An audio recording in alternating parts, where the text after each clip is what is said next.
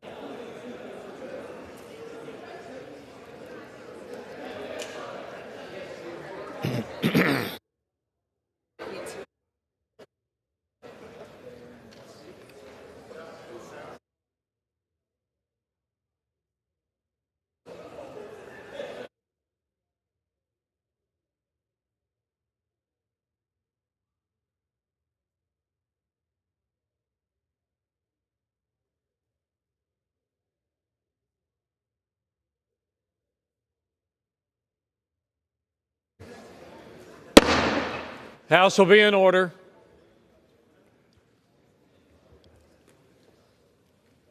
For what purpose does the gentleman from Texas seek recognition? Mr. Speaker, pursuant to House Resolution 566, I call up the bill H.R. 1 with the Senate amendment thereto, and I have a motion at the desk. The clerk will report the title of the bill, designate the Senate amendment, and designate the motion. H.R. 1, an act to provide for reconciliation pursuant to Title II of House Concurrent Resolution 14, Senate Amendment. Mr. Arrington of Texas moves that the House concur in the Senate amendment to H.R. 1. Pursuant to House Resolution 566, the motion shall be debatable for 1 hour, equally divided among and controlled by the chair and ranking minority member of the Committee on the Budget or their respective designees, and the chair and ranking minority member of the Committee on Ways and Means or their respective designees. The gentleman from Texas, Mr. Arrington, the gentleman from Pennsylvania, Mr. Boyle, the gentleman from Missouri, Mr. Smith, and the gentleman from Massachusetts, Mr. Neal, each will control 15 minutes. The chair recognizes the gentleman from Texas. Mr. Speaker, I ask unanimous consent that all members have 5 legislative days to revise and extend their remarks and include extraneous material on the Senate amendment to H.R. 1. Without objection. Mr. Speaker, I yield myself as much time as I may consume. The gentleman is recognized. Mr. Speaker, today we're considering H.R. 1, the One Big Beautiful Bill Act, is passed by the Senate. This bill creates the right incentives for historic economic growth, makes unprecedented investments in our military and border security, and implements the largest spending reduction in American history by 2-fold, alongside other generational fiscal reforms. America's economic strength, Mr. Speaker, is the foundation of our global leadership and prosperity. But sadly, it has waned, and especially over the last 4 years. To preserve our influence abroad and our quality of life here at home, we must unleash growth, starting with the largest tax cut in U.S. history. Just like the first Trump tax cuts, we can expect record job growth, investment, repatriation of capital back to the United States, record low unemployment, record high wage growth, and the lowest poverty rates in recorded history. This bill also equips our troops and law enforcement, Mr. Speaker, to defend our sovereignty, protect our citizens, and secure our border after years of neglect and lawlessness. While more work remains, no doubt, to rein in Washington's out-of-control spending and put our nation on a more sustainable fiscal path, I'm confident that H.R. 1 will make America safe, strong, and prosperous once again, and give our children, most importantly, like my daughter Jane, who is here with me today, a better and brighter future in this, the greatest nation in human history. I reserve the balance of my time. Gentleman's time is reserved. Gentleman from Pennsylvania. Mr. Speaker, I yield myself such time as I may consume. Gentleman is recognized. Well, here we are again. As Yogi Berra once said, it's deja vu all over again. Debating this bill in the middle of the night. Boy, this crowd must love prime time in Guam. This has been the worst process of the worst bill I have ever seen during my decade in Congress. This is not what our founders intended, far from it. And while the process stinks, the substance is even worse. The bill still kicks 17 million Americans off their health care. Record cuts to Medicaid, record cuts to the Affordable Care Act, record cuts to Medicare. But that's not all. 4.5 million kicked off nutrition assistance, mostly seniors and children. Why? To help subsidize massive tax cuts that mostly go to the top 1%. Of course, all of those cuts, over $1.5 trillion worth, don't come close to paying for the more than $5 trillion worth of tax cuts. So who pays the remainder? our national credit card. So here we are, actually voting not just for the biggest loss of health care in American history, but the biggest increase in our national debt in American history. I have no idea what in the world the crowd that was holding out got for holding out. Does anyone know? It is a complete mystery to me and to the American people. But one thing is clear. There is one group making out as a result of this bill, the billionaire class. With that, Mr. Speaker, I yield the remainder of my time. Or, excuse me, I reserve the balance of my time. Gentleman's time is reserved. Gentleman from Texas. Mr. Speaker, I yield 1 minute to my good friend, the gentleman from the Keystone State, Pennsylvania, Mr. G.T. Thompson. Gentleman from Pennsylvania is recognized for 1 minute. Thank you, Mr. Speaker. The One Big Beautiful Bill marks the most significant investment in our farm economy in decades and delivers the most sweeping reforms to SNAP since the program's creation. We're saving nearly $200 billion by restoring integrity to SNAP, closing loopholes, reinforcing work, and ending on-check state abuse, all while preserving the program for the truly vulnerable. At the same time, we're delivering $120 billion in deficit reduction and saving 2 million family farms from the death tax. We strengthen the farm safety net, invest in trade, research in rural communities, and help keep ag innovation here in the United States of America, not in China.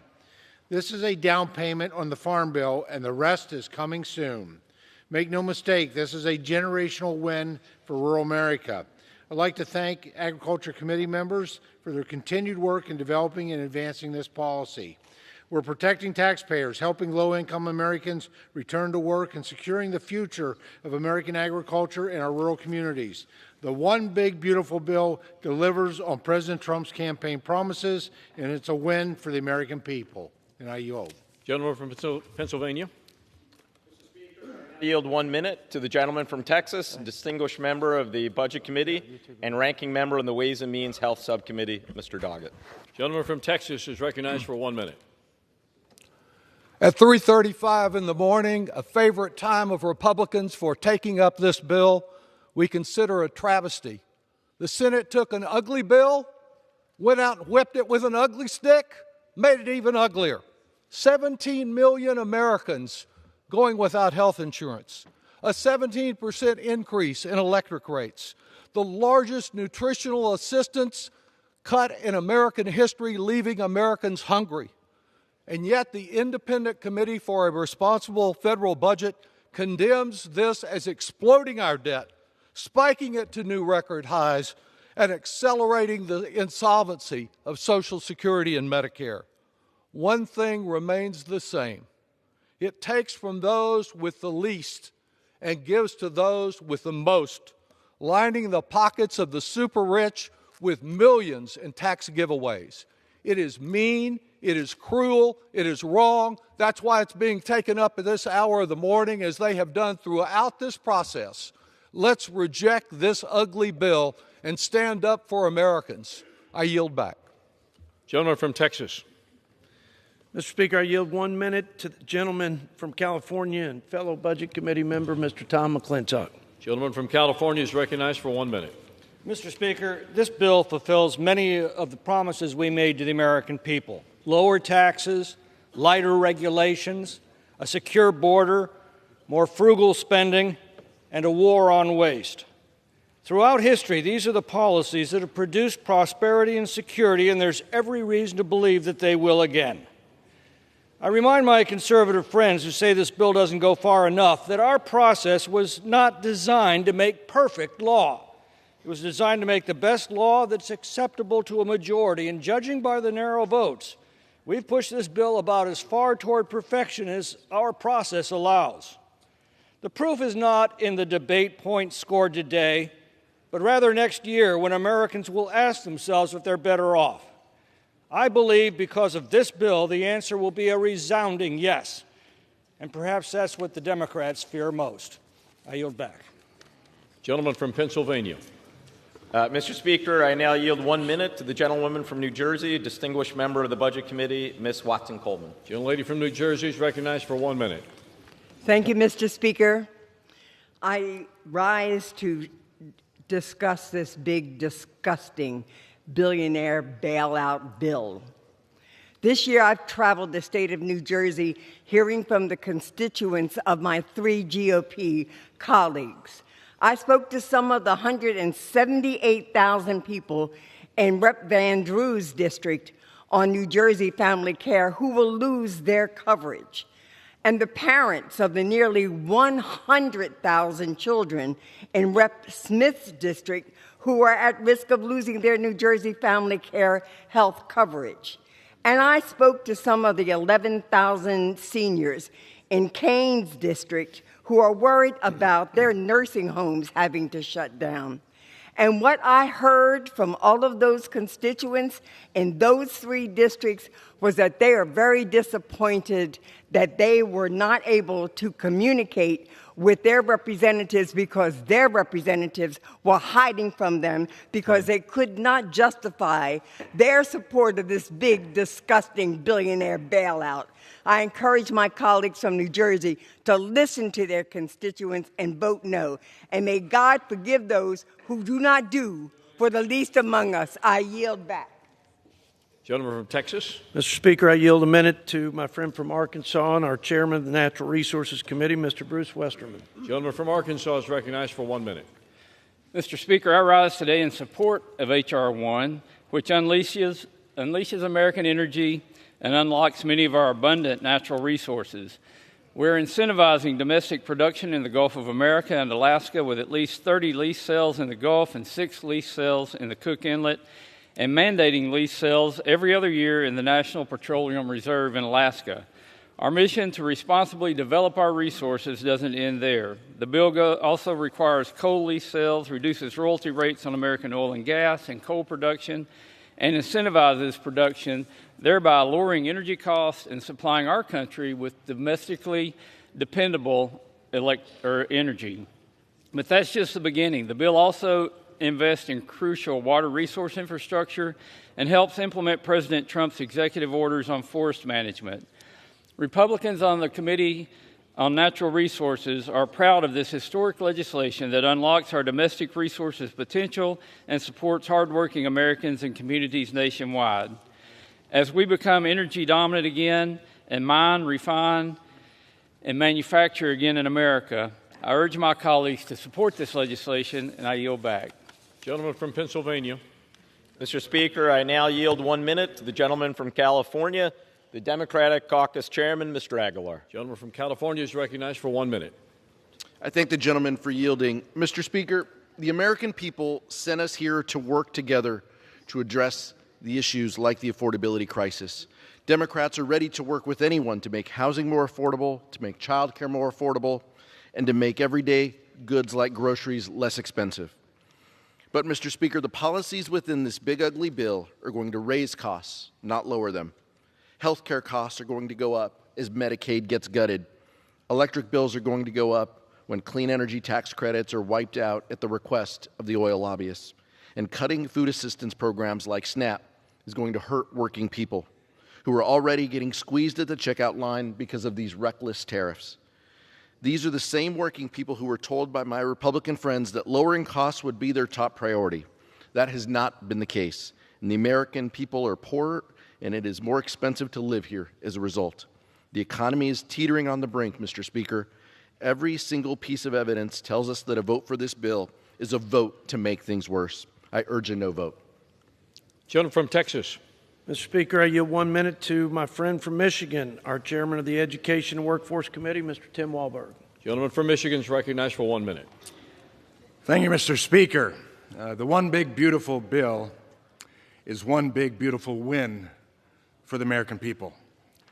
Americans struggled under crushing inflation driven by the Biden-Harris administration's outrageous spending. Even worse, the Biden-Harris administration spent billions on reckless student loan repayment pauses, forcing Americans who never set foot on a college campus to cover the costs of elite Ivy League degrees. House Republicans have the chance to right those wrongs and deliver real results for the American people by passing the One Big Beautiful Bill. Under President Trump, our economy is booming thanks to pro-growth policies that help workers, students, and taxpayers prosper. By passing this bill, we have a chance to seize on a generational opportunity to help put more Americans back on the path to the American dream.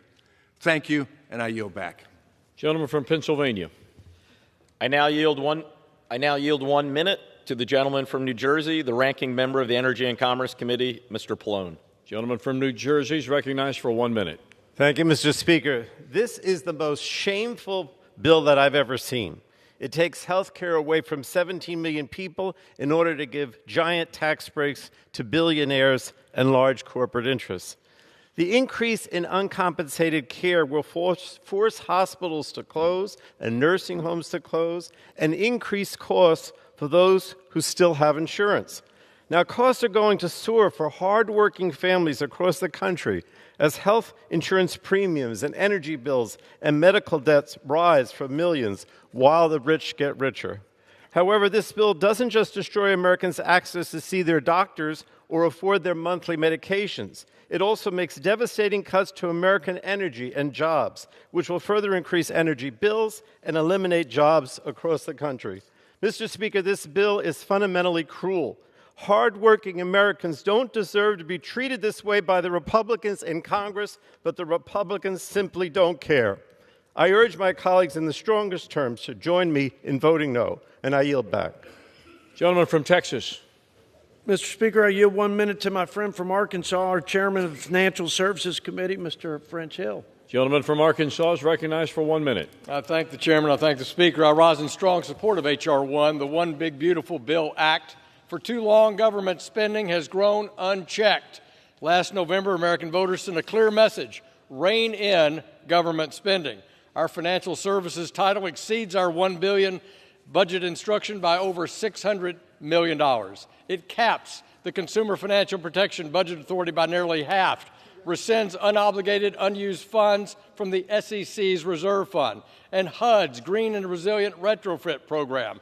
And it targets $1 billion for strategic use under the Defense Production Act to ensure that America can meet its national security supply chain requirements for the 21st century. Overall, this bill stops a huge tax increase for our working families in Arkansas, spurs major investments for small businesses, gives law enforcement the tools they need to secure our southwest border, strengthens energy security, and reduces government spending. It delivers on the promises that we made to Americans' voters. I support this bill strongly. I urge a yes vote, and I yield back the balance of my time. Gentleman from Pennsylvania is recognized. Mr. Speaker, I yield 30 seconds to the gentlewoman from Vermont, distinguished member of the Budget Committee, Ms. Ballant. Gentlewoman from Vermont is recognized. Mr. Speaker, 30 this seconds. is a cruel bill. Thousands of Americans will die because of it. Rural hospitals will close, millions will lose their health care, and kids will go hungry. Americans will be poorer. They will be sicker because of my Republican colleagues, because they are falling in line instead of standing up for their people back home. This bill shows us their priorities, and it's not you. They are taking away your health care to give more money to the very wealthy. This bill is for billionaires, not for you. I yield back. Gentlelady's time's expired. Members are reminded to address their remarks to the chair. Gentleman from Texas is recognized. Mr. Speaker, I yield 1 minute to our friend from the Commonwealth of Kentucky and our chairman of the Energy and Commerce Committee, Mr. Brett Guthrie. Gentleman from Kentucky is recognized for 1 minute. Thank you, Mr. Speaker, and I thank the gentleman for yielding. And today I rise in support of the One Big Beautiful Bill Act, which includes the work of the Energy and Commerce Committee to unleash American energy, promote innovation, and protect health care for the most vulnerable Americans. We claw back wasteful and unnecessary spending. We unleash affordable and reliable American energy and support technological innovation by reauthorizing the Spectrum Auction Authority. And we secure Medicaid for those who need it most: mothers, children, seniors, and people with disabilities. Democrats continue to fearmonger and misrepresent what's in this bill, but let me be clear. House Republicans are eliminating waste, fraud, and abuse to focus Medicaid on the most vulnerable, not able-bodied adults who choose not to work. We're fighting for common sense policies to protect America's children, pregnant women, mothers, individuals with disabilities, and low-income seniors. This bill delivers on the promises the President and congressional Republicans made to the American people. That is why I urge my colleagues to support this legislation, and I yield back the balance of my time. Gentleman from Pennsylvania is recognized. Mr. Speaker, I yield 30 seconds to the gentleman from Rhode Island, distinguished member of the Budget Committee, Mr. Amo. Gentleman from Rhode Island is recognized for 1 minute. Budgets 30 seconds. are a statement of values. Republicans are showing they have none.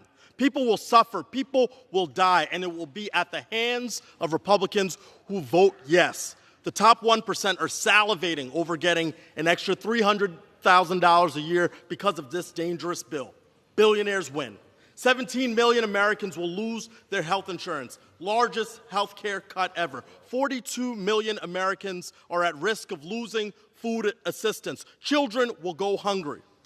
Republicans claim to be the party of faith, patriotism, and families. A yes vote supports none of these virtues. This is shameful. I'm a hell no. I yield back. Gentleman from Texas recognized. Mr. Speaker, I yield 1 minute to my friend from Alabama, our chairman of the Armed Services Committee here in the House, Mr. Mike Rogers. Gentleman from Alabama is recognized for 1 minute. I thank the chairman for yielding for his leadership throughout this process. Mr. Speaker, years of chronic underinvestment in our national security has shattered American deterrence. It's allowed our adversaries to threaten and challenge us in new and unprecedented ways. But that ends today. Because today, with the passage of the One Big Beautiful Bill, we begin implementing President Trump's Peace Through Strength agenda. H.R. 1 includes a historic $150 billion investment in America's national defense that will help us begin building the Golden Dome missile defense shield to protect our homeland, begin to revitalize our defense industrial base, help us secure our border because border security is national security, begin to rebuild our munition stockpiles and critical minerals supply chains, and continue to improve the quality of life of our service members and their families. With these investments, we will work to restore American deterrence and build the ready, capable, and lethal fighting force President Trump promised. I want to commend the President, the Speaker, and Leader Thune for prioritizing national security in this bill, and I want to thank Chairman Wicker for his strong partnership throughout this process. I urge all members to support this bill, and I yield back. Gentleman from Pennsylvania. Speaker, may I inquire as to how much time remains on both sides? Gentleman has 8 minutes. Gentleman from Texas has 6. Thank you. Mr. Speaker, I yield 30 seconds to the gentleman from California, distinguished member of the Budget Committee, Mr. Panetta. Gentleman from California is recognized for 30 seconds. Mr. Speaker, this partisan tax bill will be our nation's single largest self-inflicted wound to working families and to our economy. It's the largest unfunded tax break for the wealthiest families and will lead to the largest number of working families losing health care. What's worse is that you're fooling yourself to believe it's paid for. Instead, it adds trillions to our debt that will drag down our economy and our credibility. And rather than negotiating with Democrats, you're just placating the president. So I'm voting no, Mr. Speaker, on this partisan bill to stand up to the president and to stand with working families and to stand for the financial stability of our country and the credibility of this institution. Thank you, Mr. Speaker. I yield back. Gentleman from Texas. Mr. Speaker, I yield 1 minute to the gentleman from Virginia, Mr. John McGuire. Gentleman from Virginia is recognized for 1 minute. I thank the gentleman from Texas for yielding me the time.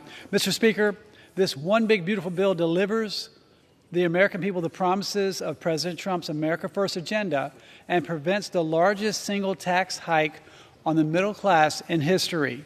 A no vote on this bill is a vote for sabotaging the United States' energy dominance, blocking critical investments to revolutionize our military to address 21st century threats. It eliminates over $700 billion in wasteful Medicaid spending for illegal aliens and people who can work but refuse to work, instead of America's most vulnerable. I urge all my colleagues to vote yes on this historic piece of legislation. And, Mr. Speaker, I yield back the balance of my time.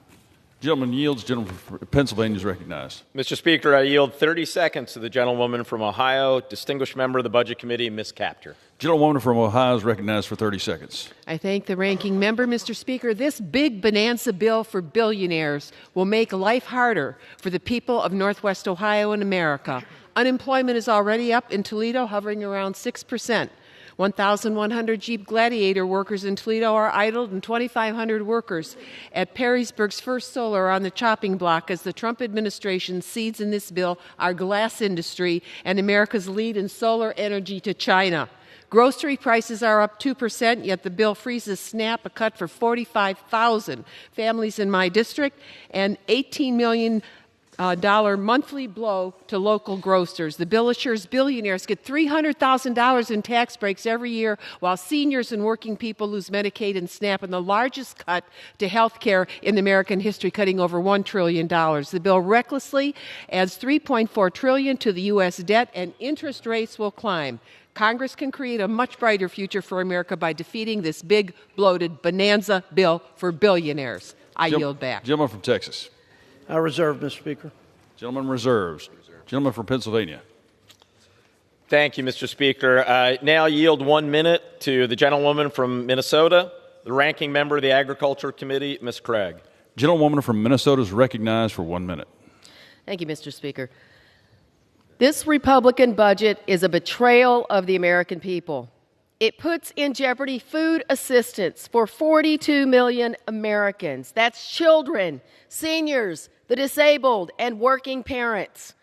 1.2 million veterans rely on SNAP for their food. This budget turns their back on them.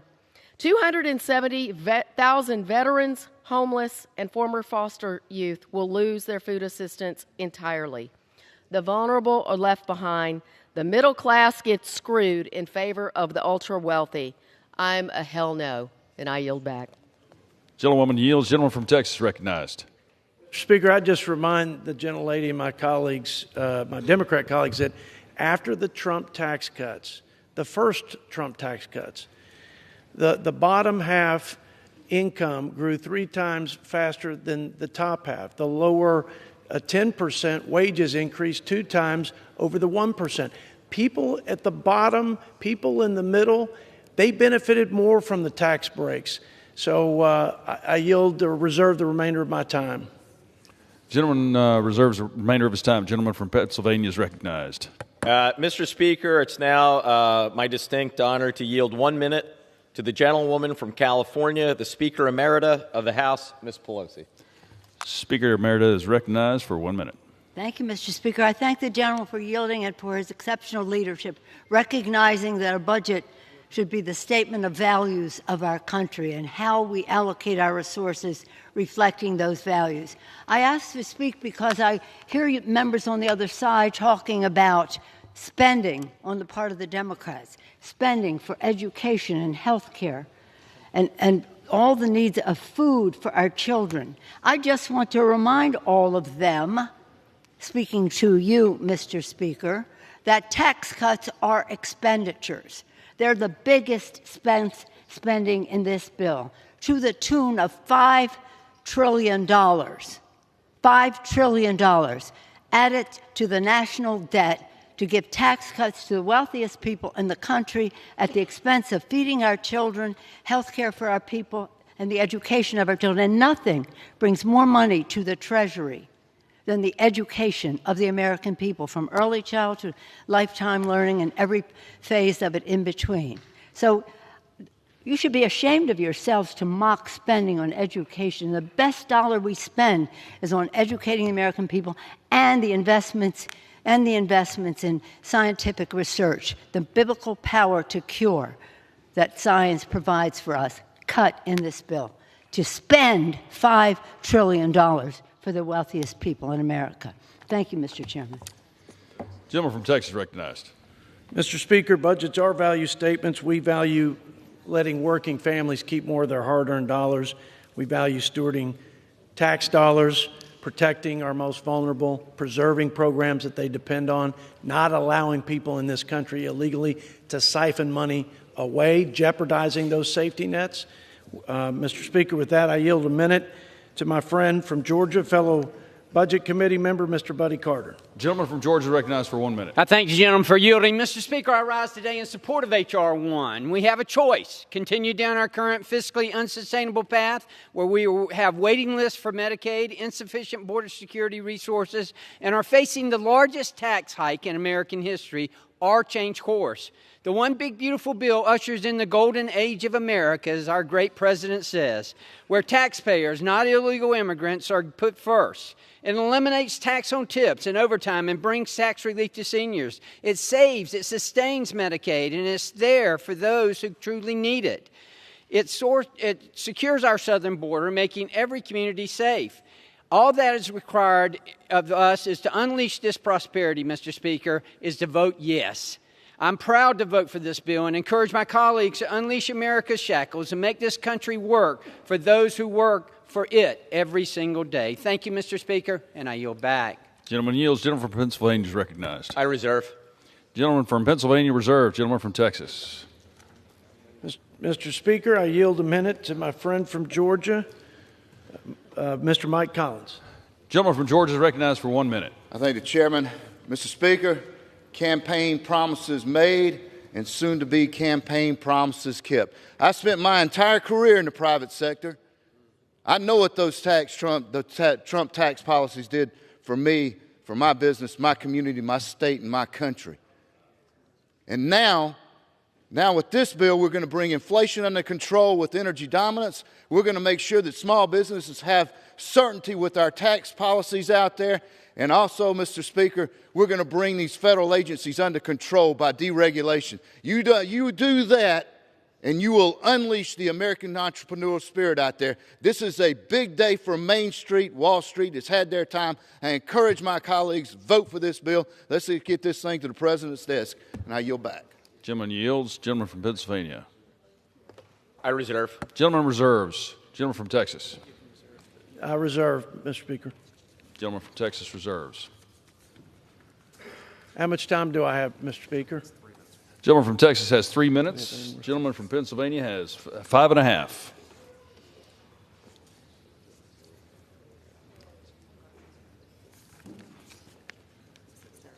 Gentleman from Pennsylvania is recognized. We reserve. I'm ready to close. This is like a tennis game. You ready to close? Oh. I am prepared to yield to one more speaker, and then we'll close. Great. Gentleman from Pennsylvania is recognized. So with that, yield to my good friend, the gentleman from the Commonwealth of Kentucky, who they tell me is behind me. Let's hope they're right, Mr. McGarvey. All right. How much time? Oh, 1 minute. Thank you. Gentleman from Kentucky is recognized for 1 minute. Thank you, Mr. Speaker. A budget is a series of choices. Republicans are choosing to take health care away from 17 million Americans. Republicans are choosing to take food off the plates of hardworking families, kids, and seniors. Republicans are choosing to blow up the national debt by trillions of dollars. And for what? Also, the top 0.1% can pay even less in taxes. I don't ever want to hear a Republican say they care about rural America or the debt ever again if they vote for this bill. A budget is a series of choices, and theirs are indefensible. I'll vote no. Thank you, Mr. Speaker. I yield back. Gentleman yields. Gentleman from Texas. I reserve, Mr. Speaker. Gentleman from Texas reserves. Gentleman from Pennsylvania. In that case, Mr. Speaker, I yield myself the balance of my time for the purposes of close. Gentleman's recognized. This has been a very long day after many, many days that have stretched into the night to the following morning, such as this one, after a very long 6 months on this bill. But what really matters in these next few moments is that the decision we have been entrusted by the American people to make will have ramifications for millions of our fellow Americans, and indeed for our country for decades to come. There may not be a lot of people able to watch at 4:05 in the morning, but in just a few short hours, some of them on Medicaid will be waking up and turning on the news to find out if what we did here tonight means they're about to lose it. Some of the people who get their health care from the ACA exchanges will be turning on their TV to find out what we've done in these next few minutes and if they will still be able to have health care. The folks like my dad who are on Medicare, who are writing in, emailing, calling us saying, don't cut Medicare, they will find out in a few moments whether or not we've pushed through the biggest cut to Medicare in American history. The kids who rely on SNAP, the Nutrition Assistance Program, they may not quite understand it, but make no mistake about it, what we are about to do in the next few minutes here will have a profound effect on their lives. Not to mention the millions of Americans who may not be on Medicaid, Medicare, SNAP, or the ACA, but who rely on a hospital in a rural area, who now may see that hospital close because of the cuts that are in this piece of legislation. And of course, for many years to come, we and our kids and our grandkids are going to be saddled with even more debt to afford tax cuts for those who need them the least. This is not just bad economics. I believe it is immoral. I would remind us the Congressional Budget Office just last week found the final analysis of this bill, when all of its component parts are summed together. It found this: the bottom third of households would be poor, the middle of the country would be no better off, and the biggest benefit would go to the top 1% of Americans. This legislation makes the poor poorer, the rich richer, and the middle class left behind. On behalf of the millions of Americans who are relying on us to hold firm, on behalf of this side of the aisle, we say hell no. Vote no on this bill. With that, I yield back. Gentleman yields. Gentleman from Texas is recognized. Mr. Speaker, I yield myself the balance of my time. I want to start by thanking my good friend and ranking member, Mr. Brendan Boyle. He's a good American, and he's been a great partner and colleague, and I mostly appreciate his friendship. We convene here before the 4th of July. I think it's worth recalling those unalienable rights that sparked this American experiment, life, liberty, and the pursuit of happiness. Our founders built this republic on the promise of freedom, the freedom to build, to strive, to pursue our own dreams. But that promise only thrives when government stays in its place, preserving liberty, not suffocating it with unchecked regulation and unbridled spending. This legislation reclaims that founding promise. It is the principal vehicle for advancing President Trump's America First agenda, unleashing a rising tide of prosperity, securing our border, modernizing our national defense, and supercharging energy, agriculture, all the sectors of our economy that Washington has kept in a chokehold for too long. Throughout this debate, Mr. Speaker, we heard one hollow Hail Mary attack after another designed to scare the American people and prey on their fears, the last gasp of a broken status quo. For our part, we put our trust in the American people. We appeal to their aspirations, and we deal in facts, not in fear. They're the false claims that they make that this only helps the so-called 1%, the top 1%, the super rich, when actually it locks in the largest middle-class tax cuts in history, putting thousands of dollars back in the pockets of families still recovering from the crushing inflation and cost of living crisis caused by the Democrats' failed economic policies and unbridled spending. The complete distortion that Medicaid's being cut, when in fact it's being strengthened for our most vulnerable citizens by eliminating hundreds of billions of dollars in waste, fraud, and abuse. The fallacy that work requirements are somehow punitive, when we know that they restore the dignity of work and lead to better opportunities and bigger paychecks. All their myths are headed for the ash heap of history. From day one, we said this was a generational opportunity to deliver the most comprehensive and consequential set of conservative reforms in modern history. And that's exactly what we're doing. This isn't our moment, Mr. Speaker. This is the American people's moment. and I urge my colleagues to pass this bill and open up that gateway to a new golden age of America. God bless America. Go West Texas, and I yield back. Gentleman from Texas yields back.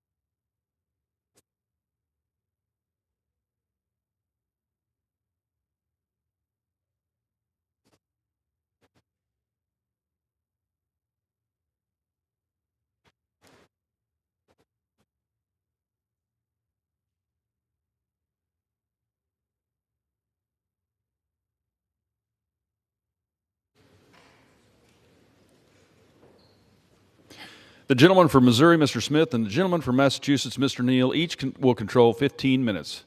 Chair recognizes the gentleman from Missouri.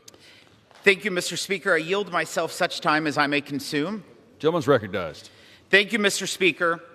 Before November, Americans wondered whether our best days were behind us.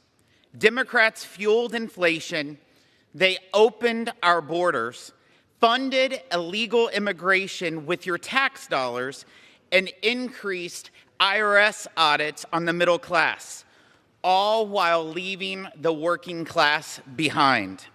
President Trump promised to make America great again, and 77 million Americans supported that promise. They voted for change. The one big, beautiful bill delivers for the American people.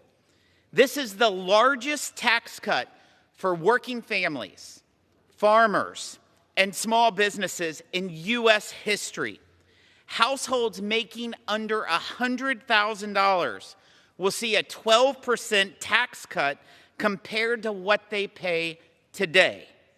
The average family of four will see nearly $11,000 more in their pockets each year. Real wages for workers will rise by as much as $7,200 a year. A waitress working for tips will keep an extra $1,300. A lineman working overtime after a storm will keep an extra $1,400. While Democrats defend illegal immigrants, fraudsters, and bureaucrats, Republicans are standing up for the American people, putting more money in their pockets. President Trump, he promised no tax on tips, overtime pay, car loan interest, and tax relief for seniors. We are delivering on all those items and more. Families win in the one big, beautiful bill. Over 40 million households will benefit from a higher child tax credit of $2,200. We boost the standard deduction to give a tax cut to the 91% of middle-income families who use it, up to $31,500. Young Americans win. We expand choices for educational freedom and open up savings options to include trade schools. Moms and dads get new support for adoption, paid leave, child care, and health care costs. Kids get Trump accounts, giving them a financial stake in our country's future. We bring back American jobs and our manufacturing base by protecting or creating more than 7 million jobs, including 1 million new small business jobs each year. We reign in Washington by delivering the largest cut in mandatory spending in U.S. history. The one big, beautiful bill is for the people who don't have lobbyists in this town. The farmers, the welders, the waitresses, the nurses pulling double shifts, the truck drivers hauling goods across this country, the folks who work hard, play by the rules, and ask only for a fair shot and a government that works for them, not against them. It's for places like Peachtree City, Georgia, Yukon, Oklahoma, Petersburg, West Virginia, Erie, Pennsylvania, and all the other communities that the Ways and Means Committee visited over the last 24 months. The One Big Beautiful Bill is their bill. It's about restoring sanity in a town that's lost it, cutting waste and reining in reckless spending. It demands that if you're able to work, you should. It stops asking working families to foot the bill for Washington's bad decisions. Let's get this done, Mr. Speaker. Gentleman from Missouri yields. Gentleman from Massachusetts recognized. Thank you, Mr. Speaker. I yield myself 2 minutes. Gentleman's recognized. So we might have visited a lot of places. Tonight, or this morning, I should say, why don't we visit reality? Here's the reality, because we're going to talk about facts for the next 15 minutes on our side. So one thing you can understand very clearly, the Republicans in the House surrendered to the Republicans in the Senate. And once again, when the going got tough, both institutions surrendered to the president. This bill became worse along the way when it was already a pretty bad product. So in terms of expertise, let's reject what the Congressional Budget Office says. Let's reject what the Joint Committee on Taxation might have to say. And of course, when the going gets tough, let's blame the Federal Reserve Board because of interest rates. So under this bill, here's a fact, Mr. Speaker. If you made $1 million last year, you're going to make a plus of $96,000 in the next tax filing season. That's a fact. But here's the real fact and the scam that's being presented to the American people with this legislation. So if you made under $50,000 last year, you're going to get 68 cents a day in terms of your tax relief. The Senate was too generous. They were at 73%, so the House wanted to go back to, on the Republican side, 68 cents. Here's the real kicker. For a party that has preached fiscal rectitude that I've listened to in all my years here, voting for the balanced budget amendment, taking up all of these pursuits in terms of fiscal rectitude, they're borrowing $5 trillion additional dollars to pay for a tax cut for the wealthiest amongst us. $5 trillion is being added to the debt. I call attention to that because they're taking away health insurance from poor people. Hospitals are going to suffer. Medicare is going to be cut. The child credit will leave out the poorest. And seniors are threatened with much of the necessities of everyday life. SNAP, Medicaid, Medicare, and the ACA are all about to be gutted in the name of a tax cut for the wealthiest amongst us. I preserve the balance of my time, Mr. Speaker. Reserves. Gentleman from Missouri is recognized. I yield 1 minute to the gentleman from Tennessee, Mr. Kustoff. Gentleman from Tennessee is recognized for 1 minute. Thank you, Mr. Speaker. And I want to congratulate the leadership of Chairman Jason Smith getting this bill to the floor. I rise today, Mr. Speaker, to speak in favor of President Trump's One Big Beautiful Bill. Here are the facts, Mr. Speaker. If Congress fails to pass this bill, taxpayers across the nation will get a big tax increase. In Tennessee's 8th congressional district, the average household would face a 26% tax hike. This would be catastrophic for families, for farms, and for small businesses across the nation. This bill not only stops this massive tax hike, but it will reduce taxes for Americans nationwide and turbocharge our economy. When Americans voted last November, they voted for these policies put forth by President Trump and House Republicans. Now is the time for us to do this job and pass the One Big Beautiful Bill. Too much is at stake. And with that, I'll yield back. Thank you. Gentleman yields. Gentleman from Massachusetts recognized. Mr. Speaker, I yield 1 minute to the very distinguished gentleman from California, Mr. Thompson. Gentleman from California is recognized for 1 minute. Thank you, gentleman, for yielding. Mr. Speaker, This bill shamelessly hurts our constituents, cuts health care for 17 million Americans, closes 1 in 4 nursing homes and many rural hospitals. It rips nutrition assistance away from 11 million Americans. And it cedes leadership in the green energy economy to China. It raises energy bills for hardworking Americans. It cuts Pell Grants for millions of students. It adds $5 trillion to our national debt to give a tax break to billionaire donors who don't need the help in this environment. $5 trillion added to our national debt. It pushes the American dream out of reach for millions of working-class Americans. Every member who votes yes will forever carry the shame of betraying hardworking Americans and put our kids and our grandkids in great, great debt. I urge a no vote on this bill. It's bad for our constituents. It's bad for America. It's bad for our future. And I yield back. Gentleman yields. Gentleman from Missouri is recognized. I yield 1 minute to the gentleman from Nebraska, Mr. Smith.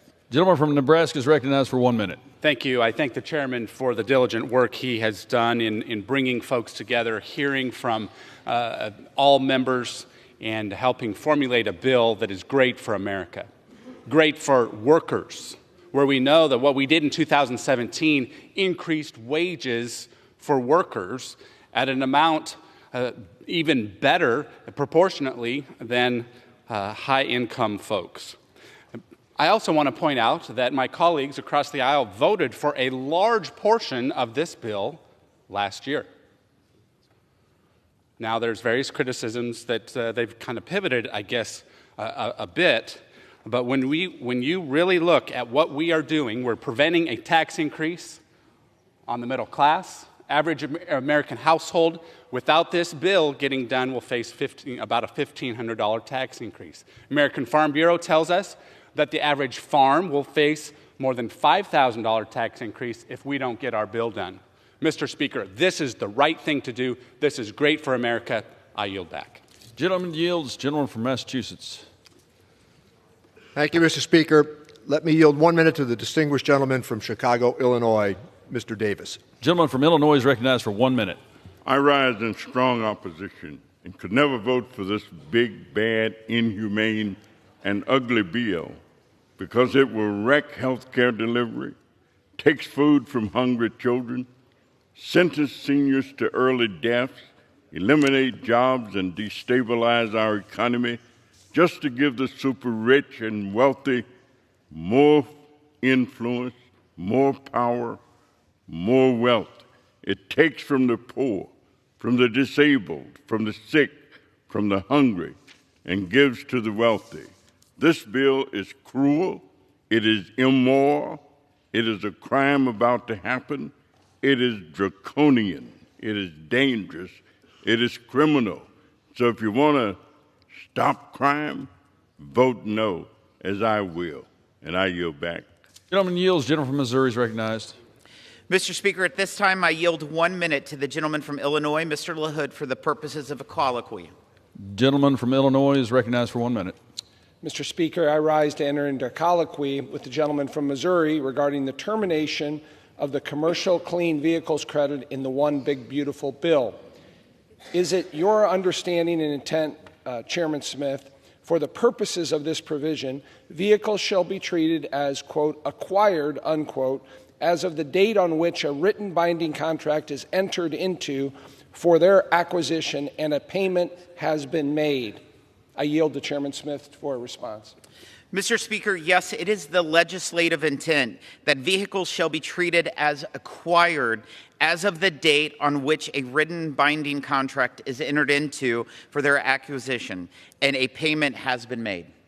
Mr. Speaker, I associate myself with the comments of the managers. I am pleased to know their legislative intent. Mr. Speaker, in closing, I urge my colleagues to support this common sense legislation, and I yield back. Gentleman yields. Gentleman from Massachusetts. Mr. Speaker, I'd like to yield 1 minute to the gentlelady from California, Congresswoman Sanchez. Gentlelady from California is recognized for 1 minute. Thank you. Mr. Speaker, I flew overnight through thunderstorms and flash flood warnings to be here to stand up for my district this morning because Republicans refuse to stand up for theirs. I've been in Congress for over 20 years, and I've never seen such cowardice from my colleagues across the aisle. Time and time again, we see Republicans fold like cheap lawn chairs. Senator Murkowski said it was a bad bill. Then why the hell would you vote for it?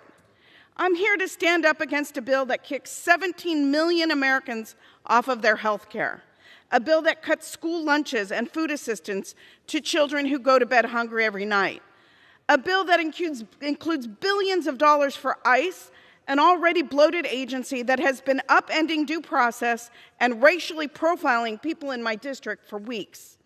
To my colleagues across the aisle, have you no decency? Have you no humanity? It's not too late to do what you know is right by your constituents and by your country. Vote no on this one big steaming pile of crap.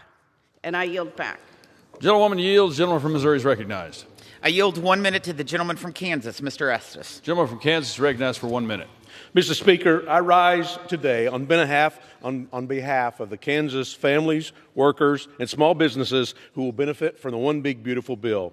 By extending and improving the TCJA, working-class families in my district will pay $10,900 less in taxes and see increased wages of $7,200 on average. It contains my bipartisan legislation to make research and development expensing permanent, a jobs provision ensuring America continues to lead the world entirely on innovation. It eliminates fraud and waste in Obamacare, and it builds on President Trump's successes at securing the border. Despite the misleading spin from my colleagues on the left, this bill delivers on what Americans voted for in November. It's time to pass the One Big Beautiful Bill.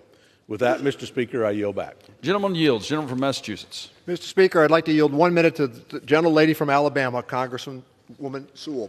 Gentlelady from Alabama is recognized for 1 minute. Mr. Speaker, this so-called big, beautiful bill is nothing but a big, ugly betrayal of Alabama families and the big handout to billionaires. There's nothing beautiful about stripping health care from working families. There's nothing beautiful about taking food off the table of the most vulnerable neighbors.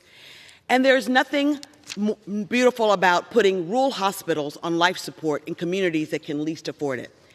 Mr. Speaker, the cuts in this bill are not just numbers on a page. They are empty cupboards and shuttered clinics. They are hospital wings closed in small towns already struggling to keep their doors open. They are parents lying awake at night wondering how they will afford medicine for a sick child or how they'll keep food on the table if they lose their hours. Here are the facts. 170,000 Alabamians will lose their health care. 700,000 Alabamians will lose or reduce their nutrition assistance. 5 Alabama hospitals will close and add $5 trillion to the national debt. On behalf of the 750,000 Alabamians that I represent in Alabama's 7th Congressional District and the 5 million hardworking Alabamians, I say vote hell no on this bill, and I urge my colleagues to do the same. Gentleman from Missouri is recognized. I yield 1 minute to the gentlelady from West Virginia, Ms. Miller. Gentlelady from West Virginia is recognized for 1 minute. Mr. Speaker, I rise today in strong support of this big, beautiful bill. In 2017, President Trump signed the largest tax cut in history into law. Today, thanks to the hard work of the Ways and Means Republicans, we will make those tax cuts permanent and prevent an end-of-the-year tax hike. This bill gives the average working family a $1,300 tax cut and makes permanent the $199A small business deduction to keep our economy humming. This is a big win for our West Virginia businesses. It provides relief to gig workers by ending the Democrats' absurd $600 1099K reporting threshold and reverts back to the time-tested standard of $20,000 and 200 transactions. It will provide economic relief, secure our borders, and ensure American energy dominance. This legislation will make the life of the average American better, and I support getting it to President Trump's desk. I urge all my colleagues to do the same. Thank you, and I yield back. Gentlelady yields. Gentleman from Massachusetts. Thank you, Mr. Speaker. I would remind the gentlelady that in 2017, the Republican Party borrowed $2.3 trillion for that tax cut. I yield 1 minute to the gentlelady from Wisconsin, Congresswoman Moore. Gentlelady from Wisconsin is recognized for 1 minute. Thank you, Mr. Speaker, and thank you, Ranking Member. If you are a Republican with misgivings with the massive debt that this bill creates, or if you're worried about stripping 17 million Americans of health care access, I tell you that now is your moment. A coward dies 1,000 times before his death, but the valiant taste of death but once. Shakespeare. So vote your constituents, vote your conscience. This is how you will be remembered. Better to vote your conscience today and face an angry tweet than to have your legacy be one of equivocation and cowardice. By their deeds, you will know them. I urge all my colleagues to oppose debt, death, and hunger. Oppose this cruel legislation. And I yield back. Gentlelady yields. Gentleman from Missouri. I yield 45 seconds to the gentleman from Iowa, Mr. Feenstra. Thank you, Chairman. Iowa is recognized for 45 seconds. Thank you, Chairman Smith. President Trump's one big, beautiful bill will dramatically grow our economy and reduce our deficit. It's the largest tax cut in American history for families, farmers, workers, and small businesses. This bill will help our Main Street businesses grow, invest, hire, and increases the exemption for the death tax, which will help save 2 million family farms. Additionally, this legislation fully funds the border wall, hires more ICE and Border Patrol agents, and creates American energy independence. We must pass this bill to unleash economic growth and rural prosperity. Let's make President Trump's one big, beautiful bill the law of the land. Thank you, and I yield back. Gentleman yields. Gentleman from Massachusetts. Mr. Speaker, I yield 1 minute to the gentlelady from Connecticut, Congresswoman DeLauro. Gentlelady from Connecticut is recognized for 1 minute.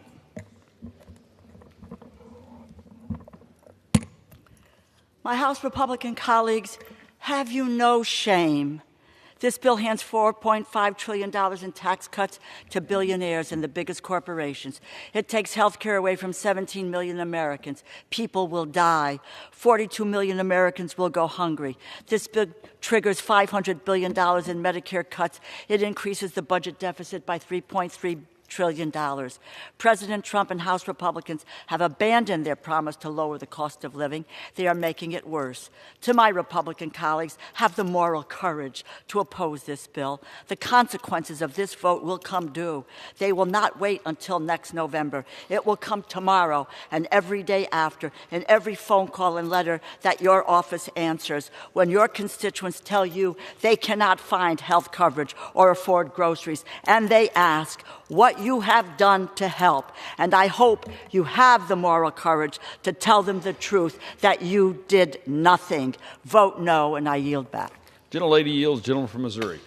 I yield 47 seconds to the gentleman from Indiana, Mr. Yocum. Gentleman from Indiana is recognized for 47 seconds. Thank you, Mr. Chairman. Mr. Speaker, I rise in strong support of the One Big Beautiful Bill. President Trump inherited a disastrous open border policy from the Biden-Harris administration. There were nearly 9 million encounters at the southern border under President Biden, more than the last 14 years combined. You can plainly see the difference between the first 5 months of President Biden and the first 5 months of President Trump on this chart. As it turns out, all we really needed was a new president.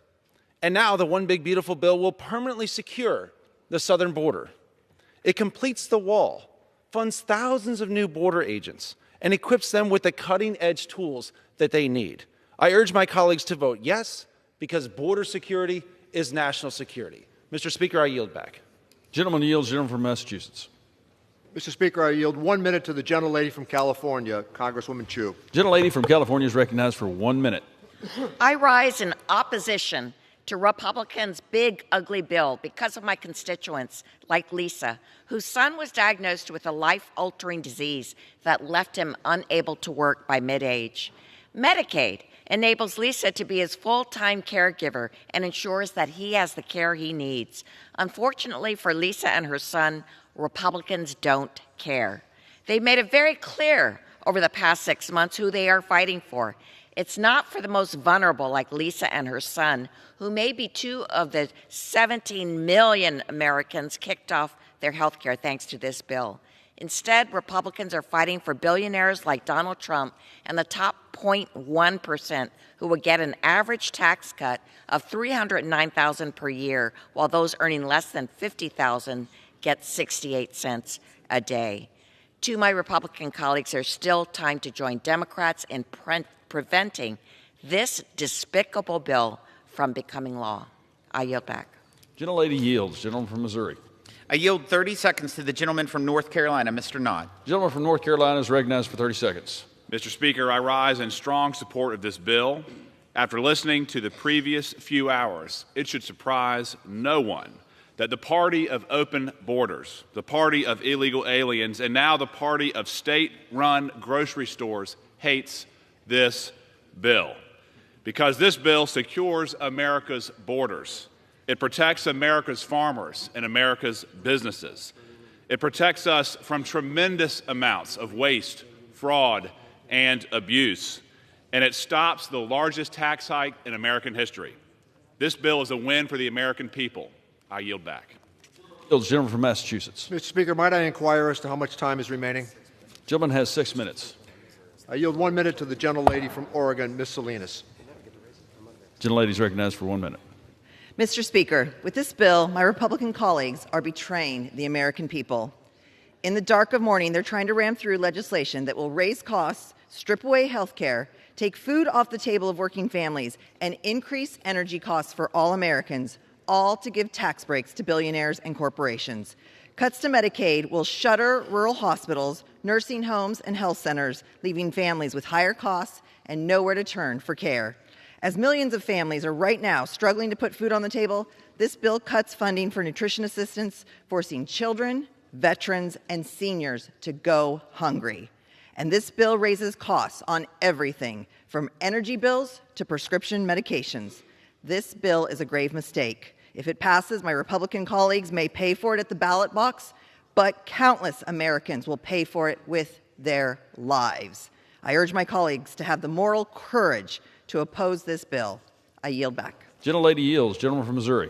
I yield 1 minute to the gentleman from Louisiana, the Majority Leader, Mr. Scalise. Gentleman from Louisiana is recognized. Thank you, Mr. Speaker, and thank Chairman Smith for not just yielding, but for his leadership in getting us to this point. Mr. Speaker, we are at the precipice of the new golden age of America. And how do we get there? We get there by actually making the right decisions for those hardworking families who have been struggling. You know, if you listen to the people on the other side, Mr. Speaker, who have over and over again said they are against this bill and all the things that are in this bill for hardworking families, you would think the last 4 years things have been going great for middle America. I don't know what parallel universe they've been living in, Mr. Speaker, but we heard the message that the voters sent, who said they're sick and tired of high inflation, of high gas prices, of not being able to fill up their grocery cart because of the spending in Washington for Washington at their expense. And so what does this bill do? It says we're finally going to turn that around and deliver a bill that focuses on families in America. You know, we hear a lot from the other side, Mr. Speaker, about billionaires, tax cuts for billionaires. You go look at this bill. Everybody's had the opportunity to read the bill. They actually read the whole bill on the Senate floor. Only took 14 hours. And if you listened, one of the things you'd find out, Mr. Speaker, is there are some new tax cuts in this bill, but not for billionaires. So then it would beg the question, why does the other side keep hiding behind billionaires as their excuse to vote no? Because they made a decision, Mr. Speaker, early off, they don't want to give people back their money. They want to keep that power in Washington. That's really what's at stake here. That's the big fight that has been going on for years. The other side won that fight the last few years by raising taxes, raising spending, growing Washington. And while they did that, families in America suffered. Inflation went up for those hardworking families while Washington grew. Interest rates grew up to the point they couldn't even afford to buy a first-time home because Washington grew. And we said it's enough that Washington has to finally start living within Washington's means so that families in America can finally start living the American dream again. That's what this bill focuses on, Mr. Speaker. And how do we do it? We do it, number one, by locking in rates for everybody. Nobody's taxes go up, Mr. Speaker. Nobody's. Now, the other side's upset about that, and I understand it, because they don't want just the billionaires to go up, because they know in this bill the income groups that get hit the hardest if a no vote prevails. And we've heard them, they're all going to vote no, Mr. Speaker. But if a no vote prevails, the income groups that get hit the hardest are the lower and middle income groups of America. And they know that. They're watching this vote. And you can say billionaires all day long. But you know what the new tax cuts in this bill are? Because there are new tax cuts. For the waiter and waitress who's working maybe 2-3 shifts at a restaurant, at a diner, barely getting by. That's the new tax cut that we're putting in this bill. And so you would say, well, then how could the other side possibly vote against that? But, Mr. Speaker, they are. And maybe a focus group told them that if they curse enough and if they say billionaires enough, those families will forget what's actually happening. But they're not going to forget because they're paying attention. You know what the average pay for a worker in America who makes tip money is under this bill? $32,000 a year. That's right. Billionaires aren't even allowed to be eligible for that tax break.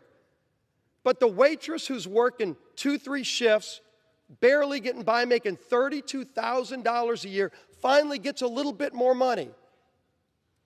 And yes, every Democrat has bragged over here that they're going to vote against that. They don't want that waitress to get that money back in her pocket. But we're going to make sure she gets that tax break, Mr. Speaker, because she's struggling. She maybe wants to put together a college fund for her kid. Maybe she wants to take her family on a vacation. And she's going to have that opportunity when this bill passes. You know who else we're going to give opportunity to, Mr. Speaker, in this bill? The other tax cut. Sorry, it's not a billionaire again. It's that shift worker working overtime. Not the billionaires, person that's showing up at the factory, making stuff in America, who's paying taxes on the overtime, but they're away from their family, and they're looking at that check at the end of being away from their family for a few extra hours, and they're trying to make ends meet for their family, and they go, geez, I've got to get all that extra money back to the government. Is it worth being away from my family? And we say, you know what? Yeah, normal tax rates apply on everything else, but if you work overtime, you're not going to pay taxes on that overtime. Somebody making $60,000 a year, not the billionaire. Say billionaire enough, and maybe that shift worker won't know what you're doing, but Mr. Speaker, they do know. They do know what's about to happen because everybody's watching this vote, and that's a good thing because that shift worker deserves that extra money back. Might not seem a lot to somebody who deals with billions and trillions of dollars up here in Washington and grows agencies by 20-30% every couple of years, and just thinks if you double the size of an agency over 5 years, somebody's going to pay for that. Well, you know who's paying for it? That hardworking family. You know, we clean up waste, fraud, and abuse, and it's been mocked by the other side. They think it's cool to mock what we're doing to finally root out waste, fraud, and abuse. Let the other party, Mr. Speaker, be the defender of waste, fraud, and abuse in Washington, but we're cleaning it up in this bill. USDA has pointed out that there's about $10 billion a year in waste just in the SNAP program. Fraud, improper payments. Not going to children that you hear about on the floor and not all these other. It's going to improper payments, to fraud. $10 billion a year. But, Mr. Speaker, when you hear about the billionaires and you say, well, how could anybody vote against this bill? Think about what a no vote means. Because I'm proud of the yes vote that we're about to cast to help those families. But everybody who votes no, Mr. Speaker, make no mistake about it, everybody who votes no is going to be asked a question by that waitress making $32,000 a year saying, why do you want me to pay more money in my tips so that $10 billion of fraud goes out in the SNAP program? because you voted against cleaning it up and you voted against no tax on tips. That's the no vote. You can't hide behind the billionaire anymore. You're going to have to face the reality, Mr. Speaker, that this bill actually delivers for the working families of this country who have been struggling. They haven't been living on Easy Street the last 4 years, but they went to the polls in November and said, we want to try a different approach. And this is that different approach, to give them more power, to give them more opportunity. You know we're giving opportunity, Mr. Speaker, to in this bill. Again, if you're going to vote no, this is what the no vote will take away. We actually create something unique in this bill. Hadn't been talked about yet, but it's in the bill. I'm real proud of it. We create opportunity in school choice for every, not billionaire, low-income families. Every low-income family in America will be eligible for a scholarship so that their kid can go to the school of their choice if they're in a failing school. Now, you vote no, Mr. Speaker. How do you tell that family that their kid doesn't have the same opportunity they deserve that every other kid in America can have? If somebody can afford it, they can go to a private school. But if that low-income family can't afford it, we're finally giving them a lifeline in this bill, Mr. Speaker, and saying you can have the same opportunity. But a no vote says that you don't think that that parent deserves the same opportunity? And then you hide behind billionaires. There's going to be no hiding, Mr. Speaker. We all know when this board lights up what the consequences are. And why do we say there's going to be a golden era in this country? We're securing our border in this bill, too. We're opening up American energy in this bill. Everywhere from the North Slope of Alaska to, yes, the Gulf of America, where President Biden had shut down American energy. He green-lighted Russia's Nord Stream pipeline so Russia could produce their energy, funding billions of dollars to go fund their war against Ukraine. But in America, we were shut down.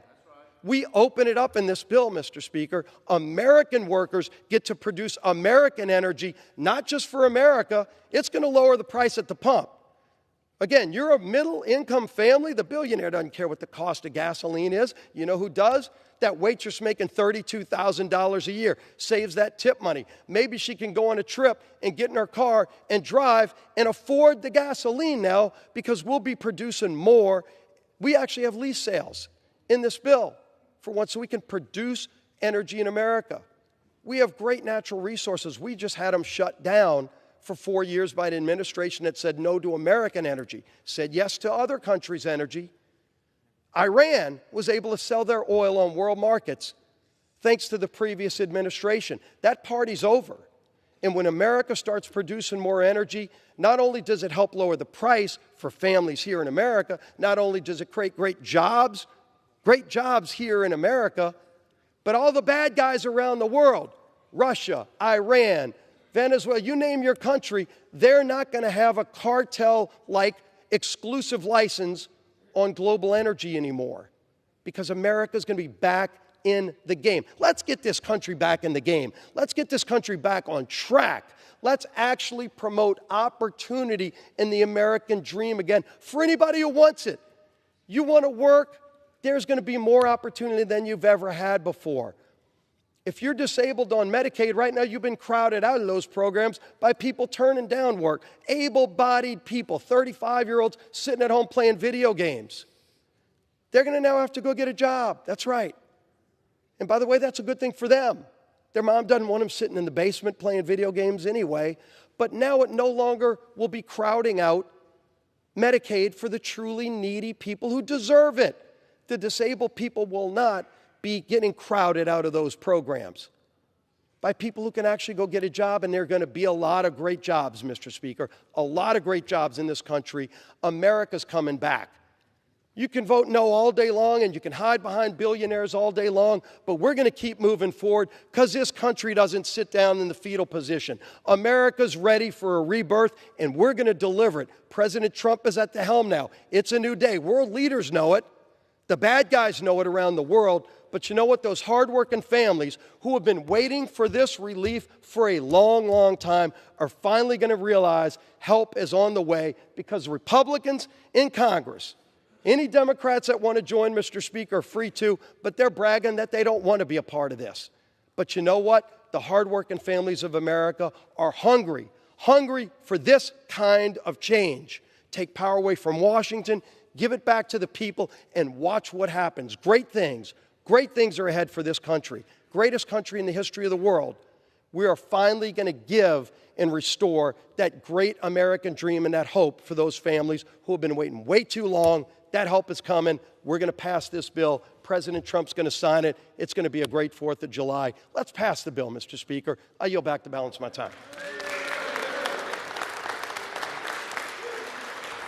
Gentleman yields. Gentleman from Massachusetts.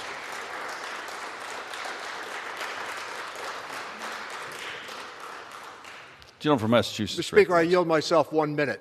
Gentleman's recognized. I can't wait with the Republican Party to meet that waitress who's making $32,000 a year and tell her in this tax bill the Republican Party just gave her 68 cents more a day.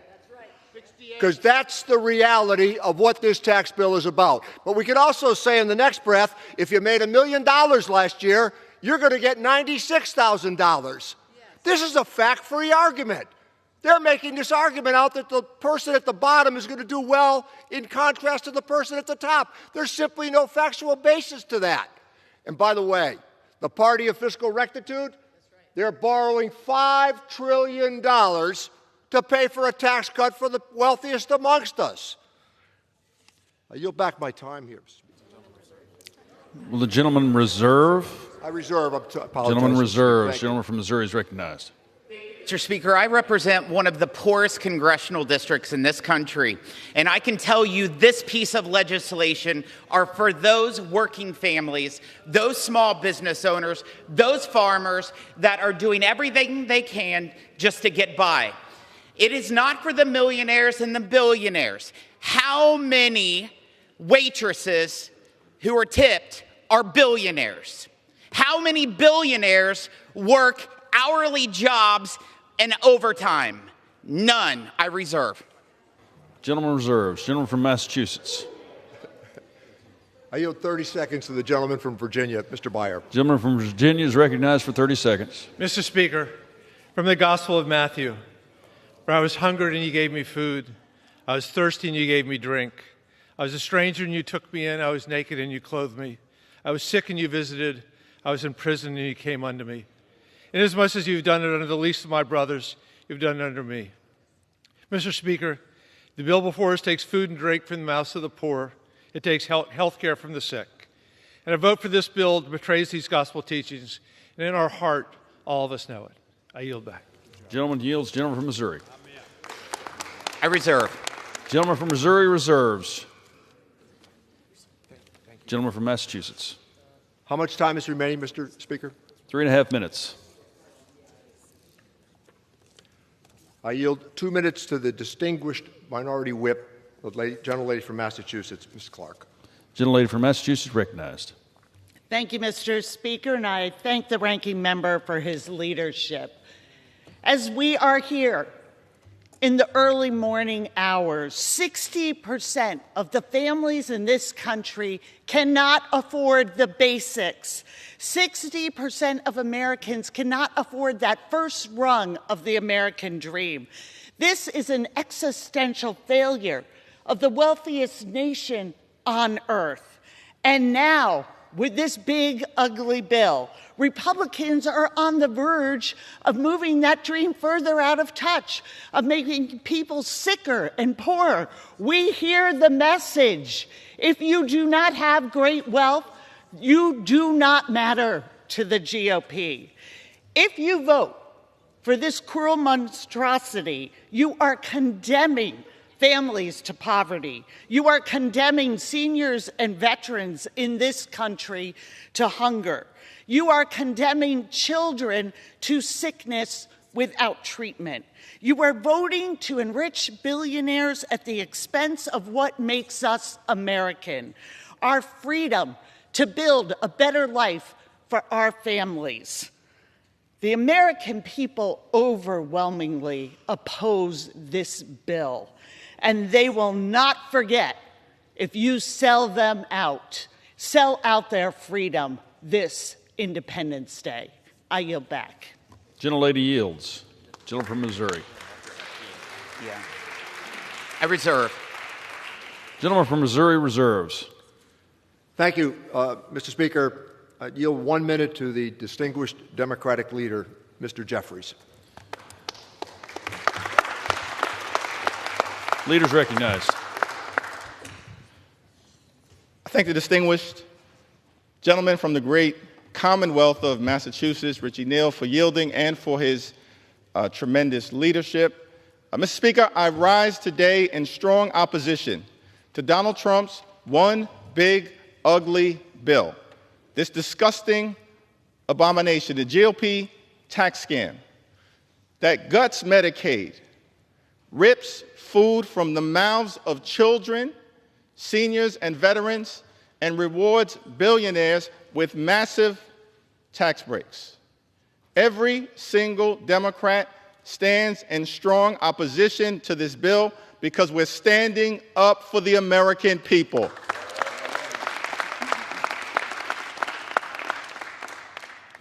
Mr. Speaker, I've heard a lot from my Republican colleagues who've expressed pride in this accomplishment. I asked the question, if Republicans were so proud of this one big, ugly bill, why did debate begin at 3:28 a.m. in the morning?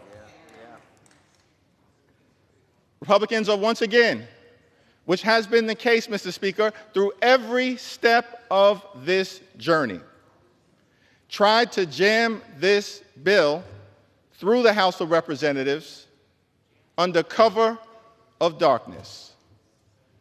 But I'm here today to make it clear that I'm going to take my time and ensure that the American people fully understand how damaging this bill will be to their quality of life.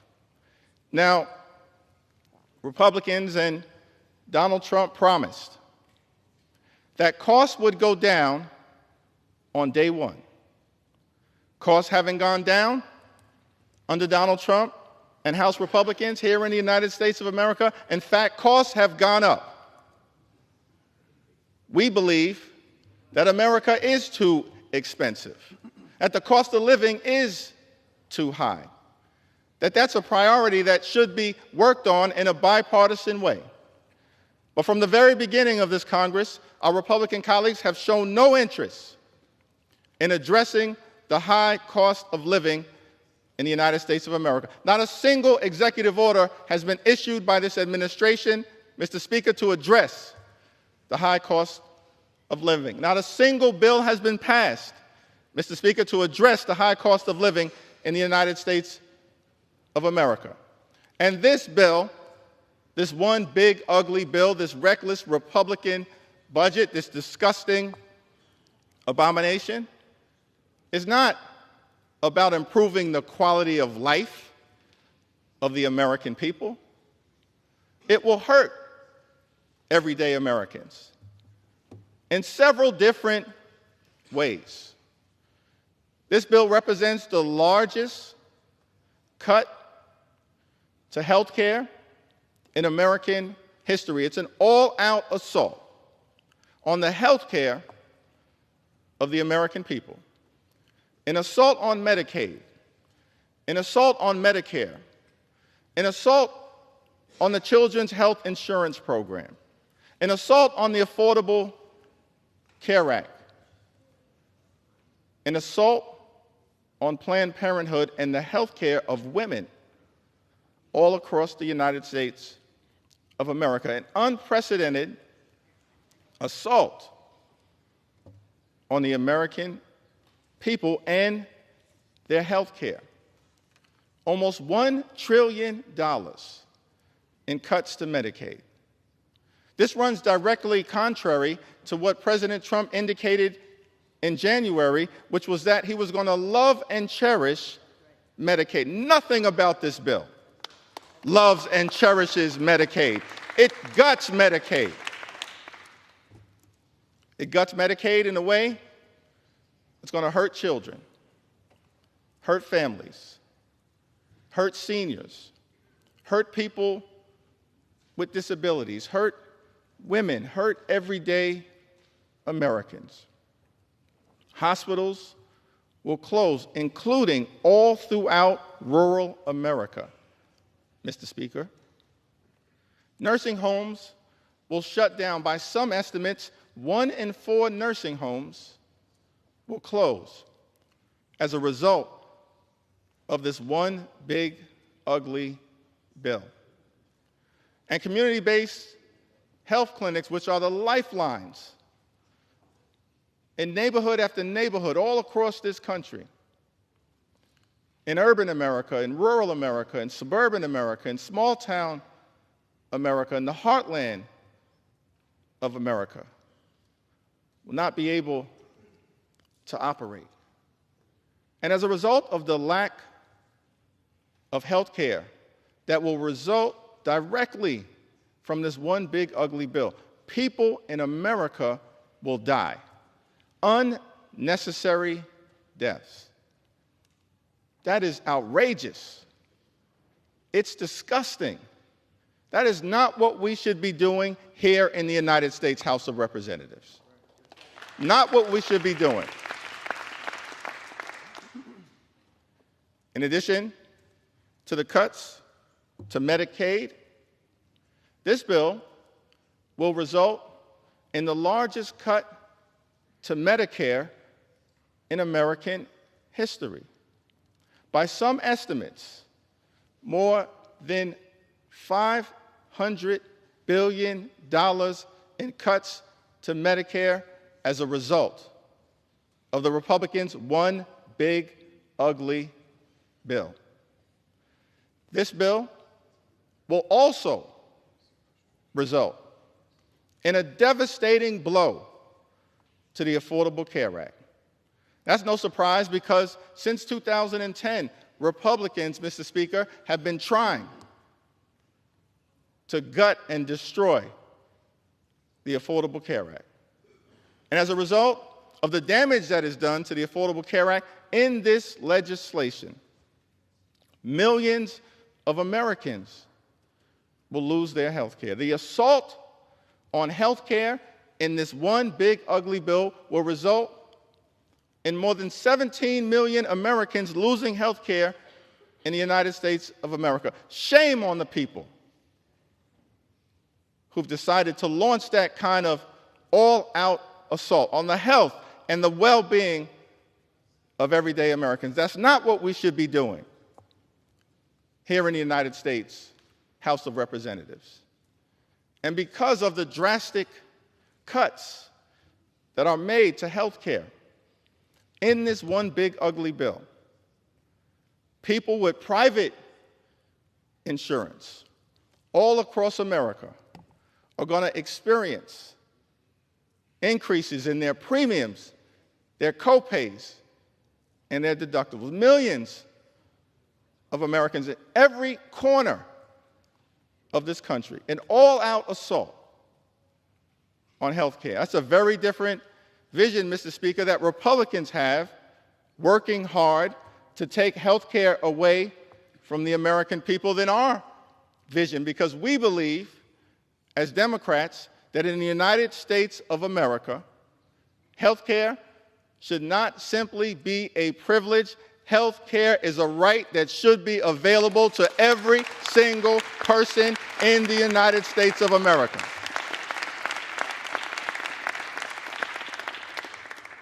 This bill is an all-out assault on the health care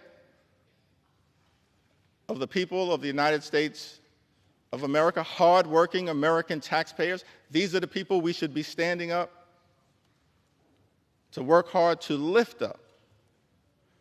But instead, they're victims of this legislation. Hospitals will close. That impacts everybody in the United States of America. If your hospital closes, whether you're on Medicaid or not, you will be unable to get the treatment that you or your family needs. That's why we're fighting so hard to stop this bill. 1 in 4 nursing homes, by some estimates, will close as a result of the Republicans' assault on Medicaid in this one big, ugly bill.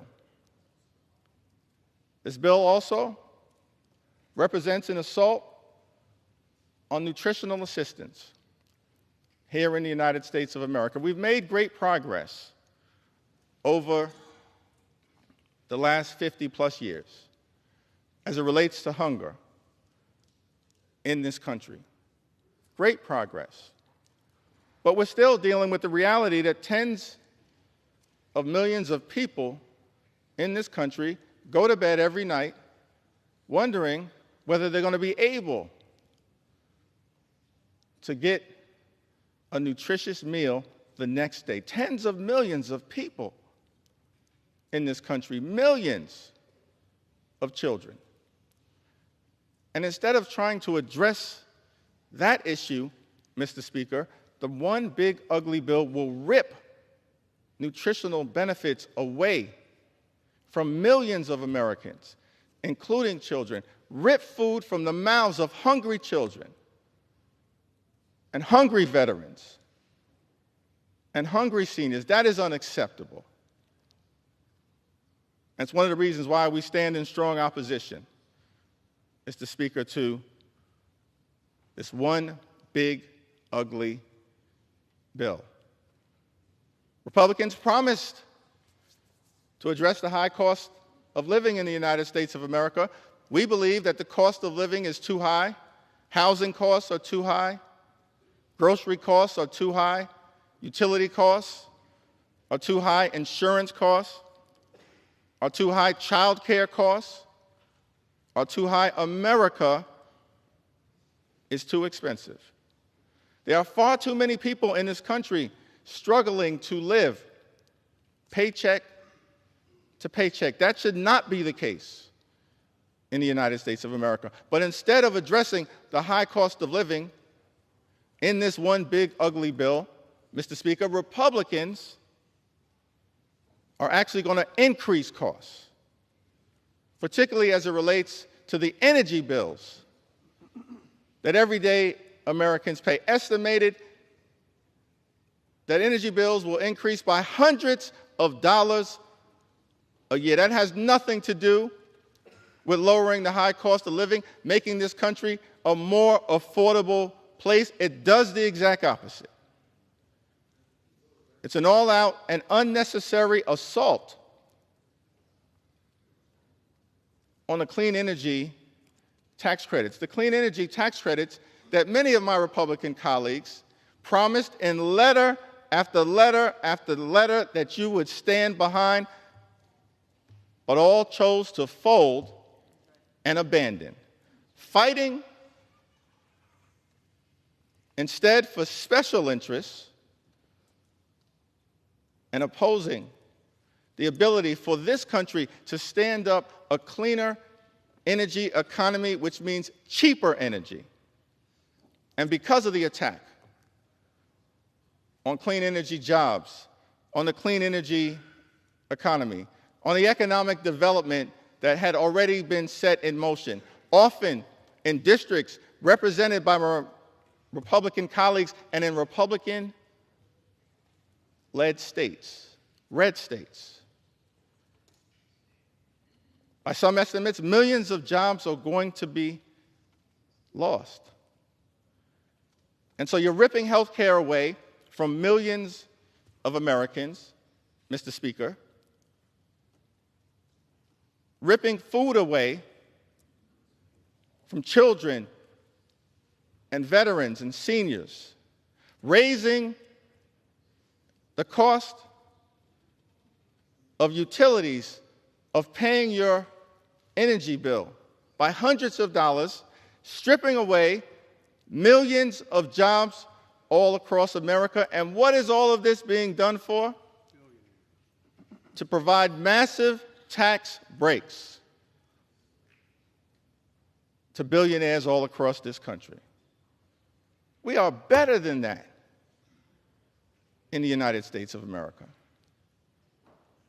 When we take an oath, convene here, come to the United States Capitol, our job is to make life better for everyday Americans. But the genesis of this bill, the focus of this bill, the justification for all of the cuts that will hurt everyday Americans in this bill is to provide massive tax breaks for billionaires. It's extraordinary. Never in my time here in Congress have I experienced legislation that benefits so few people who fall into the category of the wealthy, the well-off, and the well-connected, while at the same time hurting everyday Americans, that we should be fighting hard to help. Now, all of this apparently is being rushed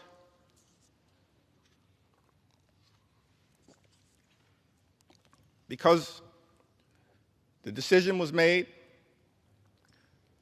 by President Trump that he would like to get a bill done by the 4th of July. What does the 4th of July have to do with this one big, ugly bill? What does celebrating American independence, the birth of this exceptional country, the journey that we've been on for 249 years, what does any of that have to do with this one big, ugly bill? I would suggest, Mr. Speaker, that if you actually look at the Declaration of Independence, what we find is that everything about this one big, ugly bill runs in direct contrast with what was set in motion by the framers and the founders of our great country. Of course, the Declaration of Independence, authored by Thomas Jefferson, makes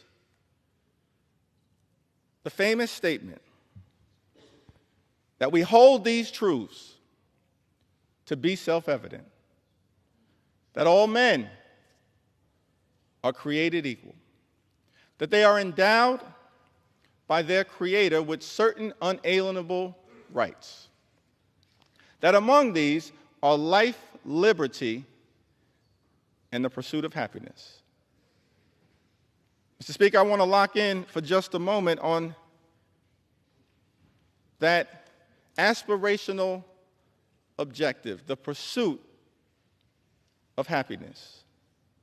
Because when it comes to everyday Americans, this one big, ugly bill will hurt the quality of life of hardworking American taxpayers, and it's all designed to put a happy smile on the face of billionaires. That is inconsistent with the Declaration of Independence and what we should be celebrating on July 4th.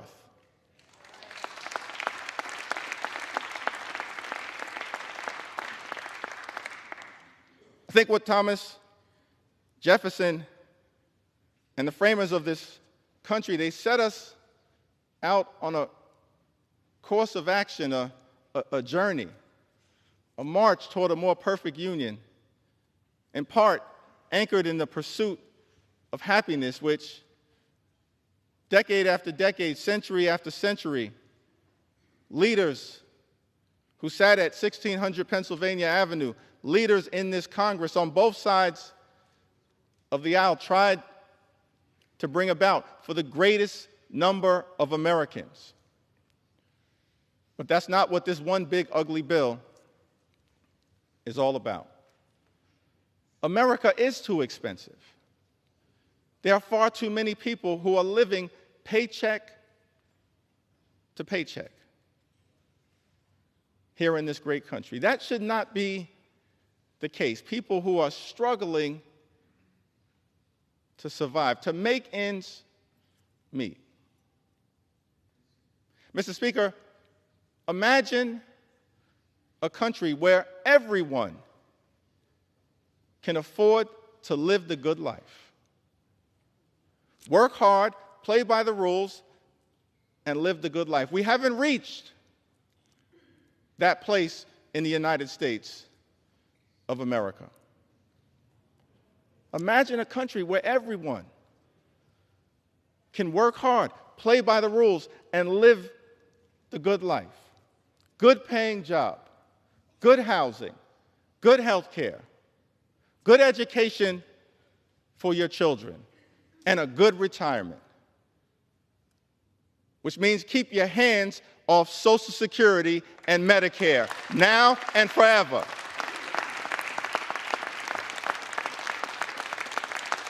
Now and forever. We want a country where every single American can afford to live the good life.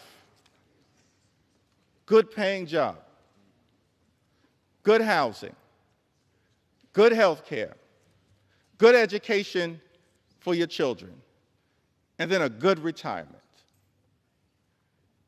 And we know that in the United States of America, to unlock that quintessential American dream, living the good life,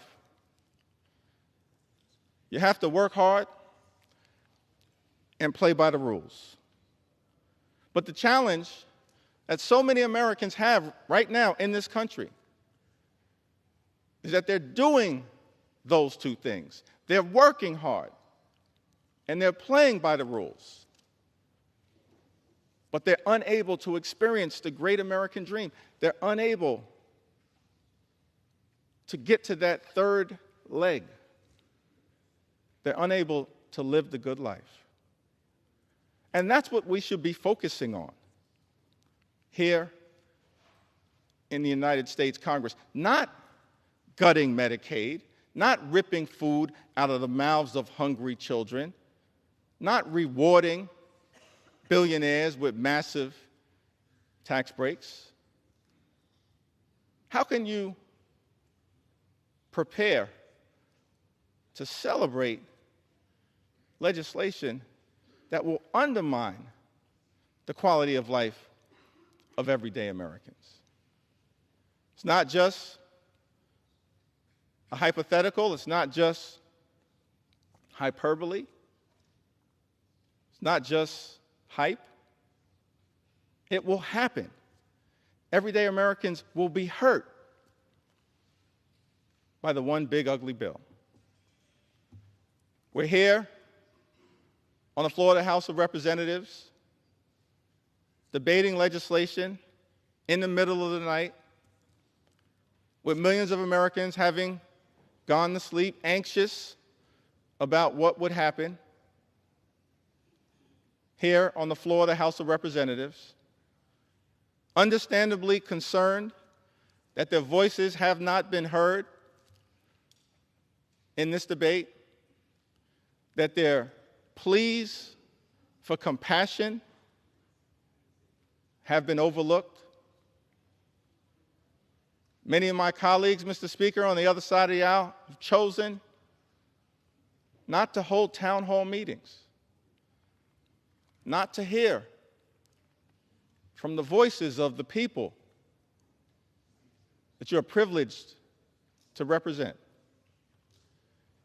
But we've embraced the American people. We haven't run from the American people. House Democrats will continue to run toward the American people and lift their voices up. Lift their voices up. And so, Mr. Speaker, I'm going to take a little time to share some of the stories of the American people. Voices that might otherwise be excluded from this debate. But we're not going to let those voices be excluded. We will ensure that these voices are heard.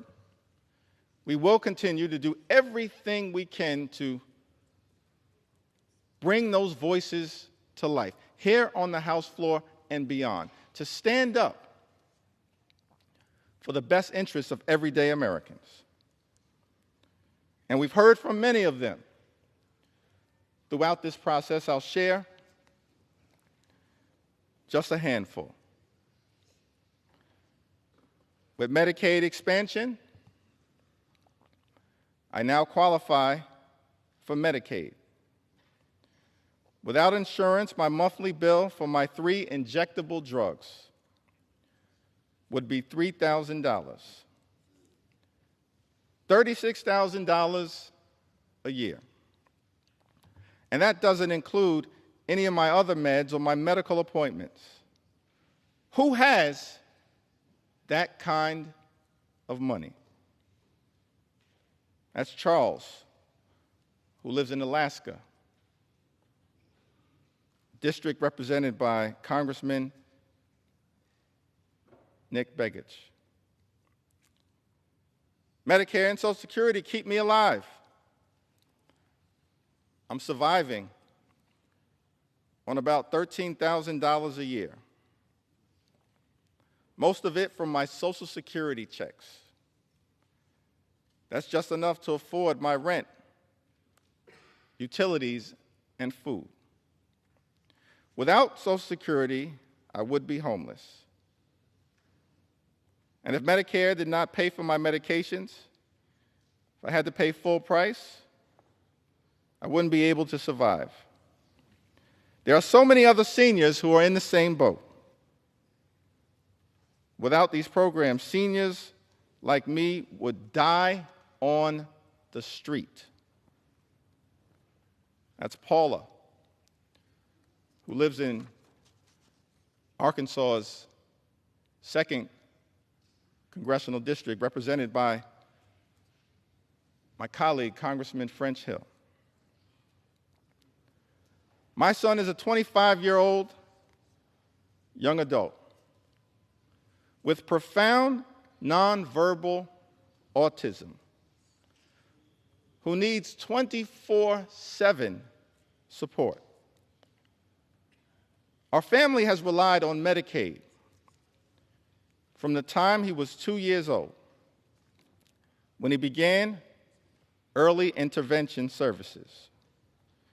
At 3, when he was diagnosed with autism, a private health insurance denied him coverage for his pre-existing condition. Medicaid stepped in to provide health care. From that point until today, home and community-based services through Medicaid have been vital to our son's health and well-being. Medicaid also helped his school district pay for medically necessary therapies at school. Our son is thriving and healthy, and our family can support him at home because of Medicaid. That's Robin. She lives in Arizona's 1st Congressional District, represented by David Swiker. These are stories from everyday Americans who've written to us to say to this Congress, stand up for our health care, Mr. Speaker. Don't stand up for billionaires. Stand up for everyday Americans, for our health, for our safety, and for our well-being. Gwendolyn from Arizona, she also writes, she says Medicaid is the difference between my son being healthy, happy, cared for, and social, versus being at home with aging parents who struggle to physically provide the care that is required daily. Medicaid funding means my son receives the incontinent supplies he needs, the internal feeding supplies he needs to live, and medications that his primary insurance won't cover. Medicaid matters because without it, my son and millions of others like him may not survive. Let me speak directly to Gwendolyn from Arizona. Her representative may not be fighting on your behalf. As House Democrats, we're here to say to you, we agree. Medicaid matters and it must be preserved. It must be preserved. Because Medicaid matters to millions of people all across this great country, to children, to seniors, to people with disabilities, to women, to families, to people in every corner of the United States of America. Yes, Gwendolyn, Medicaid matters. And if your representative won't fight for it, we will.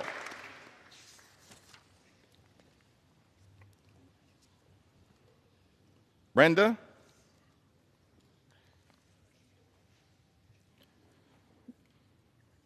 Says to us, my youngest child is a nonverbal 43-year-old female with autism who has been on Medicaid since she was 12.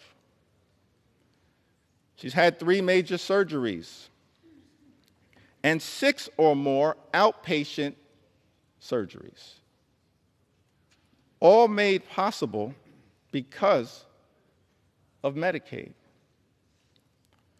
We would not have been able to get our daughter what she needed if it wasn't for Medicaid. She also has a seizure disorder and is on several medications. Some of them are way too expensive for us to afford on a blue-collar income. Finding doctors that are good and accept Medicaid are few and far between. But some doctors are better than none. And the only way our daughter will get any medical care at all. She is one of the most vulnerable people in society. And caring for her is a full-time job. For myself and her father, who are both retired and are full-time care providers for her. I am not sure why anyone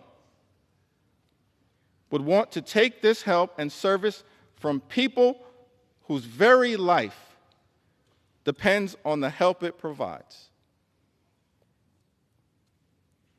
That's a powerful and profound question. Why would anyone in this House vote to take away Medicaid from the American people amongst the most vulnerable here in the United States of America?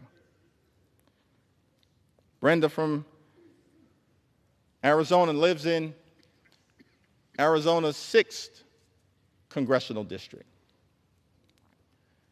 represented by my colleague, Congressman Juan Ciscomani. Garrett, also from Arizona. I'm still in the A section right now. So strap in as we make sure we lift up the voices of everyday Americans all across this country. It's important that we take note. This isn't abstract, taking away health care from the American people. It's concrete, it's real. has devastating implications. Garrett says, I was diagnosed with cerebral palsy at birth. Cerebral palsy at birth. Thanks to Medicaid, I was able to undergo multiple surgeries that significantly improved my ability to walk, transforming both my mobility and daily life. Relying on Medicaid, SNAP in the past, and SSI, I worry about what would happen to me and my friends if these programs were taken away. Without them, I wouldn't be able to keep up with doctor's appointments, medications, and transportation. Earlier today, my distinguished colleague from the great Commonwealth of Virginia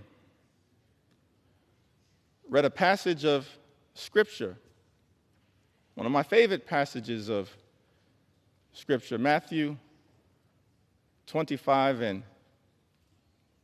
35 through 40. And later on this morning, as I continue my remarks, perhaps I'll have an opportunity to go a little deeper into the meaning of Matthew 25 and 35. What I can say is that all of us should be trying to lift up the least, the lost, the left behind, the poor, the sick, and the afflicted. Garrett tells us, I was diagnosed with cerebral palsy at birth. And the first thing that jumped out to me when I read this was that we're all God's children, and we should be looking after all God's children to the best of our ability, not running away from them and undermining their quality of life. So, Garrett, we're going to continue to stand up and work hard on your behalf. Nancy from California. That's a great name, Nancy from California.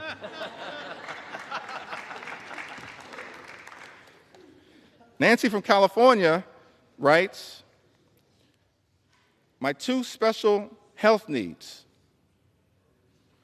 former foster children, depend on Medicaid for a dizzying array of health services, ranging from over 20 pediatric medical specialists and palliative care to behavioral health and occupational therapies. They both have rare, incurable, disabling diseases that require IEPs to navigate school. She continues, but I want to pause right there. I think that's an important point, talking about her children and the IEPs to navigate school. We should be looking out for children like Nancy's two beautiful former foster care children, her two special health needs children, as she calls them. It's one of the reasons why the Department of Education is important. Public schools are important. Nothing in this bill supports public education. In fact, this one big, ugly bill represents an attack on public education. And that is not consistent with what we should be doing as we prepare to celebrate our 249th birthday and lifting up this pursuit of happiness. Nancy continues, the ACA protections for pre-existing conditions and the removal of lifetime caps are also essential. My youngest child requires medical care that I simply cannot afford, costing between $750,000 and $1 million per year, depending on how stable her health is. I work part-time, but the caregiver burden is too demanding for me to maintain a full-time job. As a single widowed mother, Medicaid has become a lifeline for keeping my kids as well as possible. Nancy lives in California's 1st congressional district, represented by my colleague, Congressman Doug LaMalfa. Laura lives in the Central Valley of California, an area of the country with the highest concentration of Medicaid recipients. The highest concentration of Medicaid recipients. I've been raising my 6 grandchildren for 15 years, and they are coming of age, but not many jobs are available. Also, my 16-year-old grandson depends on Medicaid and EBT to survive. He takes many medications a day.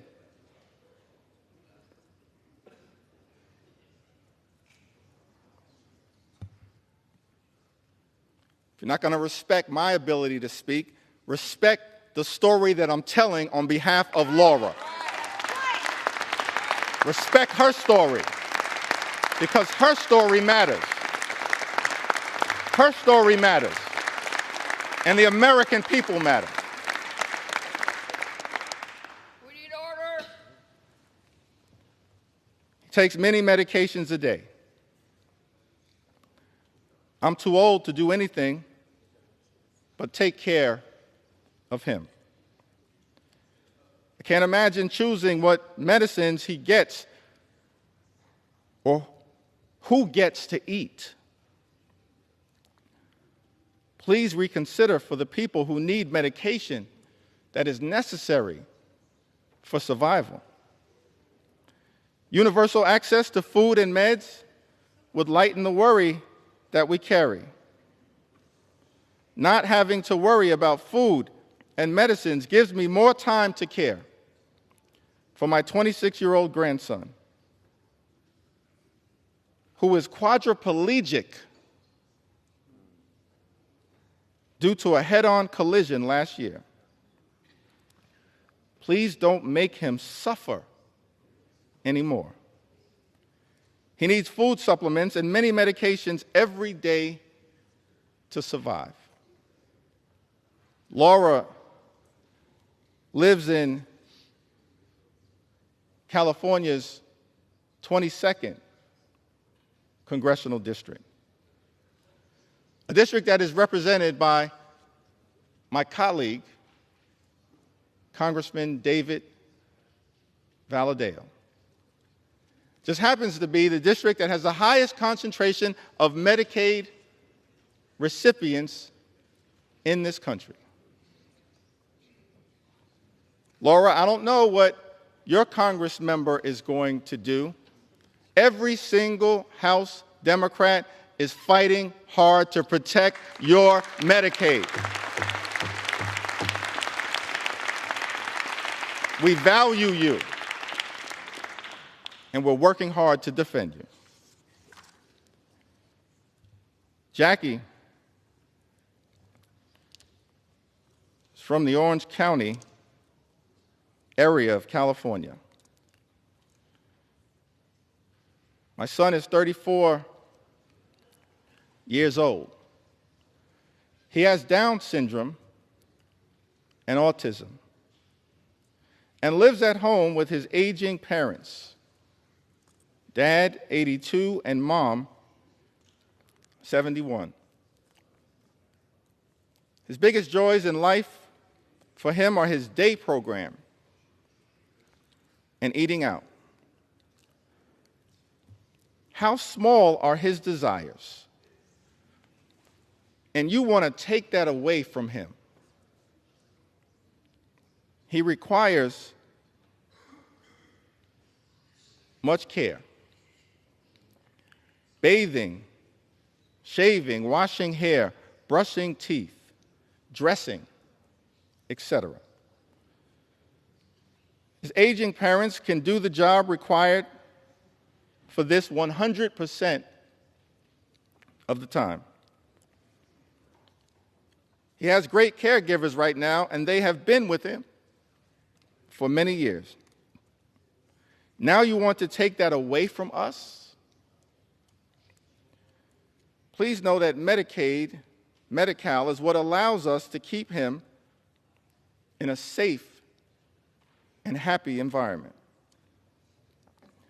that he will not get anywhere else. And for a whole lot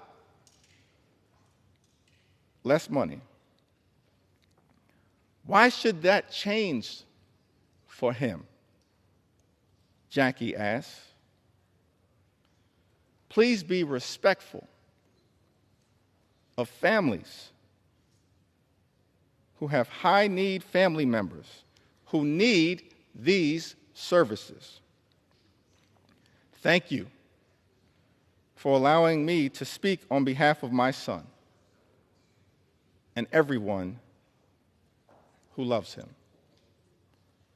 Jackie lives in California's 40th congressional district, a district represented by my colleague, Congresswoman Young Kim. Kayla writes to us from Colorado. At 26, I was diagnosed with brain cancer, a discovery I was only able to make because of Medicaid. Without it, I wouldn't have been able to get the treatment I need to survive. That diagnosis changed my life. And while I am grateful to be here, I can no longer work. Now I rely on disability benefits, food stamps, just to get by. These programs are the only reason I'm able to live. Without this support, I don't know how I would manage.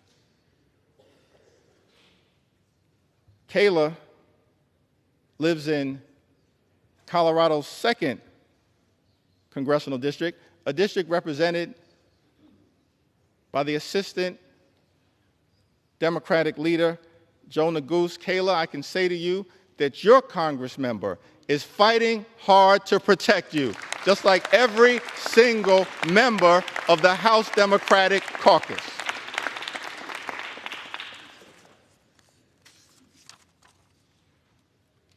Ashley writes to us from Colorado. She says, my life was saved by the Affordable Care Act.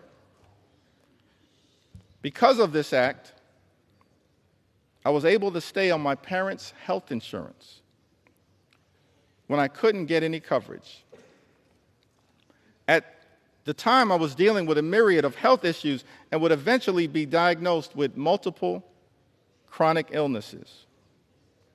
Because of the ACA, when my husband and I were married, I was able to be added to his insurance without being denied due to pre-existing conditions. Prior to the act being passed, I was denied coverage and care many times. If I was even approved for coverage, it cost me thousands per month in premiums. I was being penalized, Mr. Speaker,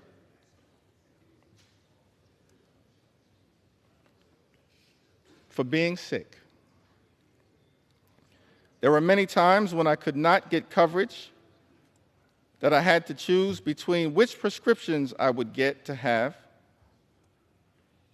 or whether I would get all my meds or the groceries we needed.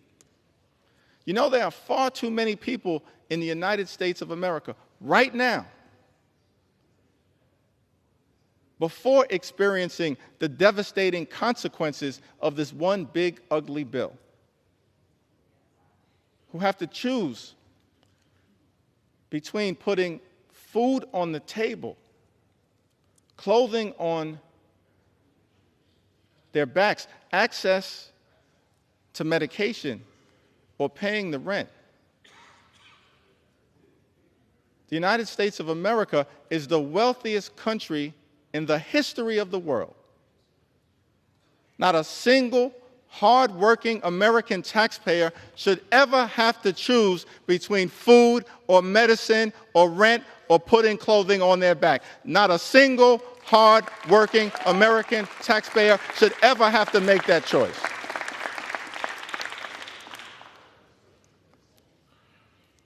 If people did not have to worry about health care being accessible, they would be able to be seen when necessary. And when people are able to see doctors when they are unwell, they can stay healthy for longer periods of time. When people can stay healthy, they don't miss work. When people don't miss work, they don't risk losing their jobs. The way things work now only encourages the constant classist act of keeping the sick and poor sick and poor. This should never, ever be a situation in a country that claims to have the best functioning economy in the world, the best doctors, the best universities. Ashley lives in Colorado's 3rd congressional district.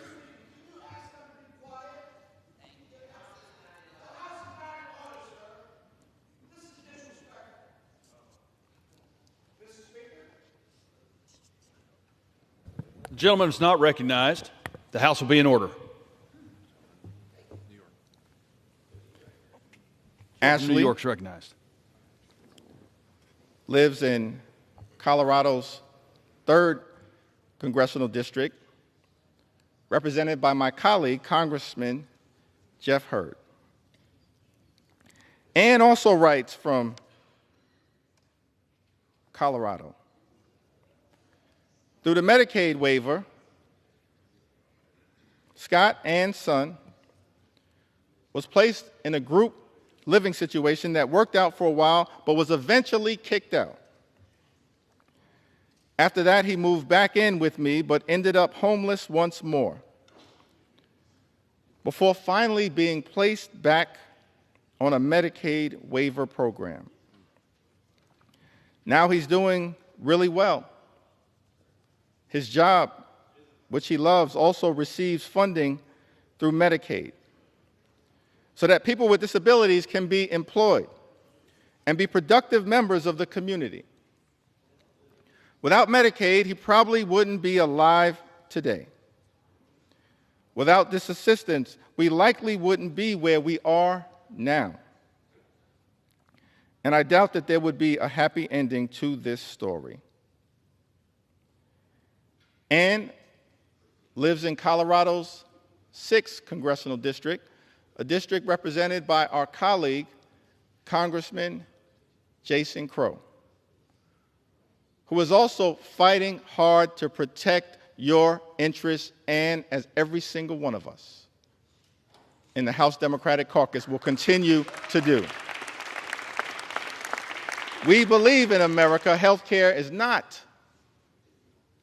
simply a privilege that should be afforded to the wealthy, the well-off, and the well-connected. It's a right that should be available to everyone.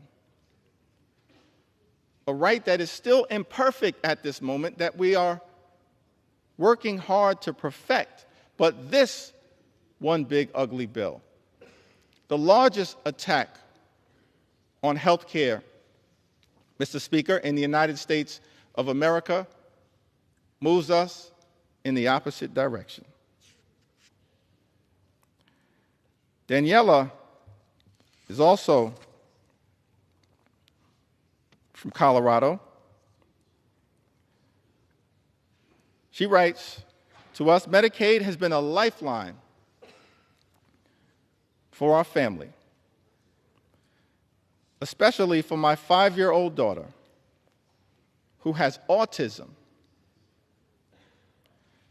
That's the thing, Mr. Speaker. Medicaid is important for so many Americans all across this country, including people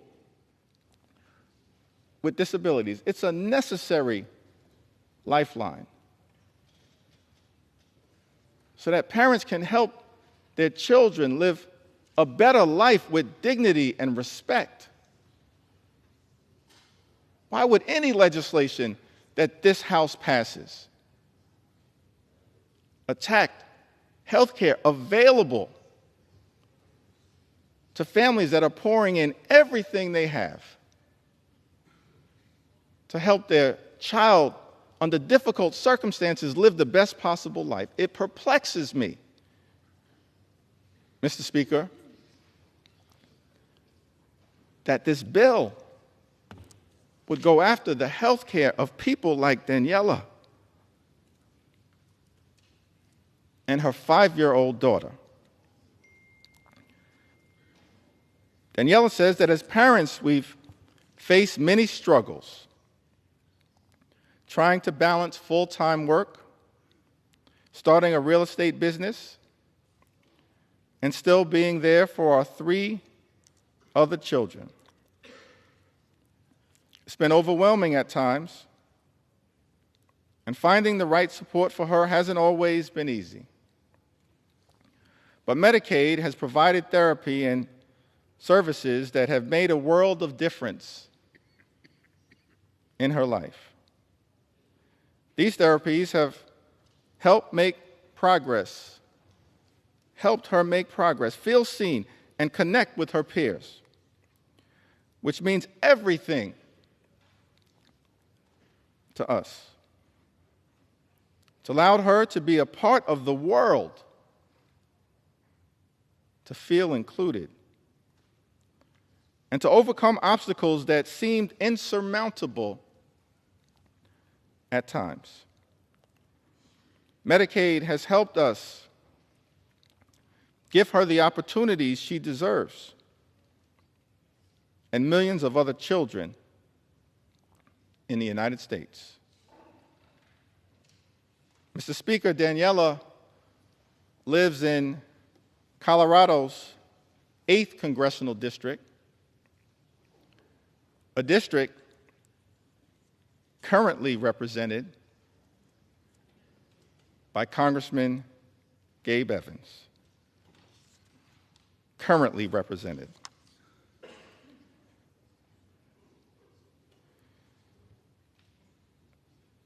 Mr. Speaker, we heard from Martha, who writes from Florida. I have an adult daughter with developmental and intellectual disabilities who needs Medicaid for her medical care. As a mom, I worry a lot about what the future will hold for her. Will she have access to quality medical care when my husband is no longer able to provide for her? Please support individuals like my daughter who are vulnerable and need our help. Thank you from my heart. Martha lives in Florida's 7th congressional district, a district represented by our colleague, Mr. Speaker, Congressman Corey Mills. We've heard from people from the heartland of this country. In Indiana, Kim writes to us, SNAP and Medicaid were lifelines when my children were younger. At least when I was able to get them. As a single mom, working my way up from low-paying jobs, we often had too little food. My dinner was the combined uneaten food from my 4 kids' plates. Even then, keeping benefits was difficult due to missing or late paperwork, faxes lost to the ether. I sometimes worked 3 jobs and cried too often when the letter came saying benefits were suspended. When that happens, you end up hungry for weeks until it's straightened out. Kim lives in the 9th Congressional District of Indiana, Mr. Speaker. She says, SNAP and Medicaid were lifelines when my children were younger, at least when I was able to get them. Let me park right there for a moment, because one of the arguments that I've consistently heard made, Mr. Speaker, by our Republican colleagues on the other side of the aisle is that they weren't going after Medicaid recipients, that no benefits would be taken away as a result of these so-called work requirements.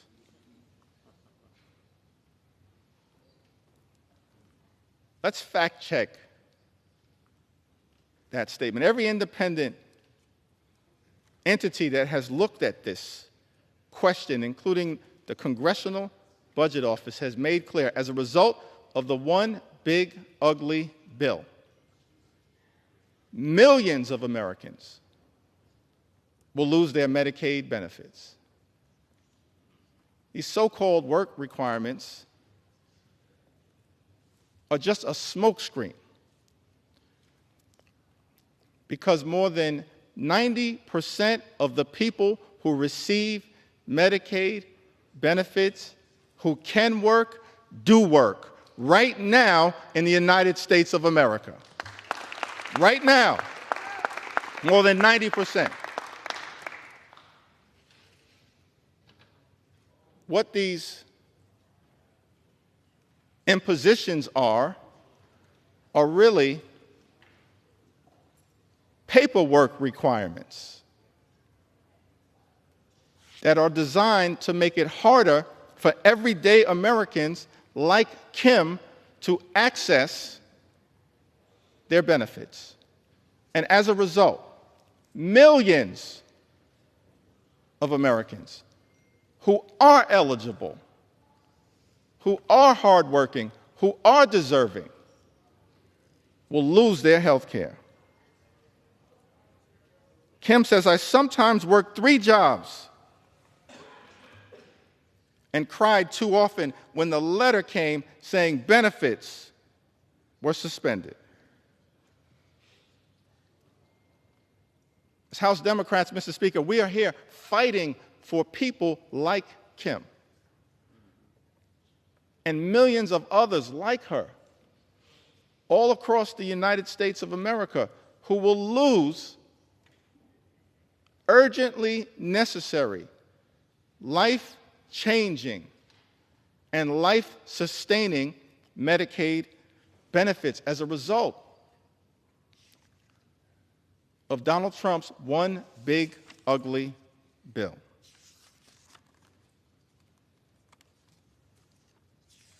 We hear from Maria,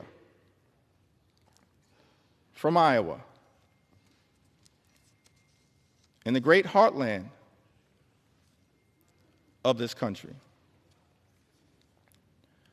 Maria writes to us in 2021, I got seriously sick with COVID.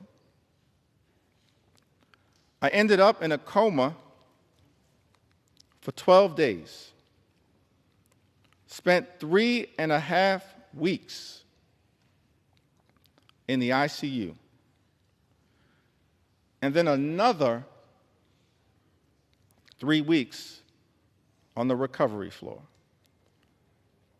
If it wasn't for Medicaid, I wouldn't have received any of the care I needed. I honestly don't know where I'd be today. I don't know what my family would have done. Without Medicaid, I wouldn't have made it. If I lost Medicaid, it would completely change my life. I wouldn't be able to afford my insulin, diabetes medications, blood pressure medications, or see my endocrinologist, all of which are life-sustaining treatments.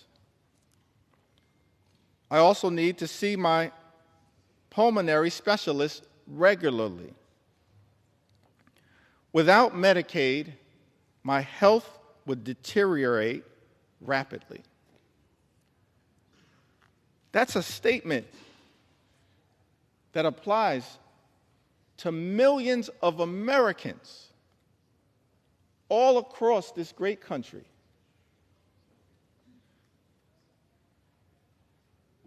who are at risk of losing their health care because this one big, ugly Republican bill has put a target on their back. Mr. Speaker, without Medicaid, my health would deteriorate. Taking the time to share these stories because this is a question for so many Americans of life and death. It's extraordinary that on the House floor, in the middle of the night, the American people are forced to confront a bill that targets their health care and will result in their well-being deteriorating. More than 17 million Americans at risk of losing health care coverage, and then tens of millions more experiencing increased premiums, co-pays, and deductibles as a result of the attack on health care in this bill. Many of them will also lose coverage, lose their health care. These are Americans on private insurance, employer-provided insurance. But because of the health care attacks in this bill, their premiums, their copays, their deductibles will go up. Some will not be able to afford it, and they will lose their health care. That's what this bill represents. That's why I'm taking the time to share these stories and experiences and concerns and fears and anxieties of the American people. I wish, Mr. Speaker, that we had a lot more time to debate this bill. This is the type of bill that under normal circumstances we'd have hours and hours of debate, where hundreds of members could participate on both sides of the aisle and share their thoughts, their perspectives, their ideas, their passionate support or passionate opposition. But this bill, which by some estimates is larger than the CARES Act and the American Rescue Plan and the Infrastructure Investment and Jobs Act and the CHIPS and Science Act combined in terms of its possible impact on the debt in this country, increasing the debt by more than $3 trillion, saddling our children and grandchildren with that level of extraordinary debt by people who claim to be fiscally responsible. The implications of this bill are enormous. And yet, each side of the Ways and Means Committee was given 15 minutes to discuss the implications of this bill. Each side of the Budget Committee was given 15 minutes to discuss the implications of this bill that will have devastating consequences for everyday Americans, while rewarding billionaires with massive tax breaks.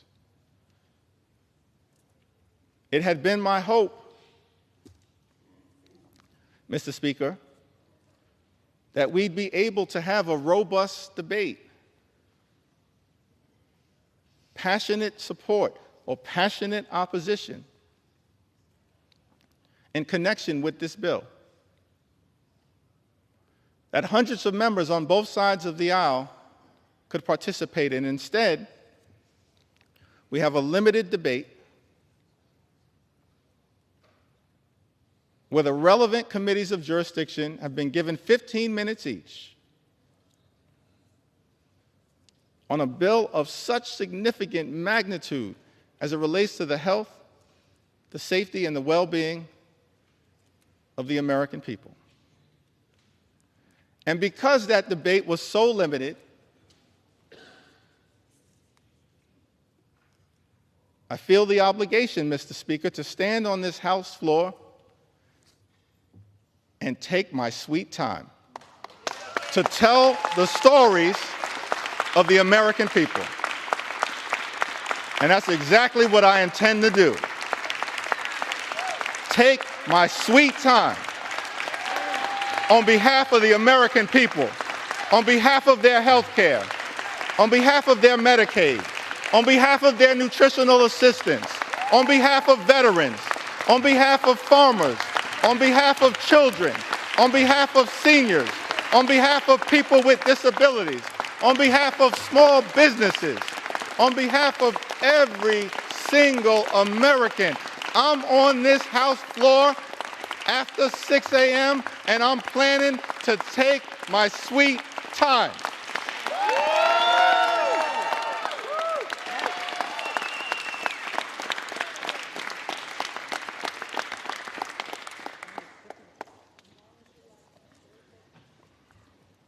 Without Medicaid, I wouldn't have made it. If I lost Medicaid, it would completely change my life. It would also severely affect my husband with epilepsy. Without Medicaid, he wouldn't be able to afford his seizure medications, which means he'd have seizures every week, like he did before. This would leave him unable to function or work. Before he had Medicaid, he'd have a seizure. And it would take him days to recover. His health is inconsistent, which makes it hard for him to hold down a job. I still have my house, my car, my husband, and my health. Thank God for that. But why should we have to struggle so hard just to live? In a country with so much wealth,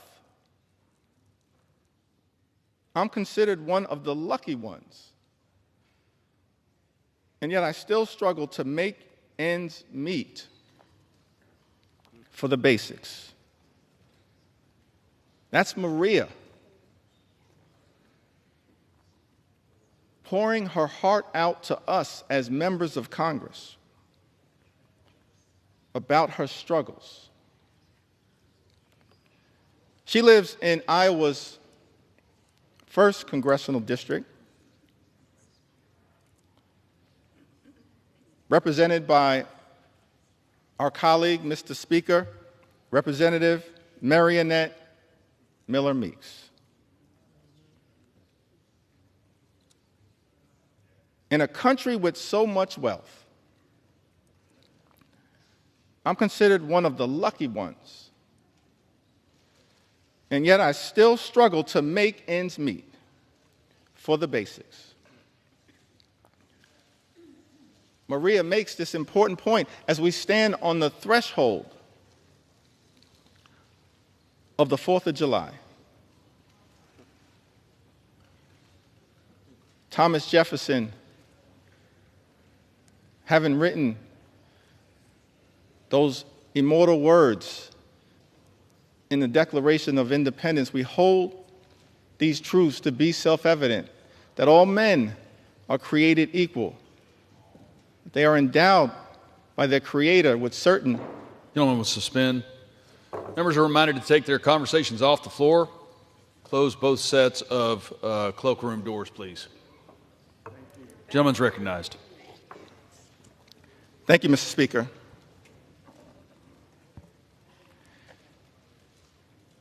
If I'm not going to get any love for the other side of the aisle, I would expect that at least Thomas Jefferson would.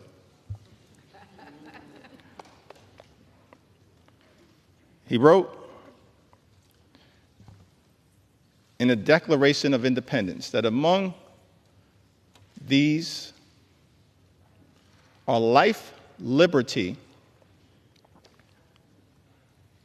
and the pursuit of happiness. What is the pursuit of happiness in the United States of America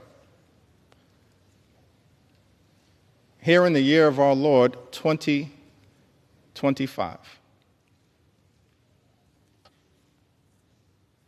Imagine a country where every single American can afford to live the good life.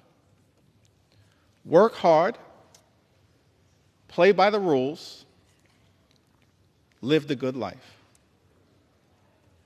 That's the American dream. But our concern as Democrats is that in the wealthiest country in the history of the world, there are far too many people, like Maria from Iowa, who are unable to achieve that American dream, unable, despite working hard and playing by the rules, to live the good life, good paying job, good housing, good health care, good education for your children, and a good retirement. That should not be too much to ask for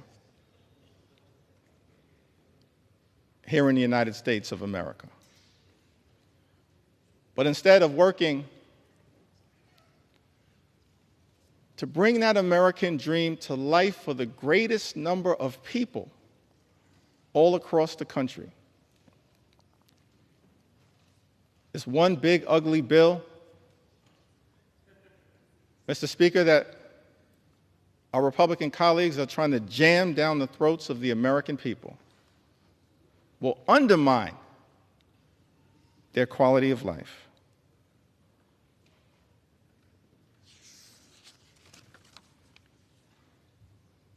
Also hear from Patrick. Lives in the heartland of this country. One of the good people of Iowa, who says, I'm a registered nurse in the ICU at the VA hospital in Iowa City. I've worked as a nurse for 30 years, and I'm a native Iowan. I have 2 disabled children who are on Medicaid. My son had a severe brain injury as a child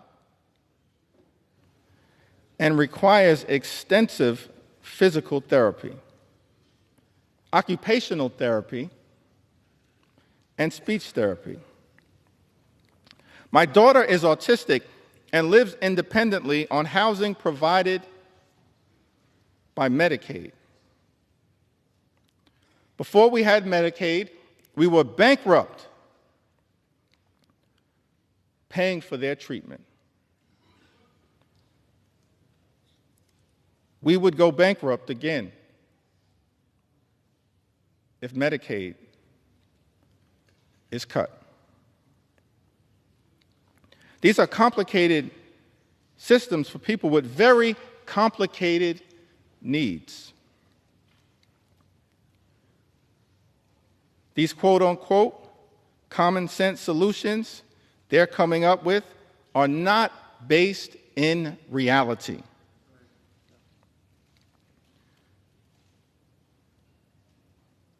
People have tried these work requirements in the past, but even disabled or able-bodied people, we all have barriers. From childcare, transportation, monetary limitations. It's a foolish idea to think that this won't have a negative impact. They're just trying to remove people from the program, and it's cruel. Patrick, you are correct. Thank you for your service as a registered nurse at the VA hospital. And thank you for all that you are doing to love and cherish your 2 disabled children who are on Medicaid. And you're exactly right. What is contemplated in this one big, ugly bill is wrong, It's dangerous and it's cruel. And cruelty should not be either the objective or the outcome of legislation that we consider here in the United States House of Representatives. Mr. Speaker, cruelty should never be the objective or the outcome of legislation that we consider here in the House of Representatives. But it is cruel to take away Medicaid from the American people. And that is why, as House Democrats, we will continue to show up and speak up and stand up in defense of the health care of the American people. I'm thankful for all of my colleagues who are here, who throughout this process, a difficult process, have stood up over and over and over again on behalf of the health care of the American people. Thankful for my colleagues in leadership, Whip Catherine Clark and Chair Pete Aguilar, and all of the members of House Democratic leadership. Thankful for the leaders of every single committee who's been battling hard to push back against the cruelty that is in this one big, ugly bill. Thankful for the leadership of Richie Neal. Thankful for the leadership of Frank Pallone. Thankful for the leadership of Brendan Boyle. Thankful for the leadership of Angie Craig. I'm thankful for the leadership, the principal leadership of every single member of the House Democratic Caucus. But above all else, I'm just thankful for the spirit, the heart, and soul of the American people who have risen up throughout this country to make it clear to all of us in this institution: keep your hands off our Medicaid. Keep your hands off our health care, our Medicaid, the Affordable Care Act. Keep your hands off our Medicaid. That's why, Mr. Speaker, I stand before you today to lift up stories on behalf of the American people. Don't have the great privilege and honor to stand on this House floor, as all of us, Democrats and Republicans alike, do, on behalf of the American people in this great institution, the House of Representatives. But to me, what we are doing with this one big, ugly bill, this assault on health care, on veterans, on nutritional assistance, this assault on good-paying, clean energy jobs, this assault on the high cost of living in the United States of America, all of it is inconsistent with the best of what this House of Representatives should be doing for such a time as this. And so I stand here on behalf of everyday Americans like Elizabeth, who's also from Iowa. Elizabeth suffered from sepsis caused by untreated strep throat. After waiting to receive care while uninsured and without paid sick leave, After receiving care she needed, she was able to apply for Medicaid and have her medical bills retroactively covered. Now, Medicaid has allowed her to get access to essential and preventative health care. Mr. Speaker, Elizabeth lives in the congressional district represented by our colleague, Zach Nunn, Iowa's 3rd congressional district. Thank you, Elizabeth, for highlighting one of the concerns that all of us should have with this bill. When you launch an all-out assault on the health care of the American people, when you effectively end Medicaid as we know it, gut parts of the Affordable Care Act, what you essentially are doing by stripping health care away from the American people, putting people like Elizabeth back in the position that she had previously been in, where she has untreated medical conditions that won't get better on its own, it will likely get worse and lead to further medical complications. Why would we do that to the American people? That is wrong. We should be lifting people up in this country, not tearing them down. We should be lifting up everyday Americans, not tearing them down, and putting them at risk of their life, their quality of life, their health, their well-being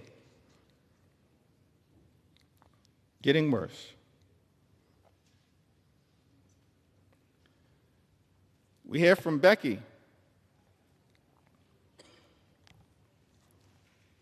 from the great state of Louisiana.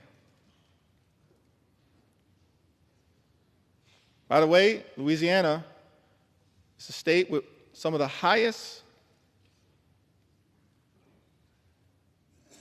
percentages of Medicaid recipients of any state in the Union. Any state in the Union. And Louisiana is a state at risk of suffering greatly as a result of the all-out assault on Medicaid that is part of Donald Trump's one big ugly bill. Becky tells us, I have had Medicaid for years, and without it, I wouldn't be able to afford to see my doctors or cover what Medicaid doesn't pay. As a senior citizen, I now have to go back to work just to keep a roof over my head, afford rising food and utility costs, and maintain my car. Meanwhile, the government keeps taking more and more out of my Social Security benefits. Money I already paid taxes on while working. Feels like the middle class no longer exists. You're either rich or poor. Politicians today have no real understanding of what it's like to struggle every single day.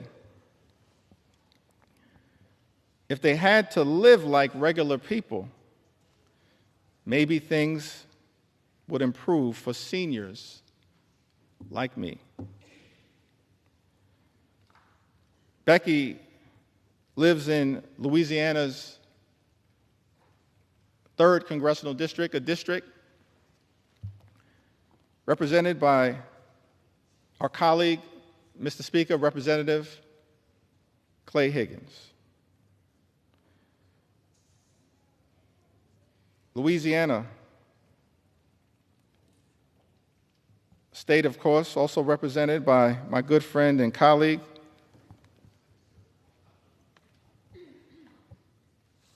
Congressman Troy Carter, who I see is here with us in the chamber also, Cleo Fields, another good friend and colleague. Louisiana, a state that stands to suffer mightily as a result of this all-out assault on Medicaid.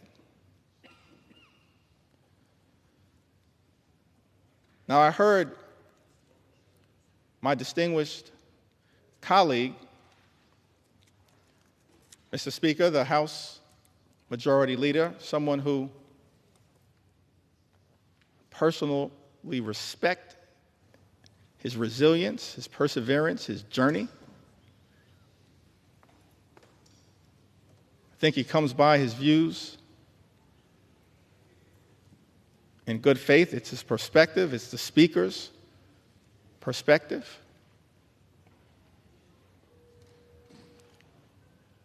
But many of our colleagues on the other side of the aisle have made the representation that as House Democrats, we're not telling the truth to the American people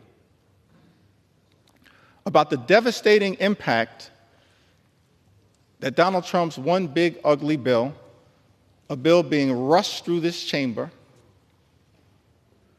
will have on the health and the well-being of people in Louisiana and all across the country. They've accused us of fear-mongering and making misrepresentations.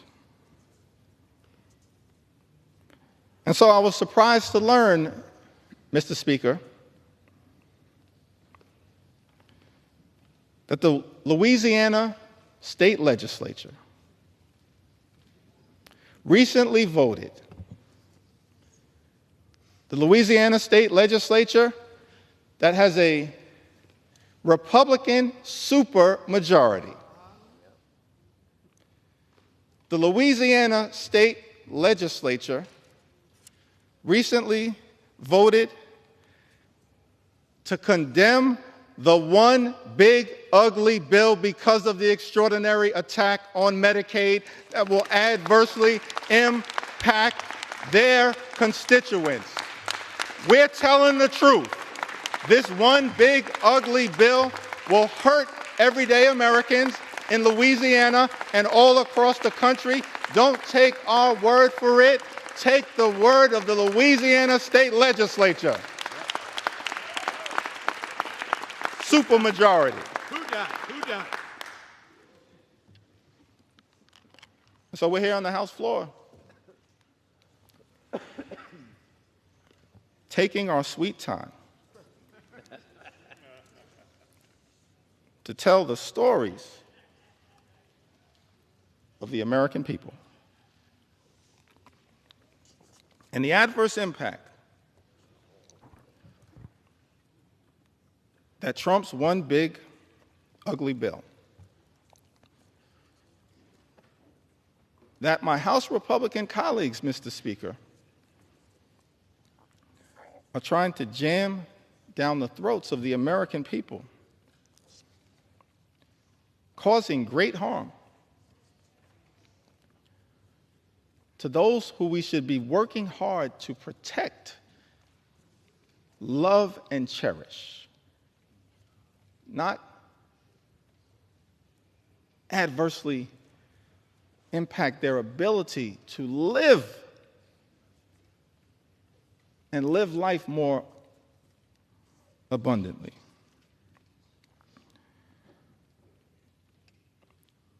Tamara, who lives in Louisiana's 4th Congressional District, represented by the Speaker of this great House. I have depression and PTSD. I'm unable to work and rely on Medicaid to get my monthly medications to keep me essentially alive. Tamara, we're going to continue to fight hard on your behalf. We heard from Emily, who lives in the Commonwealth of Massachusetts. Emily tells us that I'd moved to Massachusetts in 2020 and was working a retail job for minimum wage. I was unable to afford much, but the state thankfully approved me for SNAP assistance and Medicaid. Without that jump start, I'm not sure where I would be today. There shouldn't be shame or stigma surrounding these programs. You never know when life will get pulled out from underneath you. The relief when these programs can come to your aid is indescribable. Emily lives in the 5th Congressional District of Massachusetts, a district that is represented by the House Democratic Whip, Catherine Clark, who's a strong champion on your behalf, Emily, powerfully, ethically, principally, fighting hard on your behalf. Casey lives in the 2nd Congressional District of Maine, a district represented by Congressman Jared Golden. Thankful for Congressman Golden's service. He served this nation with distinction overseas and has come back home to serve this nation in the United States Congress. Casey writes, as a single mom of 2 young children and non-profit professional in rural Maine, Casey and her children rely on Medicaid and SNAP to live their lives. The resources and stability provided by Medicaid and SNAP allowed Casey to leave her emotionally abusive husband and support her children. Casey's 7-year-old son has ADHD and is on the autism spectrum. Relies heavily on individualized support through Medicaid. If Medicaid goes away, Casey doesn't know how their family will stay afloat.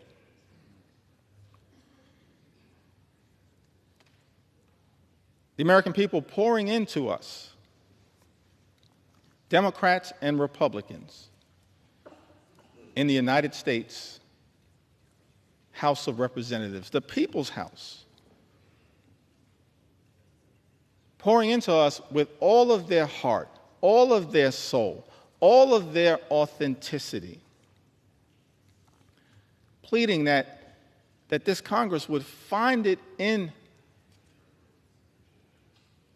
our hearts to stand up for them and not stand up for billionaires, which is what this one big ugly bill is designed to accomplish.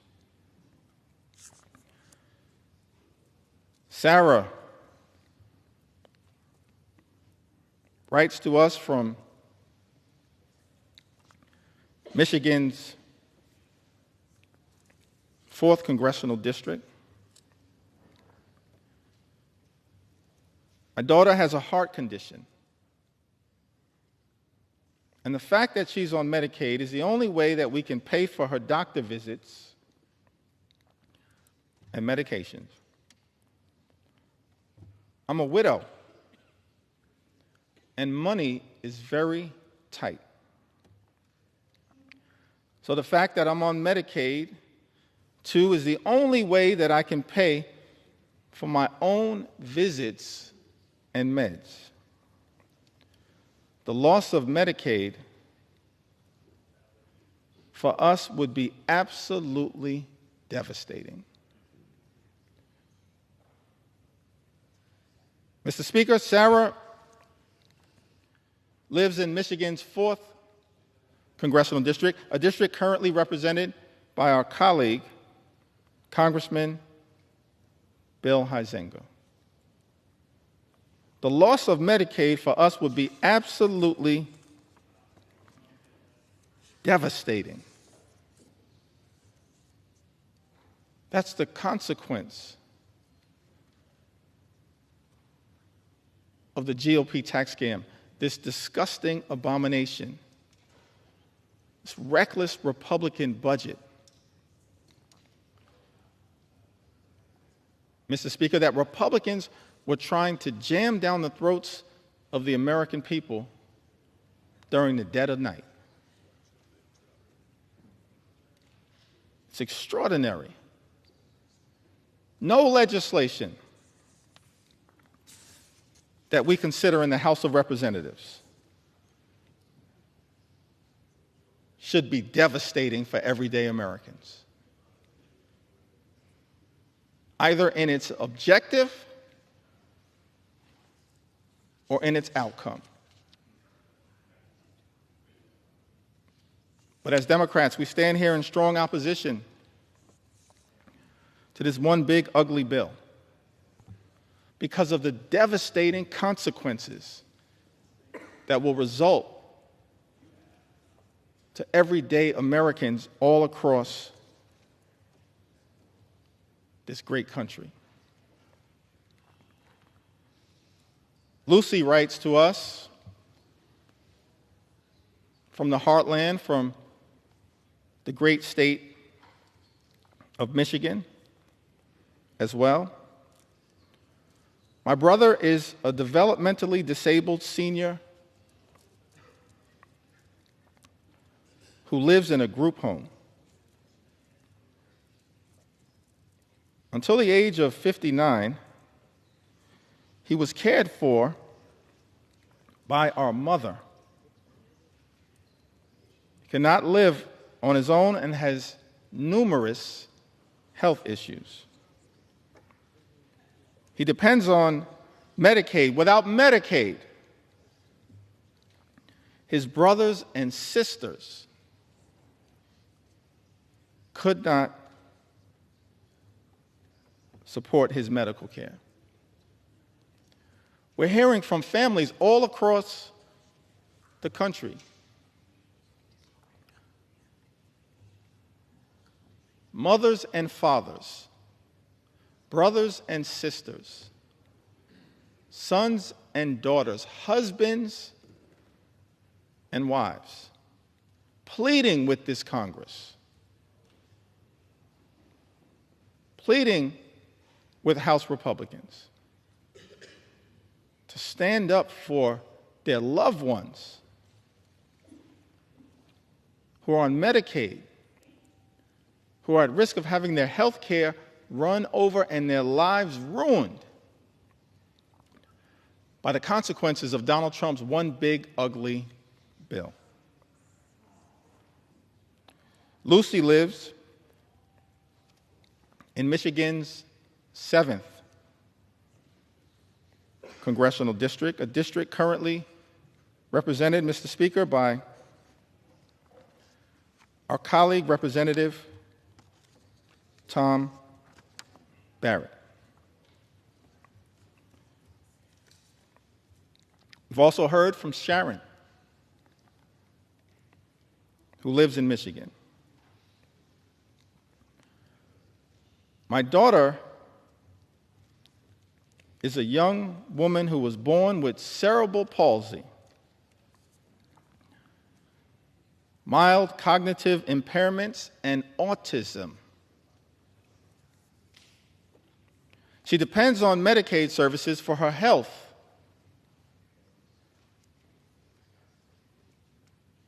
Safety and well-being. She's unable to work or take care of herself.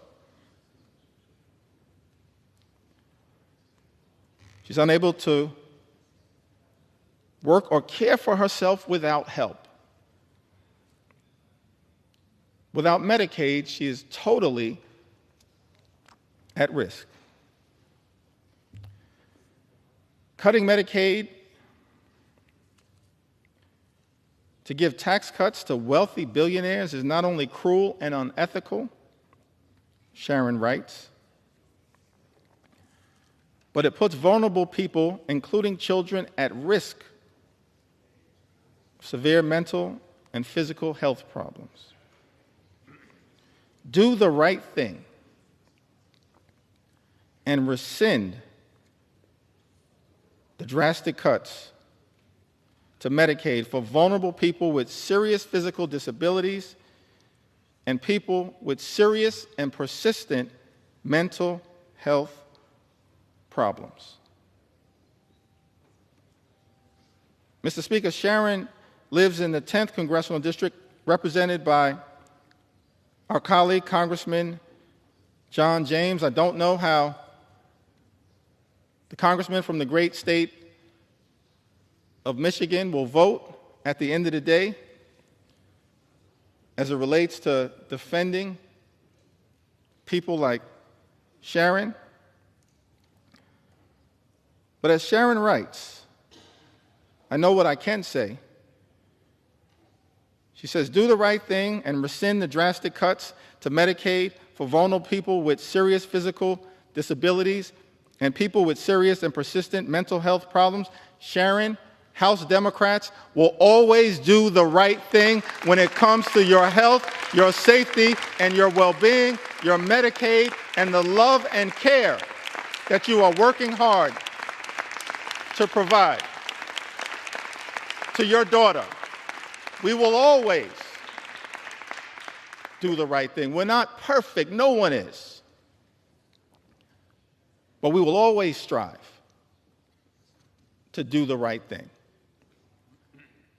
on your behalf.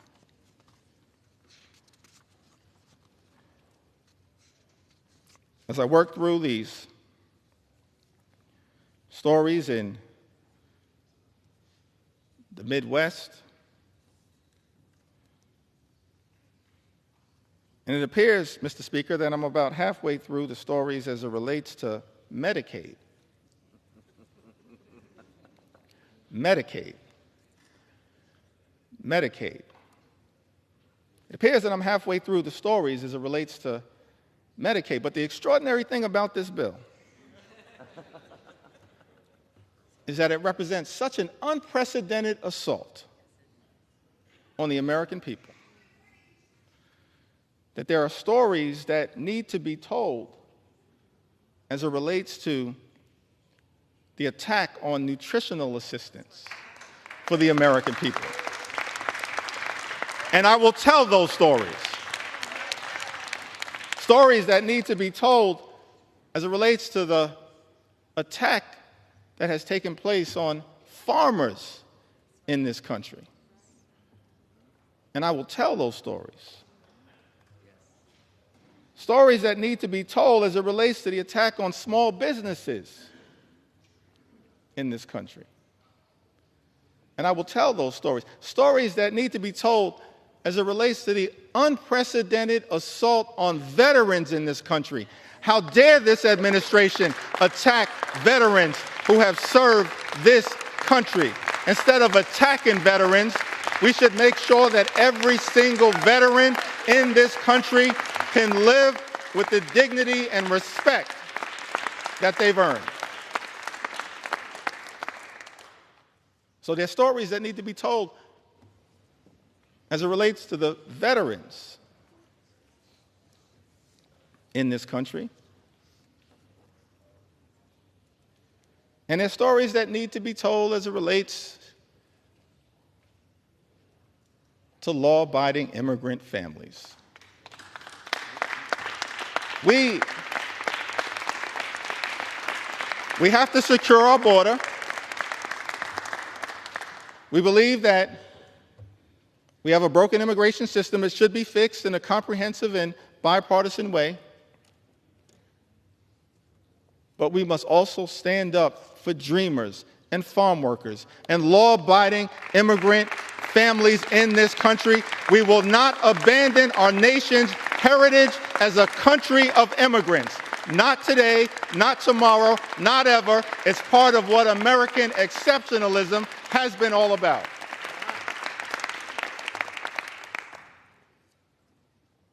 So stories that need to be told. William writes to us from the great state of Minnesota. So thankful for our colleagues from the Minnesota delegation fighting hard on behalf of that great state. I'm a 57-year-old man living in central Minnesota. I am a type 1 insulin-dependent diabetic, legally blind, and I suffer from severe nerve damage in my back and legs due to diabetes. I rely on Social Security, Medicare, Medicaid, and SNAP benefits to support myself. Any reduction in these programs would severely impact my life and my ability to afford food, pay for my small apartment, and access medical care. Without these benefits, I would be destitute. William lives in Minnesota's 6th congressional district. Mr. Speaker, a district represented by our colleague, Congressman Tom Emmer. Say to William, I don't know what the majority whip will ultimately decide to do as it relates to this one big ugly bill. But we're going to stand up for the things that clearly matter to you. We're going to stand up for Social Security, stand up for your Medicare, stand up for Medicaid, stand up for your SNAP benefits, and stand up for you. I'd also note, parenthetically, it's not rhetorical that we are claiming to stand up for people like William, a 57-year-old man living in central Minnesota. He notes two things that are of interest to me. He says that I'm a type 1 insulin-dependent diabetic.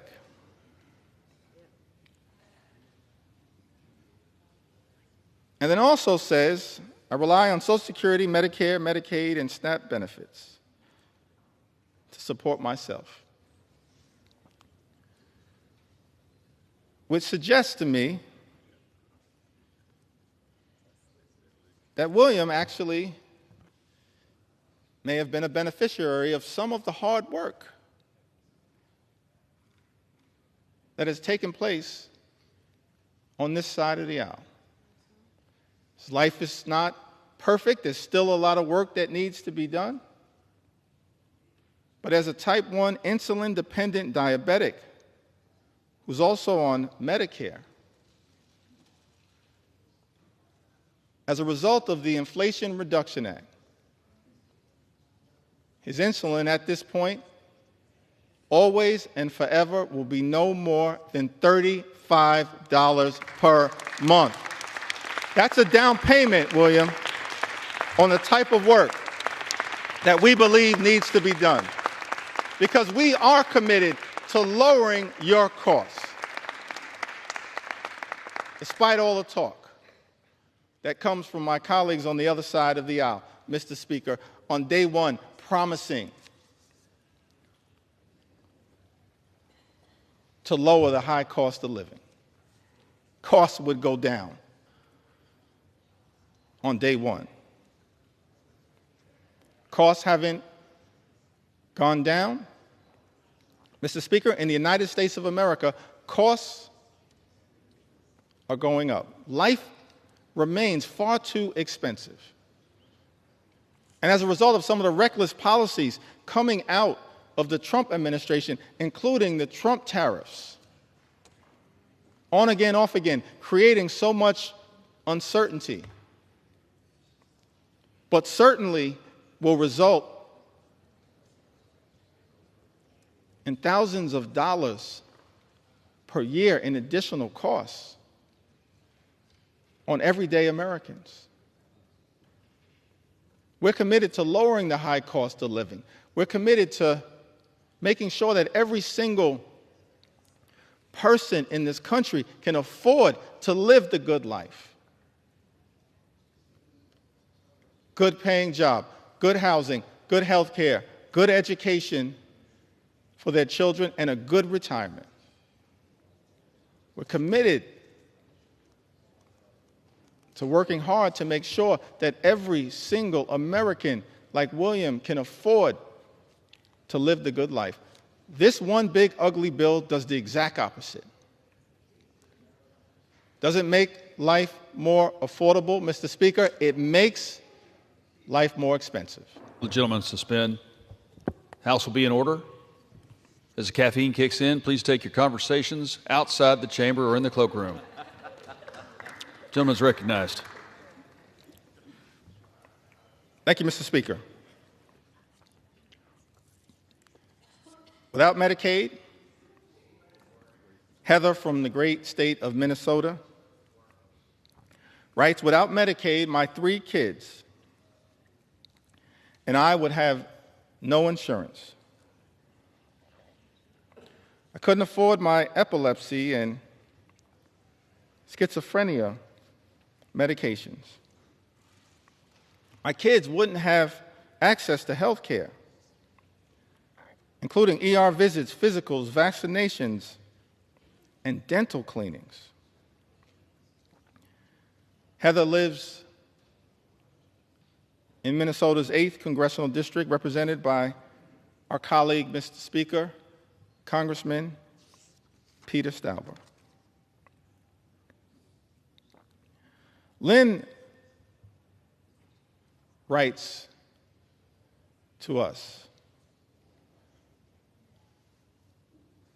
from Missouri, the Show Me State, a state ably represented by Representative Emanuel Cleaver and Representative Wesley Bell. Lynn writes to us, says that I'm a widow near 70 with very little family left and have been diagnosed with breast cancer. I have an adult son, severely disabled. He already has lost transportation services due to low Medicaid funding. And if Medicaid is cut, it will be disastrous for my situation. Lynn knows that this one big ugly bill puts a target on the back of Medicaid. One of the senators from the great state of Missouri, Senator Josh Hawley, spent months warning about the damage that Donald Trump's one big ugly bill would do to the people of Missouri as a result of the all-out assault on Medicaid, and then turned around and voted to cut Medicaid from his constituents. So shocking, it's so disappointing, so heartbreaking for many Americans that a lot of people in the House of Representatives, Mr. Speaker, a lot of people in the Senate have talked a good game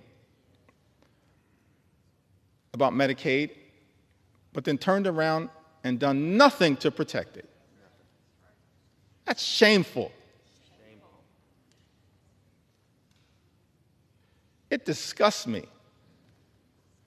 because I want to believe in the good faith of every member to look out for the people that they are privileged to serve.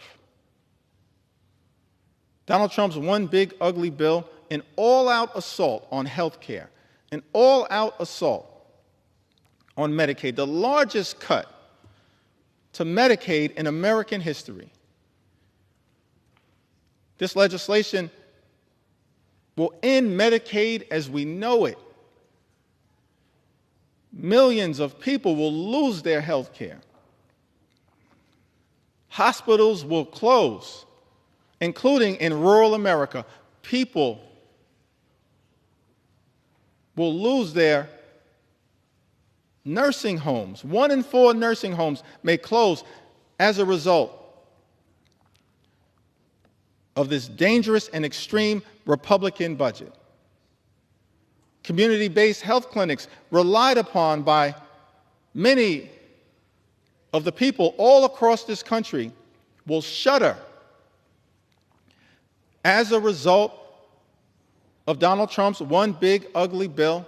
People in this country will die unnecessary deaths. That's unacceptable. That's unconscionable. That's un-American.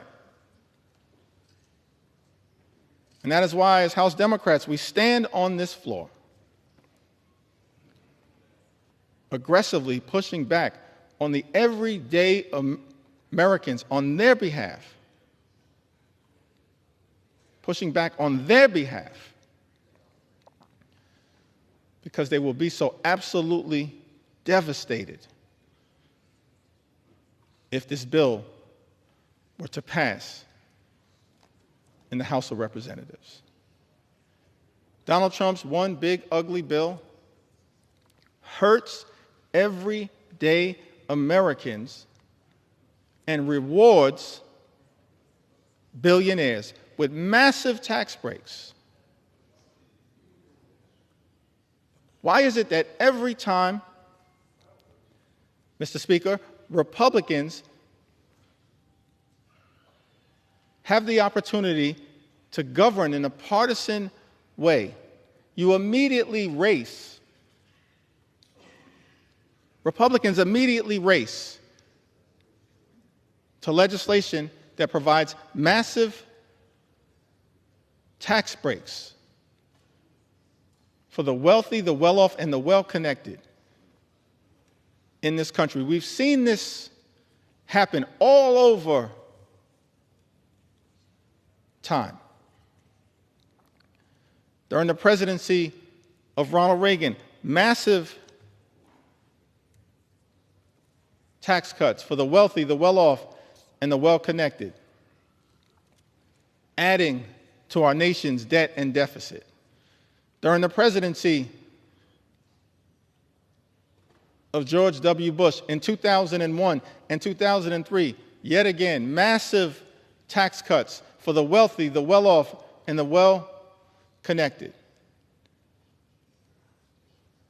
In fact, the Republican president at that time, in 2001, inherited a budget surplus from President Bill Clinton and immediately turned around and took that budget surplus and turned it into a deficit, exploded the debt. Don't ever lecture us about fiscal responsibility. Not now, not ever. Mr. Speaker, Republicans are not the party of fiscal responsibility. You are the party of fiscal irresponsibility. Over and over and over again. And now with this bill, you've taken it to a whole nother level. Because in addition to exploding the debt by more than $3 trillion, and by some estimates, even more than that, saddling our children and our grandchildren with trillions of dollars in additional debt. Why? It appears to subsidize the lifestyles of the rich and shameless. That's extraordinary to me. But shouldn't be surprising because it's exactly what we saw during the first 4 years of the Trump administration, where the signature legislative accomplishment was the 2017 GOP tax scam, where by some estimates, 83% of the benefits would go to the wealthiest 1% in this country. Saddling at the time our children and grandchildren with more than $2 trillion in additional debt. And yet, Mr. Speaker, many of our Republican colleagues want to lecture America about fiscal responsibility. And then have the nerve to come to the House floor and try to jam a bill down the throats of the American people with a debate that began at 3:28 a.m. in the morning that would saddle them with more than $3 trillion in additional debt to provide massive tax breaks to billionaires in this country, and then pay for some of it by going after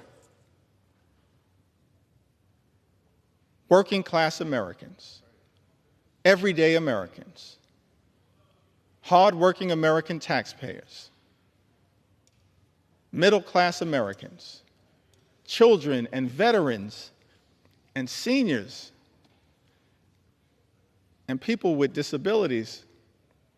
Mr. Speaker, Trump's one big ugly bill is obscene in that regard. Seems to me that all of us have a responsibility as leaders to try to make life better for the American people. That's what leaders have done, particularly those who have served in the White House, when it comes to actually lifting up the people who we are entrusted to represent. That's what great leaders do. leaders like FDR,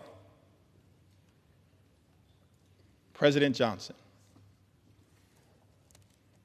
President Obama, and so many others. That's what the track record says. American people in this country, they deserve real leadership. What we've seen from complete Republican rule in Washington, D.C., Mr. Speaker, it's not leadership that lifts up the American people. It's leadership that is tearing them down and tearing us apart. The first 6 months of this administration have been characterized by chaos, cruelty, and corruption. That's not real leadership. We know what real leadership looks like in the United States of America. Real leadership shows courage. Real leadership shows compassion. Real leadership shows commitment. Working with Congress as a separate and co-equal branch of government, not to bend the knee to some extreme agenda, which is what, Mr. Speaker, my House Republican colleagues are doing by supporting this one big ugly bill. Real leadership requires working with Congress as a separate and co-equal branch of government to actually lift people up. President Lincoln, when he addressed the House of Representatives, I believe it was his second annual message to Congress, on December 1st in 1862, in the middle of the Civil War, an existential crisis that we were facing in the United States of America. He showed real leadership when he summoned this Congress to rise to the occasion. In that second annual message to Congress, December 1st, 1862, President Lincoln said, "Fellow citizens, we cannot escape history. We of this Congress and this administration will be remembered in spite of ourselves. No personal significance or insignificance can spare one or another of us. The fiery trial through which we pass will light us down in honor or dishonor to the latest generation. We say we are for the Union. The world will not forget that we say this. We know how to save the Union. The world knows we do know how to save it. Even we here, hold the power and bear the responsibility. In giving freedom to the slave, we assure freedom to the free. Honorable alike in what we give and what we preserve. We shall nobly save or meanly lose the last best hope of earth. That's America. Even to this day, the last best hope on earth. Extraordinary that Abraham Lincoln, in America's infancy, understood the importance of this country,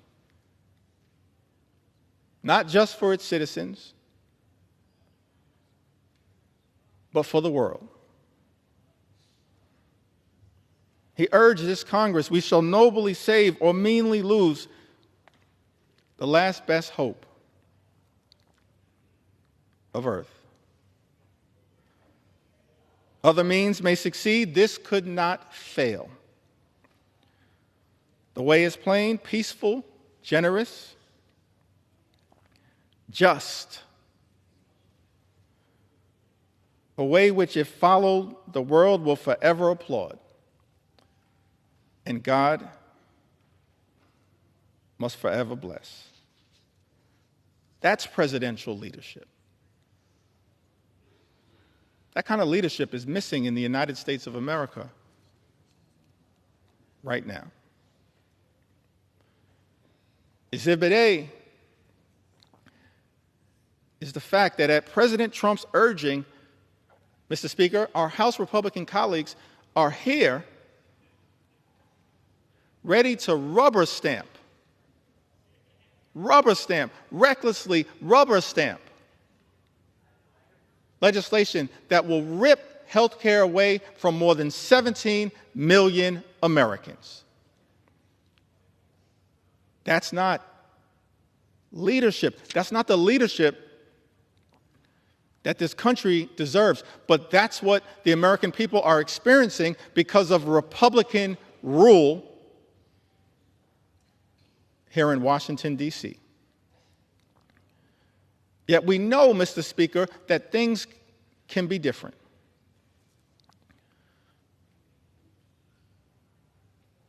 At the very beginning of the preamble of the United States Constitution, those words are written, we, the people, in order to form a more perfect union. I like that. We, the people, in order to form a more perfect union. That's a recognition of the aspirational objective that all of us should have as part of our sacred charge to make life better for the American people, while also acknowledging that at its birth and even to this day, America is not a perfect country. But the gift that we've been given is that sacred charge to strive for a more perfect union, to look out for every single American as best we can. Now, we've seen that kind of leadership across the years, across the decades, across the centuries, particularly as it relates to the social safety net. It's a social safety net that's under extreme assault right now. Donald Trump's one big, ugly bill represents an unprecedented assault on America's social safety net. An unprecedented assault on hardworking American taxpayers. It's the exact opposite of the type of leadership that we've seen in this country that is designed to march us toward a more perfect union. It's one of the reasons why we can't forget American history. We need to learn from and lift up American history. All types of history, and I'll address that issue later, but let me also parenthetically pause and make it clear, black history is American history. We will never let anyone erase it. We need to learn from it, not erase it. And we will never let that happen. Our history teaches us that what leadership actually does is set us on a course toward a more perfect union. And leaders have recognized that part of doing that is to make sure we are there for everyday Americans who would otherwise find themselves in an incredibly vulnerable situation. President Franklin D. Roosevelt, reflecting upon Social Security, which he championed, uttered these words: long before the economic blight of the Depression descended on the nation, millions of our people were living in wastelands of want and fear. Men and women too old and infirm to work either depended on those who had but little to share, or spent their remaining years within the walls of a poorhouse. Fatherless children early learned the meaning of being a burden to relatives or to the community. Men and women still strong, still young, but discarded as gainful workers, were drained of self-confidence and self-respect. The millions of today want and have a right to the same security their forefathers sought. The assurance that with the health and the willingness to work, they will find a place for themselves in the social and economic system of the time. Because it has become increasingly difficult for individuals to build their own security single-handed, government must now step in and help them lay the foundation stones.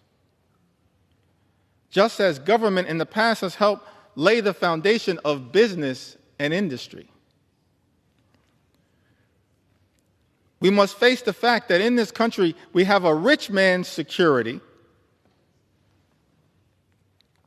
and a poor man's security, and that the government owes equal obligations to both. National security is not a half and half manner, it's all or none. President Roosevelt further went on to say that the Social Security Act offers to all our citizens a workable and working method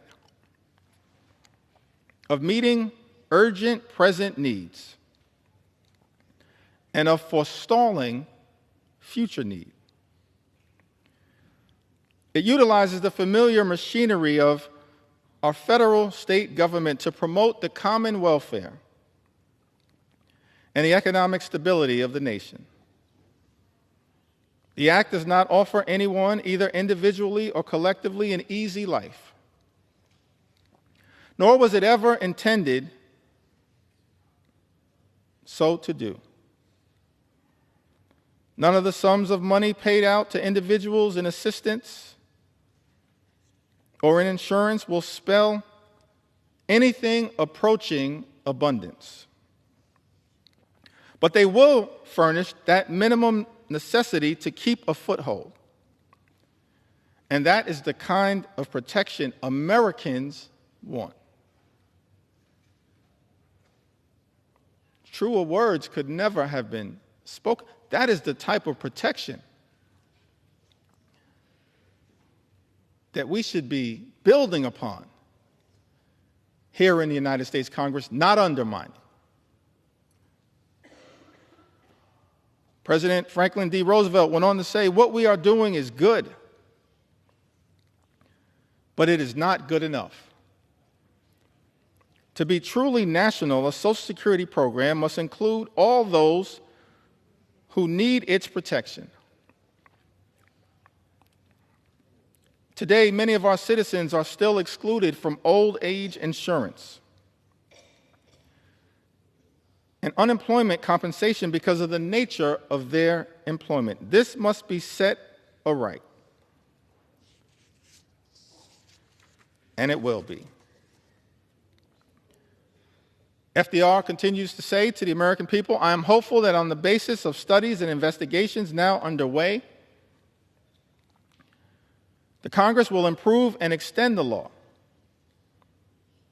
I'm also confident that each year will bring further development in federal and state Social Security legislation. And that is as it should be." One word of warning, however, in our efforts to provide security for all of the American people, let us not allow ourselves to be misled by those who advocate shortcuts to utopia of fantastic financial schemes. We have come a long way, but we still have a long way to go.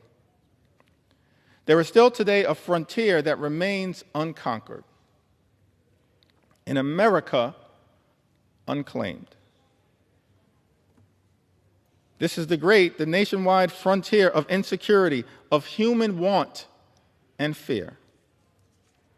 This is the frontier, the America we have set ourselves to reclaim. President Franklin D. Roosevelt pioneered Social Security, but recognized that the work was unfinished, even as it related to making sure every single American, regardless of race or position in life, would have Social Security to be able to live out their golden years with grace and dignity. President Franklin D. Roosevelt talked about this frontier that America must continue to pursue, conquering the frontier of insecurity, of human want and fear. That's leadership. That's what we should be doing here in the United States of America, Mr. Speaker, not enacting devastating cuts to health care that will hurt millions of everyday Americans. All of this is also unfolding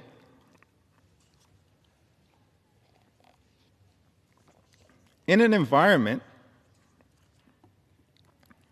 where Social Security is now under attack. That's extraordinary to me. Social Security is a sacred promise, a sacred trust between the American people and its stewards, her stewards in government. That's why I'm so thankful for leadership as it relates to Social Security, from people like Congressman John Larson, who recognizes that our goals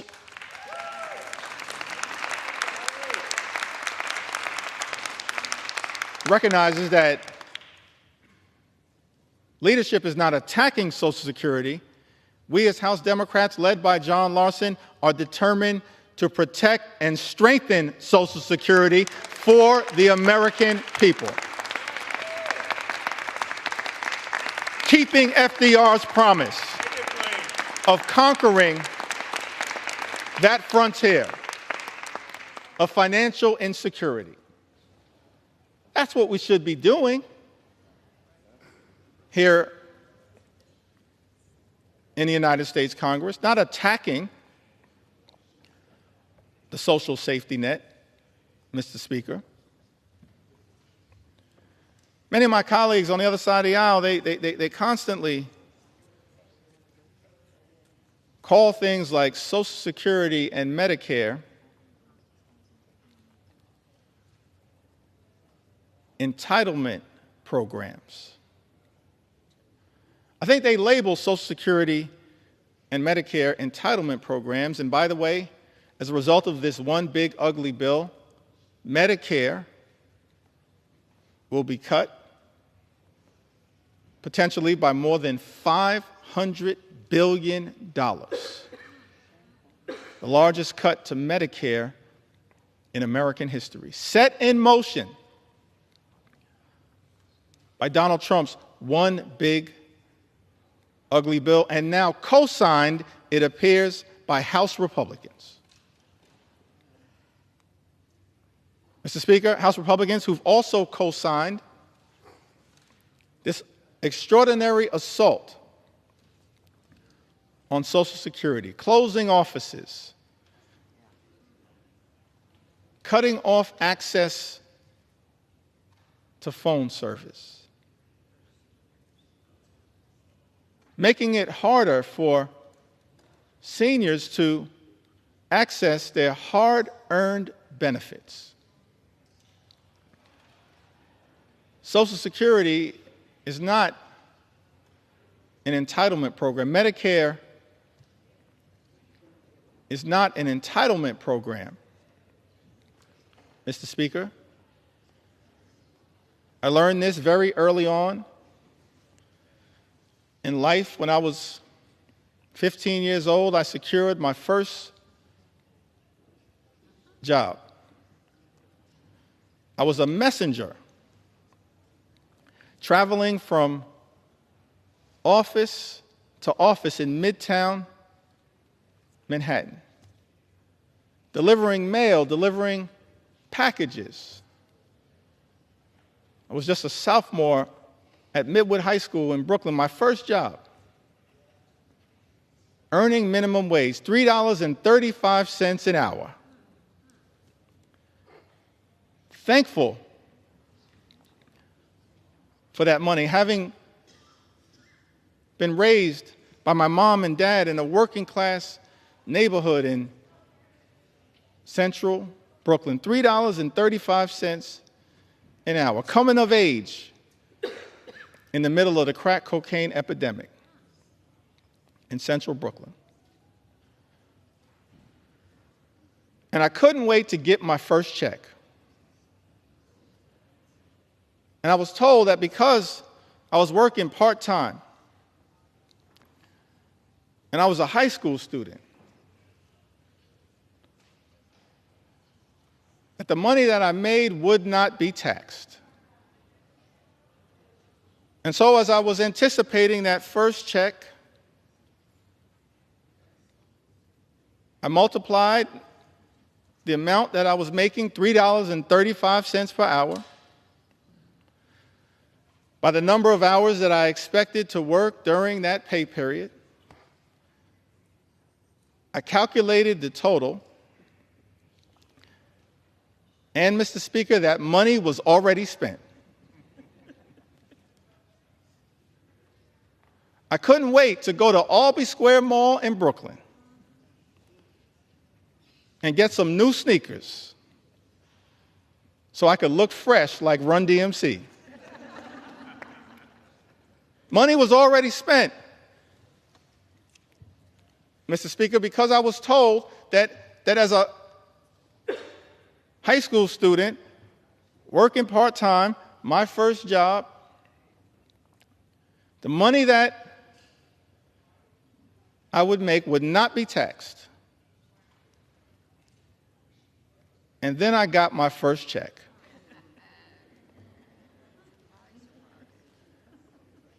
And I had two questions, Mr. Speaker. Who is FICA? And why is he taking my money? You see, Mr. Speaker, what I learned is that every single American, from your first job to every single job that you hold until your last job, pays into Social Security and Medicare through FICA. Social Security and Medicare aren't entitlement programs, they are earned benefits. Earned benefits that people work hard for, earn throughout their entire life, and that they deserve. So keep your hands off Social Security and Medicare, the earned benefits of the American people. Hands off these earned benefits. Extraordinary that as a result of this one big ugly bill, Medicare could be cut by more than $500 billion, and these earned benefits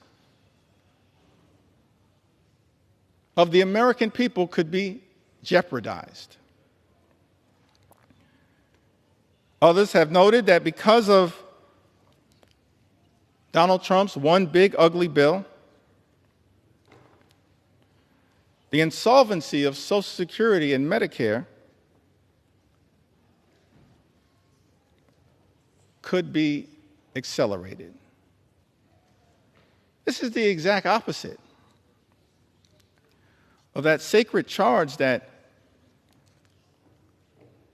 President Franklin D. Roosevelt articulated to the nation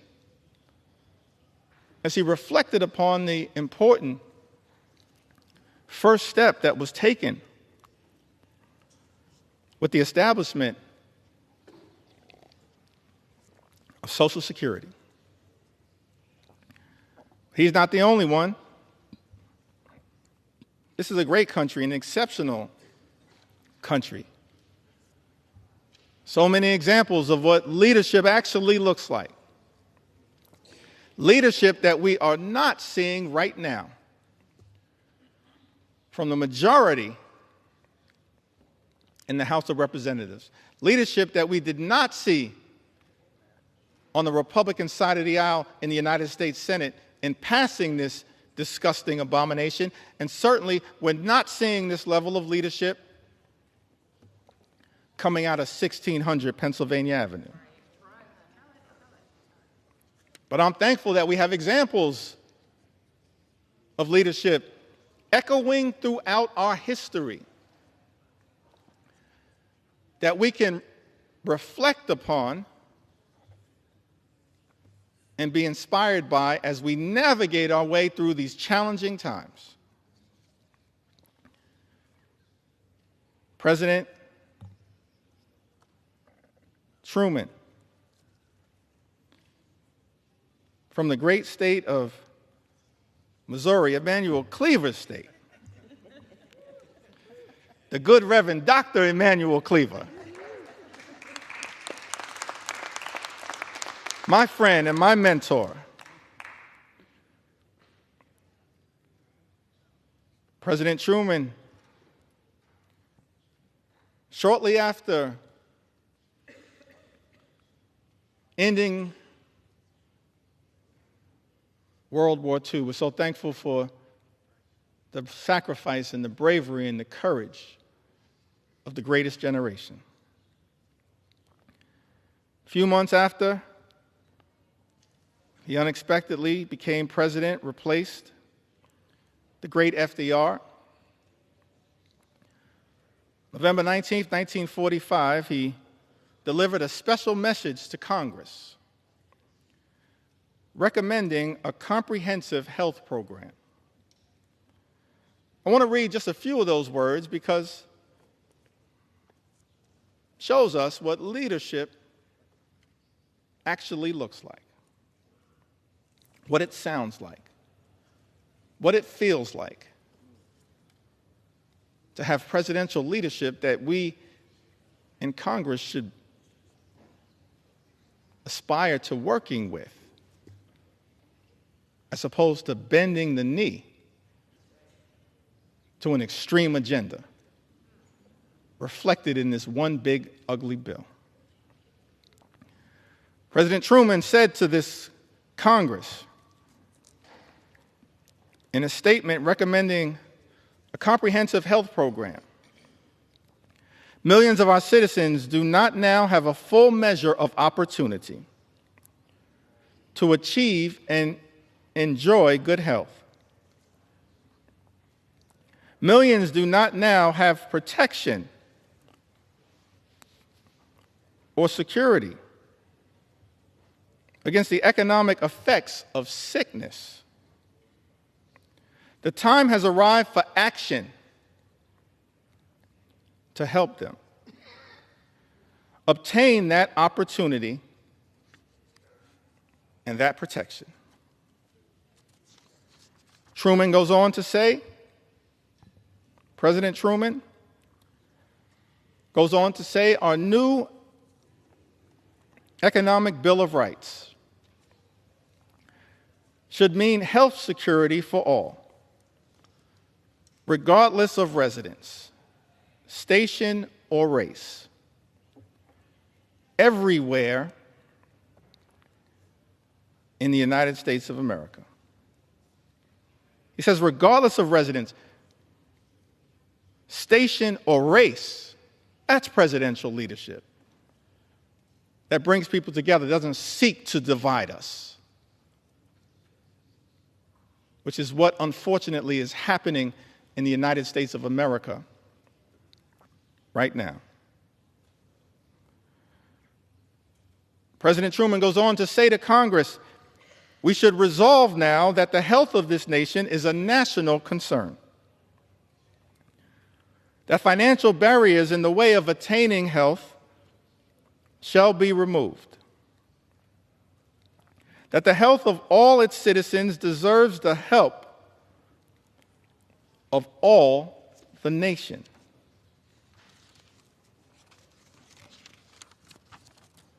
Truman goes on to articulate the challenges that exist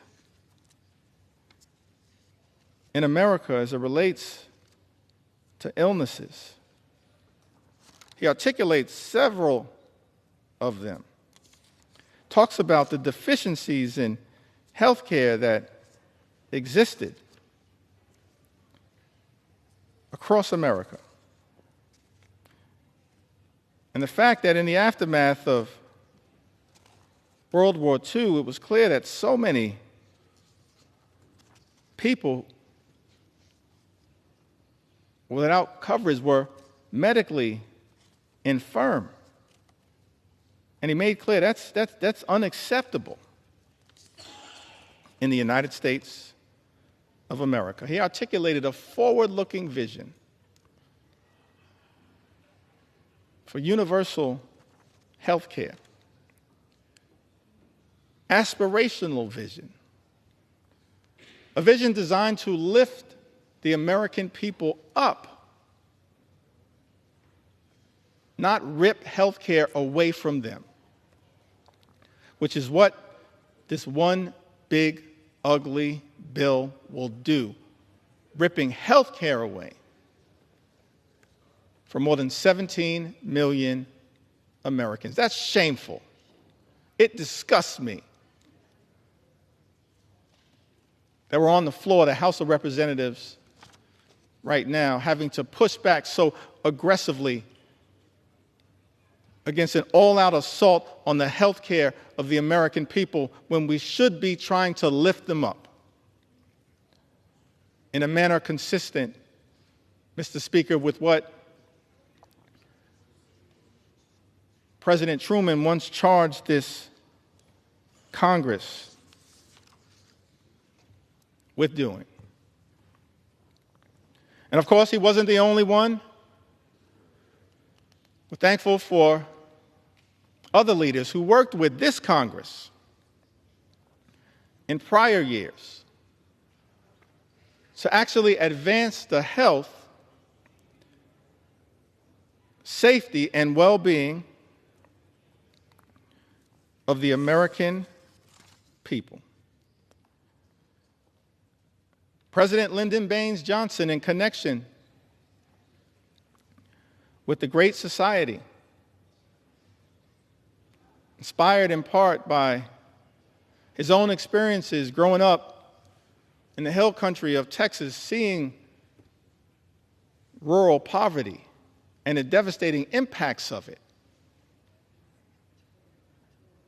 Something that he was inspired to address, as opposed to this one big, ugly Republican bill that will result in rural hospitals closing in the United States of America. That's not the type of leadership that this country needs, that rural America needs. Thankful that we have examples of the type of leadership that hopefully, Mr. Speaker, we can aspire to achieving in this country. President Lyndon Baines Johnson, in connection with the signing of Medicare and Medicaid, spoke to the American people. He said, because the need for this action is plain, and it is so clear indeed that we marvel not simply at the passage of this bill, but what we marvel at is that it took so many years to pass it. And I am so glad that Amy Forand is here to see it finally passed and signed, one of the first authors. There are more than 18 million Americans over the age of 65. Most of them have low incomes. Most of them are threatened by illness and medical expenses that they cannot afford. And through this new law, Mr. President, every citizen will be able, in his productive years, when he is earning, to insure himself against the ravages of illness in his old age. President Johnson was referring to President Harry Truman, who was there at the signing ceremony, having recognized President Truman's vision. He says, and through this new law, Mr. President, every citizen will be able, in his productive years, when he is earning, to insure himself against the ravages of illness in his old age. That was the beauty of Medicare. You pay into it, it's an earned benefit. And you can reap the benefits in your golden years. President Johnson went on to say, this insurance will help pay for care in hospitals, in skilled nursing homes, or in the home. It's ironic. That's what presidential leadership looks like.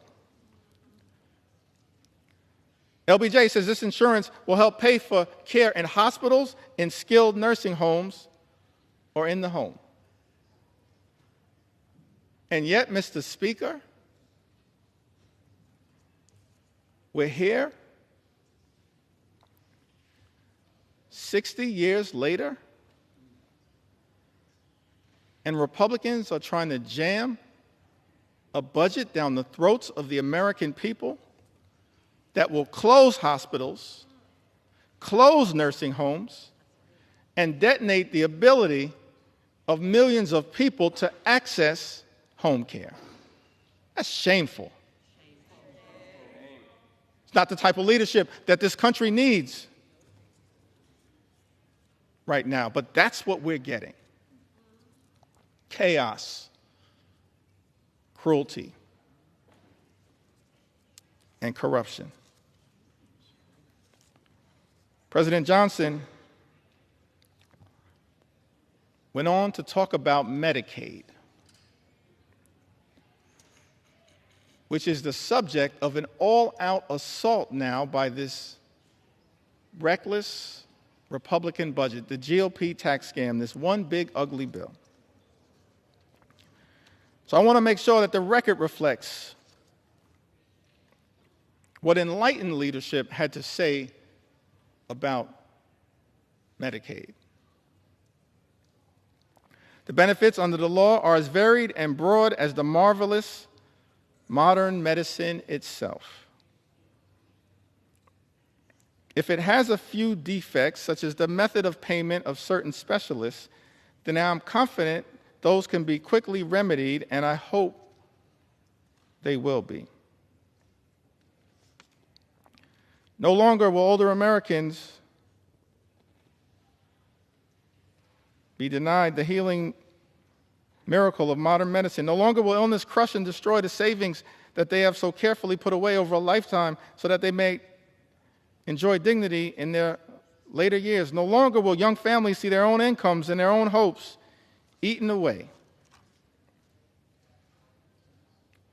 No longer will this nation refuse the hand of justice to those who have given a lifetime of service and wisdom and labor to the progress of this progressive country. Medicare and Medicaid benefit older Americans right now. People who have given a lifetime of service and wisdom and labor to the progress of this progressive country, as LBJ spoke to. And this bill, Mr. President, again, a nod to President Harry Truman, is even broader than that. It will increase Social Security benefits for all of our older Americans. It will improve a wide range of health and medical services for Americans of all ages. And then President Lyndon Baines Johnson leans in on the importance of Medicaid with a greater degree of precision. He says, but there is another tradition that we share today. Calls upon us never to be indifferent toward despair, commands us never to turn away from helplessness. It directs us never to ignore or to spurn those who suffer untended in a land that is bursting with abundance.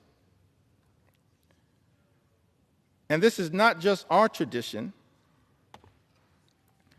or even the tradition of the nation. It is as old as the day it was first commanded. Thou shalt open thine hand wide unto thy brother, to thy poor, to thy needy in thy land. Is that what we're doing here today in the United States Congress? Opening our hands of grace and compassion and responsibility to our fellow Americans, our fellow citizens? No, that's not what Donald Trump's one big ugly bill is all about. It's an assault on everyday Americans to reward billionaires with massive tax breaks. That's extraordinary. President Clinton, in the 1990s, talked about the Children's Health Insurance Program. Program designed to make sure that children in this country would have access to the medical care they needed to live a life of dignity and respect. And it's extraordinary to me, Mr. Speaker, that in Donald Trump's one big ugly bill, the eligibility for the Children's Health Insurance Program will also be diminished as part of an all-out assault on the health care of the American people. So I thought it not robbery in the time that I have that we lift up the original spirit of the Children's Health Insurance Program. President Clinton said to the nation, because we have acted, millions of children across this country will be able to get medicine and have their sight and hearing tested and see dentists and doctors for the first time. Millions of young Americans will be able to go on to college.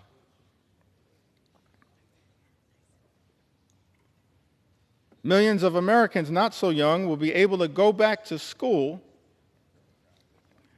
to get the education and training they need to succeed in life. Millions of families will have more to spend on their own children's needs and upbringing. This budget is an investment in their future and in America's. You see, budgets are moral documents. And in our view, Mr. Speaker, budgets should be designed to lift people up. This reckless Republican budget that we are debating right now on the floor of the House of Representatives tears people down. This reckless Republican budget is an immoral document. And everybody should vote no against it because of how it attacks children and seniors and everyday Americans and people with disabilities. This reckless Republican budget is an immoral document. And that is why I stand here on the floor of the House of Representatives with my colleagues in the House Democratic Caucus to stand up and push back against it with everything we have on behalf of the American people. In the spirit of John Lewis, show up, stand up, and speak up for what we know is right. It's an immoral document that we're debating right now on the House of Representatives. This budget also represents an attack on the Affordable Care Act. For some reason, Republicans have been obsessed, Mr. Speaker, with attacking the Affordable Care Act. Gave it a nickname, Obamacare. But the great Jim Clyburn flipped the script and said, yes, it's Obamacare because President Barack Obama cares about the American people, just like we do as House Democrats. That's not what is being reflected right now on the other side of the aisle. We care about the American people. We care about their health. We care about their safety. We care about their well-being. And so I'm proud to stand here on the floor saying, yeah, we're going to continue to defend Obamacare until the very end, no matter what it takes. So President Obama spoke to this Congress as well. We talked about presidential leadership. We've seen it year after year, decade after decade, century after century. President Lincoln, President Roosevelt, President Truman, President Johnson, President Clinton, President Obama lifting up the American people. On the health care issue. So I think it's important that these words as well continue to echo out throughout America. President Obama said that there's still tremendous hardship all across the country. But there is a sense that we are making progress because of you. But even before this crisis, he, of course, speaks about the Great Recession. Even before this crisis, each and every one of us knew that there were millions of Americans across America, millions of people across America who are living their own quiet crises. Maybe because they had a child who had a pre-existing condition. And no matter how desperate they were, no matter what insurance company they called, they couldn't get coverage for that child. Maybe it was somebody who had been forced into early retirement, in their 50s, not yet eligible for Medicare. And they couldn't find a job. And they couldn't find health insurance. Despite the fact that they had some sort of chronic condition that had to be tended to. And now we're on the threshold of doing something about it, he said to the United States Congress, Speaker Nancy D'Alessandro Pelosi and others who were great partners in this effort. He said, and now we're on the threshold of doing something about it. We're a day away. This is aspirational leadership. After a year of debate, after every argument has been made by just about everybody, we're 24 hours away. But it may also be possible, referring to his critics that existed at the time, who sat on the other side of the aisle. He said, but it may also be possible that they realize after health reform passes and I sign that legislation into law, that it's going to be a little harder to mischaracterize what this effort has been all about. Because this year, small businesses will start getting tax credits so that they can offer health insurance to employees who currently don't have it. Because this year, those same parents who are worried about getting coverage for their children with pre-existing conditions now are assured that insurance companies have to give them coverage this year. Because this year, insurance companies won't suddenly be able to drop your coverage when you get sick, or impose lifetime limits or restrictive limits on the coverage that you have. President Obama went on to say, maybe they know that this year, for the first time, young people will be able to stay on their parents' health insurance until they're 26 years old. The Affordable Care Act was a tremendous step in the right direction. It's aspirational leadership. Tens of millions of Americans now have health insurance coverage as a result of the Affordable Care Act. But this reckless Republican budget, this one big, ugly bill that President Donald Trump has directed my Republican colleagues to sign off on, to recklessly rubber stamp, and to bend the knee to, even though this bill and its assault on health care, on Medicaid, on the Children's Health Insurance Program, on Medicare, and on Obamacare will rip away health care coverage from the people my Republican colleagues are here in Washington to represent. It's extraordinary to me that as a result of this one big, ugly bill, this all-out assault on health care in this country,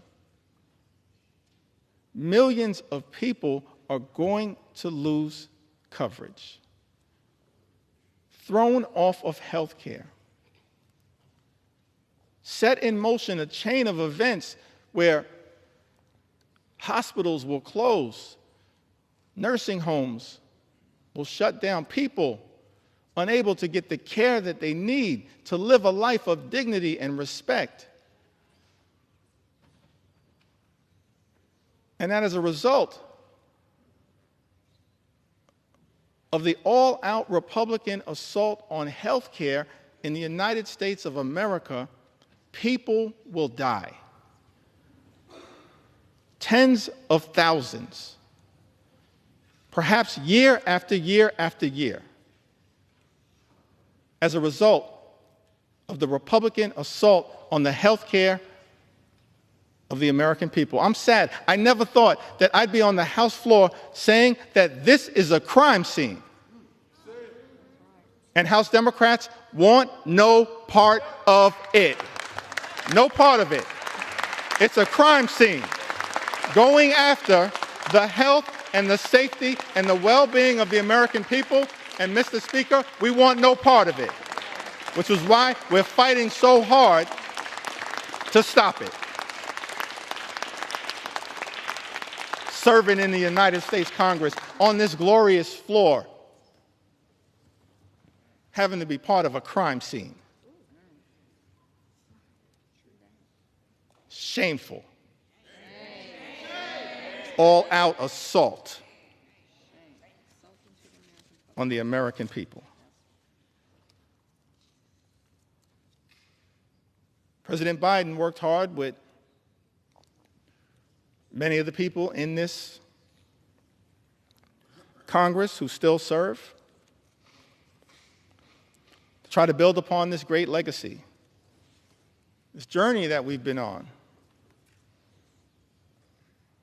set in motion in modern American presidential history by FDR, inspired by the great vision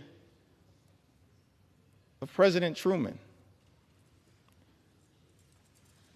enhanced in years that were cut short far too early by President Kennedy,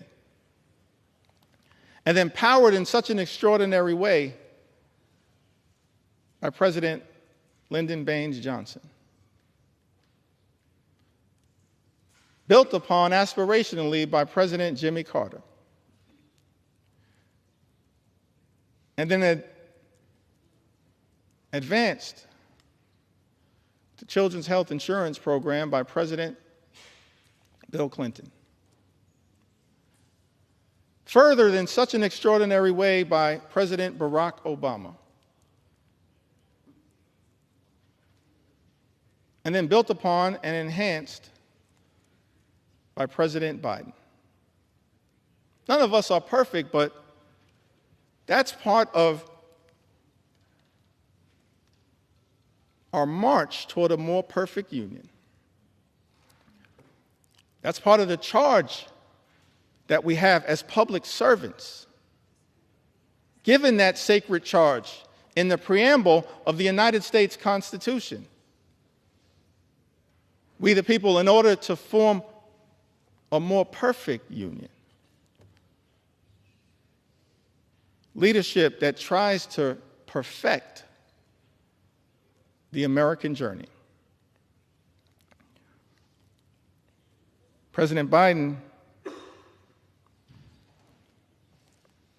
spoke to this in August of 2022, talked about the challenges, pushing back against special interests that are often the forces trying to stop progress on behalf of the American people. This one big, ugly bill is filled with giveaways to special interests here in Washington, D.C. I'm disgusted by that. It's not what lawmaking should be about. President Biden, reflecting upon the challenges of making progress on behalf of the American people, says in August of 2022, and yet we've not wavered. We've not flinched. We've not given in. Instead, we're delivering results for the American people. We didn't tear down. We built up. We didn't look back. We looked forward. This law that I'm about to sign finally delivers on a promise that Washington has made for decades to the American people. Guess what? We're giving Medicare the power to negotiate.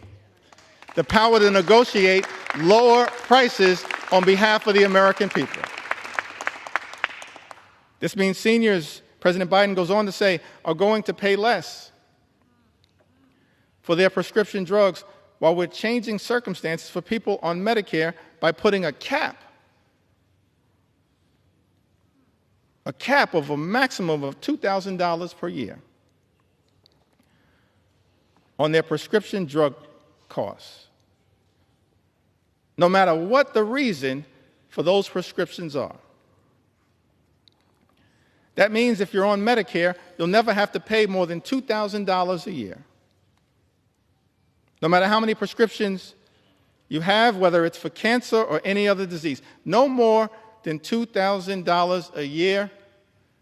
I don't care who in this town is trying to take credit for something accomplished by others. President Joseph Robinette Biden did that. He did that. He did that as part of our effort to lower costs on behalf of the American people. None of us are perfect. There's still work to do. But the 46th President of the United States of America did that. Inflation Reduction Act, he went on to say, locks in lower health care premiums for millions of families who get their coverage under the Affordable Care Act. Last year, a family of four saved on average $2,400 through the American Rescue Plan that I signed into law that Congress voted in place.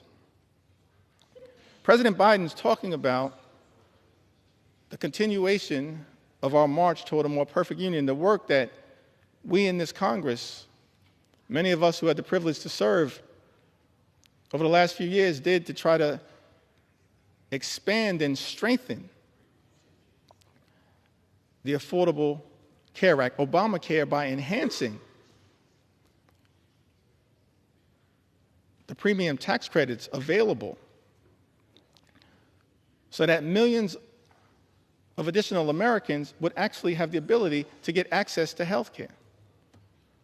And in this one big, ugly bill, Republicans are setting in motion the explosion of those tax credits that are designed to provide affordable health care coverage to the American people.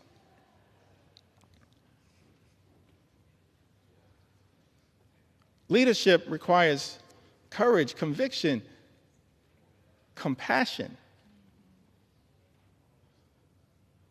And yet what we've seen from this administration and its co-conspirators on the Republican side of the aisle, Mr. Speaker, is cruelty, chaos, and corruption. And it's all been morphed into a toxic mix now contained in Donald Trump's one big ugly bill. An extraordinary assault on the health care of the American people. I mentioned earlier, Mr. Speaker, that I've taken to the House floor to share stories from the American people. Stories that are too numerous to articulate in the time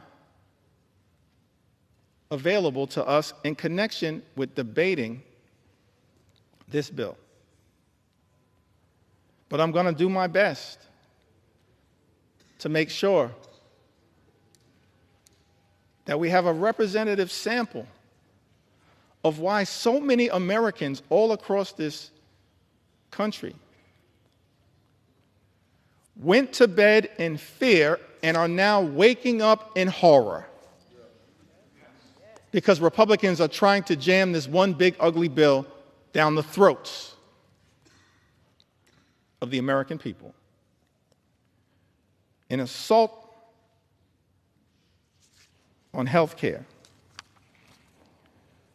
an assault on nutritional assistance, an assault on children, an assault on veterans, an assault on farmers, an assault on everyday Americans. Crystal, who's also from the great state of Alaska, said that after my husband passed away suddenly, I was unprepared to pay all the bills as a part-time stay-at-home mom.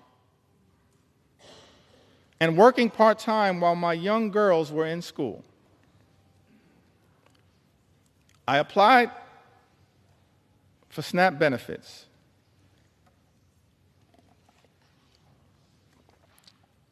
And was so thankful I received them, for it helped me so much. And I was so thankful it put food on our table. I didn't have to worry about how I was going to buy groceries while paying the other bills I had to take care of. The SNAP program has helped me many times, and through those times, I was struggling financially. And so I'm so thankful it was there when I needed it most. I am no longer on the program,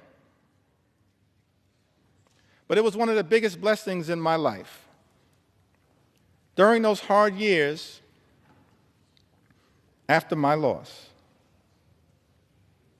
thank you to the government for helping me. We all need help at times in life. And I think this program should remain available to those who really need it, who are struggling. Thank you, Crystal, for sharing your story with us. Mr. Speaker, Talise wrote to us, lives in Alabama's 5th Congressional District, a district currently represented by Dale Strong. So thankful for the representation of my good friends Terry Sewell and Shamari Figures in the great state of Alabama. Talise writes to us, I'm a single mom doing everything with my one income. My ex-husband refuses to pay child support or split the cost of anything related to my daughter. If it wasn't for SNAP, we'd probably have very little in terms of food because I am always running on E. I'm so beyond grateful for the assistance. Curtis writes to us, Mr. Speaker, from the great state of Arizona, in my disabled senior status, I would be in a dire nutritional status, if not mostly for the SNAP nutritional assistance, a godsend. For so many Americans, that is what SNAP has been, a godsend in a time of need. And now the nutritional assistance benefits will be ripped away from millions of Americans in Donald Trump's one big ugly bill, a bill that Republicans are prepared to recklessly rubber stamp.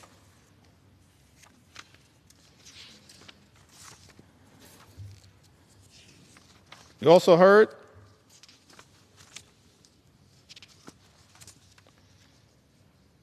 from Diana,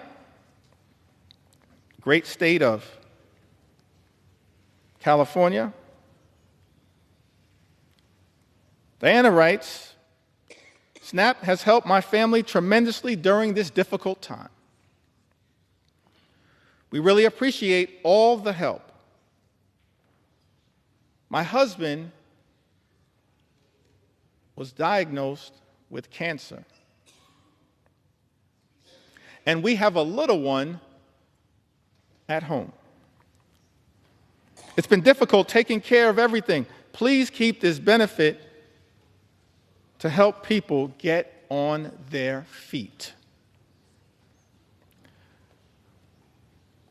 Diana lives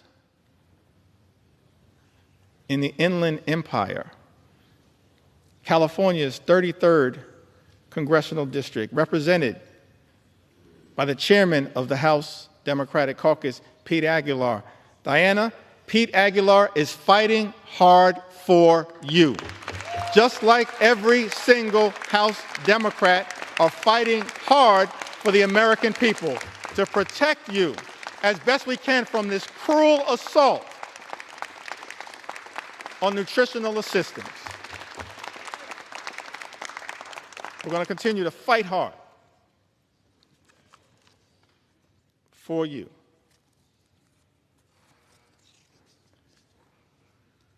In Ohio, Julie writes to us, I'm so thankful for Amelia Sykes, Marcy Kaptur. Marcy Kaptur is the original gangster of the Ohio delegation. The longest-serving woman in the history of the United States Congress, fighting hard on behalf of the people she incredibly represents. along with Amelia and Chantel Brown, and Greg Landsman, and of course, y'all know I couldn't leave out my big sister, Joyce Beatty.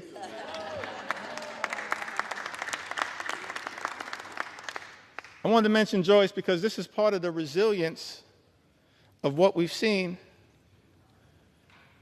from House Democrats, from Brittany Pedersen, distinguished gentlelady from the great state of Colorado, who gave birth to a beautiful baby boy, Sam, at the beginning of this year. But because House Republicans, Mr. Speaker, have refused to allow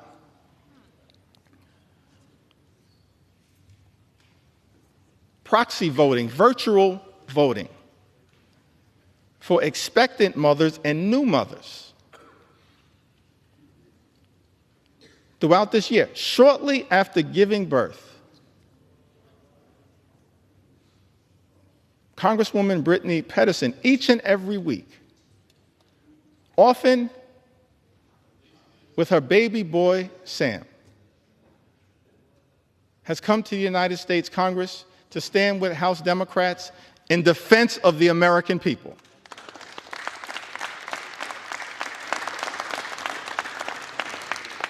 And she did it in connection with that first vote that set this whole disgusting abomination into motion in February. That same day,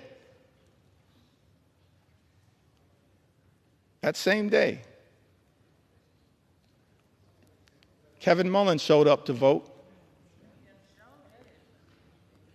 on behalf of the American people. Just like all of us continue to do, Kevin Mullins showed up to vote despite the fact that he had been experiencing multiple surgeries, was dealing with some complications. But he understood, just like all House Democrats understand, the need to stand up in this moment and fight hard for the American people, the need to be here throughout this entire toxic journey that Republicans have set us on. Connection with this one big, ugly bill. Kevin Mullins, coming off of multiple surgeries,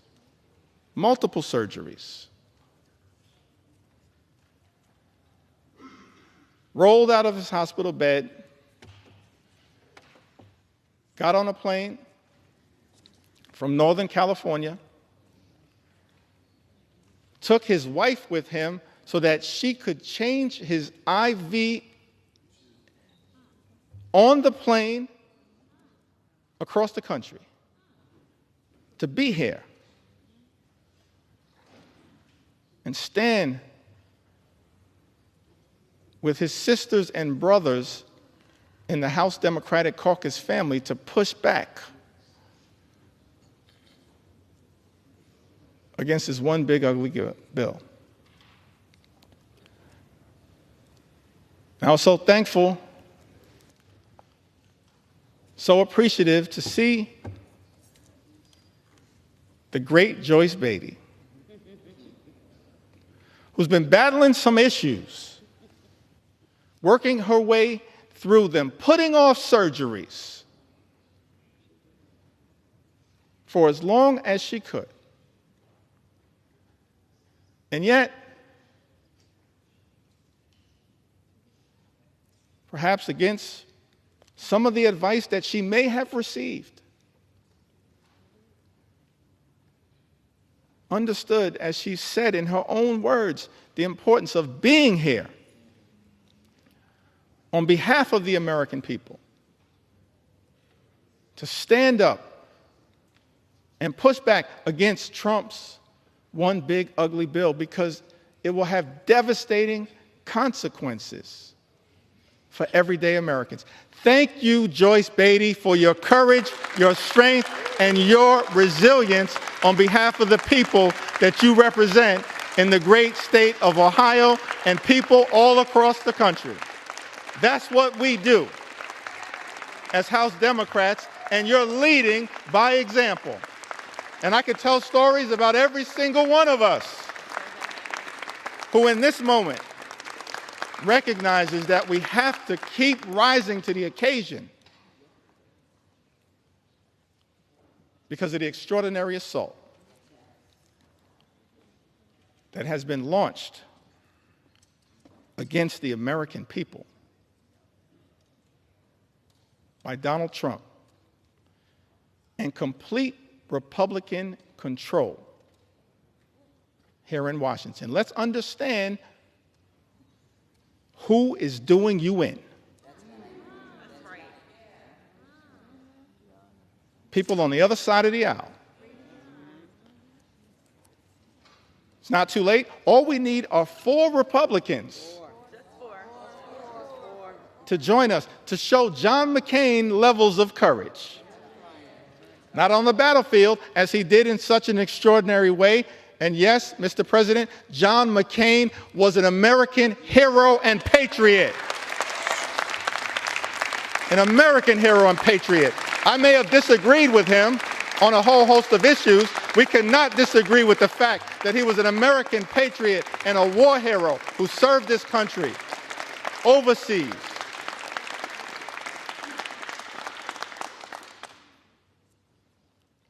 And then he came back home after being a POW year after year after year.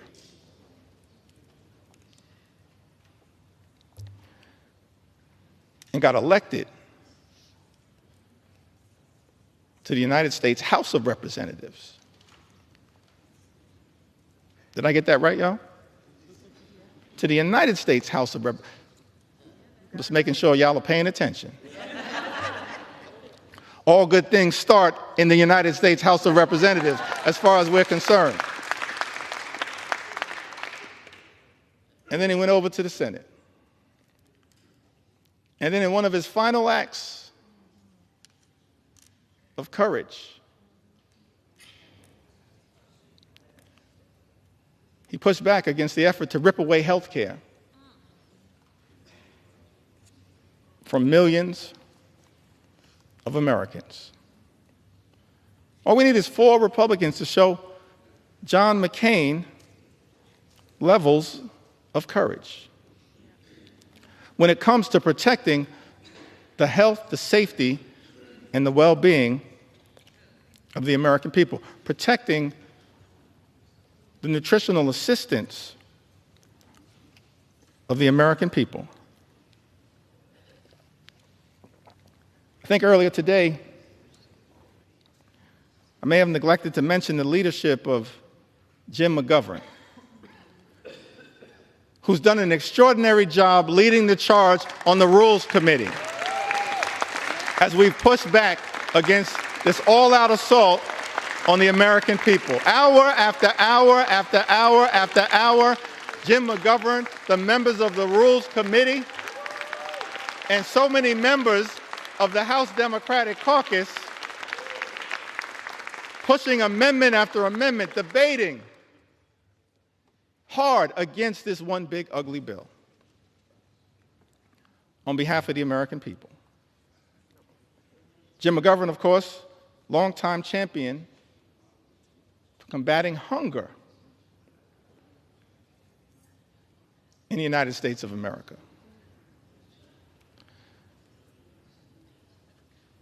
So thankful for Jim's resilience and his strength, even in the face of great tragedy. Continues to battle hard on behalf of the American people. Julie writes, SNAP has been an amazing help to my family. Very grateful to receive it. I'm a single mom of twin 13-year-old girls. I've been on my own with my girls since they were 1 and have never received child support. I do work. People who receive Medicaid work.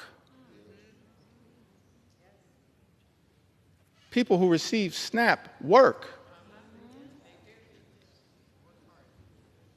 So some people in this town need to stop lying to the American people.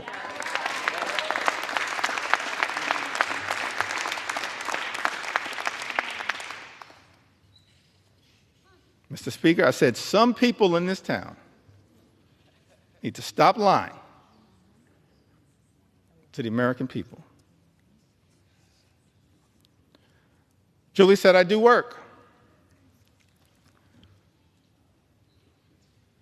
But don't make enough money to cover all my expenses. It's a big misunderstanding that people on SNAP don't have jobs.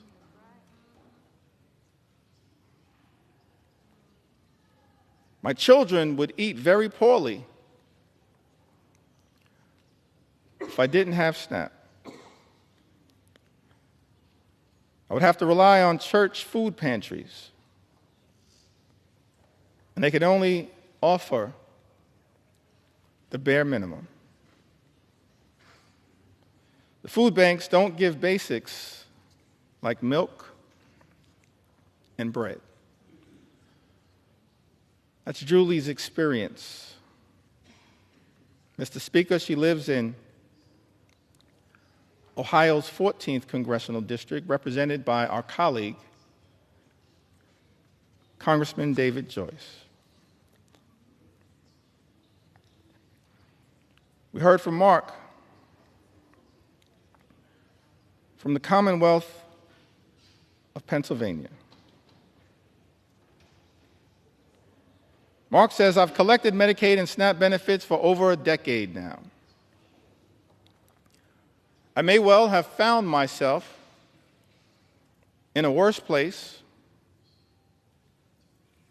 if not for these programs. Giving freely and charitably is the way of Jesus.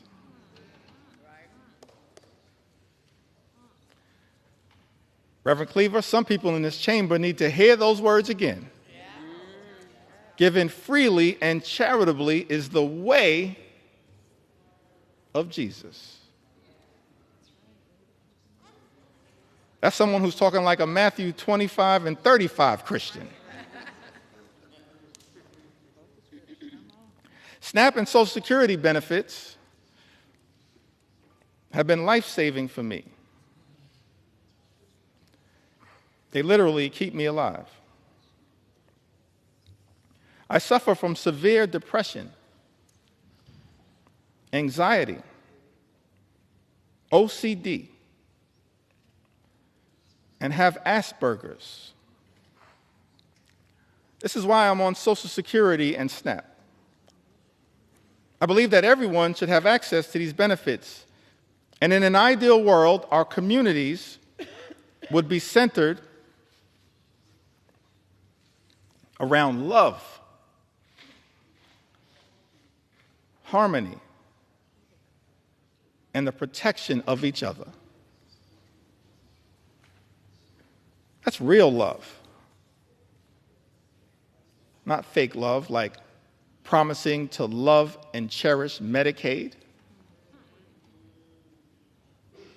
and then turning around and presiding over the largest cut to Medicaid in American history, which is what Donald Trump's one big ugly bill represents. Mark says, I believe that everyone should have access to these benefits. And in an ideal world, our communities would be centered around love, harmony, and the protection of each other. That's the kind of leadership that this country needs and deserves right now, but that's the kind of leadership it's not getting from 1600 Pennsylvania Avenue. Mr. Speaker, Mark lives in Pennsylvania's 1st Congressional District. I believe that district is represented by our colleague, Congressman Brian Fitzpatrick. I want to ask the question, what happened earlier today?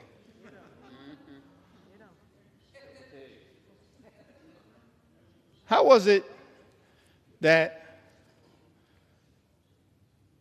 a few hours ago, several of my Republican colleagues had principled opposition to Donald Trump's one big, ugly bill? Several hours ago, how is it that so many of our Republican colleagues, Mr. Speaker, had principled opposition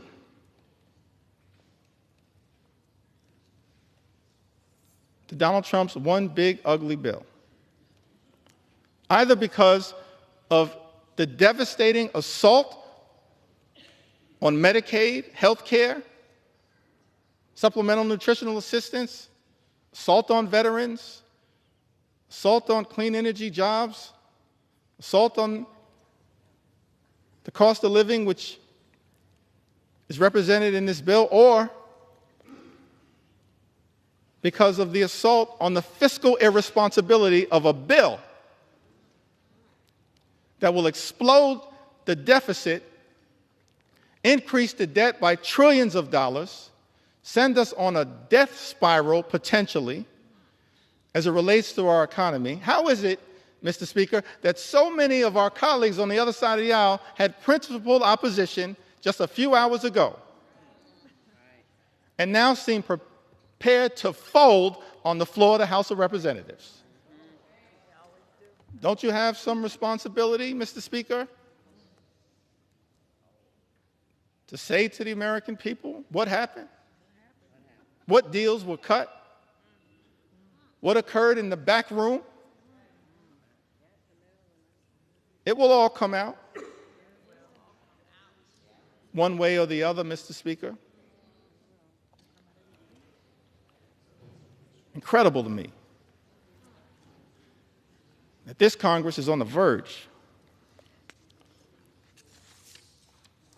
of ripping food out of the mouths of children, veterans, and seniors as a result of this one big, ugly bill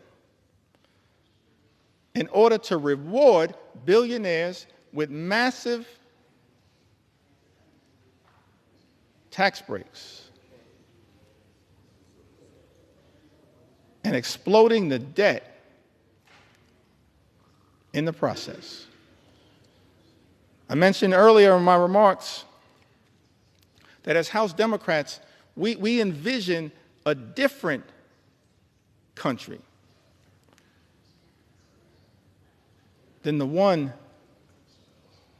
that is being ravaged by such extremism right now. Imagine a country where every single American can afford to live the good life. Good paying job, good housing, good health care, good education for your children, and a good retirement. Work hard, play by the rules, live the good life. That's the America that we should be working hard right now to bring about for every single American. But we know there are far too many Americans in this country struggling to live paycheck to paycheck.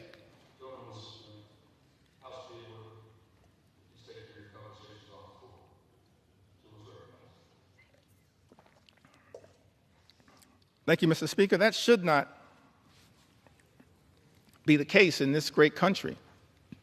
The wealthiest country in the history of the world, a country that has become far too expensive for far too many people. Donald Trump promised to lower the high cost of living on day one. He made that promise to the American people. Made that promise. Hadn't happened on day one. Hasn't happened on month 1, month 2, month 3, month 4, month 5, month 6. It's not happening. Mr. Speaker, costs aren't going down. Costs are going up in the United States of America. Life is becoming more expensive. And it seems to me that in this great country, this Congress should be working hard to build an affordable economy for hardworking American taxpayers. That's our plan. That's our vision. That's our goal as House Democrats, an affordable economy for hardworking American taxpayers. But Donald Trump's one big ugly bill will make life more expensive for the American people. Lynette wrote to us. She's also a resident of the Commonwealth of Pennsylvania. She said, I'm a single mom of 3 girls. Although my 2 older girls are out of the home, they and I struggle. I work full time, but it's not enough to get by. Without the help of SNAP and Section 8, I would not be able to afford anything. I sacrifice every day so my daughters can have food and a place to come home and call home. I get $124 a month in food stamps. $124 a month in food stamps, which isn't enough as food prices keep going up. With the little help I do get from the government, I am grateful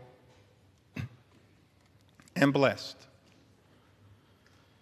Last year, I passed out after a church service and was rushed to the hospital.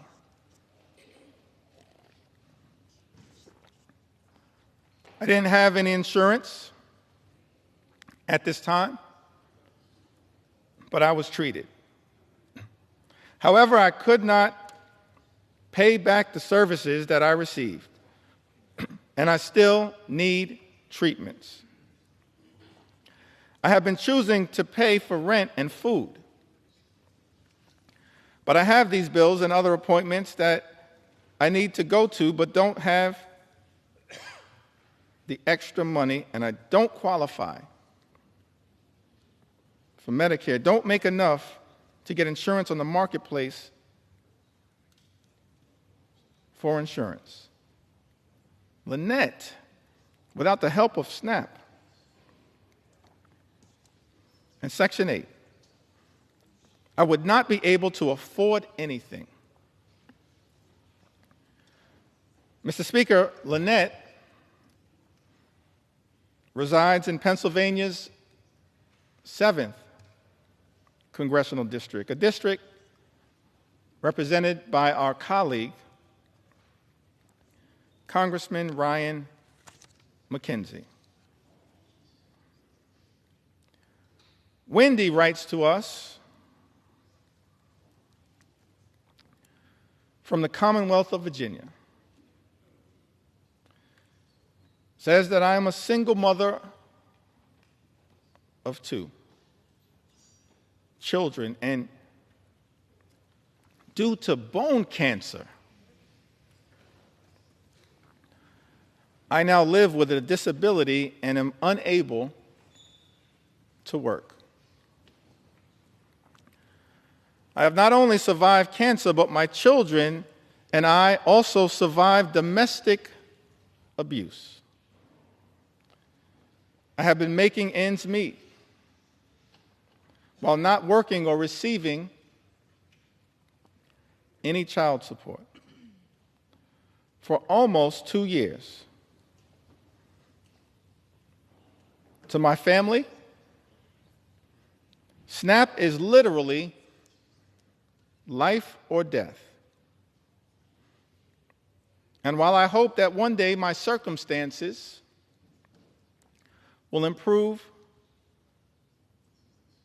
to the point that I will not need the assistance, for now, Wendy tells us, it is our lifesaver. That's what these safety net programs represent. Lifesavers for Americans in need. And instead of protecting these life-saving programs, these life-sustaining programs, what we see from this one big ugly bill is that nutritional assistance for the American people will be decimated. And as a result, millions of Americans, our fellow Americans, are at risk of going hungry. That is not right in the United States of America. It's not right. And that is why we're fighting hard for people like Wendy, who, Mr. Speaker, lives in Virginia's 5th Congressional District, a district represented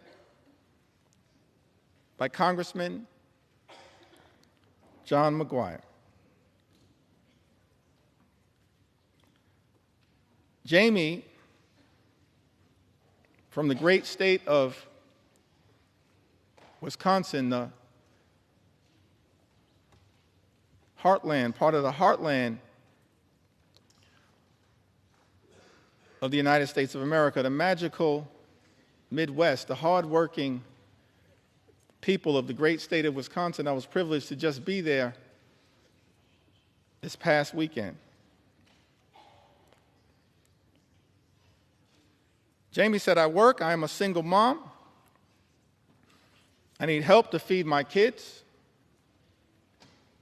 All the bills have skyrocketed. I'm doing this on my own.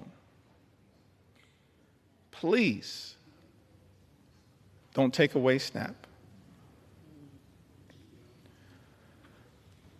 That's a plea that I think is being heard all across this land. Please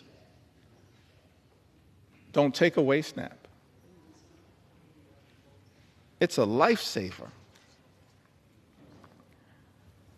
It's being ripped away from the American people as part of this Republican effort, Mr. Speaker, to provide massive tax breaks for billionaires. Jamie is represented. She lives in the 3rd Congressional District of Wisconsin, currently represented, Mr. Speaker, by Congressman Derek Van Orden. Healthcare under assault. Nutritional assistance under assault. Farmers in this country have also been under assault. And one of the reasons why so many Americans are cynical about our politics of the moment is that there are people who run for office, they say one thing and then they do the exact opposite.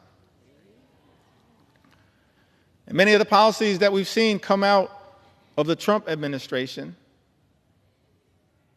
are inconsistent with the rhetorical promises that were made on the campaign trail.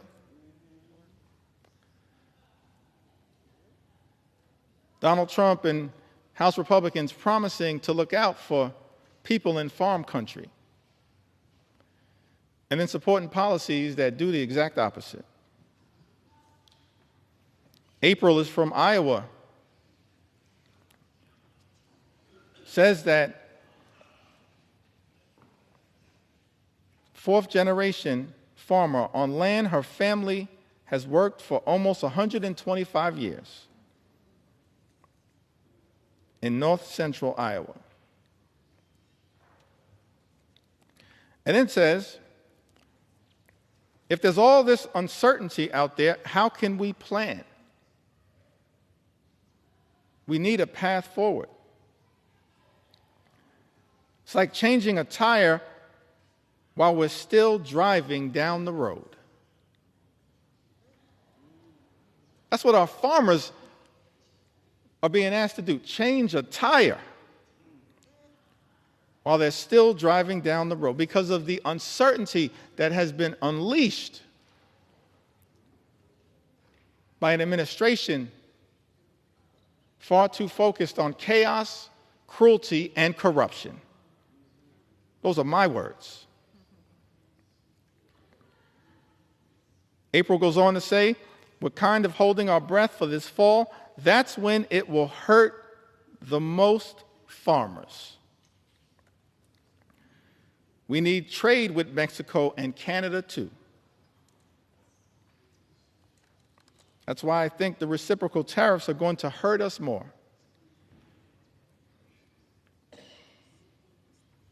We get fertilizer from Canada. We get parts and products made in Mexico. As House Democrats, we're focused on creating more good-paying jobs, on economic strategies that make sense, that are designed to lift up the American people. But I can't find anything in this 900-plus page bill that is actually designed to permanently sustain a positive trajectory for farmers in this country and for everyday Americans. In fact, the chaotic uncertainty of the economic policies that have been unleashed by the Trump administration and complete Republican rule in Washington, D.C., will have devastating consequences for the American people and for farmers like April. John writes to us from the great state of North Carolina. He says to us, not many families can say this, black families, that is, but we've been here for over 100 years. My great-grandfather, my grandfather on both sides, and my father were all farmers.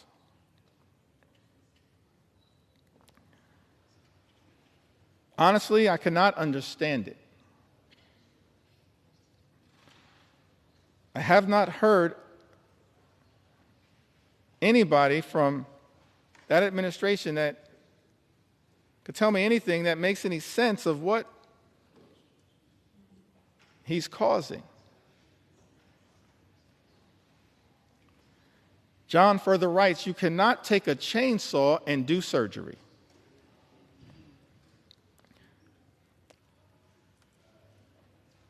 I'm going to plant about 50% less than I would normally because I don't know what the price is going to be. I don't want to take the risk of putting even more out there. What we've seen from the Trump administration, from this so-called DOGE effort, and from our Republican colleagues, Mr. Speaker, is deeply troubling.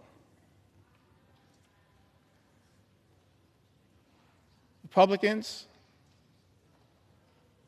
are trying to take a chainsaw to Social Security, a chainsaw to Medicare, a chainsaw to Medicaid, a chainsaw to the health care of the American people, a chainsaw to nutritional assistance for hungry children, a chainsaw to farm country, and a chainsaw to vulnerable Americans. But as House Democrats, we're here to make clear, Mr. Speaker, we're determined to take a chainsaw to Project 2025. A chainsaw, a chainsaw, a chainsaw to Project 2025 on behalf of the American people. We don't want this country to go backward. We want this country to go forward. And so no matter what it takes, no matter how long it takes, we're going to take a chainsaw to your Project 2025. That's what we're prepared to do.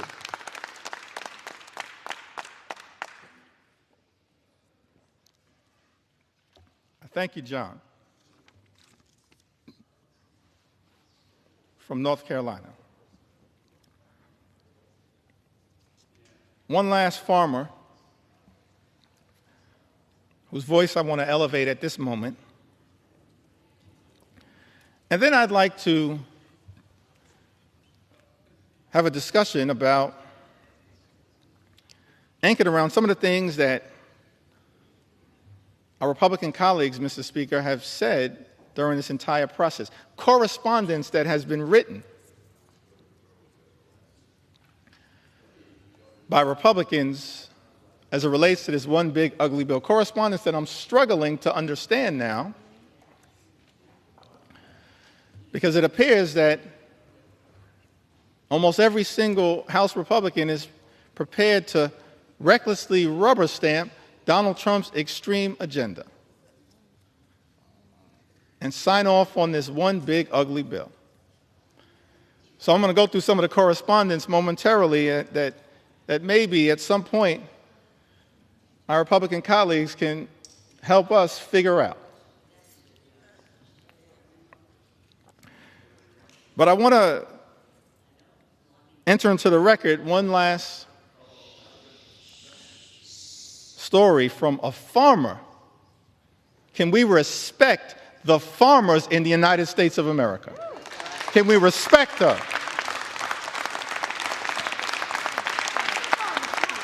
We began this country as an agrarian economy. We should respect the farmers in this country as I'm telling their stories. On the eve of our 249th birthday, can we respect the farmers in this country who we're working hard to defend?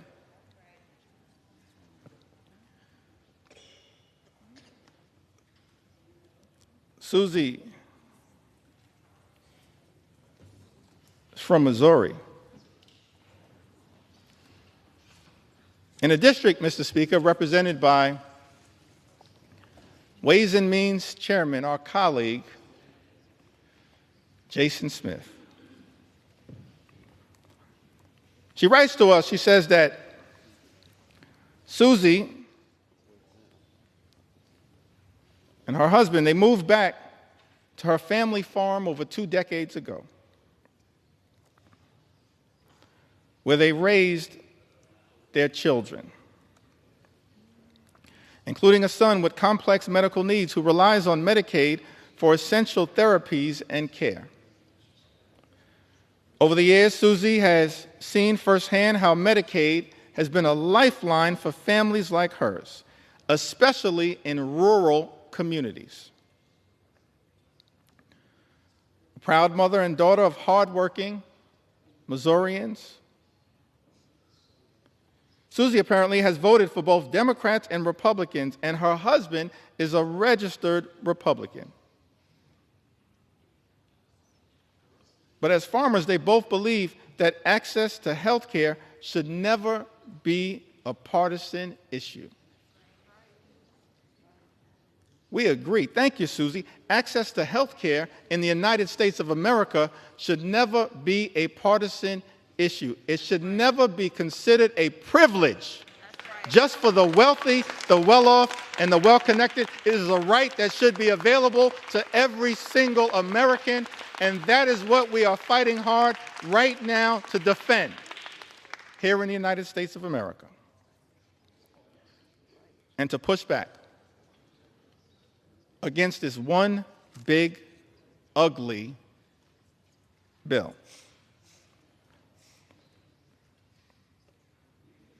As I mentioned earlier, in the time that I have remaining, I certainly want to share the story of some of our veterans.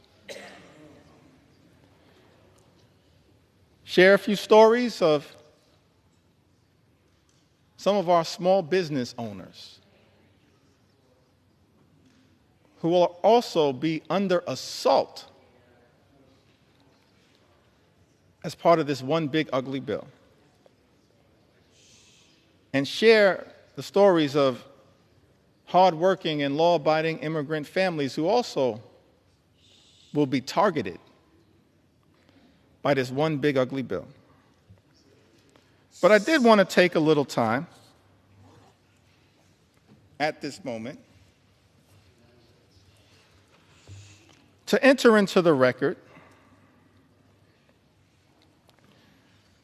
some of the statements that have been made,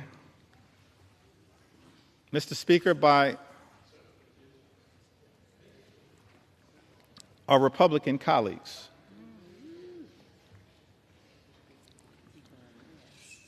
That I just don't understand. I mean, I am flummoxed by some of these statements. I've always wanted to use that word, y'all. Minute will suspend. House will be in order. Please take your conversations outside the chamber.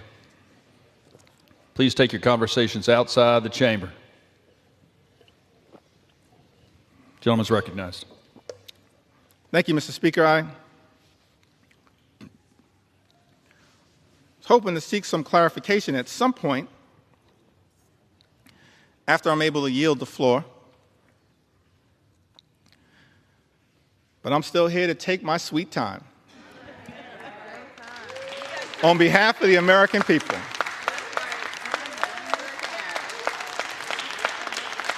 Because it was totally unacceptable that you would try to jam this bill, Mr. Speaker, down the throats of the American people with 15 minutes allocated for a debate that would hurt everyday Americans, allocated to the committees of jurisdiction. 15 minutes.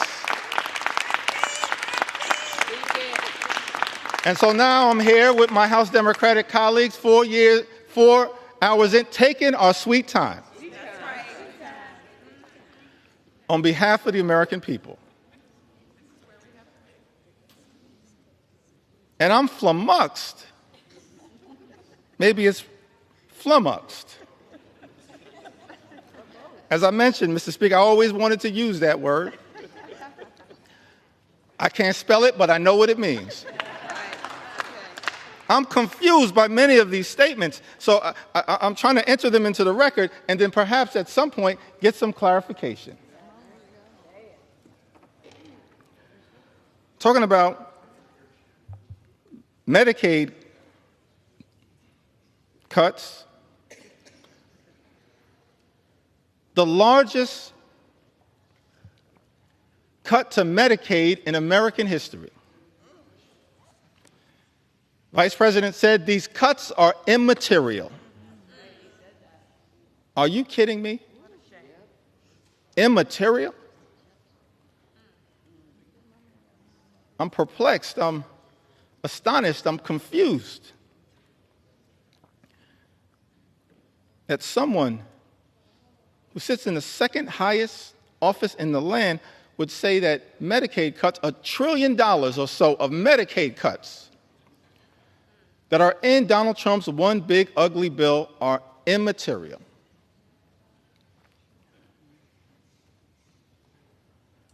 I'm confused, Mr. Speaker, by the statement that was made by the former Senate Majority Leader, Mitch McConnell, who, when talking about the Medicaid cuts that millions of Americans have been reaching out to us, pouring into us their heartfelt concerns at the devastating impact that these Medicaid cuts will have on their health, their safety, and their well-being. I'm confused, Mr. Speaker, by the statement that Mitch McConnell made. He said, people will get over it.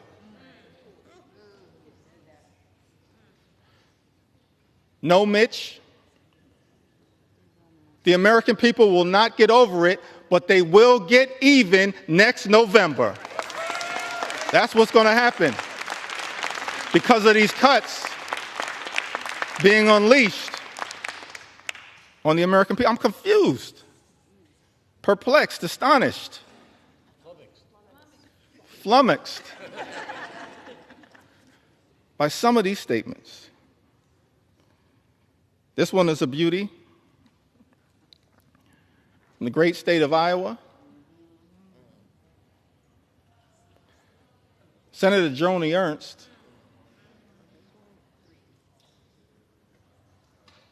she showed up at a town hall meeting in Iowa. First of all, I'll give her credit for showing up at a town hall meeting because House Republicans were instructed not to show up at town hall meetings. So she shows up, Mr. Speaker, at a town hall meeting, is questioned about the fact that health care in America, that the Medicaid is a question of life or death. And when asked by one of her constituents about the concern that was had, the fact that people will die as a result of the devastating cuts to Medicaid and health care that are in Donald Trump's one big ugly bill, Senator Ernst says, we're all going to die anyway.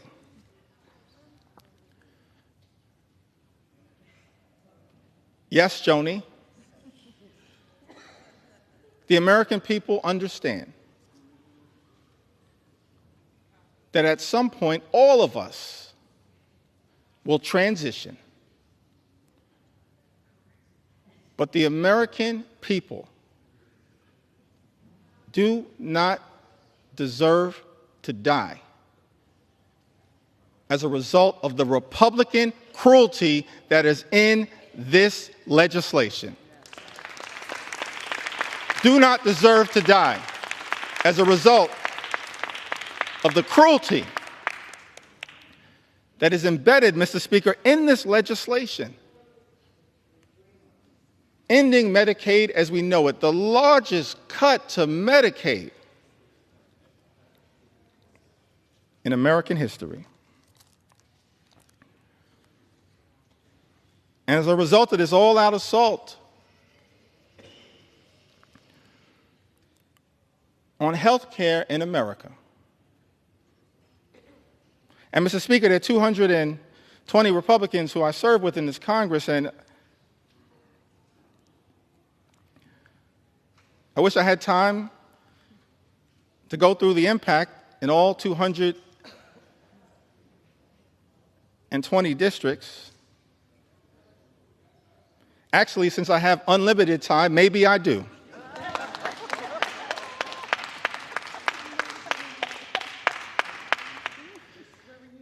But, Mr. Speaker, I figured that, I'll start in my home state of New York.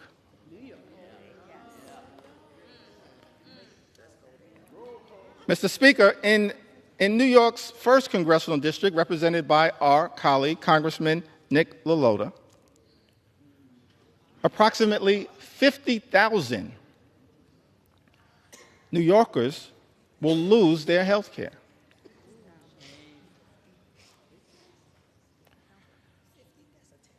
in New York's 24th Congressional District, Mr. Speaker, represented by our colleague, Congresswoman Claudia Tenney, over 30,000 New Yorkers will lose their health care.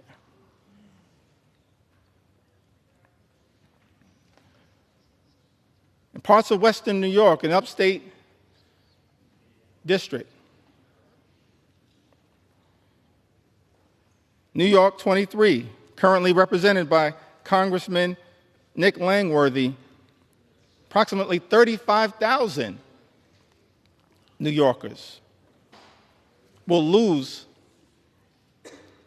their health care as a result of Trump's one big ugly bill.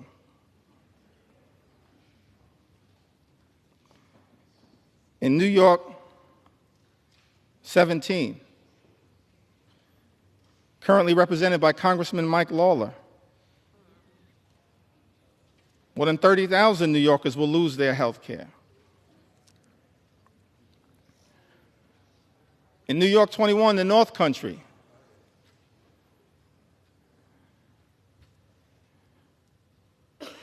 represented by Congresswoman Elise Stefanik,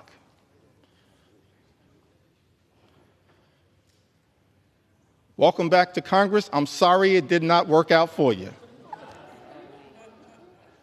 That's a lesson that should be learned by all those who pledge fealty to the wannabe king. But I digress.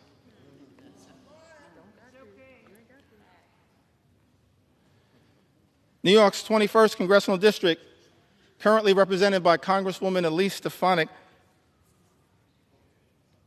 approximately 44,000 New Yorkers will lose their health care.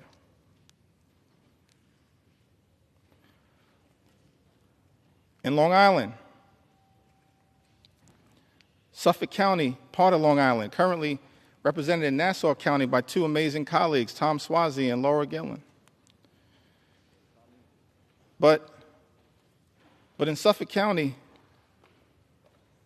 New York's 2nd Congressional District, currently represented by Congressman Andrew Garbarino, 48,000 New Yorkers will lose their health care.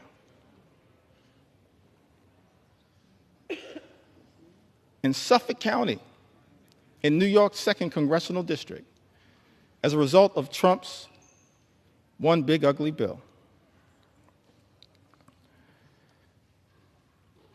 And in the 11th Congressional District, a district that includes all of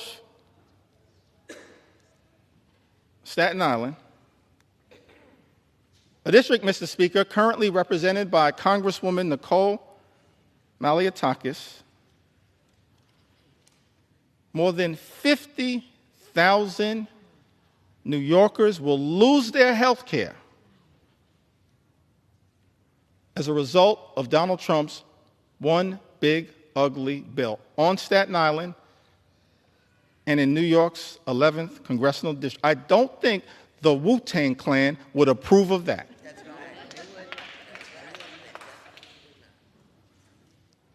It's incredible to me. In district after district after district, Mr. Speaker, represented by my Republican colleagues, so many Americans will stand to lose their health care as a result of Donald Trump's one big ugly bill. Now, this is not just a Democratic perspective. We stand by that perspective.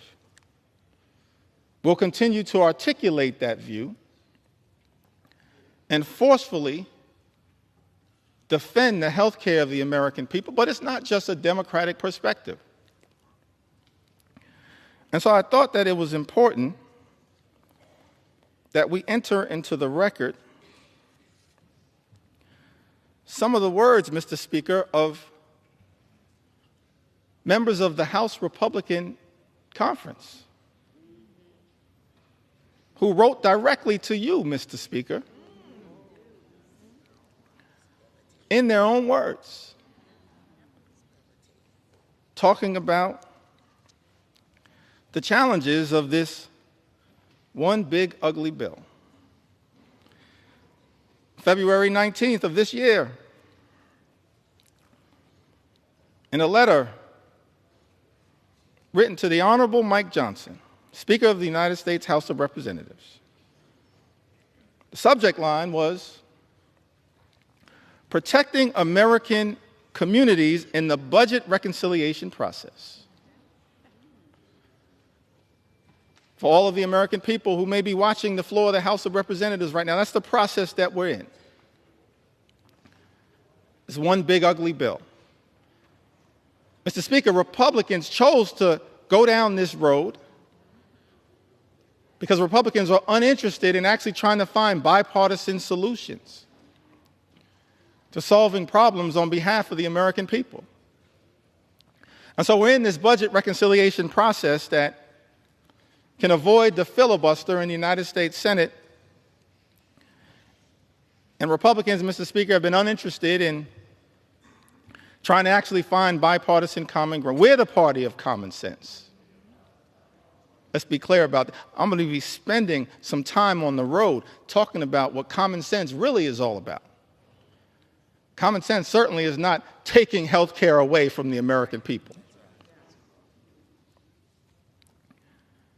And so in this letter on February 19th, and I got a lot of statements that have been entered into the record, but I figured we'd start with this one. February 19th,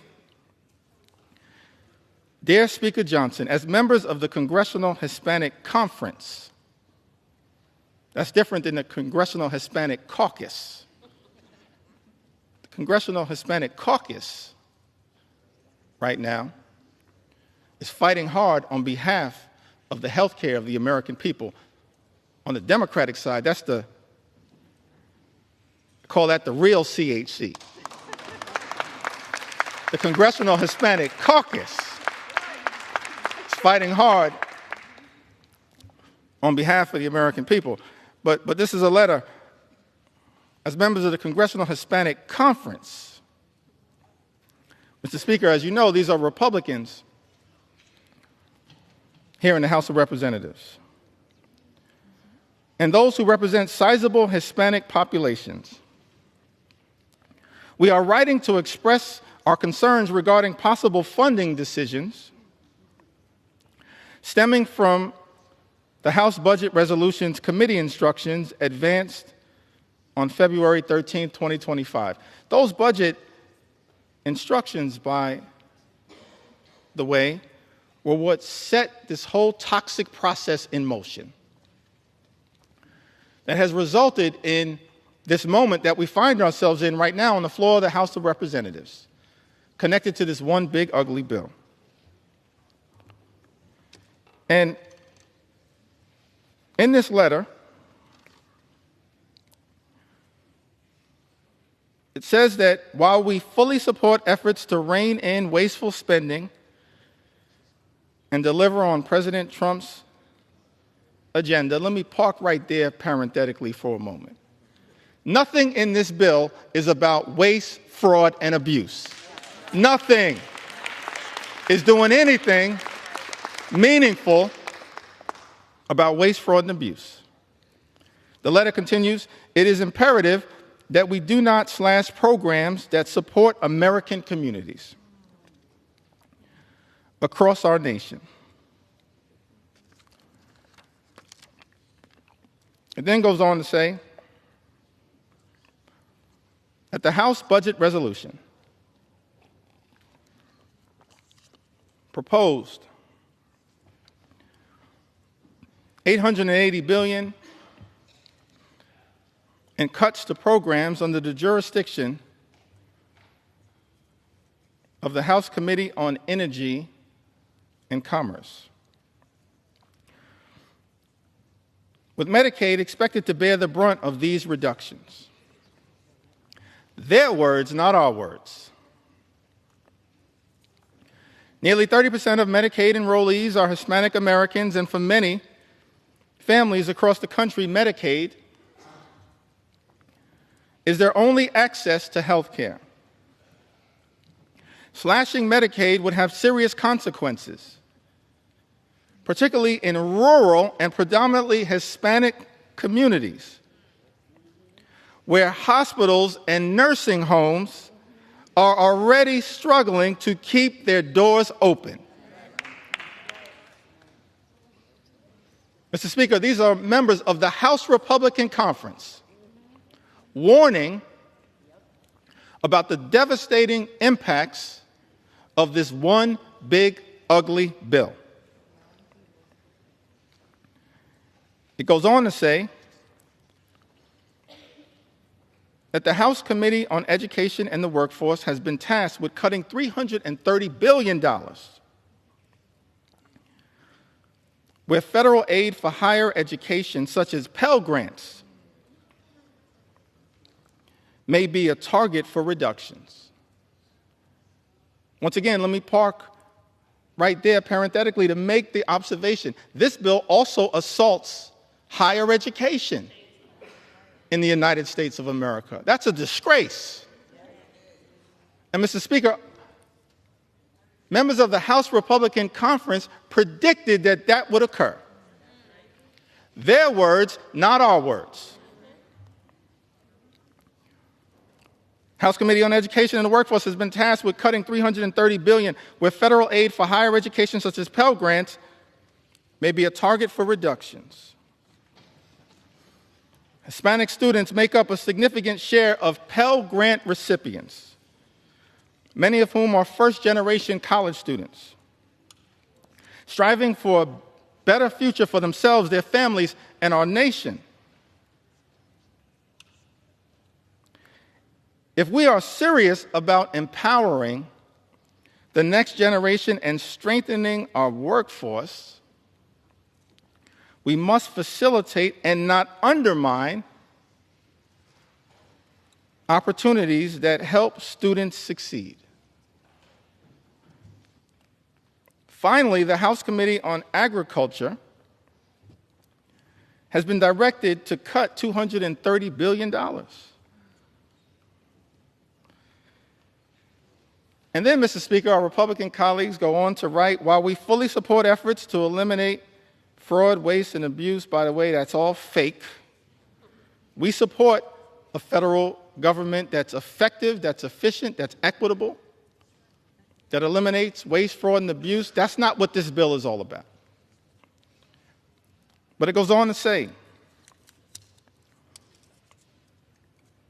while we fully support efforts to eliminate fraud, waste, and abuse,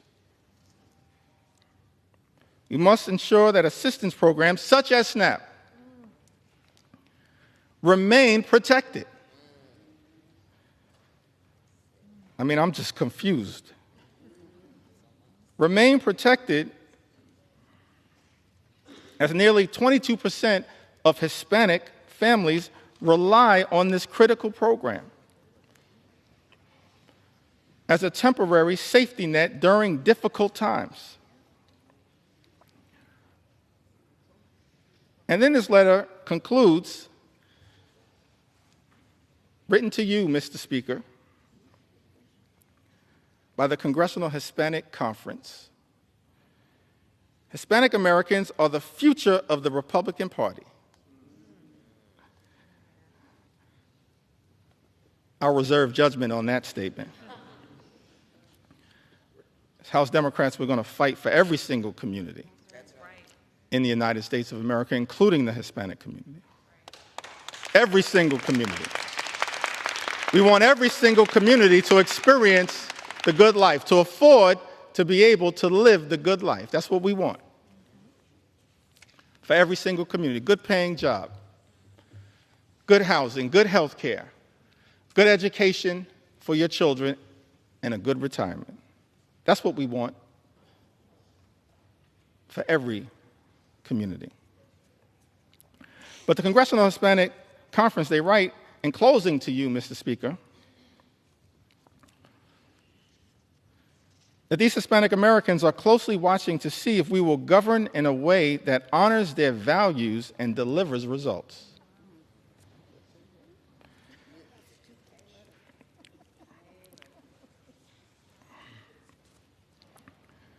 Just to make sure that appropriate authorship is conferred, I'm going to enter the names of the signatories to this extraordinary letter. Mr. Speaker, Tony Gonzalez, Nicole Maliatakis, Monica de la Cruz, David Valadeo, who represents more Medicaid recipients than any other member of Congress, Juan Ciscomani, Rob Bresnahan, what a beauty, James Moylan, Kimberlyn King Hines. They all signed this letter. And the question that many Americans have to ask right now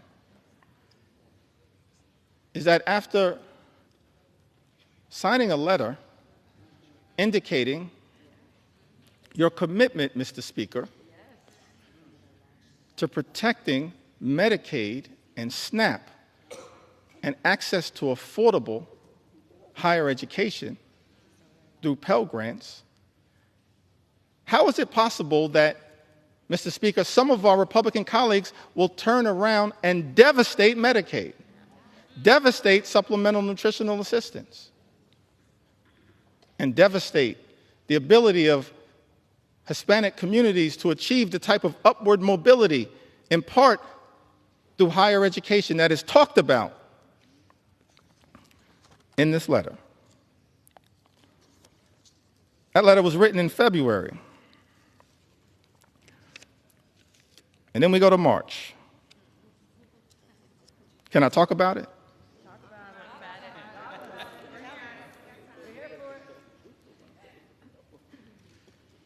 I mentioned, Mr. Speaker, I'm here to take my sweet time on behalf of the American people.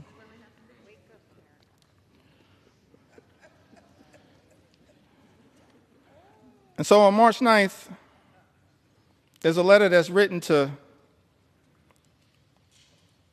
Ways and Means Chairman Jason Smith, Mr. Speaker. By my count, 21 Republicans signed this letter. And it's about the importance of the clean energy economy in the United States of America. I would assume, based on this letter, that all of the signatories to this particular piece of correspondence are now horrified by the attack on clean energy jobs, and the clean energy economy in this one big ugly bill. But we'll see shortly, because everyone is going to have to go on record. But in this particular letter, written on March 9th, Mr. Speaker, 21 members of the House Republican Conference write to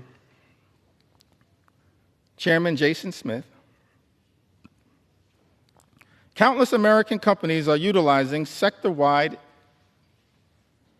energy tax credits,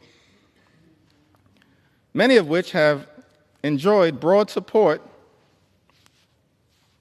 in Congress to make major investments in domestic energy production and infrastructure for traditional and renewable energy sources alike. Both our constituencies and the energy industry alike remain concerned about disruptive changes to our nation's energy tax structure.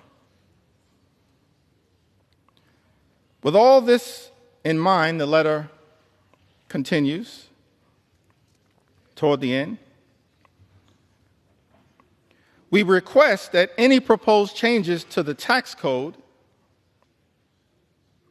be conducted in a targeted and pragmatic fashion that promotes conference priorities without undoing current and future private sector investments, which will continue to increase domestic manufacturing, promote energy innovation, and keep utility costs down. I mean, the language that was chosen there is pretty interesting, but the translation is protect the clean energy economy. That's what this letter was all about. Written by my count, 21 House Republicans. Mr. Speaker, Andrew R. Garbarino, Jennifer Kiggins, Juan Ciscomani, Gabe Evans, David Valadeo. What a prolific writer.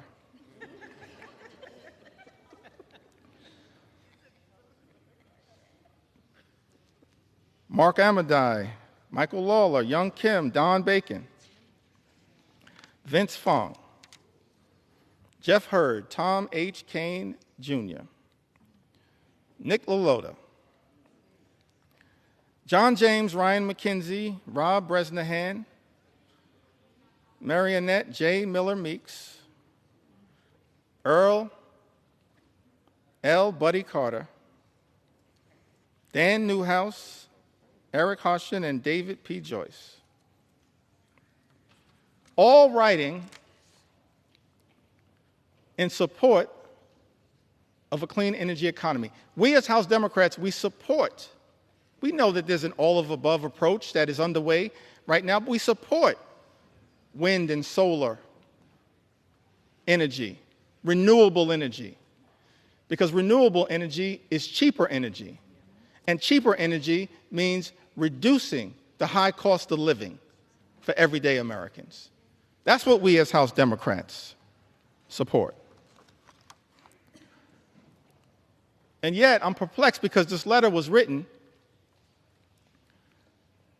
but the one big ugly bill represents an extraordinary and unprecedented assault on clean energy and cheaper energy in the United States of America. Mr. Speaker, I asked the question, what are those 21 Republicans going to do when it comes to voting for this one big ugly bill?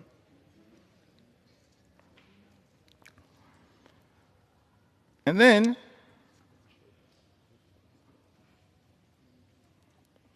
we've got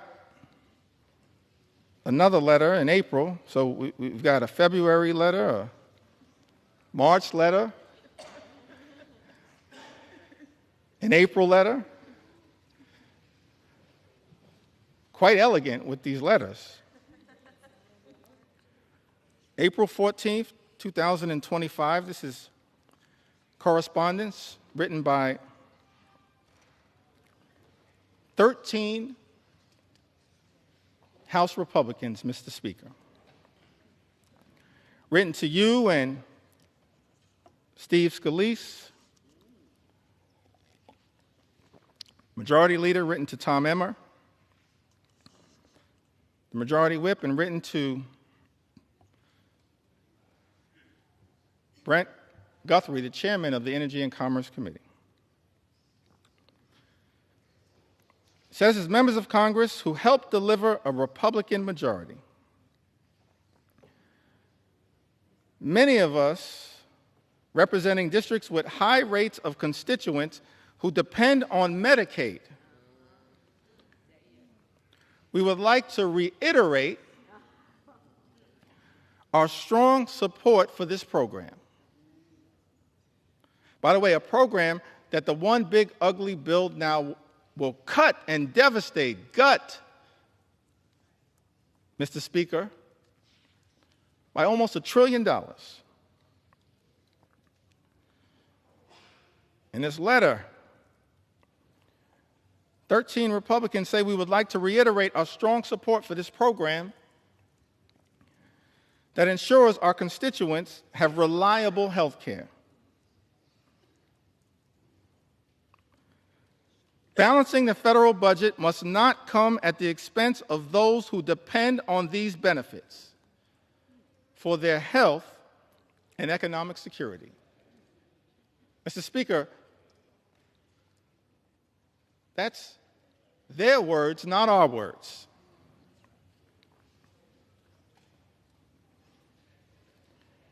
And then this bill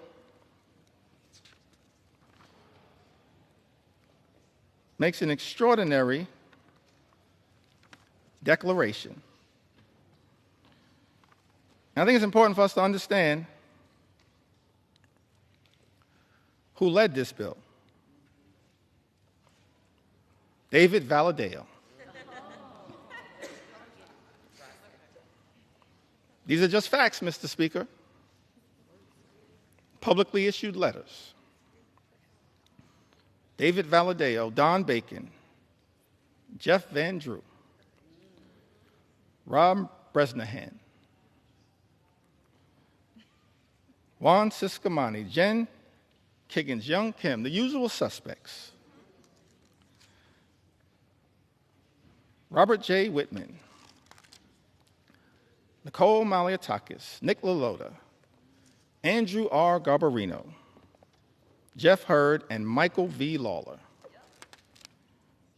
By my count, 13 members. And in some of the relevant portions of this letter, it says to strengthen Medicaid, we urge you to prioritize care for our nation's most vulnerable populations. Our constituents are asking for changes to the healthcare system that will strengthen the healthcare workforce, offer low-income, working-class families expanded opportunities to save for medical expenses, support rural and underserved communities, and help new mothers.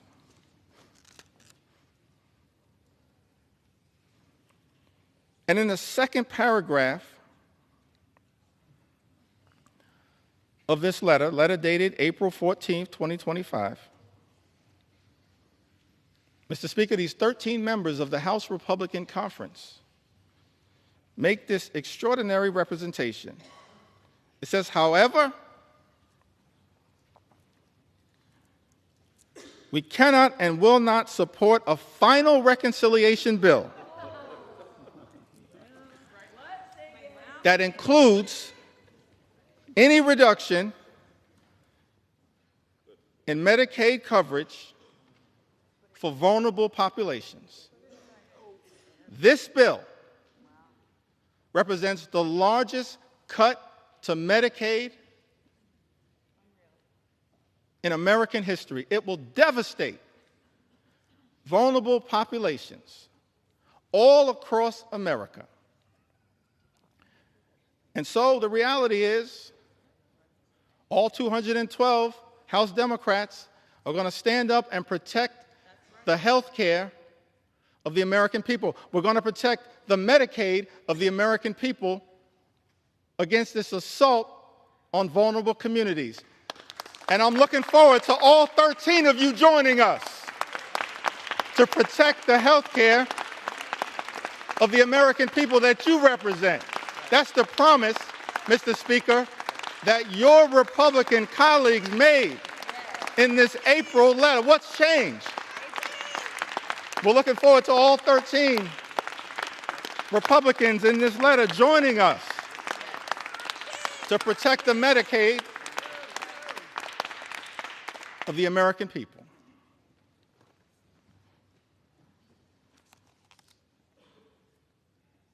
And,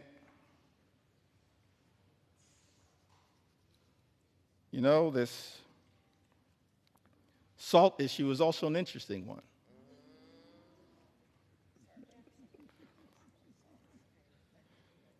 Statement was issued on May 8th from my colleagues in the New York delegation: Elise Stefanik, Andrew Garbarino, Nick LaLota, Mike Lawler. Just facts right now. Big talk about standing up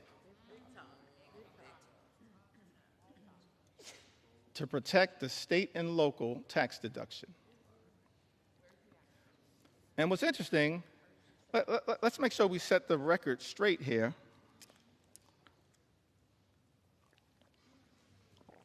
As to what happened to the state and local tax deduction, which impacts millions of hardworking American taxpayers all across the country, including in the districts represented by the individuals that I just named. The state and local tax deduction was decimated, Mr. Speaker, by Donald Trump, House Republicans, and Senate Republicans in 2017 in connection with the GOP tax scam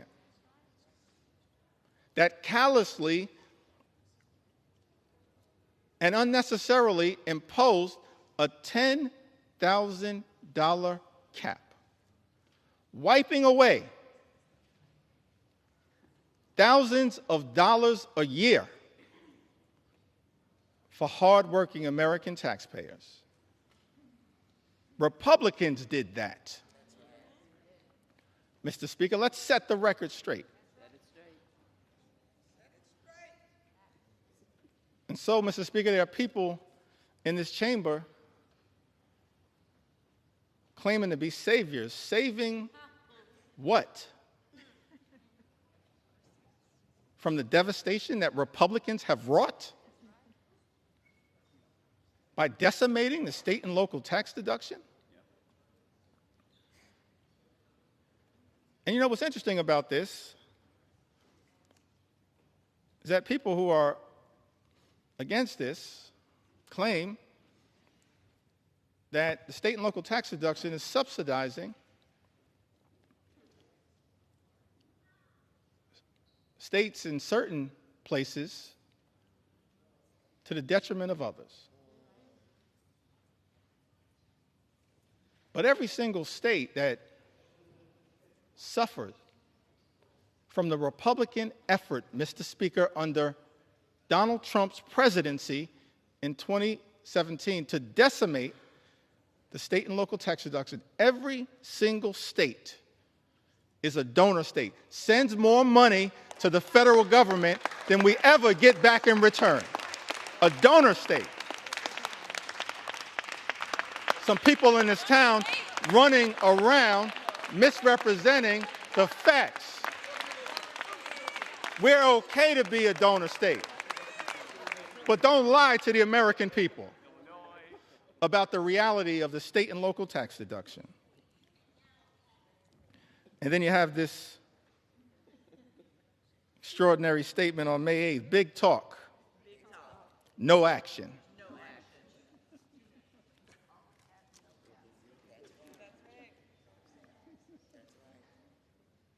I guess in Texas they say all hat, no cattle.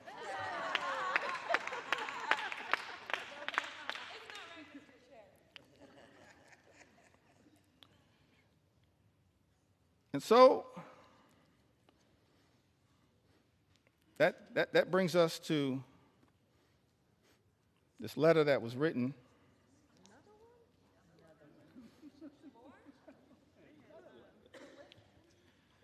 prolific writers, Mr. Speaker, in the House Republican Conference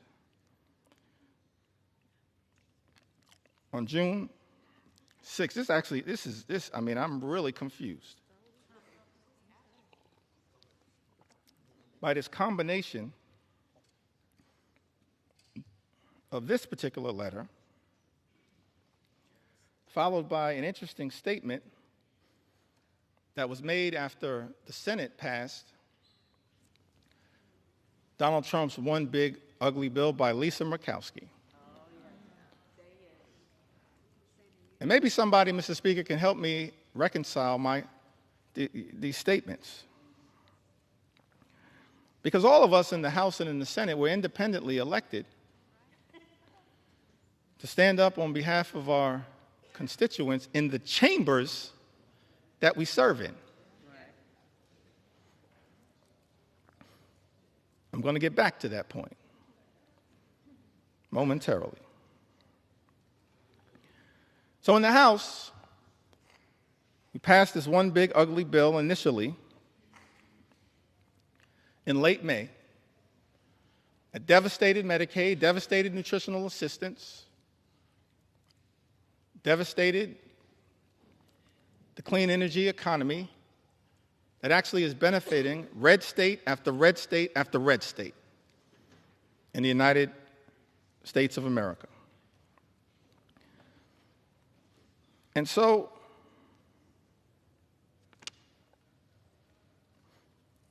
members of the House Republican Conference wrote to Majority Leader Thune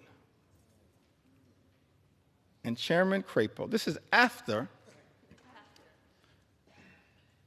passing a bill in the House of Representatives that devastated the clean energy tax cuts that they are talking about in this letter on June 6th. It says, as members of the House Republican Conference, we write to express our continued support for common sense energy policy and to urge the Senate to substantively and strategically improve clean energy tax credit provisions included in the House-passed reconciliation bill.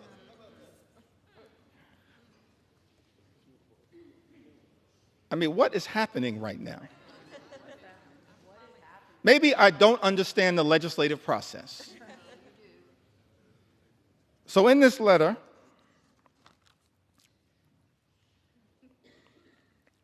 it goes on to say, in relationship to a bill that every single signatory signed and voted for.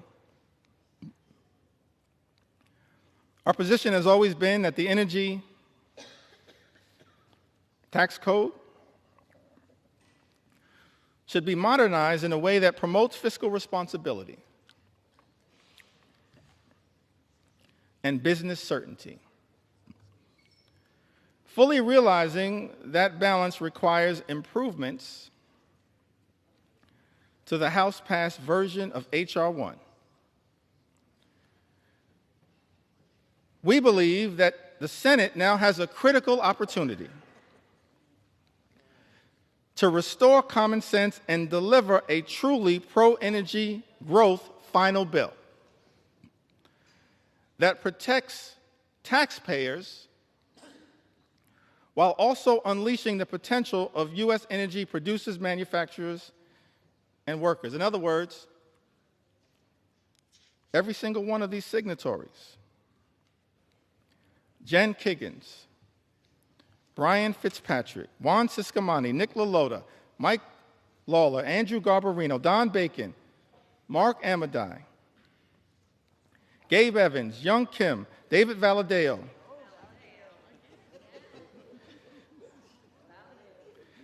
Rob Bresnahan, and Thomas H. Kane, Jr. Every single one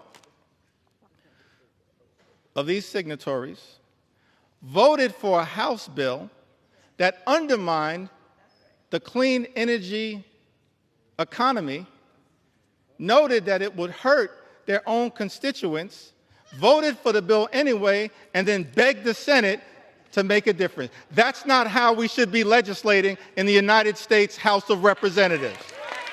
That's not how you legislate, particularly when every single House Democrat voted against the bill.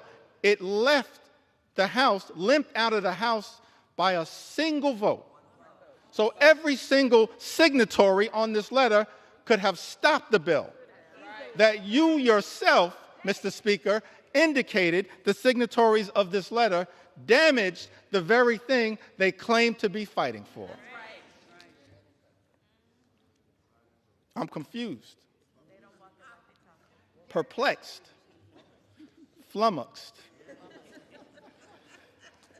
at what the heck is going on. Extraordinary.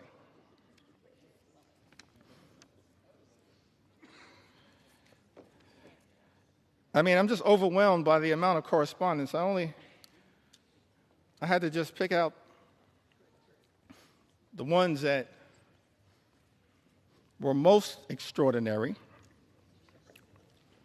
to make sure that they were entered into the record. The most recent one on the subject of Medicaid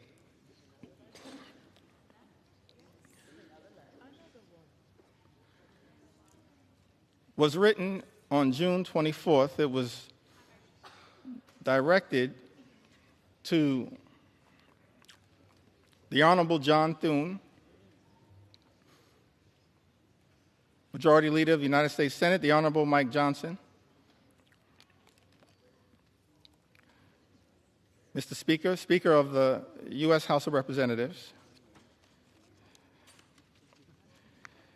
I think it had, by my count, 16 members. No surprise, y'all. It was authored by David Valadao.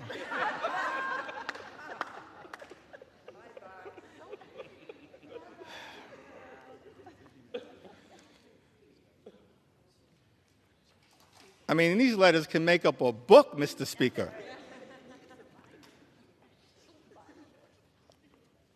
David Valadao, Juan Ciscomani, Rob Bresnahan. Mr. Speaker, these are just facts.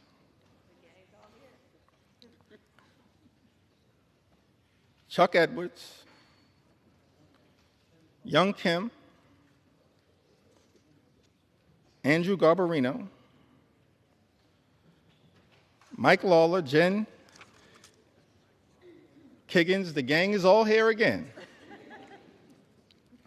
Jeff Van Drew, Don Bacon, Dan Newhouse, Zach Nunn, Robert J. Whitman, Nicole Maliotakis, Marionette J. Miller Meeks, and Jeff Hurd. 16 members, Mr. Speaker, of the House Republican Conference, in a letter written to you, Mr. Speaker, and the Honorable John Thune, Majority Leader of the United States Senate, on June 24th, and here's the most extraordinary statement that was written in this letter. In the second to last paragraph, I think we call that the penultimate paragraph. In the second to last paragraph, it says, protecting Medicaid is essential for the vulnerable constituents we were elected to represent. Therefore, we cannot support a final bill that threatens access to coverage or jeopardizes the stability of our hospitals and providers. Mr. Speaker, 16 members of the House Republican Conference, who just a few days ago made clear on the record that they will not support devastating cuts to Medicaid. 16 members. All we need, Mr. Speaker, are 4 Republicans from this group to join us, and we can stop these devastating cuts to Medicaid. Join us. Join us. Join us. We welcome you with open arms into the warm embrace of members of Congress who are here to protect the health care of the American people. Just for y'all, we welcome you with open arms into the warm embrace of members of Congress determined to protect the health care of the American people. All we need are 4. And so many of y'all are on record. So as I conclude this section of this particular presentation, and we still got some ground to cover, we're going to continue as House Democrats to take our sweet time on behalf of the American people, because the issues are too significant to ever walk away from. I just want to turn to a statement that was issued by Senator Lisa Murkowski. I want to give some love to the other side of the Capitol.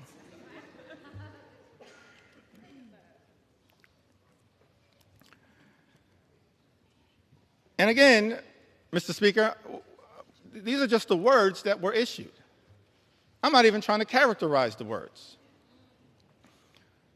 But the American people need to hear these words from the people that were sent to Congress to protect their interests. Senator Lisa Murkowski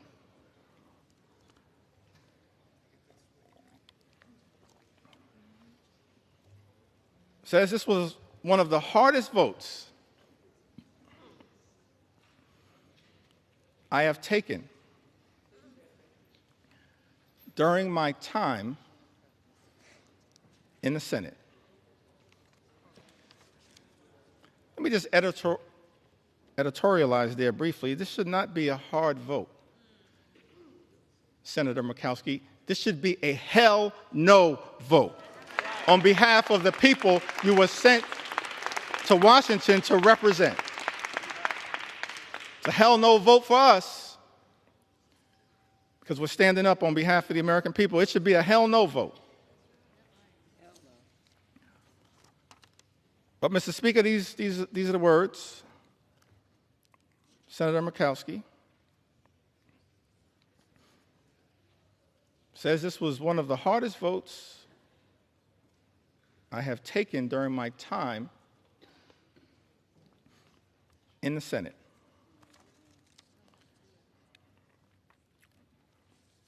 And then she keeps it real. As far as I can tell, she says, but let's not kid ourselves. This has been an awful process. Speaker, those are the words of a Republican senator, not us. This has been an awful process, a frantic rush to meet an artificial deadline that has tested every limit of this institution.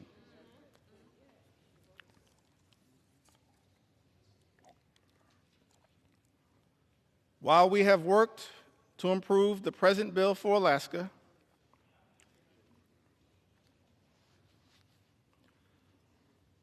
it is not good enough for the rest of our nation. And we all know it. Yes, Senator Murkowski, we all know this one big, ugly bill will devastate everyday Americans across this country. And yet, in the concluding paragraph, This comes after Senator Murkowski voted for this bill, the deciding vote in the United States Senate. Says my sincere hope is that this is not the final product.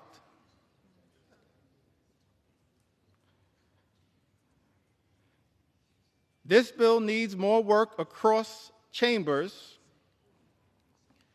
and is not ready for the president's desk. We need to work together to get this right. So let me get this straight.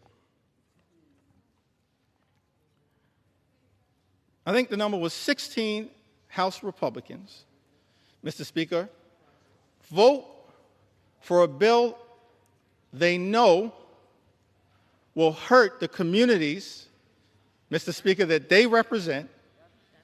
Vote for the bill anyway, when any one of them could have stopped this bill from ever leaving the House of Representatives, and then write a letter to the senators in the other side of the Capitol saying, fix this bill. When any single one of them could have stopped the bill dead in its tracks. And then Senator Murkowski, in her chamber, turns out to be the deciding vote for a bill that she says, Mr. Speaker, is not good enough for the rest of the nation, and we all know it, votes for it anyway, and then begs the House to fix the bill. That is not how the people's business should be done in the United States Congress. We have a responsibility to stand up for what is right and stand up for what is right in the chamber that we serve in. That's what we should all be doing. And so our House Republican colleagues, Mr. Speaker, have one last opportunity to join us as Democrats, every single Democrat who's going to stand up and protect the health care of the American people, stand up and protect the nutritional assistance of the American people, stand up and protect our farmers, stand up and protect our veterans, stand up and protect the clean energy economy, stand up to protect our public schools. Every single one of my House Republican colleagues have the opportunity now in this chamber, not the other chamber, in this chamber, to join us as Democrats and stand up for what is right. The eyes of America are watching. Started this process, Mr. Speaker, 3:28 in the morning, this debate. Took to the House floor, maybe an hour and a half after that. And we still have a lot to say. On behalf of the American people. For such a time as this, every single one of us have an opportunity to stand up for what is right here in the United States of America. I want to speak for just a few moments about some of the people who've been targeted in a callous way by this administration, some of the stories that need to be told on behalf of the American people. I mentioned, of course, Mr. Speaker, throughout this process, we have been thankful for the stories shared by everyday Americans who went to bed last night fearing the worst and have woken up this morning horrified by Donald Trump's one big ugly bill that will hurt everyday Americans and rewards billionaires with massive tax breaks that will serve to devastate the social safety net and explode our nation's debt. And so I want to tell a few stories on behalf of our nation's veterans who've also written to us to share their concerns with this one big ugly bill. Victoria from Arizona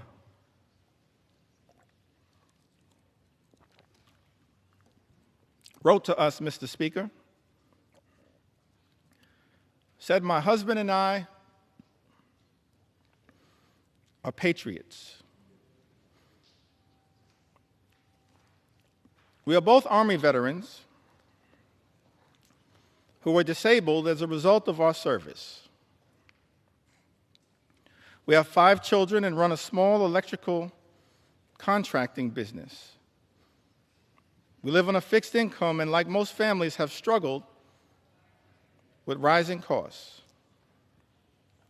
One of our sons is adopted.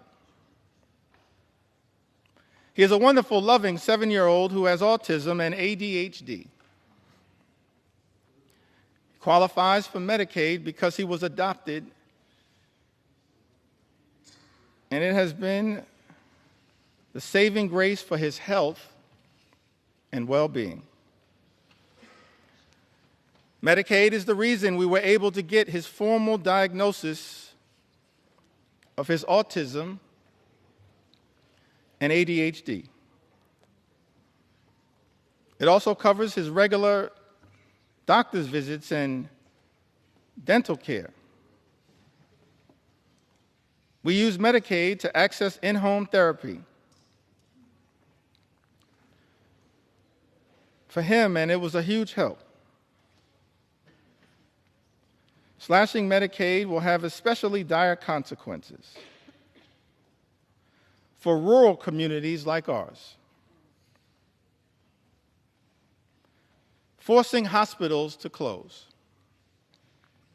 Health resources are already slim in our area. And then this Army veteran writes, President Trump is causing enormous stress and hardship for families like mine. He and his billionaire friends don't need more tax breaks. It's outrageous. The last thing we should even be considering is cutting Medicaid. These programs are lifelines. We agree with you, Victoria. She lives in Arizona's 6th Congressional District. District, Mr. Speaker, currently represented by Congressman Juan Ciscomani. Troy, another veteran, lives in California, Mr. Speaker. Lives in a district currently represented by Jay Obernalte. That's California's 23rd congressional district, I believe. He writes to us and says, I was in the U.S. Army and went to Kosovo in 2001, Iraq in 2003, and 2005.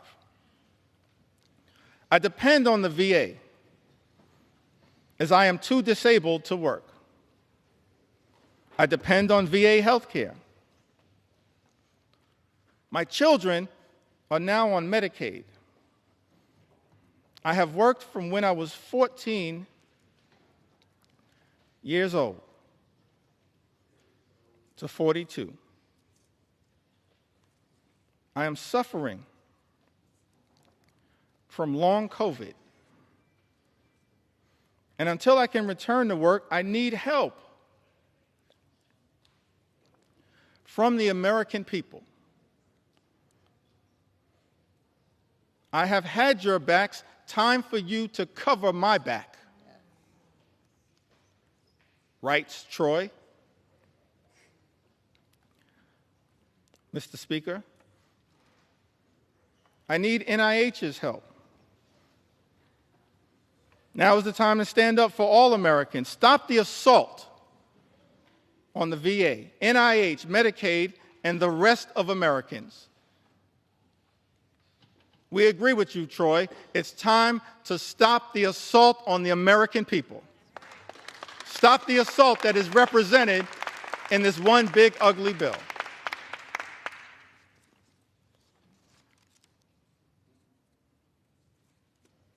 Christy, another veteran, wrote to us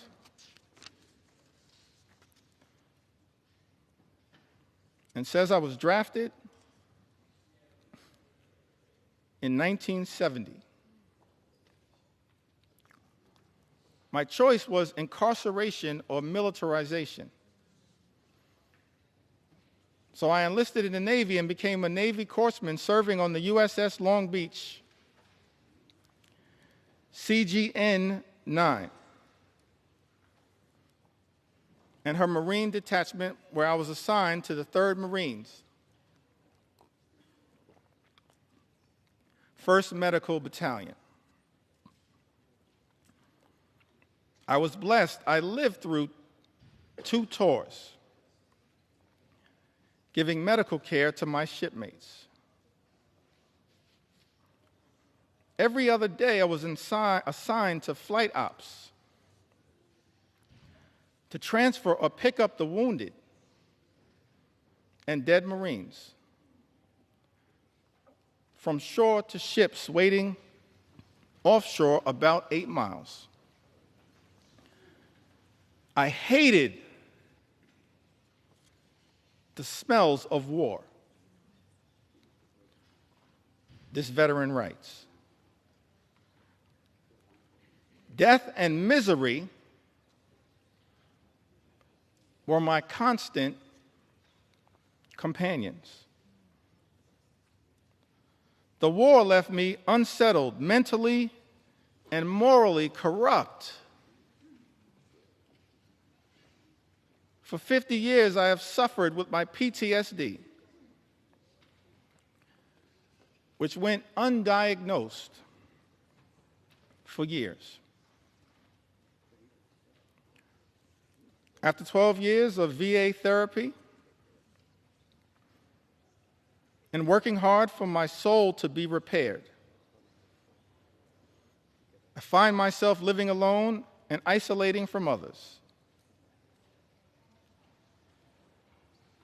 And I am one of the lucky ones, thanks to the care I have received from the VA. Veterans pouring out their heart and their soul, sharing their anxiety with all of us, urging this Congress to do something,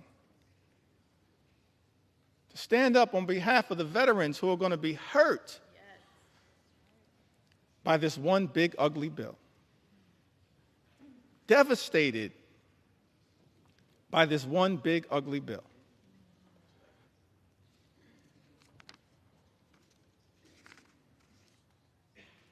We also heard, Mr. Speaker, from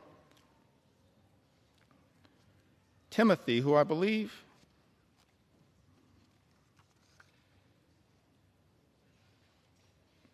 may have written to us from the Commonwealth of Kentucky. He says, my name is Timothy.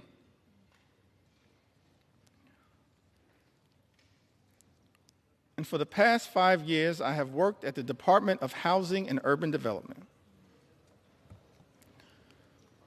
in field policy and management.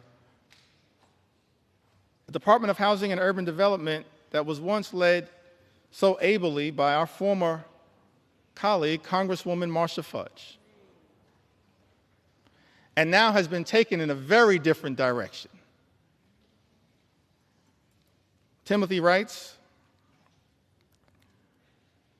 in this role, I have educated the community about HUD's programs such as FHA loans and housing counseling that allow people to purchase homes. Affordable rental housing that help people pay their rent, and homeless services that help people find shelter and leave the streets. I have worked with internal data that focused on improving our programs.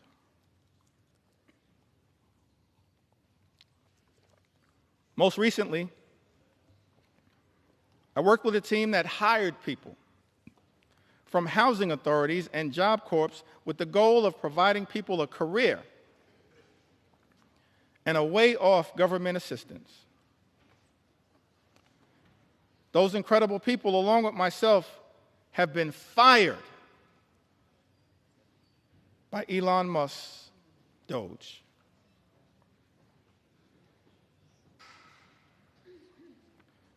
My entire professional career, I have taken jobs that I considered bigger than me. I served in the military, both enlisted and as an officer. I deployed. And am now a disabled vet with a rating of 90%. After the military, I focused on giving back and challenging myself in a way while continuing a job that was bigger than myself, so I joined the Peace Corps. Served in Ukraine for years, working as a youth development volunteer. Now as a HUD employee, I'm being fired by an unelected official and being called lazy by my president. I want to know why Elon Musk has this power and authority and why our elected officials are not doing more to stop it. I have served this country and the government my entire life because I love my country. Why is this happening?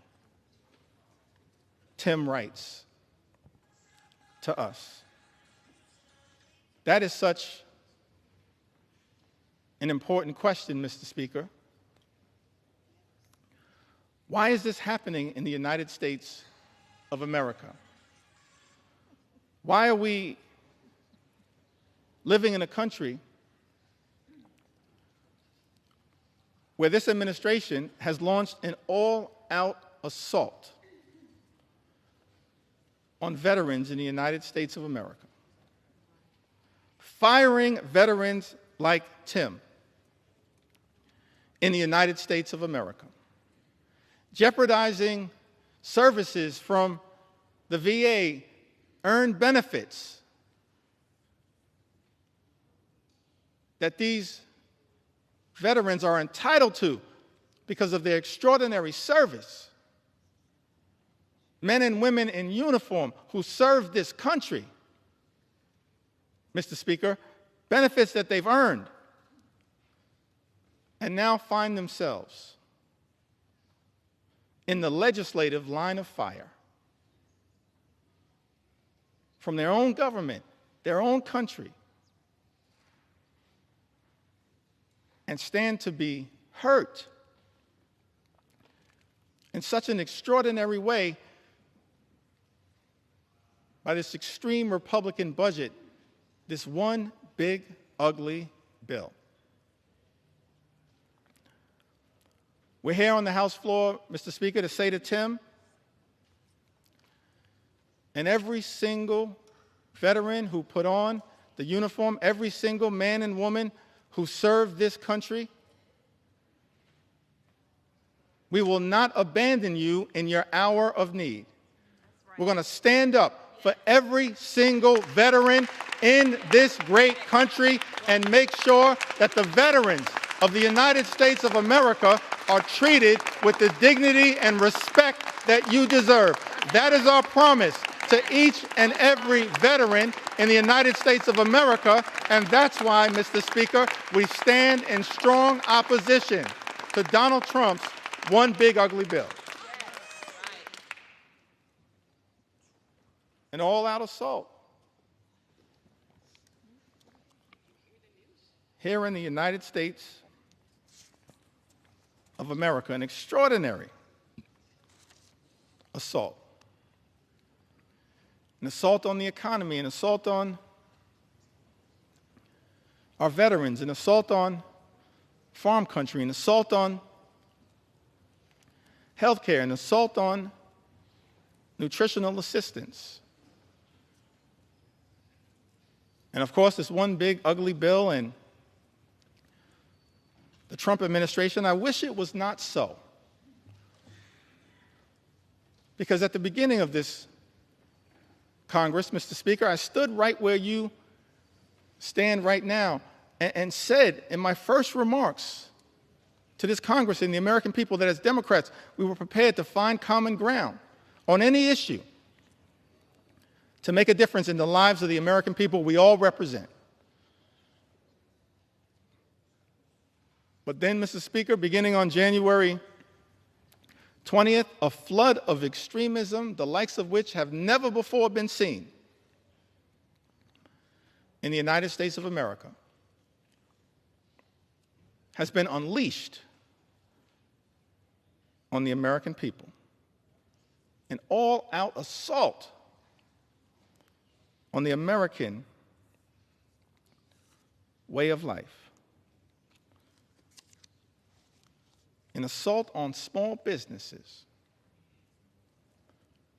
that is underway here in the United States of America. We should all recognize that small businesses represent the heart and soul of the American economy. And if we're going to stand up for any group of people here in the United States of America, in addition to our veterans, our men and women in uniform, and I'm proud that I stand here as the son of someone who once wore the uniform. My father, he's in heaven right now. Marlon Jeffries grew up in Newark. His nickname was Pudding. One of my regrets is that I never got to ask him, how did he get the nickname Pudding? But he left Newark as a high school graduate and put the uniform on, enlisted in the Air Force, and served in Germany during the Cold War. We have to stand up for our veterans, stand up for small businesses. And we've heard a lot throughout this process about concerns from small business entrepreneurs here in the United States of America. Heard from Mercedes, lives in the great state of Colorado. Mercedes writes, my husband and I are the owners of a small business. Without the ACA, my family would not be able to afford health insurance. My daughter also receives free dental coverage as a result of the ACA. I still have major issues with our health care system, but at least we have health insurance. My mother, who is retired, also receives benefits from Medicaid in addition to her Medicare. She would not be able to afford health insurance or dental insurance due to the fact she lives on a fixed income. Any cuts to these programs would be detrimental to our health and welfare as a family. I want to thank Mercedes for reaching out and sharing her story, because it helps to put to bed the lie that's been told, Mr. Speaker, by some people in this town. That the people, the everyday Americans who are participating in, have access to programs like the Affordable Care Act, are unworthy, aren't hardworking American taxpayers. They are hardworking American taxpayers. A group of people that real leaders in this country, beginning in modern American history, as I illustrated earlier from President Franklin Delano Roosevelt all the way through our most recent president, who we served with in the last Congress, have recognized that we have a sacred obligation to stand up for everyday Americans who are struggling right now, including our small business entrepreneurs, the heart and soul of the American economy, who right now are dealing with such economic uncertainty because of the erratic, reckless, and dangerous Trump tariffs that have unleashed so much chaos and uncertainty, raising costs for small business owners all across the country, undermining their ability to fully achieve their entrepreneurial dreams. This is not who we should be in the United States of America. Small business owners under assault by this administration. And there's a target on the back of many of these small business owners as a result of this one big, ugly bill. Janice wrote to us. She's from the great state of Michigan, the heartland of our country. So thankful to all the members of the Michigan delegation and what they represent. Janice, however, she resides, Mr. Speaker, in the 7th Congressional District, represented by Congressman Tom Barrett.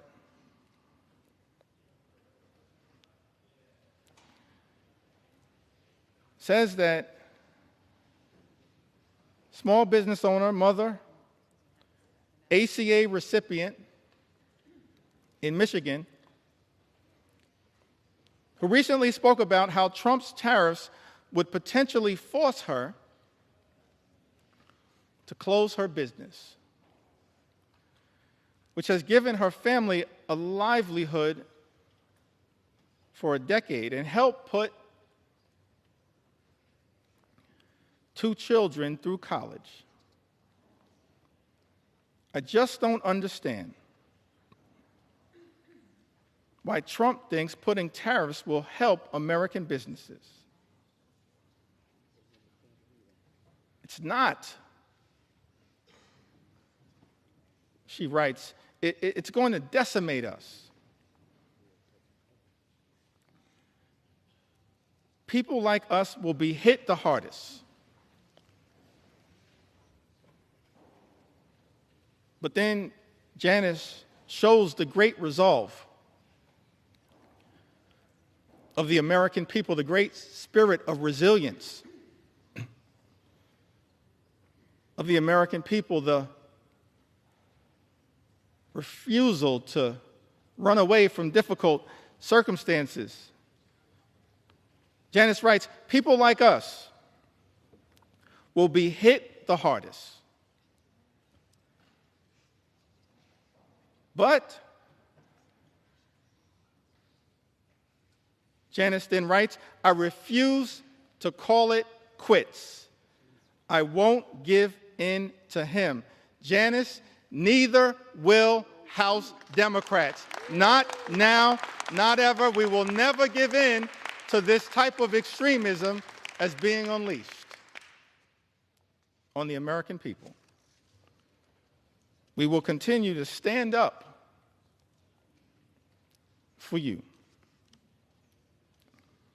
One last small business owner that I'd like to mention. So many who've written to us, whose stories I want to be able to share, but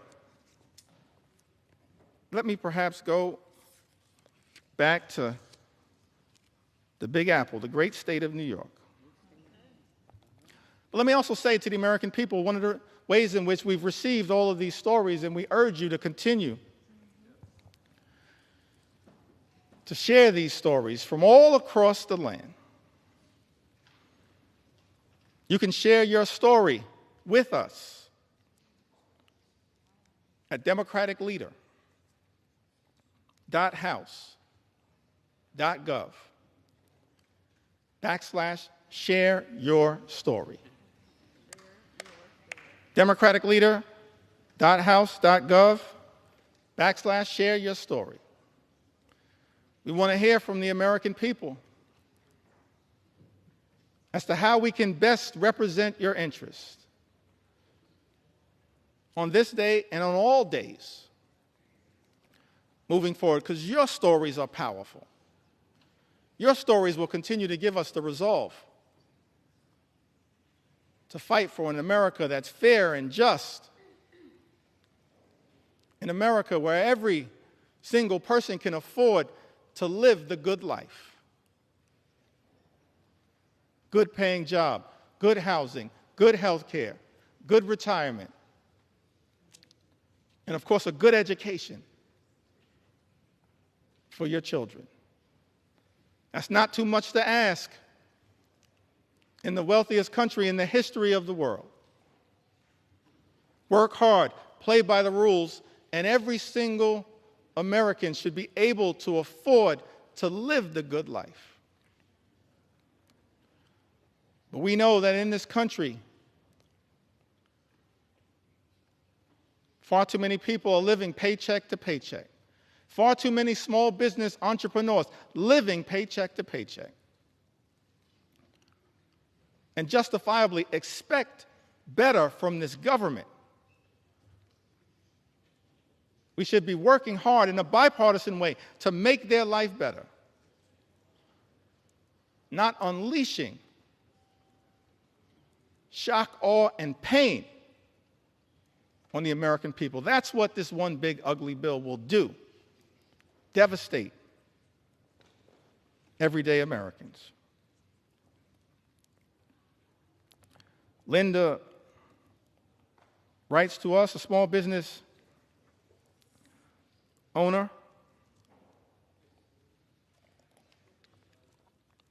I believe she's from the North Country. Lives in New York's 21st Congressional District, Mr. Speaker. Linda's a flower farmer and flower importer in upstate New York. Small business has been impacted by Trump's tariffs on products being imported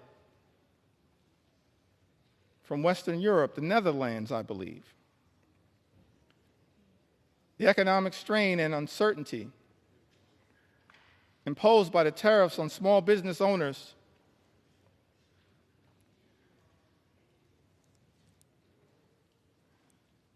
operating on slim margins, has caused Linda and her customers to incur additional expenses. Linda tells us, Mr. Speaker, everything was going really well until the tariffs. And now she worries the business will go bankrupt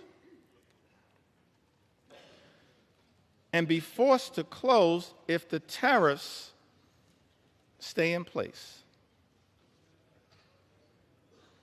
How is it that we're living in America where President Trump, Mr. Speaker, and House Republicans promised to address the high cost of living in the United States, promised to lower costs on day one. But costs aren't going down, they're going up. And as a result of these Trump tariffs, are now at risk of experiencing thousands of dollars per year in additional costs.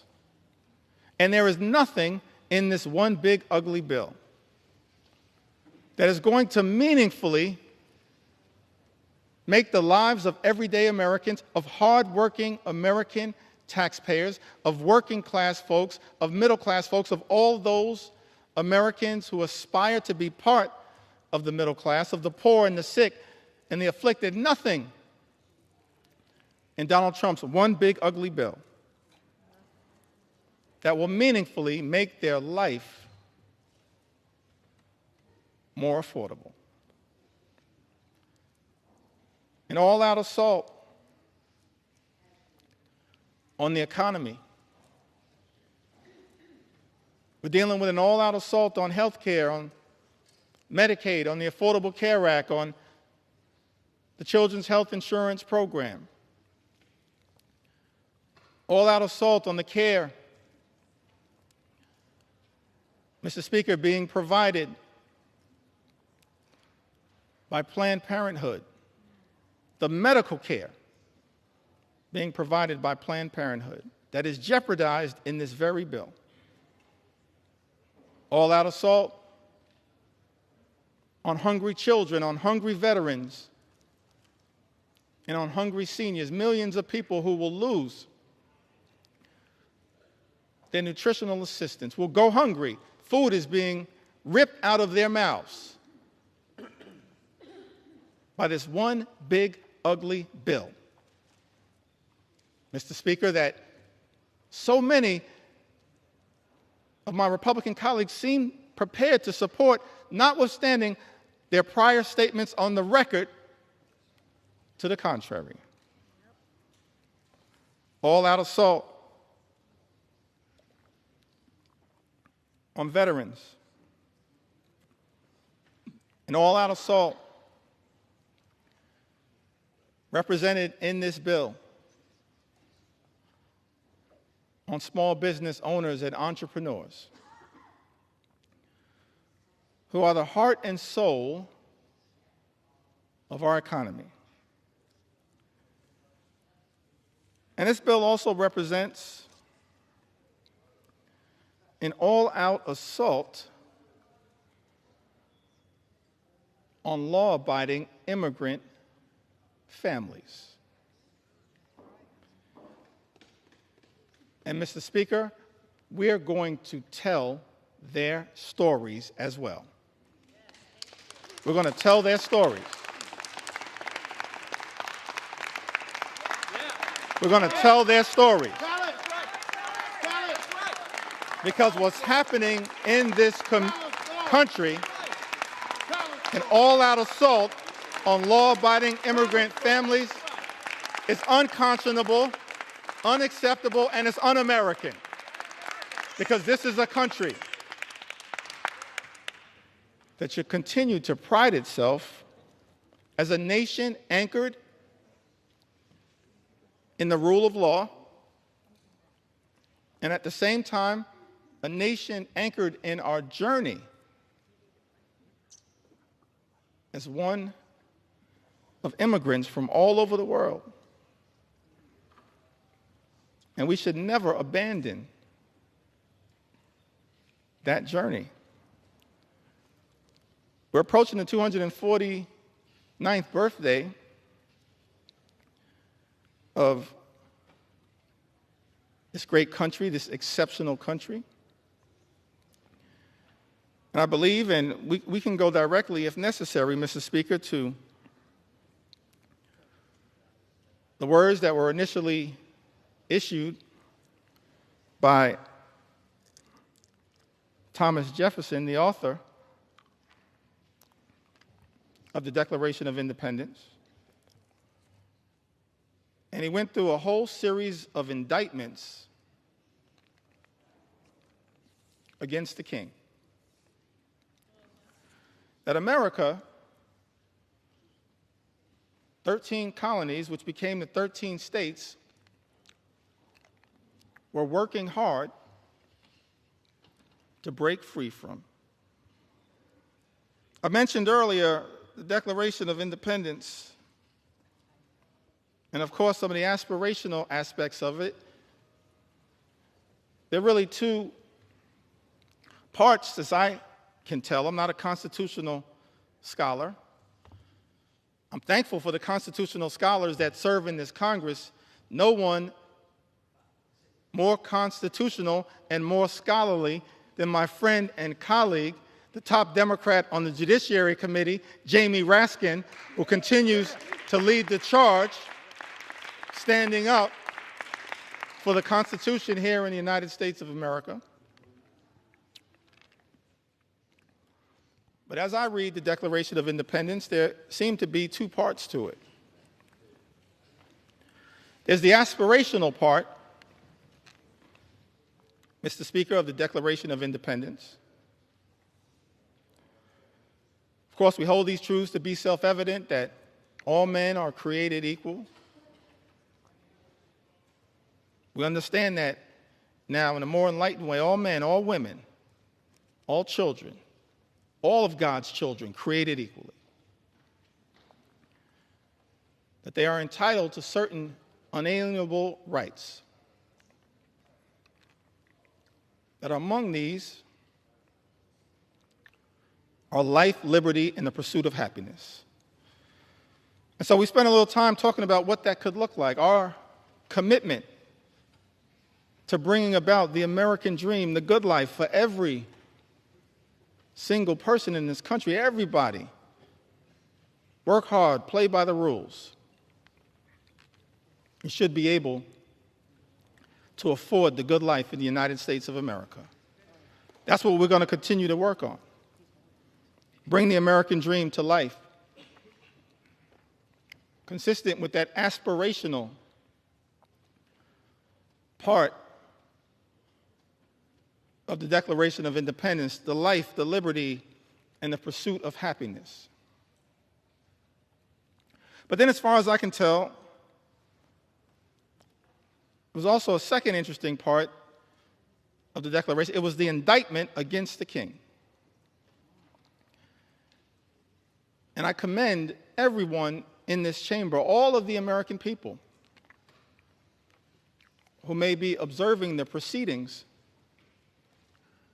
in the House of Representatives, particularly as we approach July 4th, to read that Declaration of Independence. Perhaps I may even enter it into the record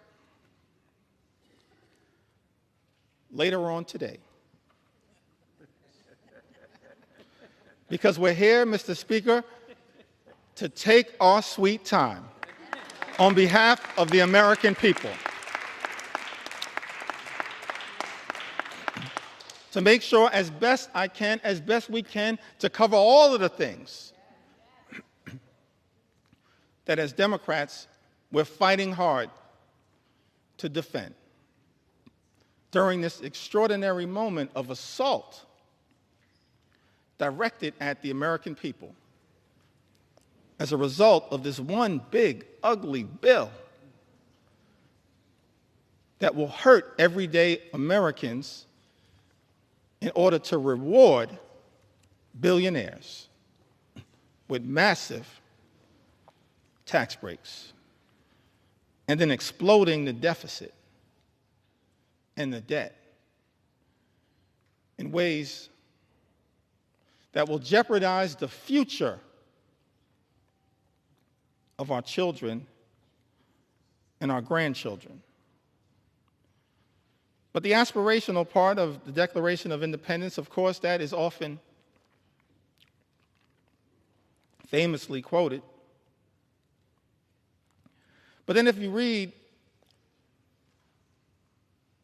other parts of the Declaration of Independence, extraordinarily written document, it reads like an indictment against the extremism of the king. It reads like an indictment against the kings. I think of King George. It reads like an indictment against King George's flood the zone strategy. It reads like an indictment against King George's shock and awe strategy. It reads like an indictment against what I think may have been called Project 1775, which is what brought us to Project 1776. And you look at this indictment, and one of the things it alludes to, it talks about, is the notion of the king's effort to stop the assimilation of people from other parts of the world into the United States of America. So we understand that from the very beginning of this great country, there was a recognition, of course, of the importance of immigration to the success and vitality of the United States of America. And let me be clear, Mr. Speaker, so there's no misrepresentation. As House Democrats, we understand the importance, the urgency of securing the border. We believe that our immigration system is broken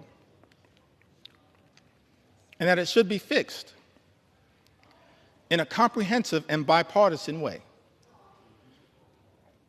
So many leaders in that effort, so many big ideas were willing to partner in a bipartisan way. Pramila Jayapal, Linda Sanchez, Adriano Espaillat, Tom Suozzi, so many others. Veronica Escobar, we want to partner to fix our broken immigration system in a bipartisan and comprehensive way, secure our border. But we're also going to make sure we stand up for our nation's heritage, a nation of immigrants, which continues to this very day. It's an important part of American exceptionalism, and as far as I can tell, in my reading of the original document, the writings of the founders of this great country, the framers of the Constitution, they recognized it from the very beginning. They weren't perfect. We didn't have a perfect start. But of course, as the preamble to the United States Constitution set forth, we the people, in order to form a more perfect union. Mr. Speaker, we've been set on this magical course, our march toward a more perfect union. And the immigration journey has always been an important part of the American journey. That's why it's heartbreaking to see some of the things that are happening in the country right now. The targeting in such an extraordinary way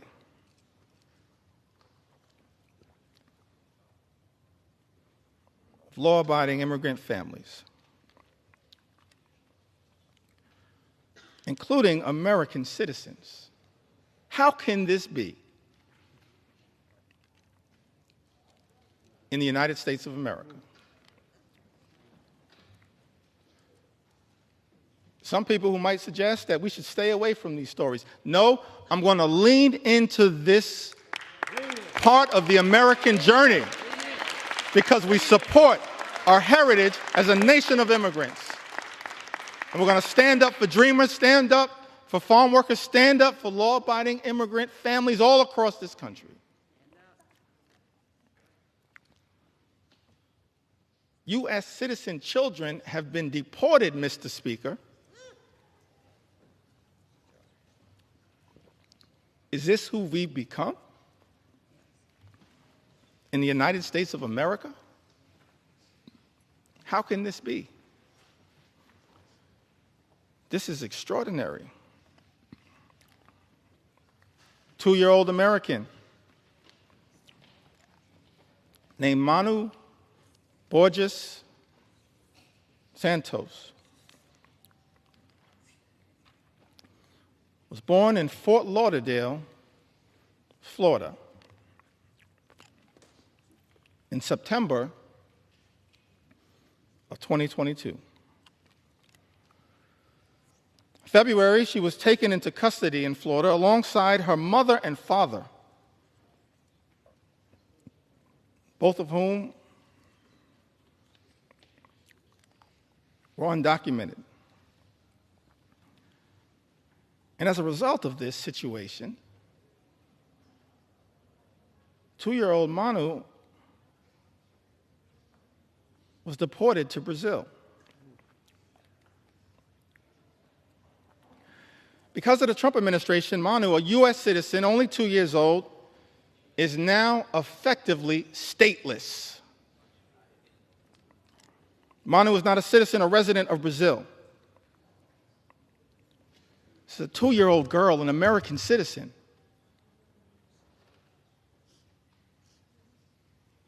Removed from her homeland, but can't get legal status in her parents' ancestral home.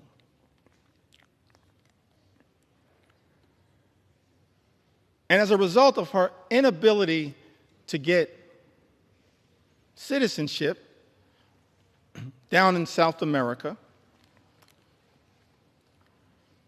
because she's an American citizen,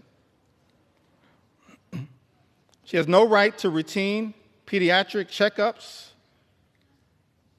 even though Brazil has a public health system, cannot easily enroll in daycare, and finds herself in an untenable situation. I think we are better than this. We've got to find a better way, because I thought this administration promised, Mr. Speaker, to target violent felons, not 2-year-old American citizens. That's unacceptable, as far as I can tell, in the United States of America. Target violent felons all you want. We support that. They should be deported. But why are resources being spent targeting 2-year-old American children? That's not American. And I don't believe the American people support that. Mr. Speaker, that's not what this country should be all about. Manu wasn't the only one. The only American citizen who's been targeted. by the deportation machine, a deportation machine that will be unleashed on steroids by this one big ugly bill. We know that, in fact, is the case. That's not hyperbole. It's not a hypothetical. It's not hype. J.D. Vance told us the other day, don't worry about the cuts to Medicaid. Don't worry about the fact that this is the largest cut to Medicaid in American history. Don't worry about the fact that millions of Americans, more than 17 million Americans, will lose their health care, and many more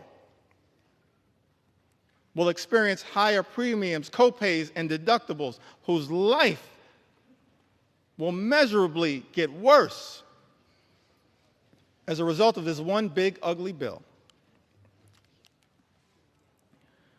Vice President J.D. Vance said, don't worry about that because it's all about the deportation machine. That's not targeting violent felons. Apparently, much of what has been unleashed on the American people targeting American citizens, like a 2-year-old American girl with the initials VML, who was deported alongside her mother and sister to Honduras without any meaningful due process. VML was taken into custody by ICE on April 22nd.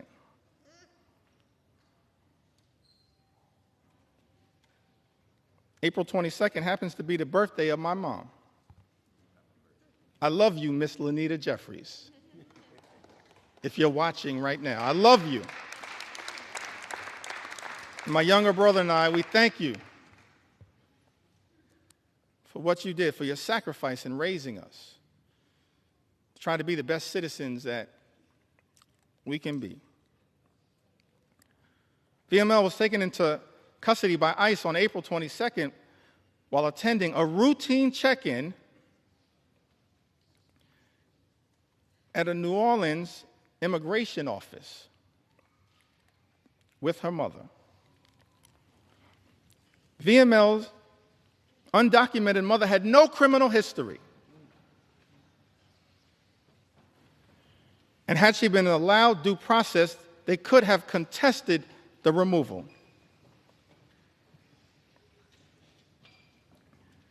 Instead, this 2-year-old American citizen was never given a chance to exercise her rights by the Trump administration. That is not who we are. We are better than this in the United States of America.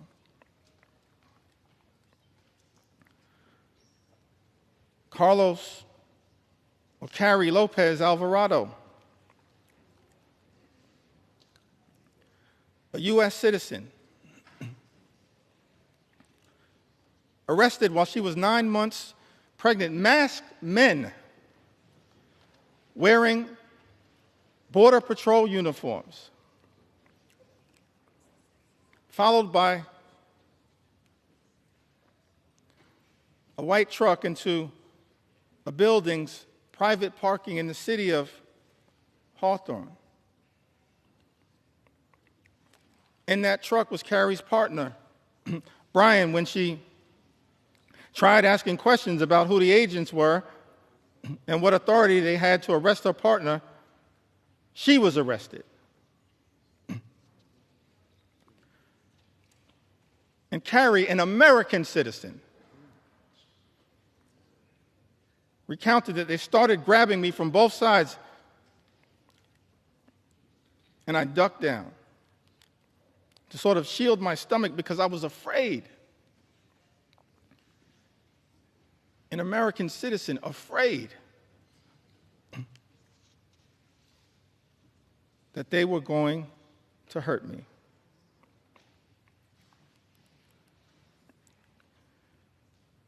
She told them her due date. She was 9 months pregnant.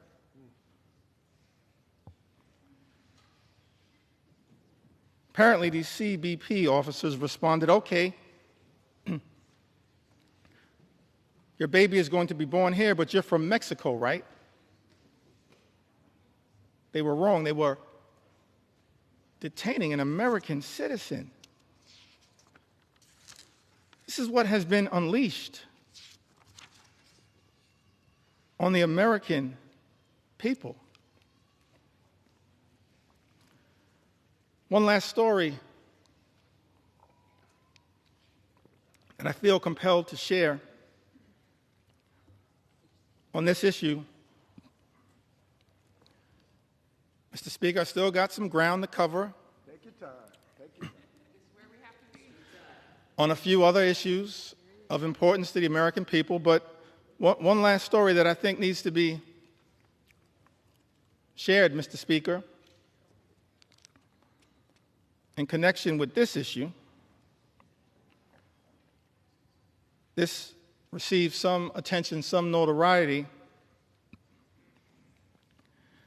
Americans were horrified, should be horrified. All of us should be horrified. I'll never forget the journey that we were originally on. Set forth, spoken to by the founders of this country. E pluribus unum, out of many, one.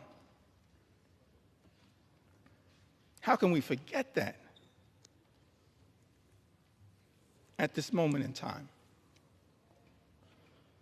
One last story in this area that I feel compelled to share, Mr. Speaker. Story of Narciso Barranco, 48-year-old undocumented landscaper who has been in the United States since the 1990s and has no criminal record.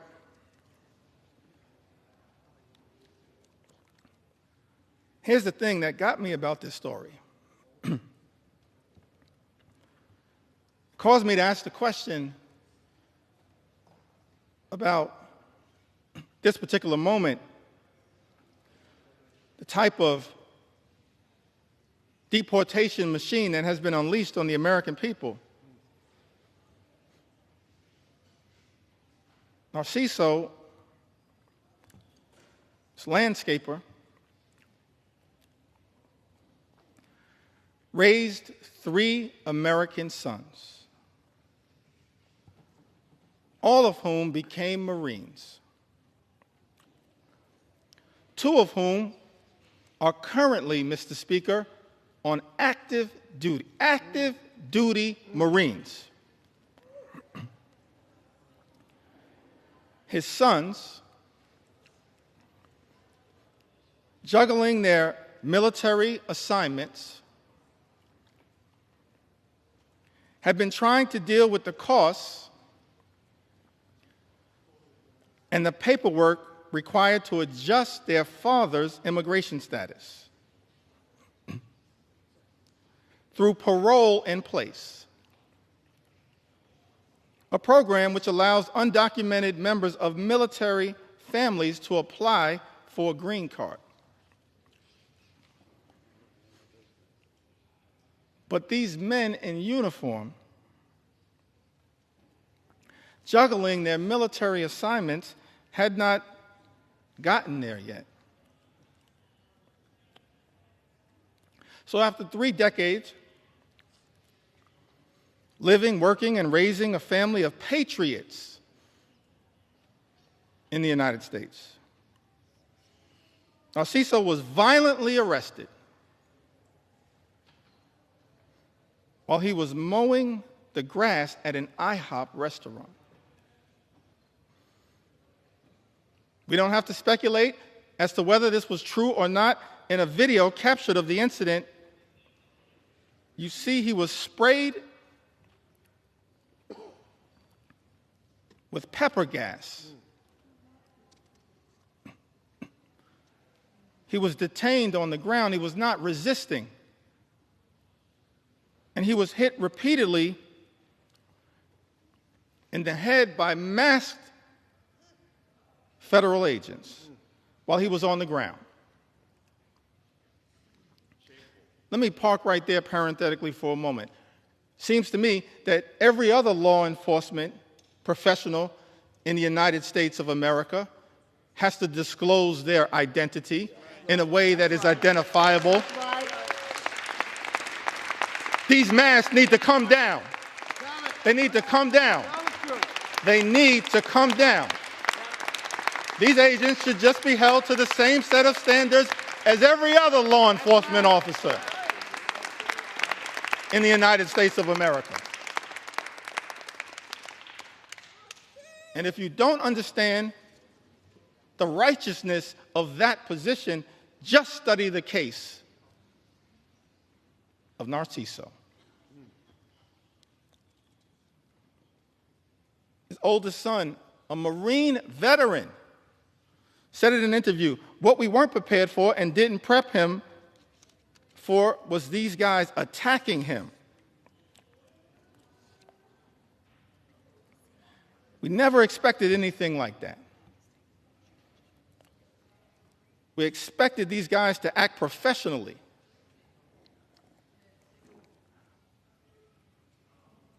And up to the standards of the United States government. Are masked, armed federal agents who beat people on the ground really the standards the United States government should be standing by? Are these the types of actions, Mr. Speaker, that House Republicans endorse and support? This is not the way that anyone in the United States of America should be treated, particularly the father of 3 patriotic Marines. No one should be treated this way, but certainly not the father of 3 patriotic Marines in the United States of America. It's outrageous. It's out of control. And it's completely and totally unacceptable. Unacceptable. Unacceptable here in the United States of America. We are better than this. Better than this. Mr. Speaker, I've talked about the aspirational vision that we have for a country where everybody can afford to live the good life and work hard, play by the rules, experience the American dream, live the good life, good paying job, good housing, good health care, good education for their children, and a good retirement. That's not too much to ask in the United States of America, the wealthiest country in the history of the world, a great country, an exceptional country, as Abraham Lincoln once observed in a speech in the chamber of the House of Representatives. America, the last best hope of Earth. Spent a little time talking about the type of things, the type of America that we should be working hard at a bipartisan way to bring about, and spent some time critiquing this one big, ugly bill. And it's not like Republicans, Mr. Speaker, weren't given every opportunity to try to address the concerns that we have raised. I'm thankful for my colleagues in all of the committees of jurisdiction who worked hard, pulling all-nighters, offering amendments, to try to improve this one big ugly bill. We've actually introduced throughout this process, Mr. Speaker, hundreds of amendments. Just yesterday before the Rules Committee, hundreds of amendments. And before that, in late May, when the initial bill was being debated in a marathon session before the Rules Committee, more than 125 or so Democrats offering more than 500 different amendments to improve this bill, to stand up for the American people. Doing so over and over and over again throughout this process.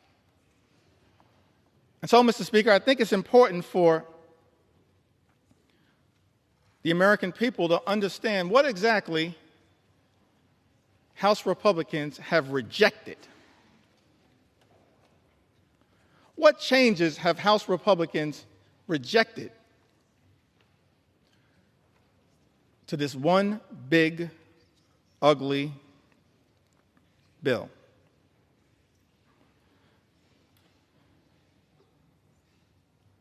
We repeatedly tried to offer an amendment, both in rules and on the House floor on behalf of the American people, to strike every single provision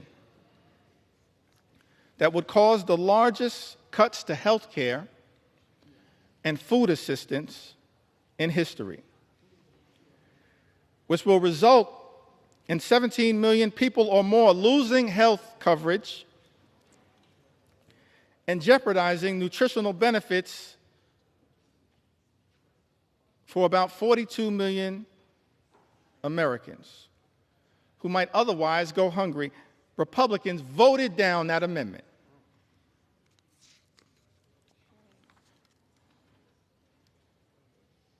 I believe it was Representative Amelia Sykes had an amendment to strike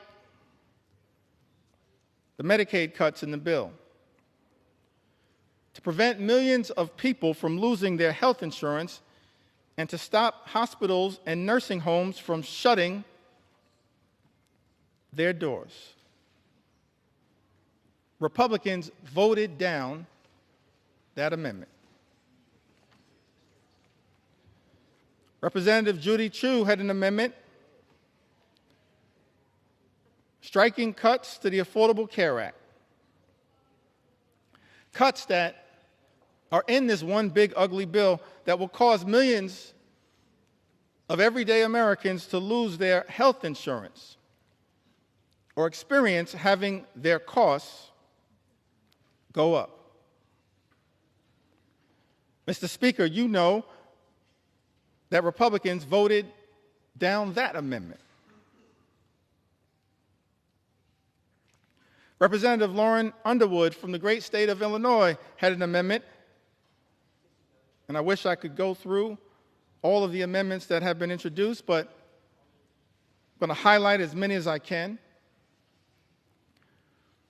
Representative Lauren Underwood had an amendment to ensure that people who get their insurance through the ACA, Obamacare, will not see their premiums increase.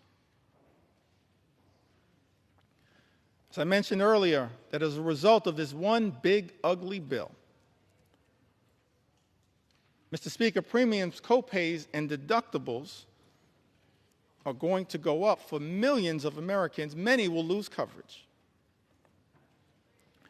And so this amendment was introduced to ensure that people who get their insurance through the ACA will not see their premiums increase this year,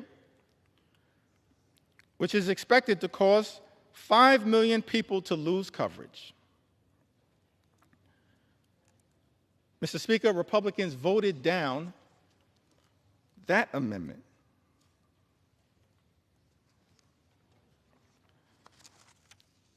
Representative Kelly Morrison had an amendment that strikes the defunding of Planned Parenthood, which provides access to life-saving cancer screenings and reproductive health care. Now, last year, Republicans, Mr. Speaker, promised that reproductive health care, reproductive freedom was a state issue. President Trump promised that reproductive health care, reproductive freedom was a state issue. And yet, in this bill, there's a backdoor attack on reproductive freedom by targeting health care, preventative health care, that Planned Parenthood provides to millions of people all across this country. Representative Kelly Morrison had an amendment that strikes the defunding of Planned Parenthood, which provides access to life-saving cancer screenings along with reproductive health care. Republicans voted that down. Let me pause there parenthetically just to make one observation on this issue of reproductive freedom. What we're seeing right now in the House of Representatives, Mr. Speaker, Republicans unleashing a march toward a nationwide abortion ban. That's what's going on right now. What does this provision have to do with making life more affordable for everyday Americans? Nothing.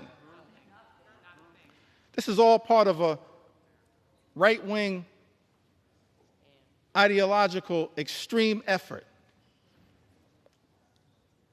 to undermine reproductive freedom in the United States of America. Let me make something clear, Mr. Speaker. House Democrats believe in a woman's freedom to make her own reproductive health care decisions, a decision that should be between a woman, her family, her faith, and her doctors. That's it, period, full stop. And we will continue to fight for reproductive freedom in the United States of America. And we will not rest, Mr. Speaker, until the Women's Health Protection Act becomes the law of the land here in the United States of America. Big difference between us and them. Big difference.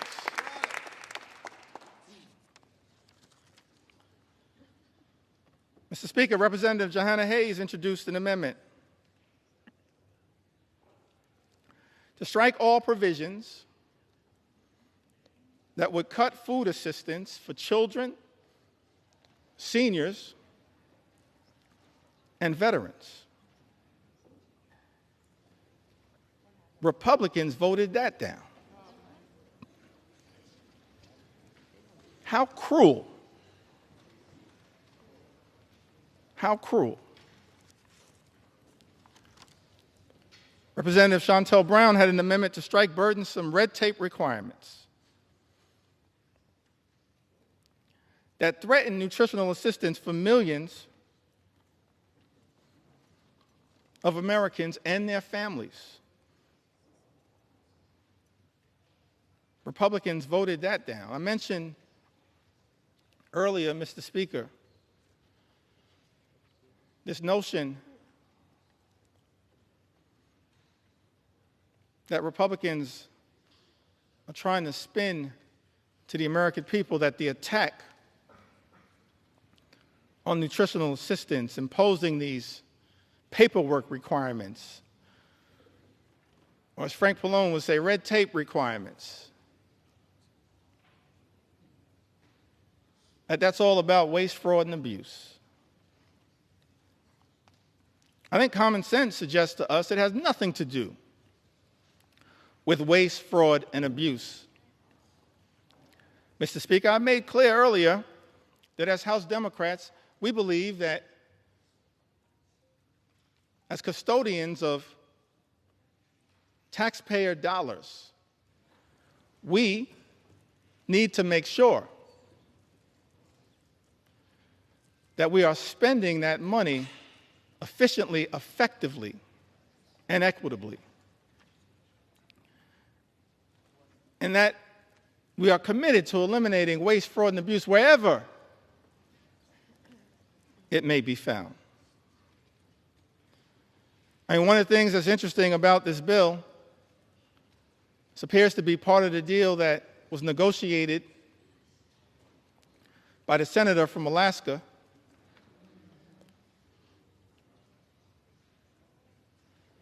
is that the states apparently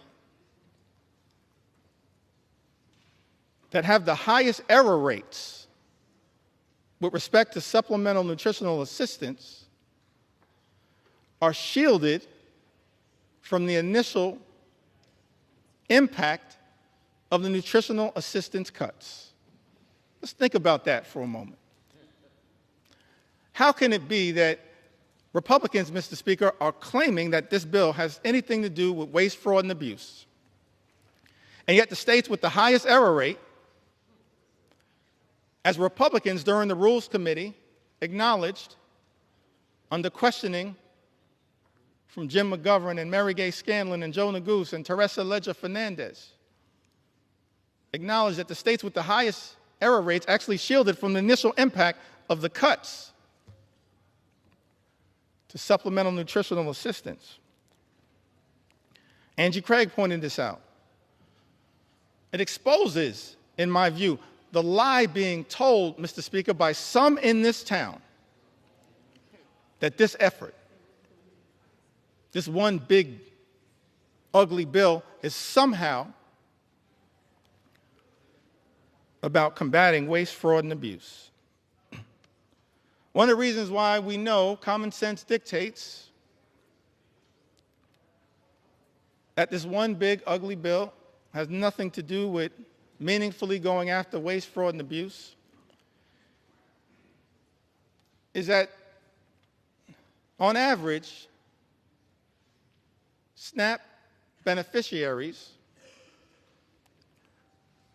receive $6 per day to try to help them not go hungry, to try to make sure that veterans and children and seniors don't go hungry. Mr. Speaker, I think it's important for the American people to process. That's what SNAP on average provides, $6 per day. At the same time, Elon Musk, his federal contracts, as we understand it, amount to $8 million per day. Mr. Speaker, if Republicans were really serious about targeting waste, fraud, and abuse in the United States of America, start there. $8 million per day. Start right there.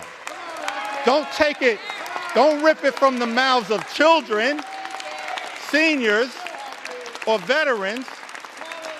If Republicans were really serious about targeting waste, fraud, and abuse, start right there with Elon Musk. And we'll join you. We'll welcome you into the warm embrace of the House Democratic Caucus to target waste, fraud, and abuse. Start right there. You can start right there, Mr. Speaker. Start right there. Ranking members Jim McGovern and Bobby Scott had an amendment, Mr. Speaker, to prohibit the bill from going into effect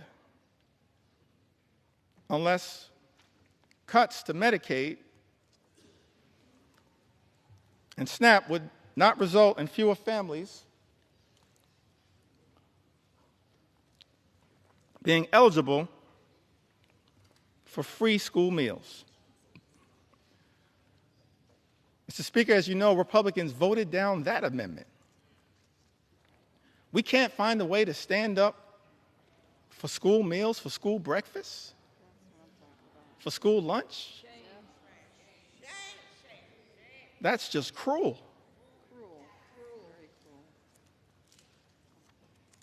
It is callous. It's a corrupt perversion of this process, targeting, as this one big, ugly bill does, school children, hungry school children in the United States of America. Speaker, Representative Mike Thompson had an amendment that would have ensured Americans would not see their energy costs go up,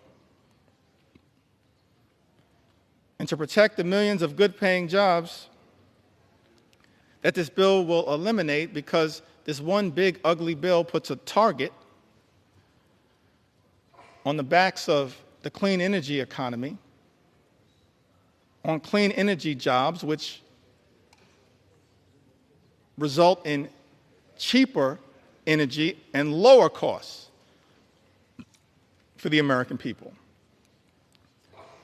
We were told by President Donald Trump when he was on the campaign trail, costs would go down on day one. He was going to focus, we were told, on lowering the high cost of living in the United States of America. That's not what this bill does.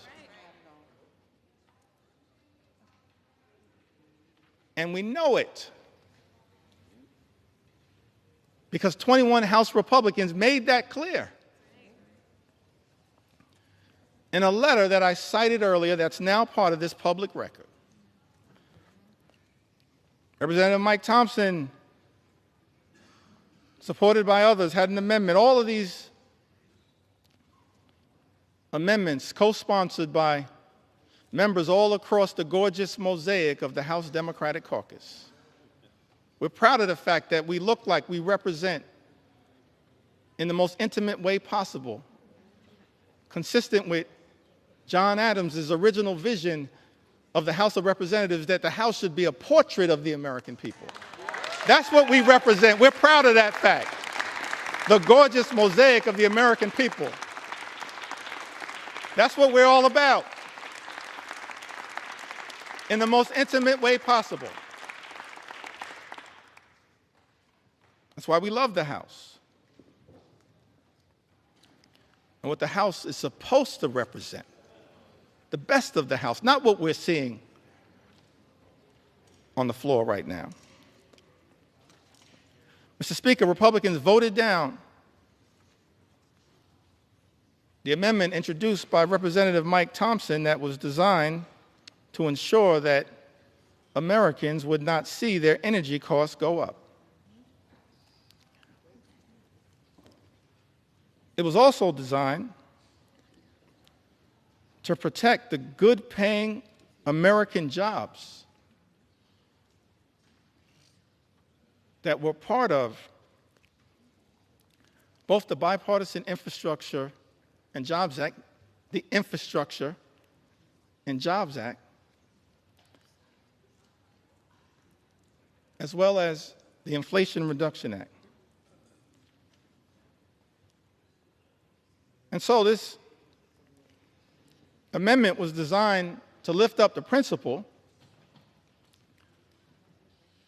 of actually trying to create good-paying union jobs that actually allow people to provide a comfortable living in the United States of America. Amongst this all-out assault that we are witnessing in the United States is an all-out assault on organized labor, an assault on collective bargaining, an assault on the freedom to negotiate.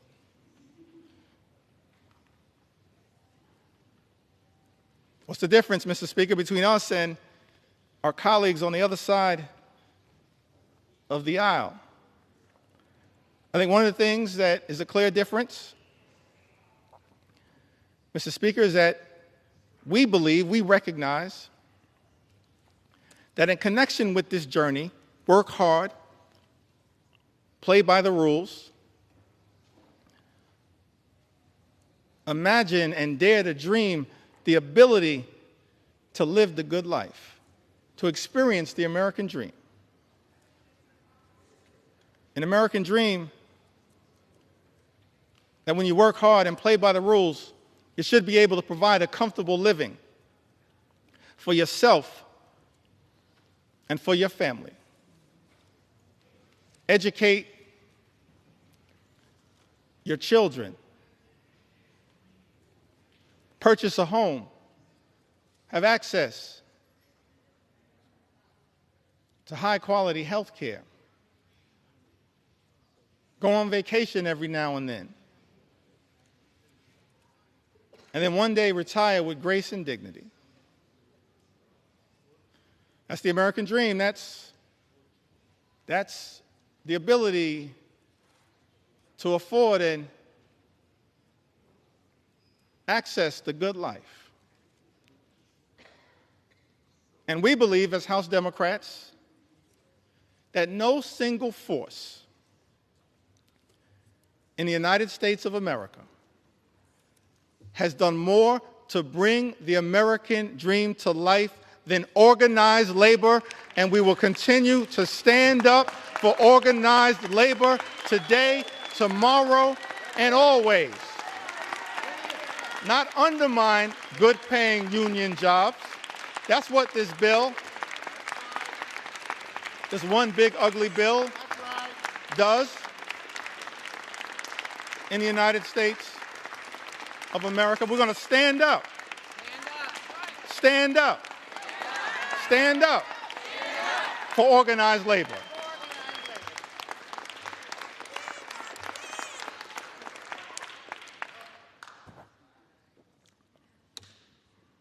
This is personal to me. My parents, Marlon Jeffries, Lanita Jeffries, they raised us, my younger brother Hassan and I, they raised us in a working class union household. I'm thankful for that. We were raised in central Brooklyn. Now, my mom grew up in Connecticut. And I mentioned that must be Johanna Hayes.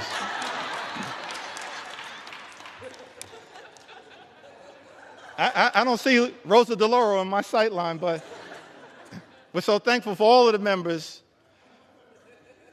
of the Connecticut delegate. I'm an unofficial sixth member of the Connecticut delegation. My mom raised in Bristol, Connecticut. She went to Bristol High School. Thankful for my mom. And my dad, I mentioned earlier, he grew up in Newark.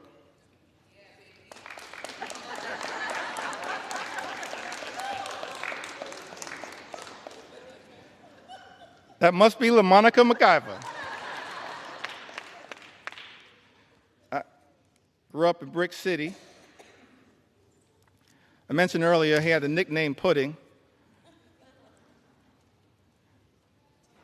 I failed to ask him, but I'm going to see if my mom can unlock the key to that nickname for me. My mom grew up in Bristol, Connecticut, and my father grew up in Newark. And I mentioned earlier that he then went off to serve this country in uniform as an Air Force member, served in Germany during the Cold War. I think about that a lot. I didn't get to talk too much about it. I wish I would have had the opportunity to talk a little bit more with my dad about that.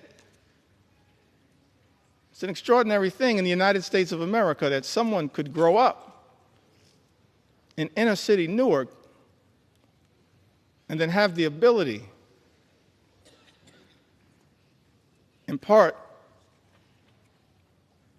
thanks to President Harry Truman, to serve with people of all races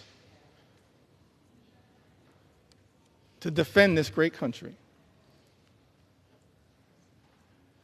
I wish I would have had the opportunity to talk to my dad a little bit more about his experience in Germany, because the one thing that I've been able to take away from that experience was that he came back having fallen in love with Heinekens and Becks.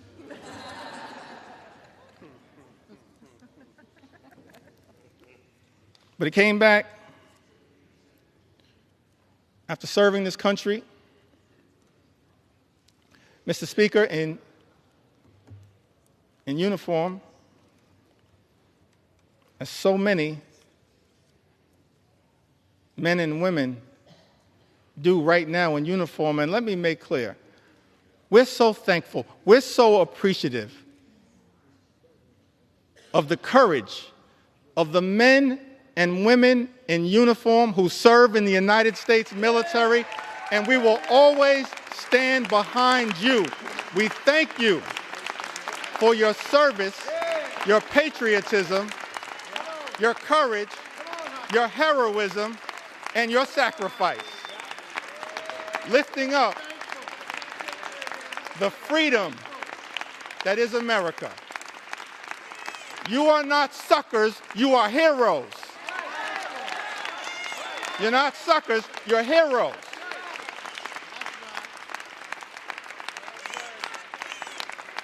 We're thankful for your service.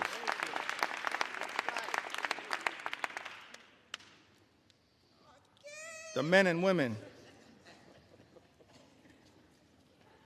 no better hype person than Frederica Wilson.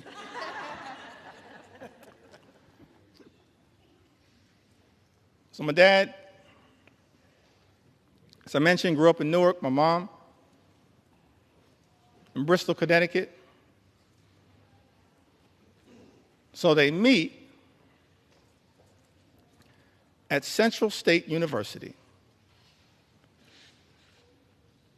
Proud to note, a historically black college and university that has given so much. Historically black colleges and universities to the United States of America, and we will always stand behind you. Always stand behind you. We will always stand behind you. I wouldn't be here right now without a historically black college and university. I'll never run away from that. I will never run away from that. And we're proud of the fact, we can check the record, proud of the fact that over the last few years prior to this administration, historic investment in Hispanic serving institutions, in historically black colleges and universities, in higher education.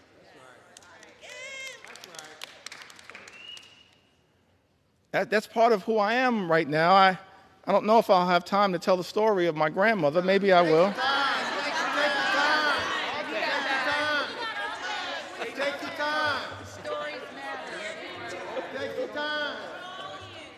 I got so many stories, I feel like I'm in a hip-hop studio right now. But they all relate to what makes every single one of us, every single Democrat, have a story to tell. a story to tell. Brooklyn will get that. Every single one of us have a story to tell. That leads us to this moment. It's the reason why we're fighting hard against this incredible and unprecedented assault on the American way of life and an assault on organized labor. So my parents, they meet at Central State University, and Dad would tell us, my younger brother and I, that it was love at first sight. But apparently my mom said, not so fast. But it worked out. I'm thankful for that. They met at Central State University. And so, of course, I mentioned that mom from Connecticut, father from New Jersey. Why was it that we grew up in New York City? Apparently, they compromised and moved to Brooklyn. And so I'm raised in Brooklyn, New York, working class neighborhood, in the middle of the crack cocaine epidemic. Dangerous times in New York City. In a union household, proud that I grew up in the Cornerstone Baptist Church, still a member of the Cornerstone Baptist Church. Grew up in this union household. And Mr. Speaker, I land on that moment, and every single one of us as House Democrats have a similar story to tell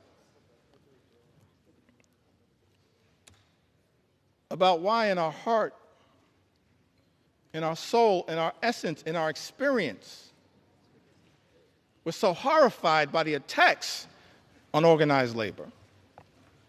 Because we understand the importance of what organized labor has meant to the American journey. My mom and dad were both public servants throughout their entire lives. My mom worked for 45 years, DC 37, for the city of New York. My dad, he worked for 30 years. He was a member of the Public Employees Foundation. He was a substance abuse social worker dealing with addiction. During the heroin explosion of the 1970s, the crack cocaine epidemic of the 1980s. But they got married in 1967. And they were newlyweds. And many people familiar with the history of the labor movement, particularly in New York City, know that in 1967, the Social Service Employees Union, which they both belonged to at the time, famously went on strike for better pay, better health care, better working conditions, and most importantly, better service to the clients that they served.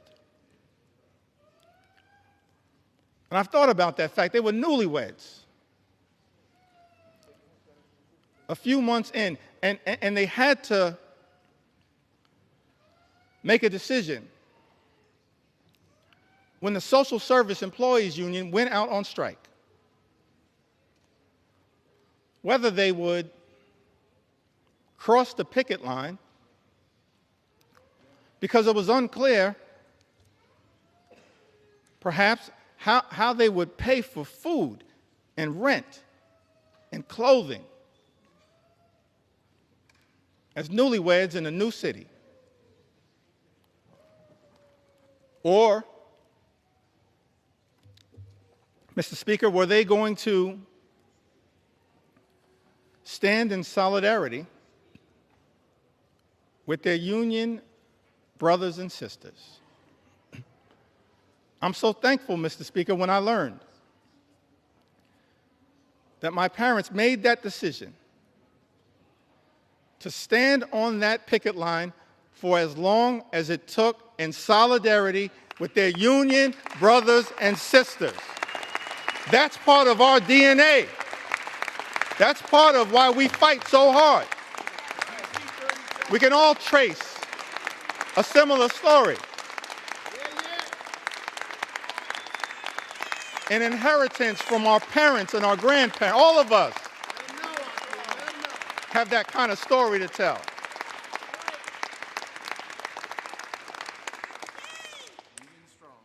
Why am I so thankful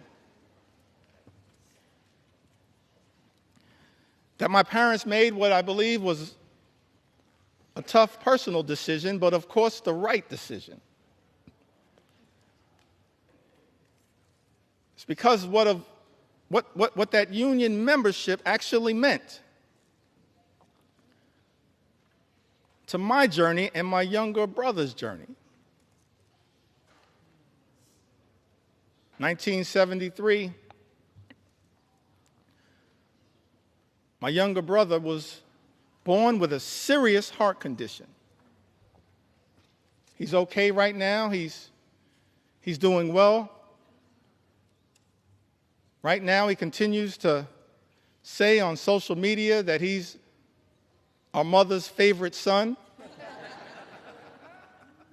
Let me say from the House floor, no, you are not. I think she favors both of us. A younger brother, 1973, he's born with a serious heart condition.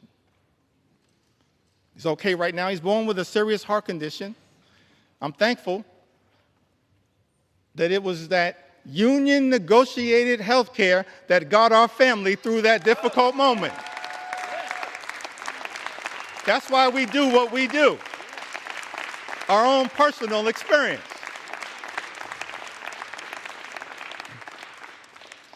And then in the early 80s, my parents, modest living. Neither of them, even at the tail end of decades-long careers, ever made more than $50,000. Modest living. But in the early 80s in Crown Heights, rough neighborhood, central Brooklyn, they bought their first and only home.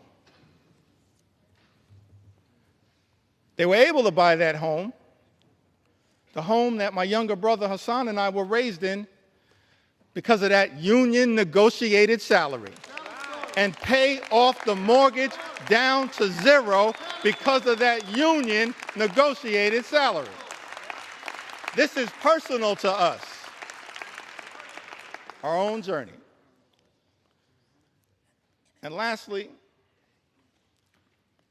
as it relates to this part of my journey, why we all fight for what we fight for. Why we stood behind Mike Thompson's amendment to protect good-paying union jobs. I went to college. I went to Binghamton University.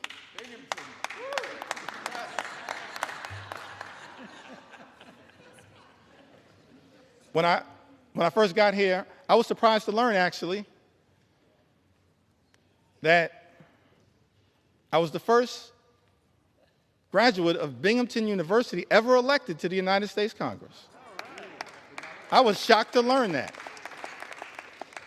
but not the last. Because Vindman and Mannion have now joined us. And so we tripled the size of the Binghamton University delegation.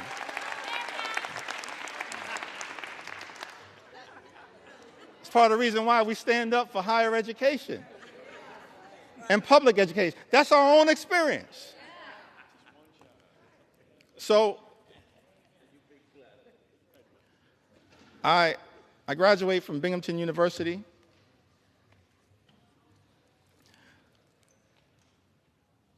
My younger brother graduated from Morehouse University. I think that was Hank Johnson.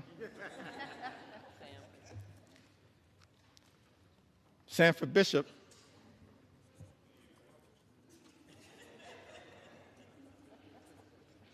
Graduated from Morehouse. I graduated from Binghamton University. And somehow, we managed to graduate from college without owing anything. And for the life of me, I couldn't figure out how. Because as I mentioned, my mom, my dad, they just earned a modest living all throughout their careers.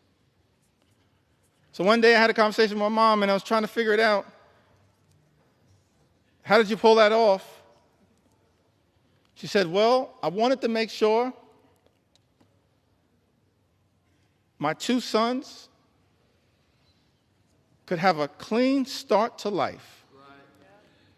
So I borrowed against my union negotiated pension to make sure my two sons could get free and clear of loans and get a higher education as part of our effort to experience the American dream. And so we all say to our brothers and sisters in organized labor, you don't ever have to worry about whether House Democrats are going to stand up for you, because you've always been there for us. You've always been there for us. You've always been there for us. That's our personal story. And every single one of us,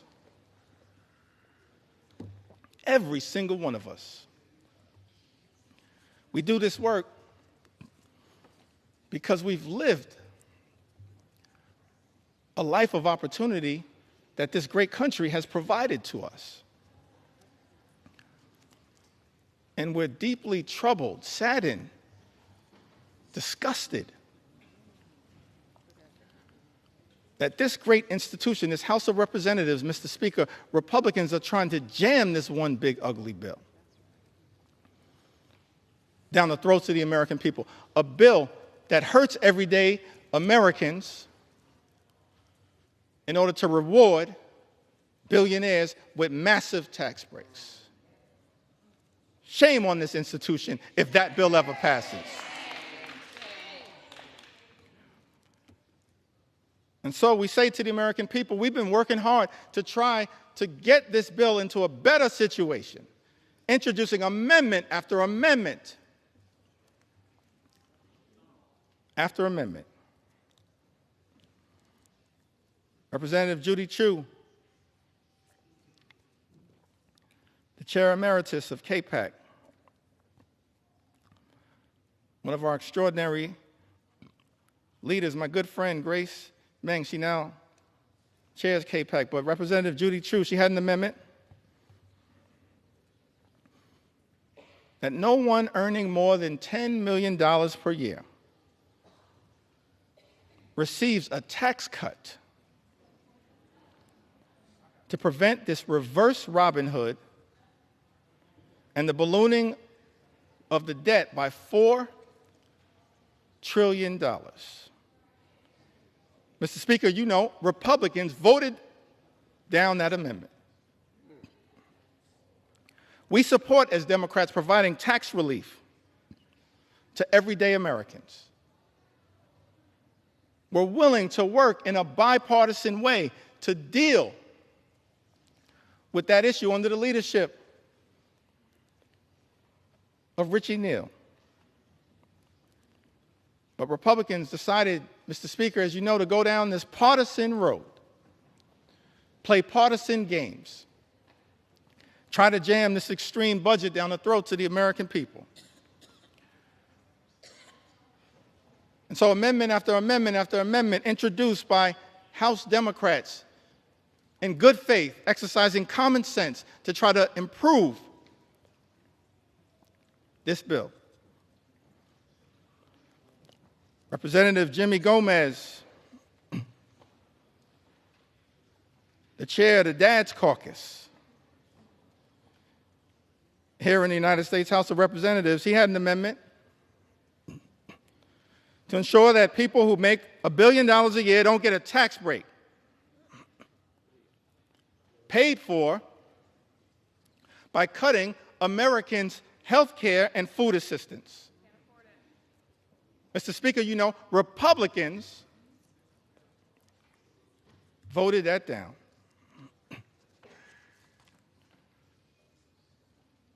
My good friend and classmate, Representative Susan Del Bene,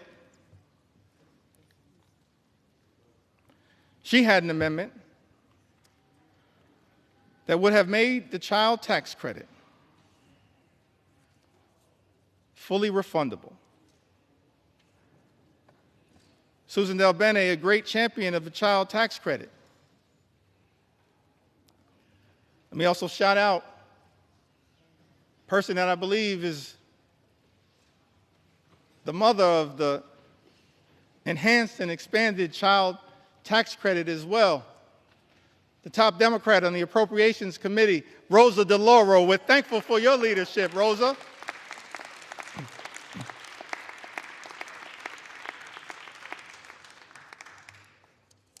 Fighting hard on behalf of the American people. Susan Del Bene, a great champion of the child tax credit. She had an amendment, Mr. Speaker, to make the child tax credit fully refundable, covering the 17 million children who are being left behind by the big, ugly bill,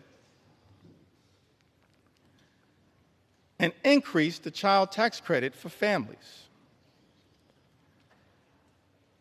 Because what Republicans are doing, Mr. Speaker, as you know, in this particular bill, not enhancing and expanding the child tax credit, you are undermining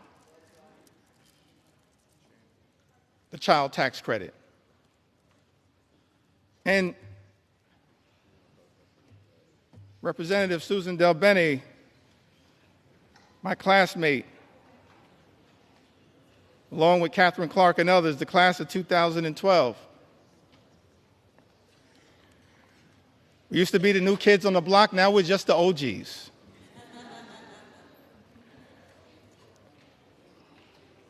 Susan Del Bene,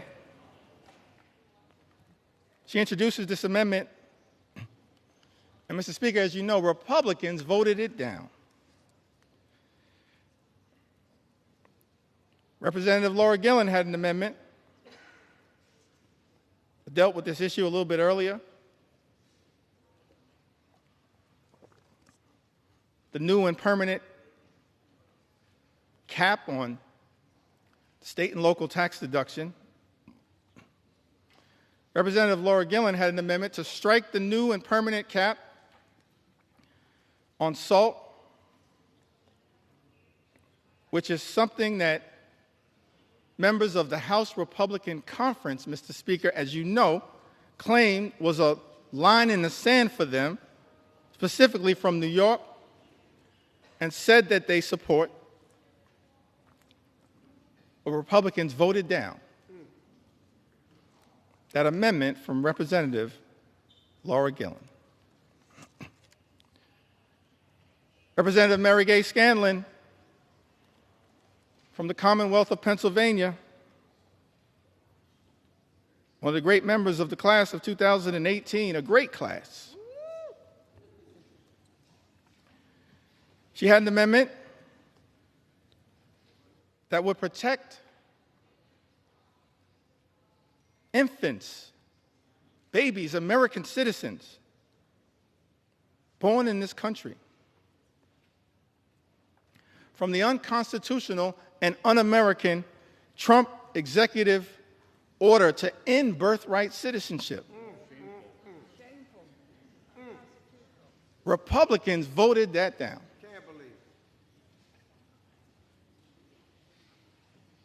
Let me make something clear. No matter what it takes, we're going to make sure as House Democrats we stand up for the principle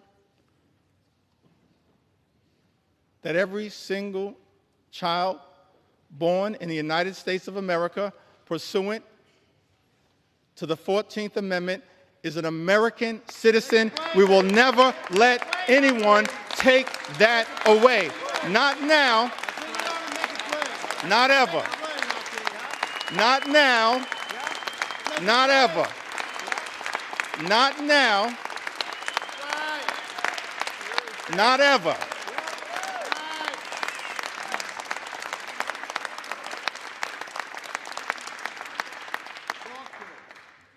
I think Mary Gay Scanlon, I'm appreciative of my big brother, Congressman Greg Meeks, my big brother in the United States Congress. We're a family as House Democrats, committed to working hard, standing up on behalf of the American people. It's an honor of a lifetime to be part of this family.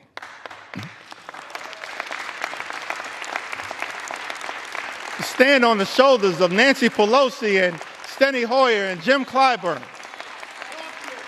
It's an honor to be part of this family. Fight hard on behalf of the American people. Representative Mary Gay Scanlon, I've got to repeat this, had an amendment, Mr. Speaker, to protect infants, children, babies against the unconstitutional and un-American Trump executive order to end birthright citizenship. Republicans voted that down.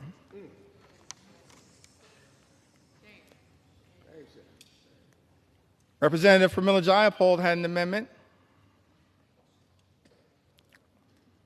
to prevent ICE from deporting U.S. citizens. United States citizens, Mr. Speaker, that are being deported by the Trump administration. I documented some of that earlier today. We're happy to provide more examples. In fact, I'm happy to debate my colleague, Speaker Mike Johnson, on any of these issues anytime right here on the floor of the House of Representatives. I sent you that invitation. I sent you that invitation. I sent you that invitation months ago. I'm still waiting to get a response. We're not running from the American people. We're ready to debate any of these issues anytime, any place, particularly right here on the floor of the House of Representatives. Representative Pramila Jayapal, she had an amendment, Mr. Speaker, to prevent ICE from deporting U.S. citizens. Republicans voted that down.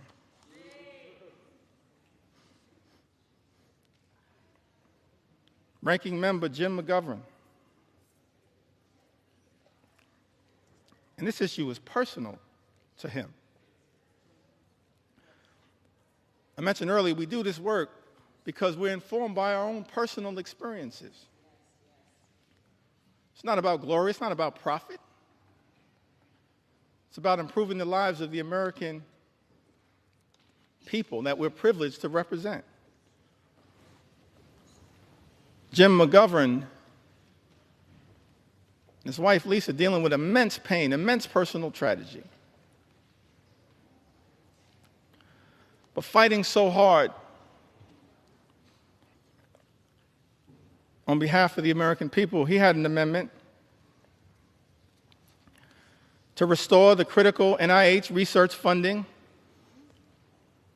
withheld by Donald Trump and Elon Musk to cure diseases like Alzheimer's and cancer, including pediatric cancer, childhood cancer. Mr. Speaker, you know Republicans voted that down.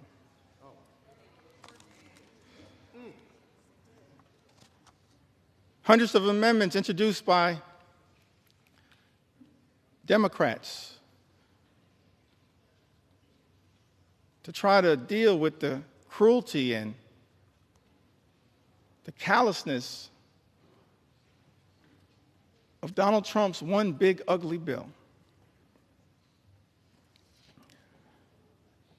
Many amendments were offered by Democrats, and Republicans chose not to make these amendments in order. In other words, just ignored them, dismissed their importance. Representative Debbie Wasserman Schultz and Gottheimer offered an amendment that adds a new requirement that the Secretary of HHS certify in writing that the reduction and rescissions made by this act will not affect cancer survivors currently on Medicaid or Medicare. Mr. Speaker, as you know, Republicans dismissed that amendment. Representative Houlihan and Representative Ramirez offered an amendment, Mr. Speaker, that exempts individuals with disabilities from having to prove eligibility for Medicaid every 6 months. That's a burdensome red tape requirement designed to throw people off of Medicaid who are eligible. That amendment was dismissed, Mr. Speaker, as you know, by House Republicans.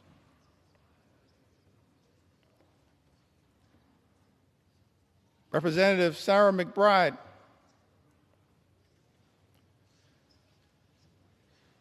the distinguished gentle lady from the great state of Delaware.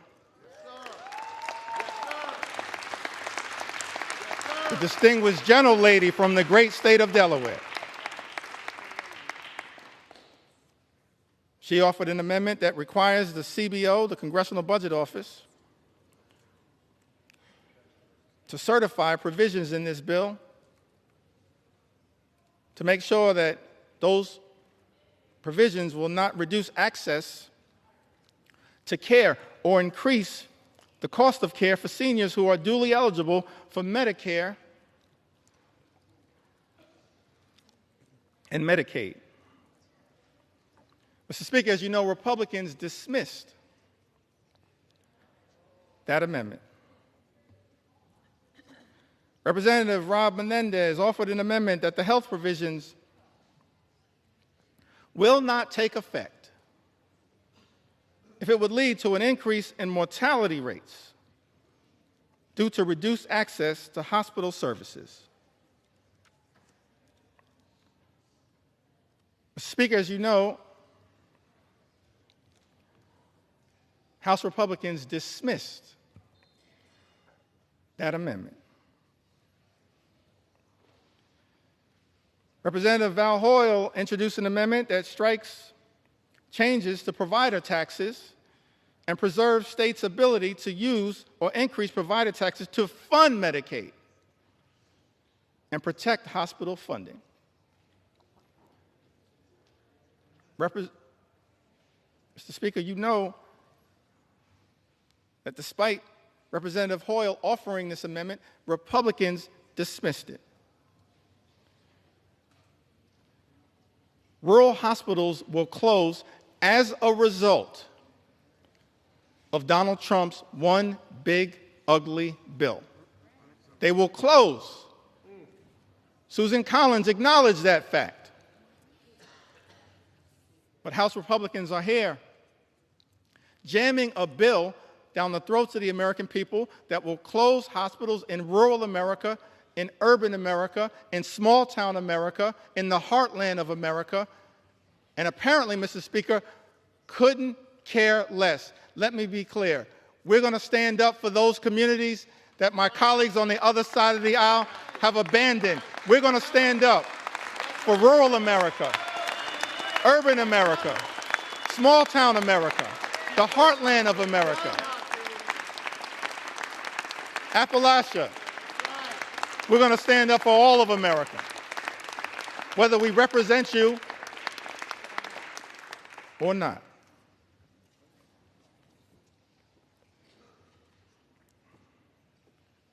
Representative Nanette Barragan,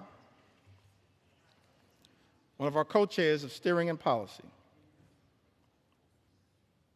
along with Robin Kelly and DWS, she offered an amendment increasing the Hospital Stabilization Fund that they had to include in this one big ugly bill. This amendment was designed to protect hospitals from closing and expand eligibility for safety net hospitals that we know exist all across America. In every corner in this country. Safety net hospitals that serve a large number of low-income patients, including those with Medicaid. And yet, Mr. Speaker, as you know, House Republicans dismissed this amendment. Amendment after amendment after amendment that Democrats have introduced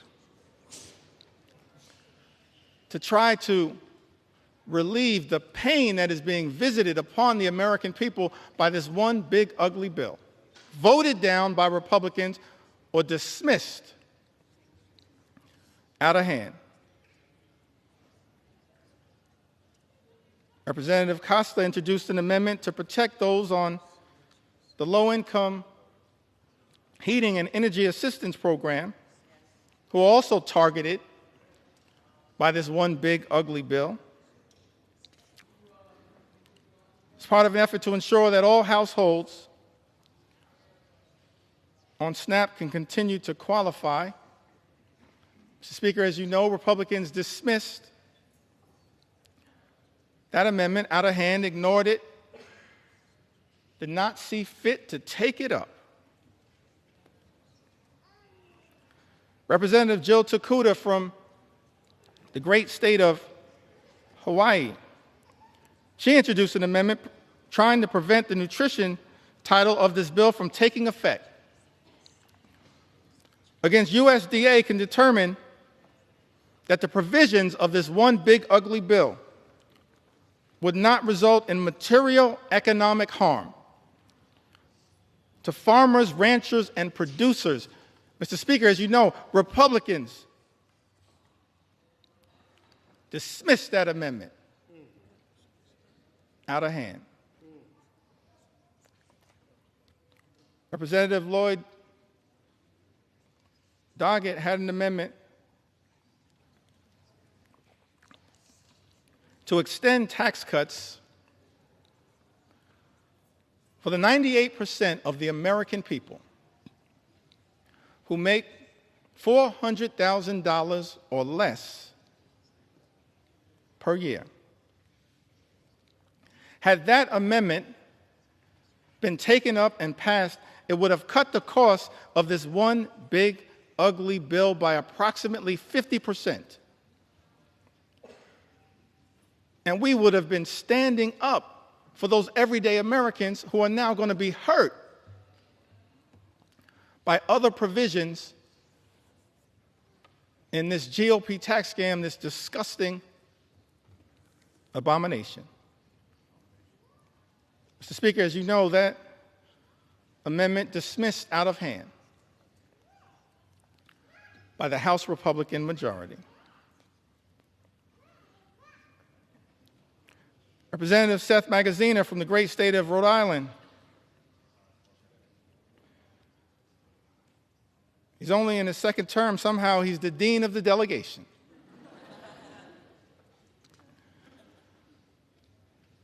Along with my good friend Gabe Amo, Seth Magaziner, he had an amendment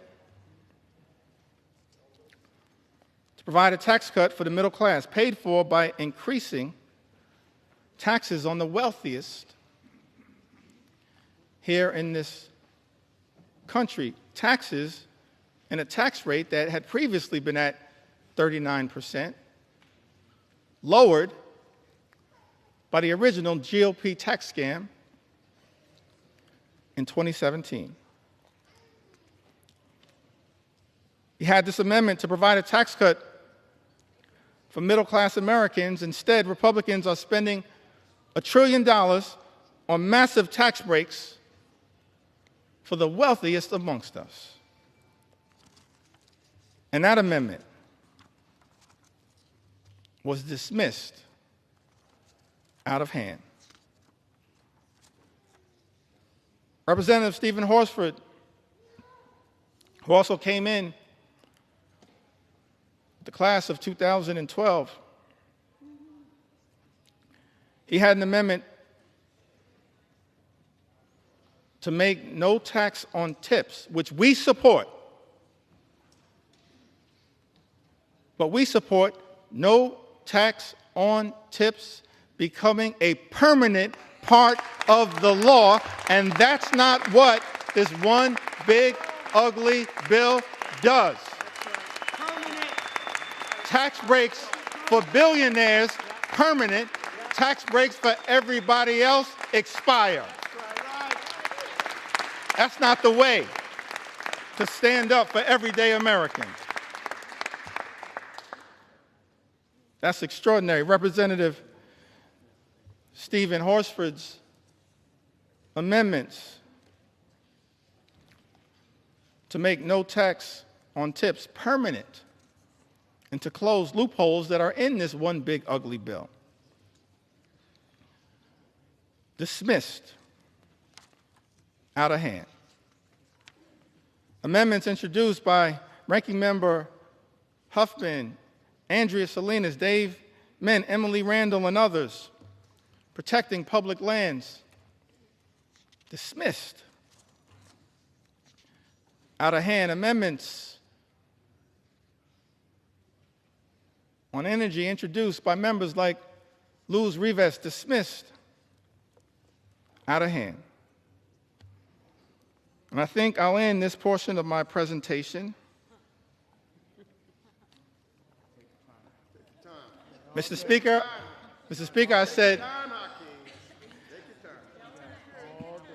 I said this portion of my presentation.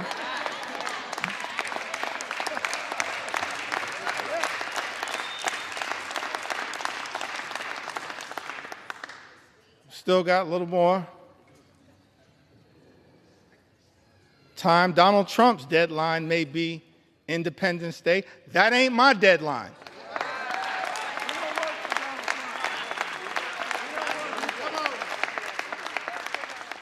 You know why? Mr. Speaker? We don't work for Donald Trump. We work for the American people. That's why we're right here now on the floor of the House of Representatives, standing up for the American people, for everyday Americans, for hardworking American taxpayers, fighting hard to make sure that we can live in a country where every American can afford to live the good life.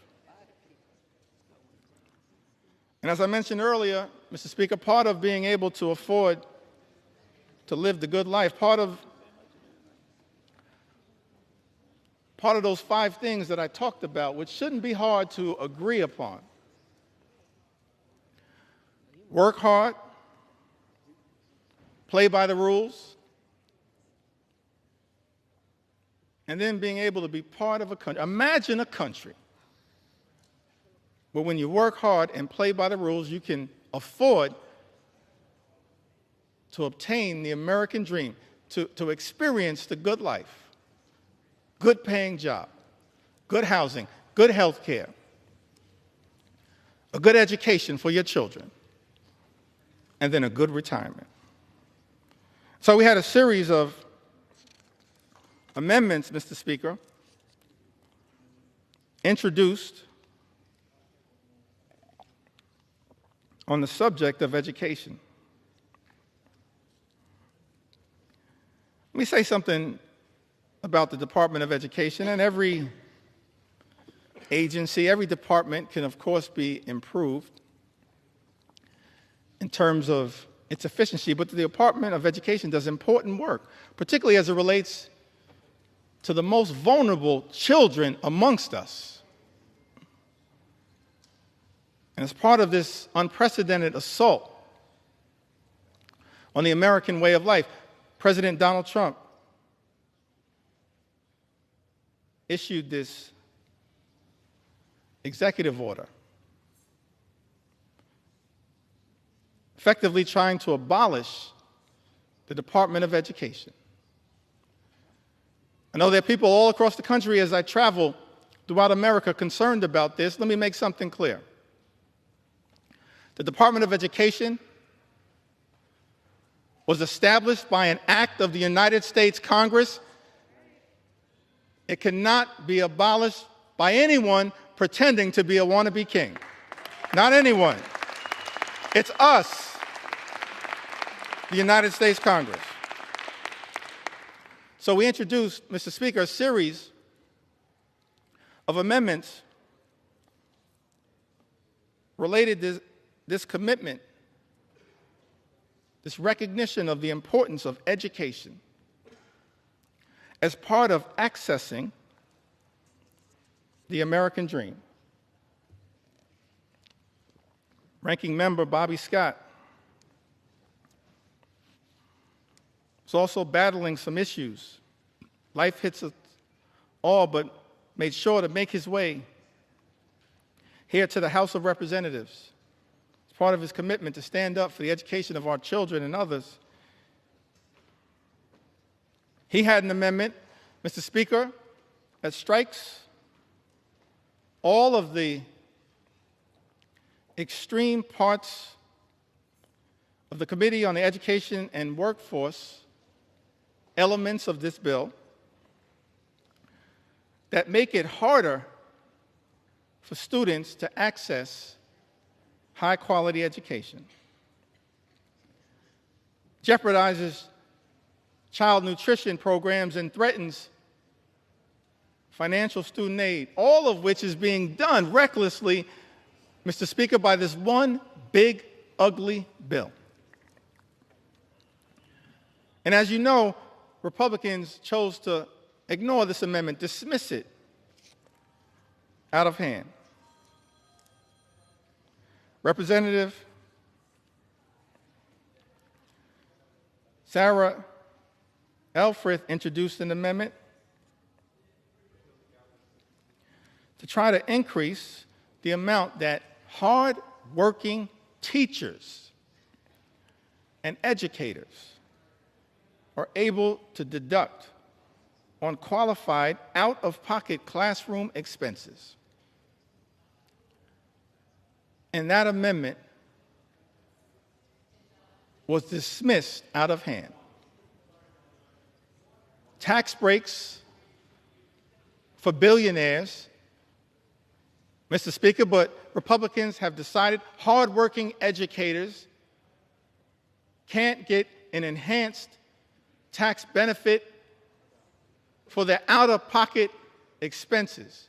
That's wrong, and as House Democrats, we will continue to stand behind the educators of the United States of America, the teachers in the United States of America, those to whom We entrust our most precious asset, our children.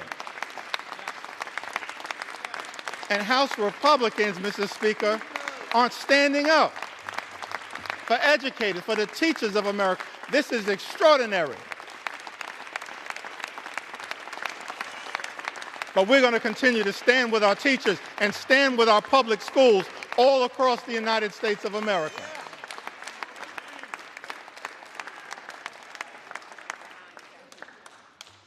That's what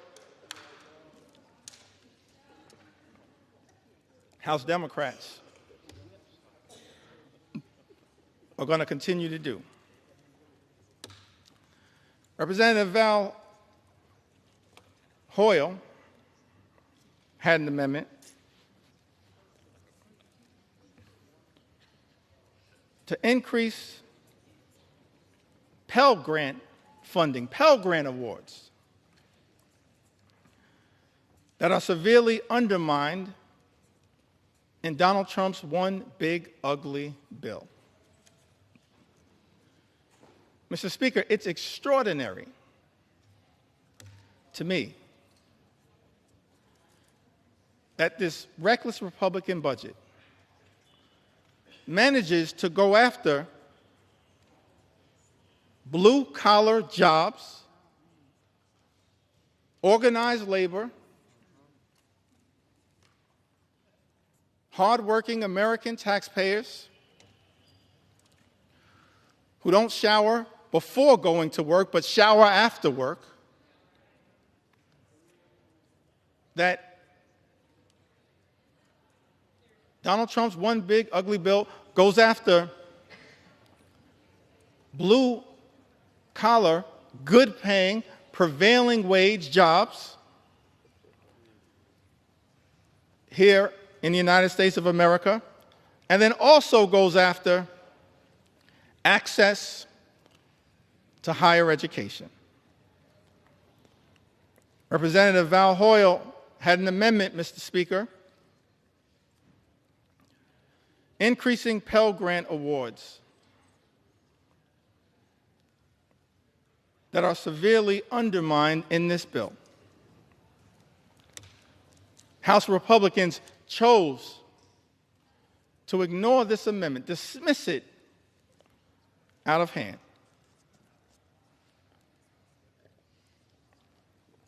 This is another one of those areas where our commitment to experiencing the American dream, whatever path you choose, whether that's through career and technical education, as has been the case by many members in their experience or their family experience. Don Norcross, one of our leaders in this regard, Debbie Dingell, others, Mark Pocan, part of the Labor Caucus, leaders in this regard. Mark Pocan, part of the trades movement. Don Norcross, part of the trades movement. Debbie Dingell, so close to the UAW and the trades. It's one of those areas where we also are informed by our personal experiences, why we find what is taking place, Mr. Speaker, in this one big ugly bill so disgusting. These attacks by Republicans on the ability of all Americans to achieve the American dream, to be part of imagining an America where everyone who works hard and plays by the rules can live the good life. Higher education is not the entire solution, but it certainly is part of it. This was taught to me by my grandma Nana. She never had a formal 4-year education, but perhaps she was the wisest woman I've ever known. And she was determined to make sure that her two grandsons had the ability, as best she could, to obtain an education that might ultimately, for us, coming out of this working class neighborhood, Crown Heights in central Brooklyn, spending a lot of time in Bedford-Stuyvesant where she lived, on the corner of Putnam and Lewis, right down the block from the Cornerstone Baptist Church. She was determined to make sure that her two grandsons had the best opportunity, and in her view, and Grandma Nano's view, that meant access to education. And so, when we were young, she said to my younger brother and I, I'll never forget this conversation. We were in her home in Bed-Stuy. She said that the two of you are going to go to elementary school and then you'll graduate, go to middle school and graduate, high school and graduate, college and graduate. And then she dreamed about us going to graduate school, get a law degree, a PhD, a medical degree, an MBA, some form of advanced education. We were like, Grandma, we're going to be in school our entire lives. And she was so committed to that journey that every single time we graduated, this is a woman of modest means, she gave my younger brother and I, whoever was the graduate, $500 in cash. I still don't know where Nano got that money from.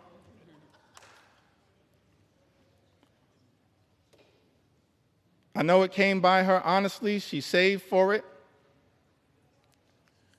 But it was designed to help incentivize her grandchildren to keep going through all of the obstacles. And Mr. Speaker, I made the mistake one day of telling that story, this $500 incentive, in front of my two sons. And they said, Dad, you've been shortchanging us our entire lives. Access to education is a part of the journey for many of us. Shocking to me that this one aspect, not the only aspect, this one aspect that Thomas Jefferson, the author of the Declaration of Independence, once articulated, the father of the University of Virginia. Ben Franklin, the father of the University of Pennsylvania, others saw an important role for enlightened education as just one path that we as House Democrats are trying to protect, while also making sure that every single hardworking American can get the type of career and technical education if they choose that path to experience the American dream. Mr. Speaker, as I perhaps approach the end of this particular journey,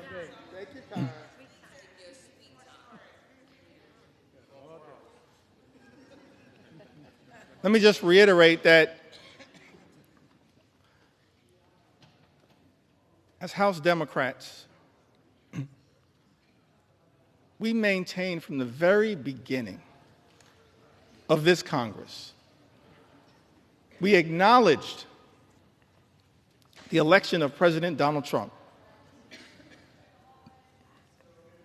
offered to work with our colleagues on the other side of the aisle whenever and wherever possible in order to make life better for the American people, to stand up for the things that matter, not as Democrats, independents, or Republicans, but as Americans. But the route, Mr. Speaker, that has been taken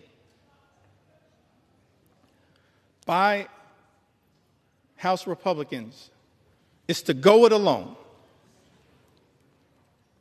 and to try to jam this one big ugly bill filled with extreme right-wing policy priorities down the throats of the American people. That's why, in good conscience, we can't stand here, Mr. Speaker, and support this effort, this one big, ugly bill that hurts everyday Americans and rewards billionaires with massive tax breaks. America is too expensive. Housing costs are too high. Grocery costs are too high. Child care costs are too high. Energy costs are too high. Insurance costs are too high. America is too expensive. President Trump and House Republicans promised to lower costs on day one. Mr. Speaker, but costs aren't going down, they are going up. The policies unleashed by the Trump administration have been so chaotic, so all over the place, so much uncertainty has been created that the economy is being run off track, and nothing has been done to lower the high cost of living.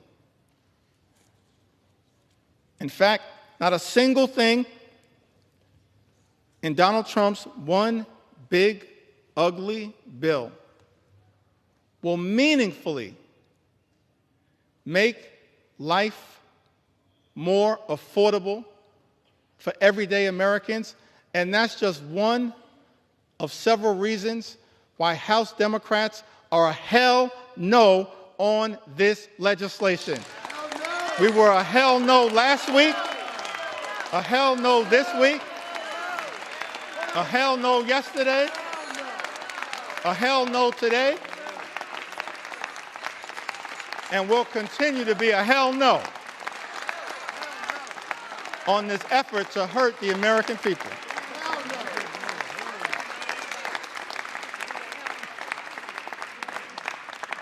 And I note for the record, Mom, hell is in the Bible.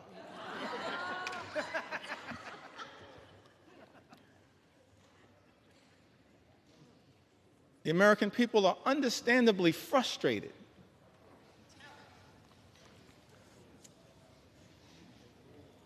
by the high cost of living. Yes, they're frustrated by the unprecedented assault on the American way of life, on our democracy, on the rule of law, on due process, on health care, on Social Security, on nutritional assistance, but it's my sincere hope that we can find a path forward to actually address for the American people some of the underlying sources of their frustration. The fact that people, far too many people, you've heard the stories, Mr. Speaker. And that's just a fraction of the stories that have been shared with us, members of the United States House of Representatives. Just a fraction of the stories that I've been able, on behalf of House Democrats, to enter into the record. They're frustrated by a lot of the things that have gone on in this country since January 20th. I'm frustrated by a lot of what has gone on, disgusted by a lot of what has gone on, Mr. Speaker, in this country since January 20th. We are better than this. But it's also important, one of the things that I hope, Mr. Speaker, we'll be able to address at some point is the source of the underlying frustration.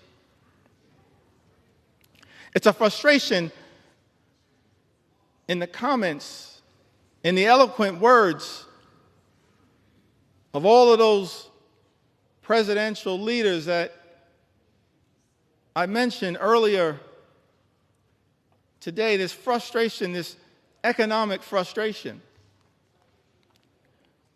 FDR talked about it.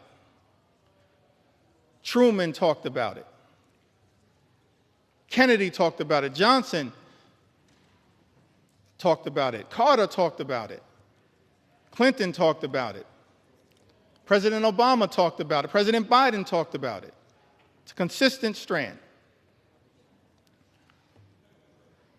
And while progress has been made in the United States of America, we've come a long way on behalf of working class Americans. There is still a way to go to ensure that in this great country, hardworking American taxpayers don't simply work hard and play by the rules just to survive, barely paycheck to paycheck, but are able to actually thrive. That's the America that we should all commit to work hard towards bringing about. Good paying job, good housing, good health care, good education for your children, and a good retirement. A fair shot at achieving the American Leap. A good retirement, let me reiterate it for the record, that means, Mr. Speaker, that people in this town need to keep their hands off the Social Security and the Medicare of the American people. Keep your hands off Social Security, Medicare, Medicaid, all of the things.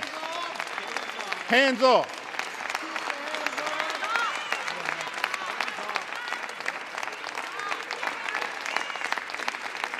And one of the many reasons why we strongly oppose Donald Trump's one big ugly bill is because it will result in the largest cut to Medicare, sets in motion the largest cut to Medicare, more than $500 billion by some estimations in American history. The American people, understandably frustrated, not for years, but for decades, that far too many have dealt with a situation where the system is not building an economy that works for hardworking American taxpayers. for everyday Americans, for working class Americans, for everyone who aspires to be part of the middle class. It's our sincere hope that we can get to a place one day, perhaps in a bipartisan way, not connected to this extreme and reckless, dangerous, partisan bill, this one big, ugly bill that will hurt everyday Americans in order to reward billionaires, that we actually can get to the work of lifting up everyday Americans, because the deck has been stacked against you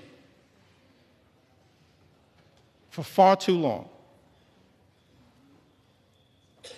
And that's not the America that the American people deserve. And part of the challenge, part of the problem, part of the issue as to why we find ourselves, everyday Americans, in this situation, it's because of the dominance of special interests in this town.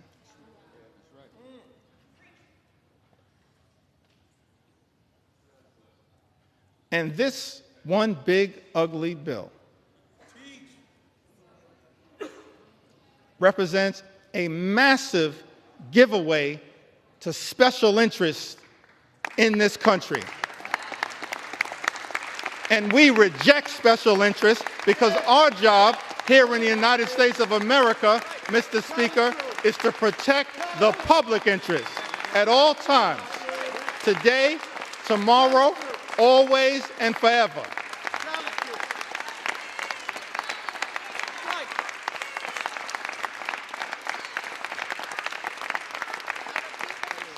Extraordinary to me, Mr. Speaker, that you got folks in this town talking about draining the swamp. Guess what? You are the swamp.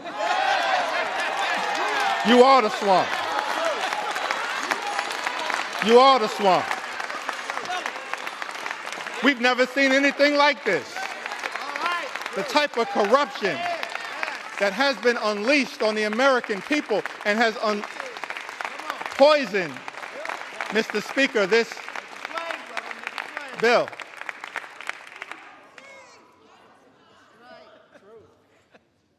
See, you're consulting the parliamentarian, I think.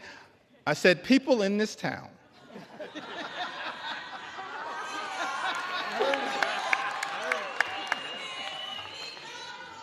I'm thankful that my grandmother saw fit to have her grandson educated. We've never seen a level, Mr. Speaker, of this type of corruption unleashed on the American people that has made its way into this one big, ugly bill. Extraordinary levels of corruption in this town, unleashed on the American people. Corruption on steroids would be an understatement. In terms of what the American people are now being subjected to. So one of the things we look forward to changing in this town, I want to make this commitment, House Democrats. We are committed to making sure that we end corruption once and for all in the United States of America, in corruption in Congress, in corruption at the Supreme Court, and in corruption with the administration. That's part of our agenda,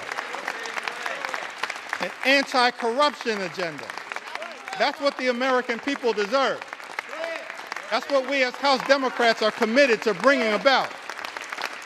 The exact opposite, Mr. Speaker, of what we see in this bill. We're going to present to the American people an anti-corruption agenda, the likes of which have never been seen. Because it's too much. Fundamentally, it undermines the ability of government to deliver for everyday Americans. You see that politics, at the end of the day, is about the management of public money. That's why we need everyday Americans to participate in your democracy. Because politics, at the end of the day, is about the management of public money. It's about how taxpayer dollars are going to be managed. And what's extraordinary about this one big, ugly bill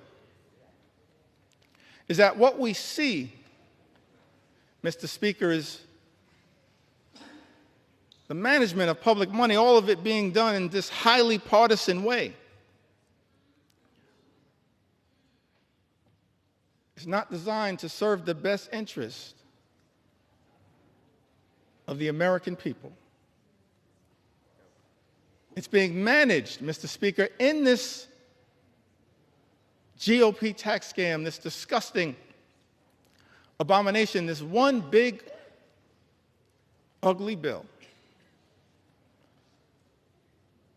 The management of taxpayer money being misused and abused to hurt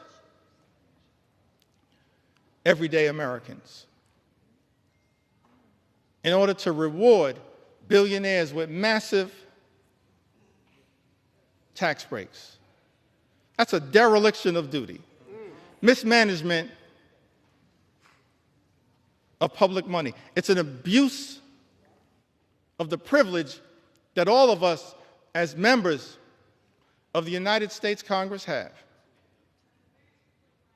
And so one of our promises to the American people as we look toward the future, we will always be stewards of your money to make sure that we are allocating taxpayer dollars in a way designed to lift up the American people, not tear the American people down.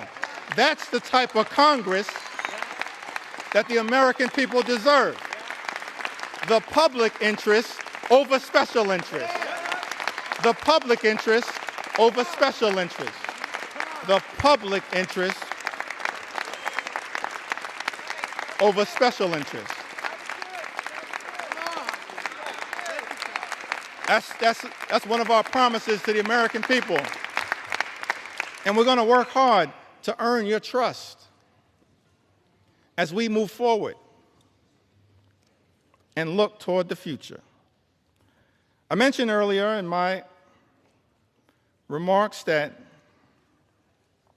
I wanted to talk a little bit about faith.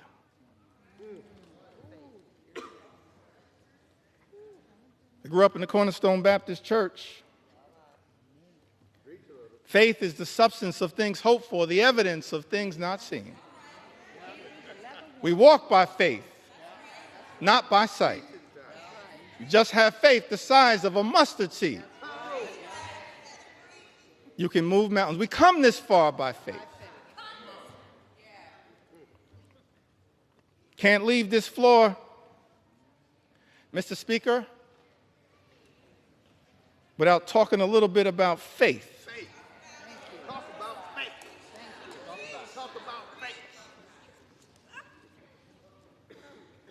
And I use faith in the broadest sense of the word. Proud of what we are in this country: Jewish faith, Muslim faith, Hindu faith, Buddhist faith, Christian faith. All faiths. That's the interesting thing. this rush to jam this reckless bill down the throats of the American people, all of it somehow connected to our 249th birthday that we're going to celebrate tomorrow, July 4th. A journey launched by the Declaration of Independence, and ultimately, this principle embedded in the First Amendment around the importance of faith, but also at the same time the importance of separating church and state. It's all in the First Amendment as interpreted by the Supreme Court. Don't have time, I think, to really deeply go into it, but you've got...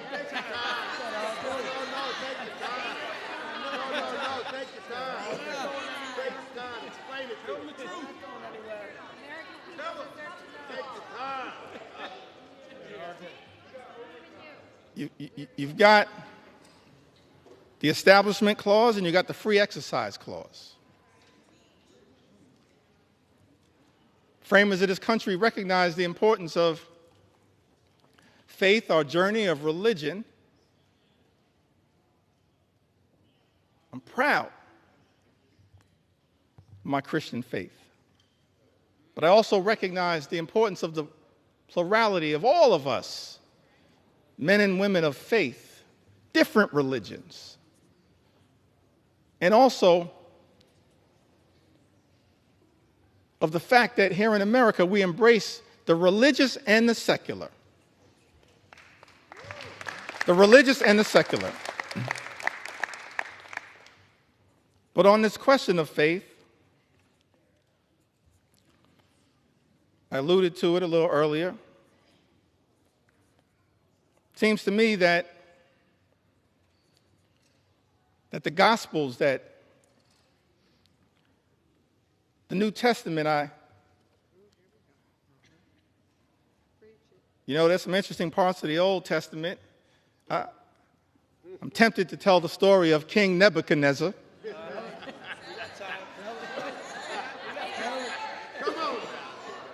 Mr. Speaker, a lot of parallels to what's going on right now. But I'm going to focus at this moment on the New Testament prescription, the Gospels. I think it was mentioned earlier by one of my colleagues. I think Don Beyer mentioned it earlier. Matthew, the 25th chapter, verses 35 and 40. I think it's important that at this time, in this moment, in this debate, before I leave the floor of the House of Representatives, that this Scripture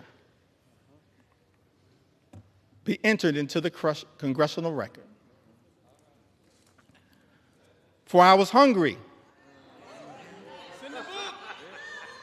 and you gave me something to eat. I was thirsty, and you gave me something to drink. I was a stranger, and you invited me in. A stranger, and you invited me in. E pluribus unum, out of many, one. I needed clothes, and you clothed me. I was sick.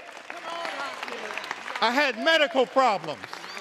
Maybe I needed Medicare or Medicaid or the Affordable Care Act or the Children's Health Insurance Program or Planned Parenthood. I was sick, and you looked after me. I was in prison, and you came to visit me. We have a right as members of Congress to visit people who are detained. It's not just in law, it's right here in Matthew.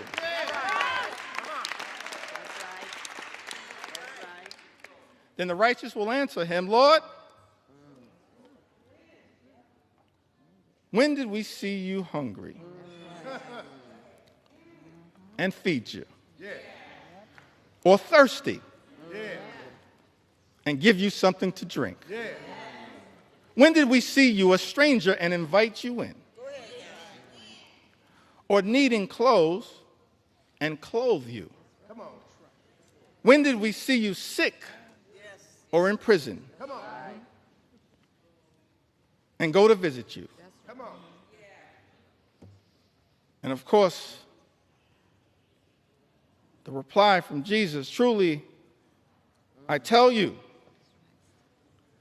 whatever you did, whatever you did for one of the least of these brothers and sisters of mine, you did for me. That's what we should be doing here in the United States House of Representatives. Our job is to stand up for the poor, the sick, and the afflicted, the least, the lost, and the left behind, everyday American. That's what Matthew teaches us. And that's not what's happening in this one big, ugly bill. That's not consistent with what my faith teaches me.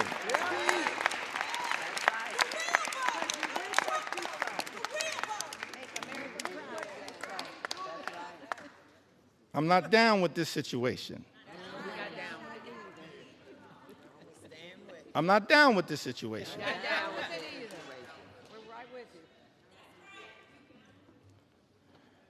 Well, you got some folks in this town. They go to church.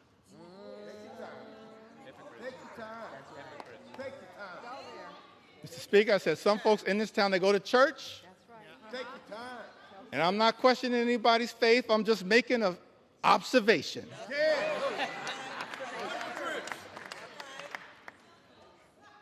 Got some folks in this town, they go to church and they pray on Sunday. P-R-A-Y. And then they come to Congress and pray P-R-E-Y on the American people. I'm not down with that kind of faith. That ain't my faith. That's not our faith. That's not the faith that comes out of the gospel. I can't find that kind of faith in Matthew 25 and 35. I can't find that kind of faith. But I do see something else. Tell us what you see. Tell us what you see. Can I talk about it for a moment? Talk about it. Talk about it. Take your sweet time. Take your sweet time. You got time. Take your time. I do see something else, kind of what I'm seeing connected to this one big ugly bill. I don't know if this was an inspiration to this extraordinary assault on the American people, this corrupt piece of legislation. But when I look over my Bible, and this is going to come from John, it's not going to come from 2 Corinthians, although the Apostle Paul has a lot to say about that. And, Mr. Speaker, I said 2 Corinthians, not 2 Corinthians.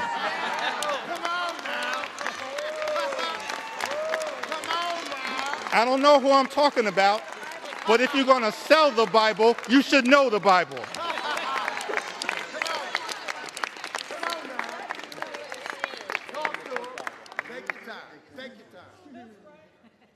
Trying to figure out, because it's not in Matthew. That's right. 25, 35 to 40, but I did see something in John. Go ahead now. Tell us what you saw. Tell us what you saw. John 10 and 10. This frightens me in this moment that we're living in. It says the thief comes only to steal, kill, and destroy. It's incredible to me that we're here dealing with a piece of legislation literally that steals money from everyday Americans, from hardworking American taxpayers. Steals money from Medicaid, Medicare, the Affordable Care Act, supplemental nutritional assistance, steals money from Pell Grants, from the education of our children, from energy assistance programs. Thief comes only to steal and kill. I don't say this lightly, Mr. Speaker, but we stand behind this point. That when you try to take health care away, what this bill does, taking health care away from everyday Americans, more than 17 million, this unprecedented assault on Medicaid, on the Affordable Care Act, on Medicare, on children's health insurance. What you effectively are doing, hurting everyday Americans, hurting children, hurting women, hurting older Americans, seniors, people with disabilities. Nursing homes will close. Hospitals will shut down. Community-based health clinics unable to operate. We're actually here debating legislation, Mr. Speaker, that will result in tens of thousands of everyday Americans losing their lives because of the inability to get health care that they now have and is being ripped away from them. John 10:10, the thief comes only to steal and kill and destroy. All-out assault on the American people. All-out assault on health care, the economy, Social Security, Medicare, Medicaid, nutritional assistance, veterans, farmers, law-abiding immigrant families, small business owners. All of the things that we've spent some time on this House floor talking about, that this bill is trying to destroy. Destroy the American way of life. Can't find anything in the Bible and the New Testament, certainly not in Matthew 25 and 35. Matthew 25, the 35th chapter, and all the way through the 40th verse, but somehow I happened upon John 10:10. And thinking about this one big ugly bill. The thief comes only to steal, kill, and destroy. But America is a resilient nation. We're an exceptional nation. We're a strong nation. We've been through turbulence, trials, and tribulations. And we always somehow have found a way to make it through. Because of the resilience, Mr. Speaker, of the American people. So whatever happens today as it relates to this one big ugly bill, if my Republican colleagues decide that once again, Mr. Speaker, you're simply going to make the decision to serve as a reckless rubber stamp of President Trump's extreme agenda, I still have faith in the United States of America. Still have faith in the United States of America. I still have faith in the United States of America. We will not let anyone in this town destroy what America represents. Not now, not ever. It's not going to be easy. We recognize that. But we've got faith in the resilience of the American people. As I get ready to close shortly in, Now take your time. Take your time. Take your time. Come on. Take your sweet time. Tell them. well, let me say it Yes, say it. one more time. Our Republican colleagues tried to jam this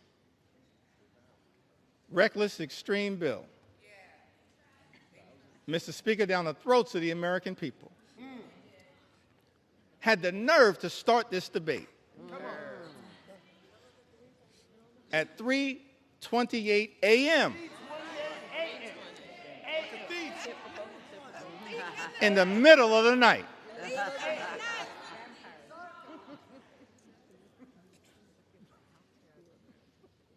But we made clear that we were going to expose all of the things that are being done to harm the American people. Yeah, that's right. Tell them. Not in the dark of night, but in the light of day.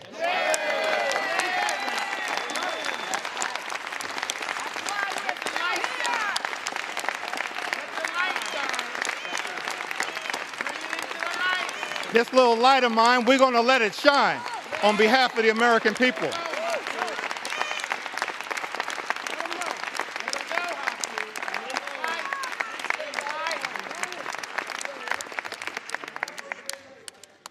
Incredible to me that Republicans would try to jam this one big ugly bill down the throats of the American people in the dead of night.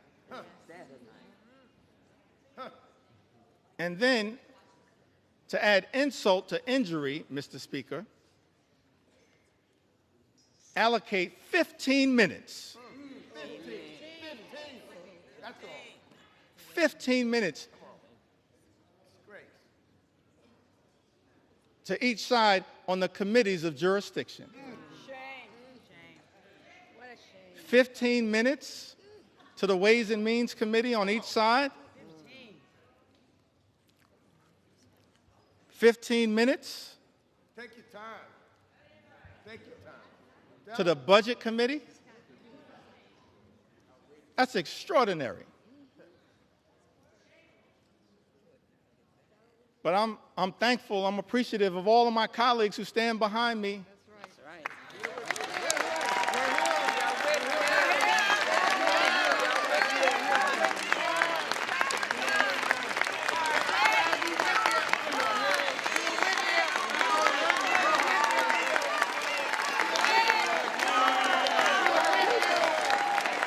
I'm thankful.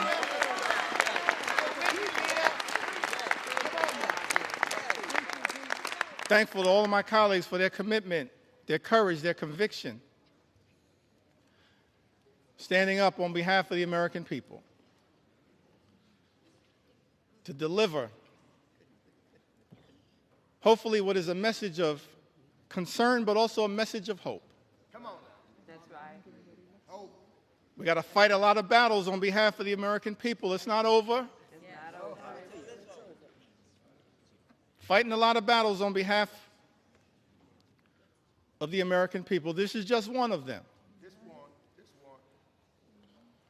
But we wanted to make sure that the American people had an opportunity to fully and more completely understand, in the light of day, just how damaging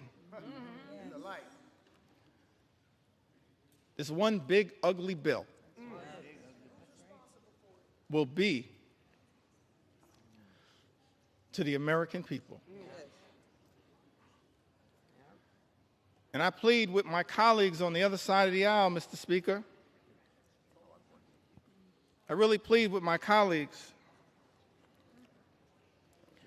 inspired by some of the framers of the Constitution, the great scholars, the great thinkers, conceived of this incredible journey that we've been on in the United States of America,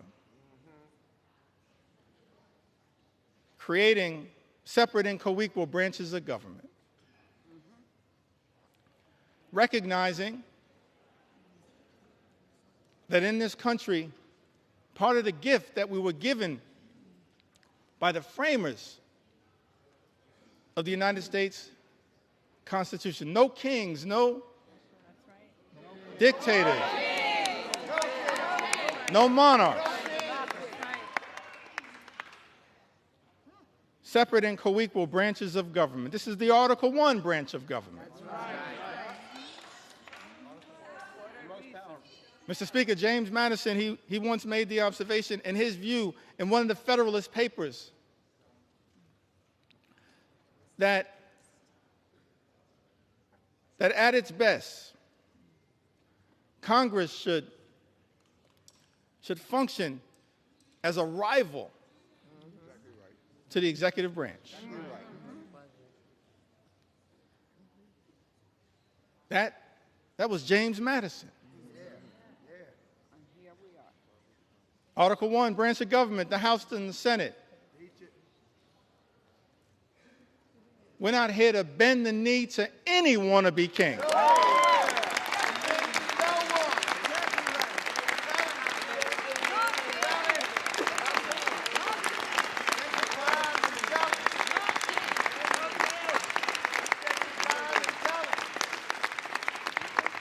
Mr. Speaker, we're not here to bend the knee to any wannabe king.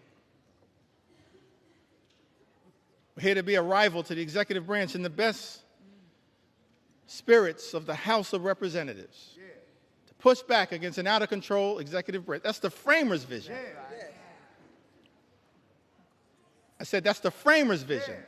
That's what they said. The framers' vision. And so as we prepare to take this consequential vote, Mr. Speaker, I just urge many of my colleagues in government, my colleagues on the other side of the aisle,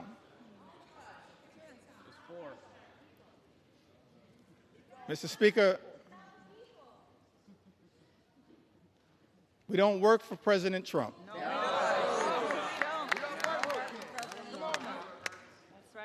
We don't work for J.D. Vance.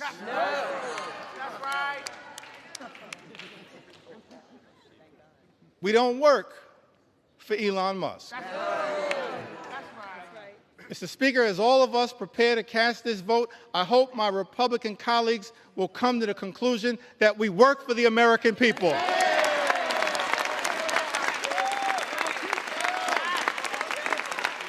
We work for the American people.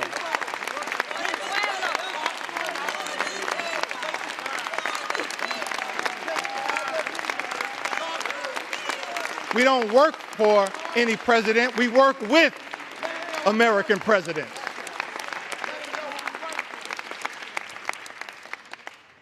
We work for the American people. So it's my hope that as you evaluate this bill, all of the harm that is being unleashed on the American people, ripping health care away from more than 17 million Americans. Effectively ending Medicaid as we know it, shutting down hospitals, including in rural America, in districts, Mr. Speaker, that my colleagues on the other side of the aisle represent. That's right. They're people. Nursing homes closing. 1 in 4 nursing homes, Mr. Speaker, will close as a result of the attack on Medicaid. And Donald Trump's one big, ugly bill. Mr. Speaker, this is extraordinary. This assault on everyday Americans, assault on children, veterans, seniors, people with disabilities. It's incredible to me. All of this in this one big, ugly bill. Take your time. Ripping food away from children, literally ripping food out of the mouths of hungry children, hungry veterans, and hungry seniors. Mr. Speaker, that's not America. We're better than that.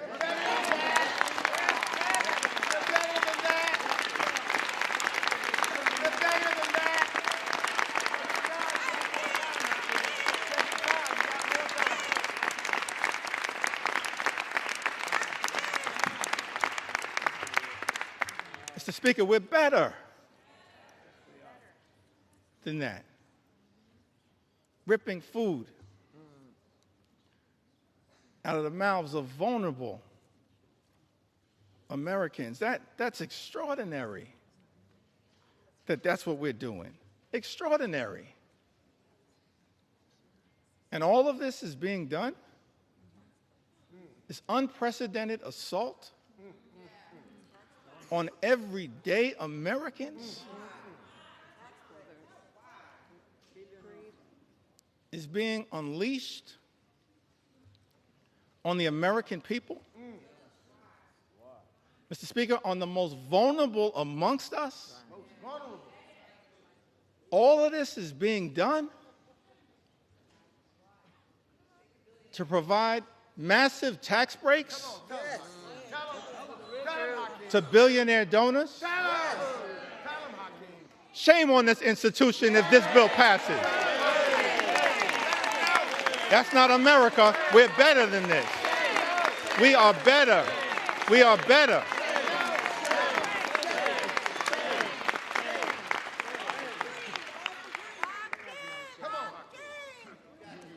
We are better than this. I think that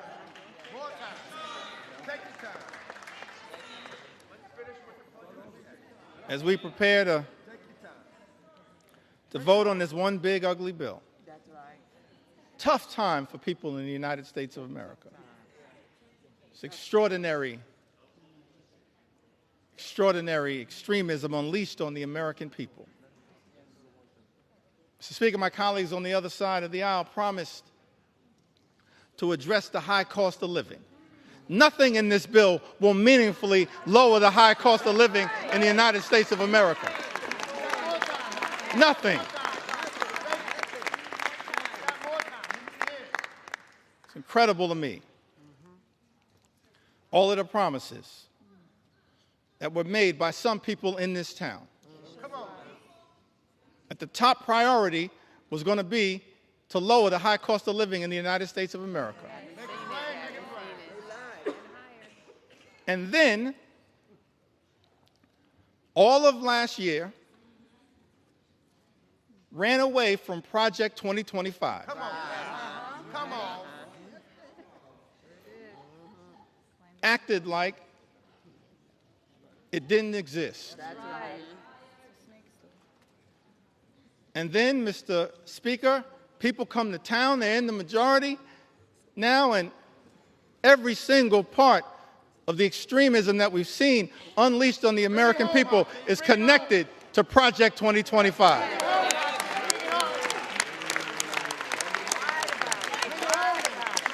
Every single part. But here's why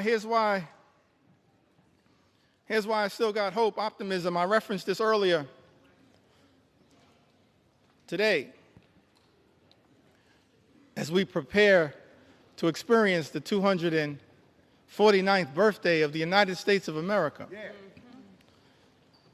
Take it back to that original document. Yeah.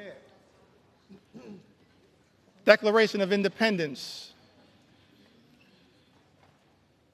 1776. Mr. Speaker, it had the aspirational part. We hold these truths to be self-evident, that all men are created equal, come on now. Bring it home. Endowed by their Creator with certain unalienable rights, that among these are life, liberty, and the pursuit of happiness. That's the aspirational part of the Declaration of Independence.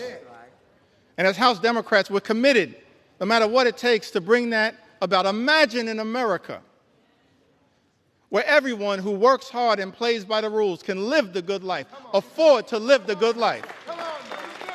Good paying jobs, good housing, good health care, good education for your children, and a good retirement.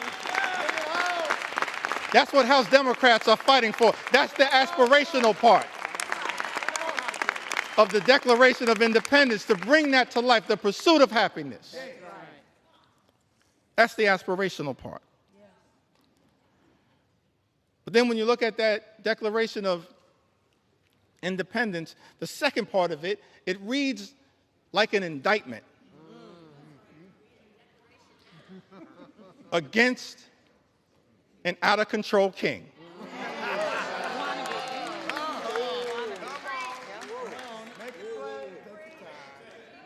Reads like an indictment against an out-of-control king. I commend all Americans, perhaps sometime tomorrow, I'm going to do this myself, read that document in its entirety. And why was that indictment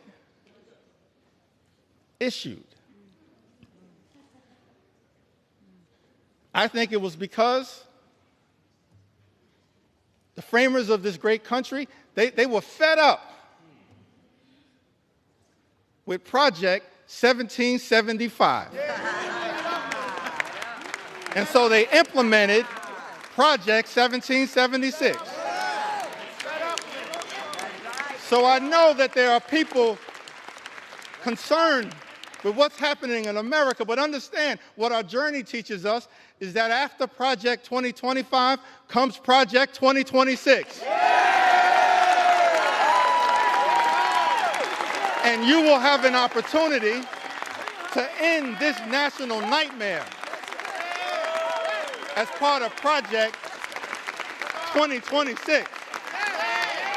I love the framers. They gave us a blueprint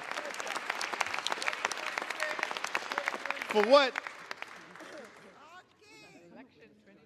what should give us hope in this moment. That's right. I think that I want to close by referencing someone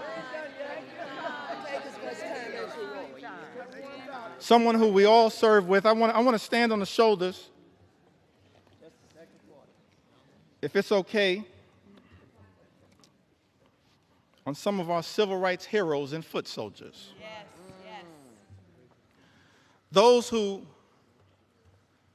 character, whose conviction, whose courage should give the American people hope at a moment of great despair. Many of us had the great honor of serving with Congressman John Lewis.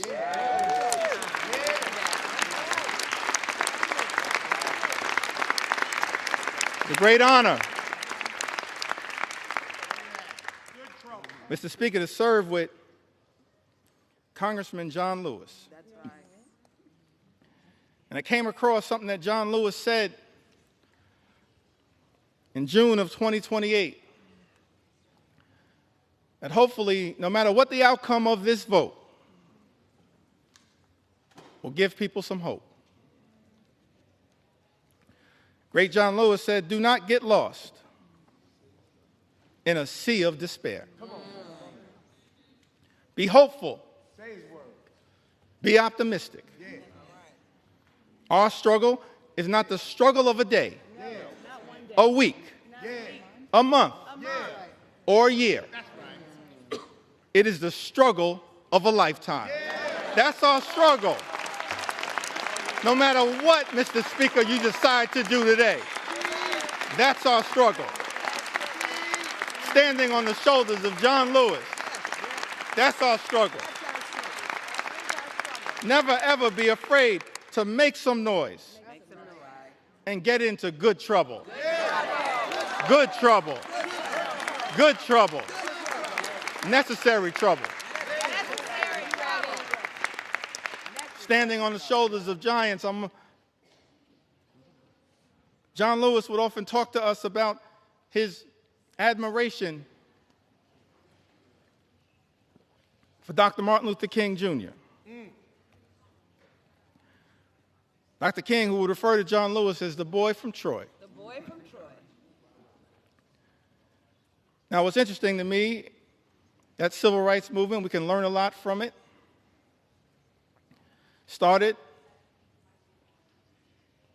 December of 1955, and Rosa Parks sat down on that bus so that all of us could have the courage to stand up. That's right. Wasn't an easy struggle. All the odds were stacked against these civil rights heroes and foot soldiers. And during the early days of the movement, a difficult part of the movement, Dr. King, after they've been targeted, arrested, beaten, harassed by the authorities,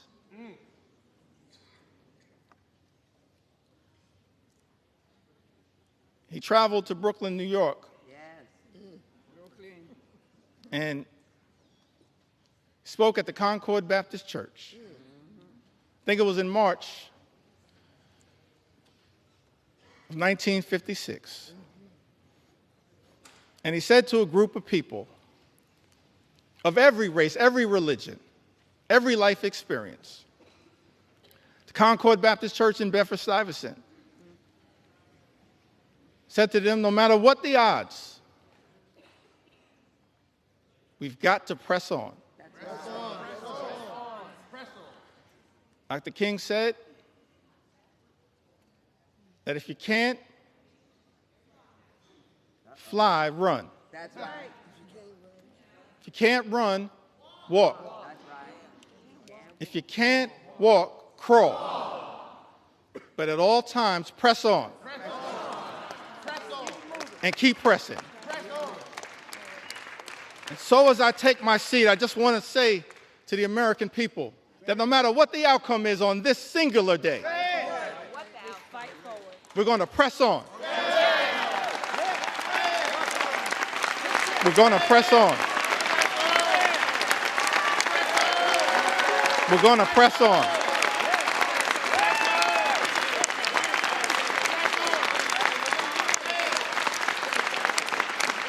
We're going to press on for our children, press on for our seniors, press on for our veterans, press on for our unions, press on for our farmers, press on for our dreamers, press on for working class Americans, press on for the middle class, press on for all who aspire to be part of the middle class, press on for the poor, press on for the sick, press on for the afflicted, press on for the least, press on for the lost, press on for the left behind, press on for the rule of law, press on for the American way of life, press on for democracy.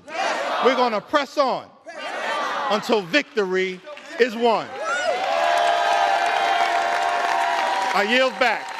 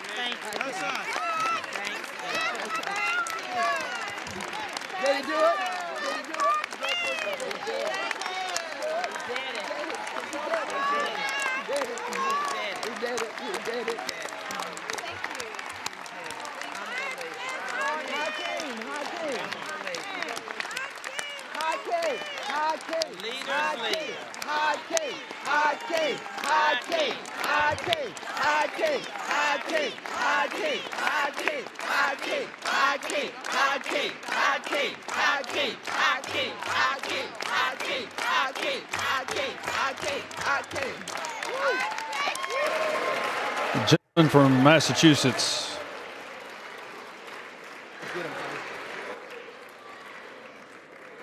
You don't need to take an hour. This gentleman from Eight Massachusetts. hours. I think it's, Mr. Speaker, I think it's fair to say the leader has done his part. I have no further speakers. I yield back our time.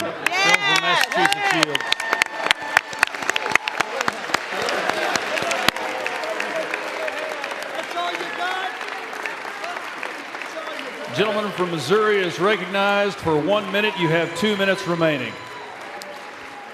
Mr. Speaker, could we have order?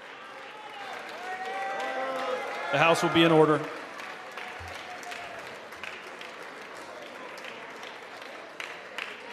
The House will be in order, please.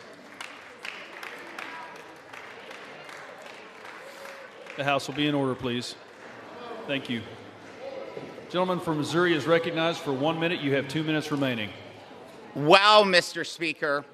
We have stood in this chamber for over 8 hours listening to a lot of words, a lot of comments, a lot of inaccurate statements. And where I come from, could we have order? Gentlemen, the House will be in order. The House will be in order.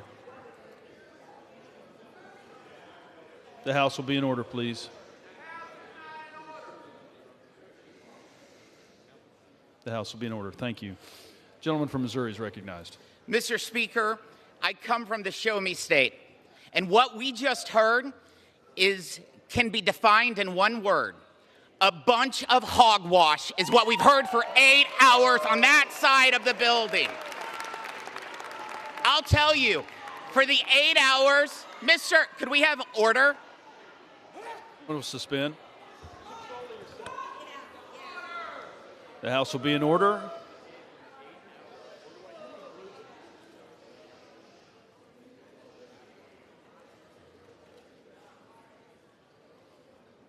Thank you.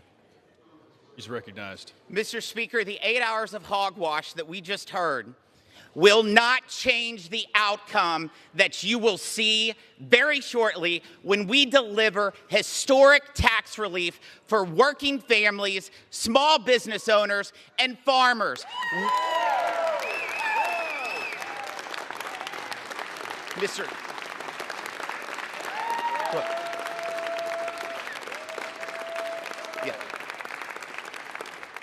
Mr. Speaker, I yield 1 minute to our great Speaker of the House, Mr. Mike Johnson.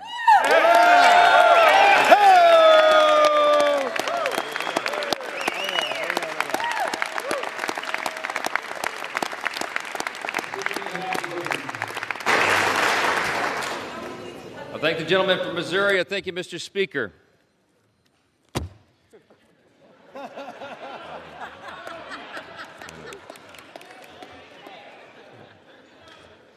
You know, Ronald Reagan said one time that no speech should be longer than 20 minutes, and unlike the Democrat leader, I'm going to honor my colleague's time and be a little more brief than that, all right?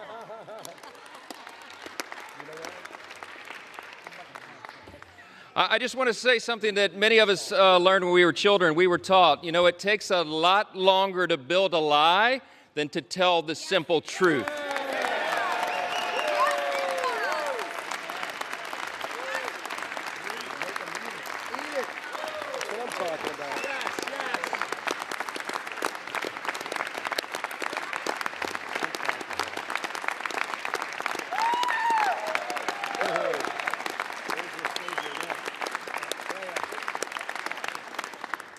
My friends and colleagues on both sides of the aisle, we've waited long enough. Some of us have literally been up for days now. But this day is a hugely important one in the history of our nation.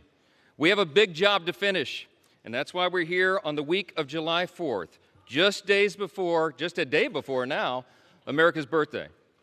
It was on that fateful day, as a Democrat leader acknowledged, that our founders pledged their lives and their sacred honor to this grand experiment in self-governance that we are now here to steward. It's an experiment that falls to us to guard and to protect it. We take that very seriously on this side of the aisle. In just a few moments, we will remind the world why the American experiment still endures today and why its best days are still ahead of us. Yeah.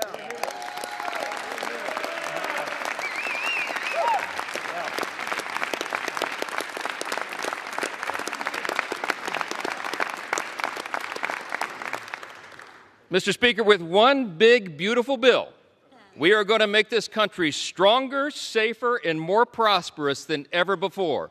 And every American is going to benefit from that. Yeah.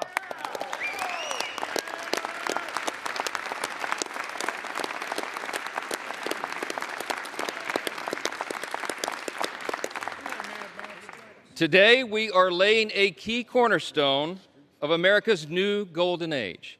Now listen, we have a few words of gratitude first. Scripture's been cited a lot this morning, I think mostly out of context, but what I will say, one thing that we know about Scripture is that we're supposed to give honor where honor is due, and that's what we do on this side of the aisle. I want to thank every single member of the House Republican Conference for pouring their time and their heart and their expertise and experience into this process. I want to thank all of our amazing staff members, all of them. Yes.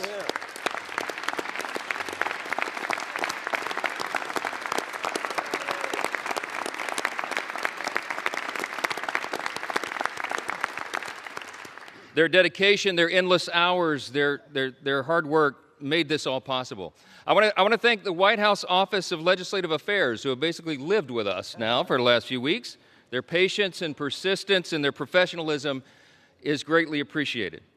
Our country's incredible cabinet secretaries have been involved as well. They've assisted us in countless ways throughout this process. Our Vice President, J.D. Vance, helped us navigate so many dire straits along the last several weeks through the House and the Senate. And of course, our bold, visionary, fearless President, Donald J. Trump,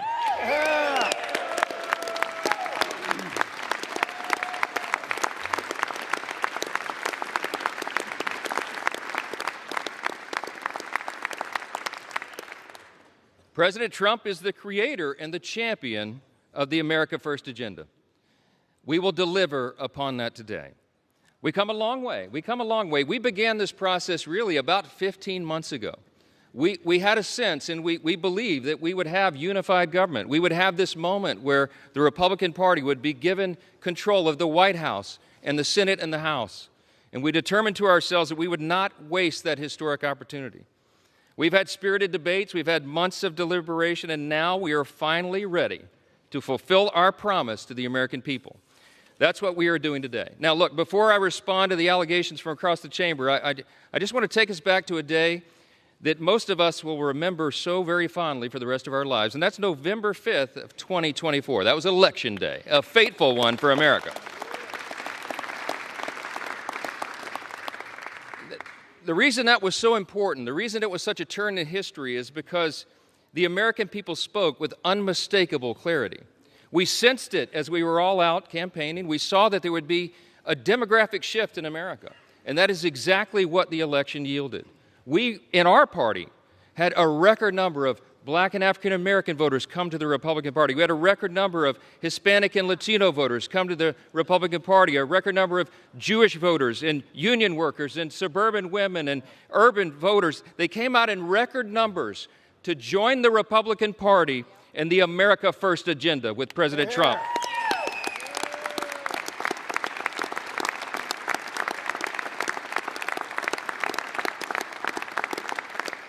That election was decisive. It was a bellwether. It was a time for choosing. And I tell you what, the American people chose overwhelmingly. They chose the Republican Party.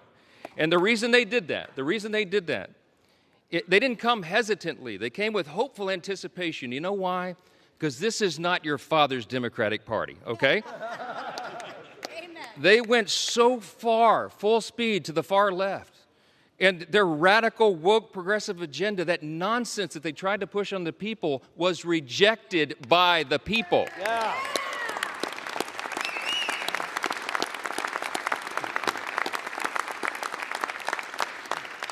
These new voters came to us. They had enough of the Biden-Harris madness and all the things they were trying to hoist upon the American people that they just don't believe in their hearts. And they were hopeful. They came to us with hope. They wanted us to restore common sense and accountability, and we promised to them that we would do just that. Those new demographics came to the Republican Party because of open borders wreaking havoc on their communities. They came because of weakness at home that fueled instability abroad, and because trillions in reckless spending put the price of gas and groceries further out of the reach for hardworking Americans. It wasn't right. President Trump and our Republican majority in Congress are fixing all of that right now. President Trump said this week, we're the hottest country in the world again.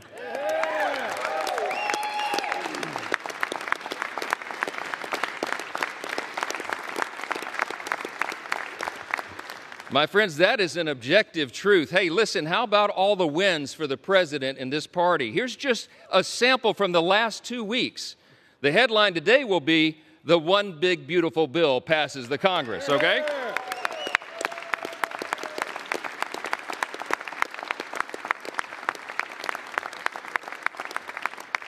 You got to hold your applause. There's too many wins. Are you tired of winning yet? No! Fourth jobs report in a row exceeds expectations. A sample of the headlines. Lowest monthly border encounters in U.S. history. We closed the border.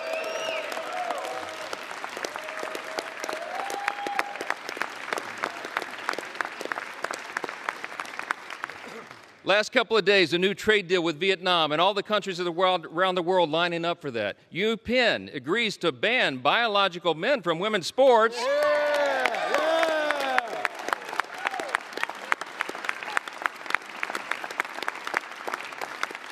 And they ought to give a personal apology to every female athlete impacted by that nonsense.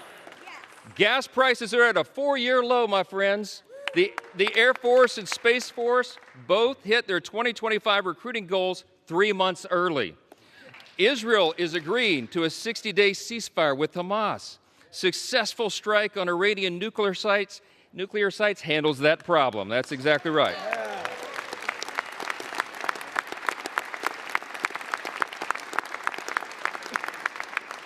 Strength is back. America's back. It's resulted now in a ceasefire deal between Iran and Israel. The NATO countries are increasing their defense spending, not just 2%, 5% of GDP, okay?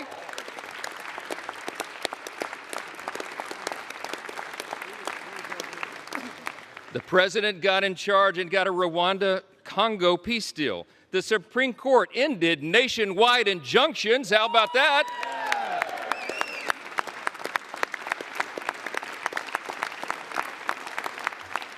That conservative majority on the Supreme Court also allows third country deportations. We've had a record high stock market, and we're signing a China trade deal. That's just the last 2 weeks. The last 2 weeks.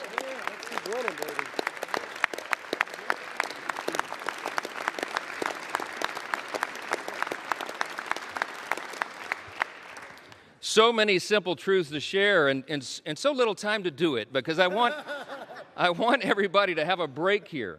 But I just want to say this. It's really nice to hear my Democrat colleagues suddenly take an interest in working Americans again. Did you pick up on that theme today? Let's be clear. Working Americans stopped trusting Democrats a long time ago. That is a fact.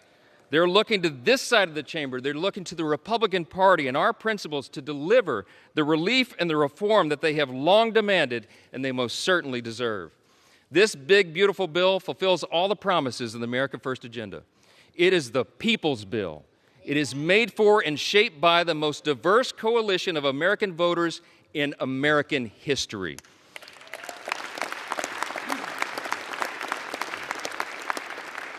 Today, we are making the dream of a government that puts the American people first a reality. A reality. I would need this entire notebook to tell you all the great things in the big, beautiful bill. It is aptly named, but I'll just tell you a couple of the highlights. Record tax cuts for hardworking Americans.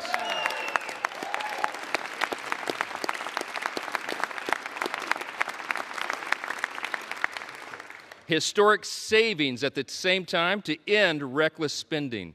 We got energy dominance coming back to power our future. We have a secure border to protect American families. We have a strong military to restore peace through strength. And we have a government that is now accountable and responsive to the people once again. That's what we're delivering.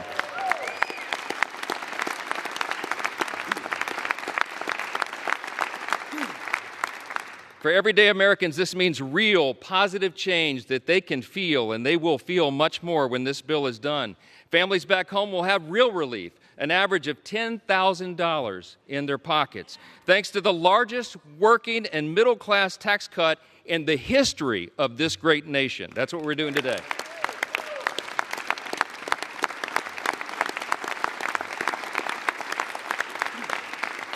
You got hardworking Americans like our waiters and our bellhops and our hairstylists. They're going to keep 100% of their tips and overtime pay. That is money they earned. It does not belong to the government. It belongs to them, and they deserve to keep it.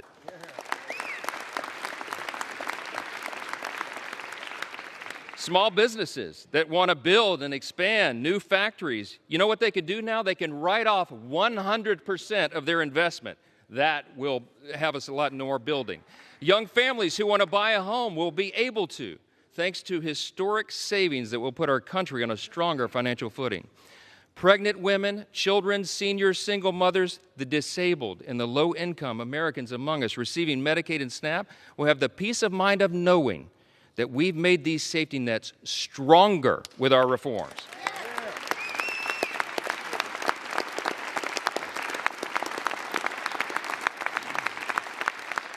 See, when Republicans are in charge, we bring common sense. We're going to make sure that Americans who do need and deserve those critical programs won't have to compete against people who can work but choose not to do so. That's not right.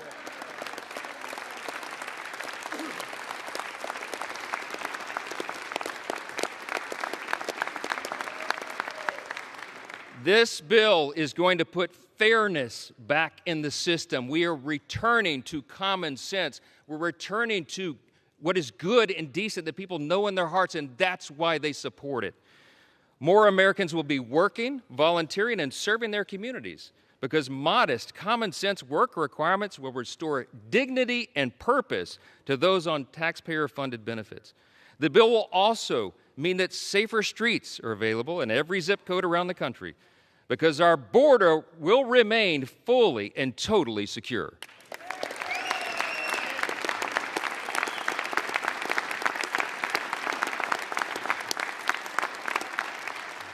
The Republican Party stands for law and order, and this is the side that stands with law enforcement, the brave men and women who are on the front line.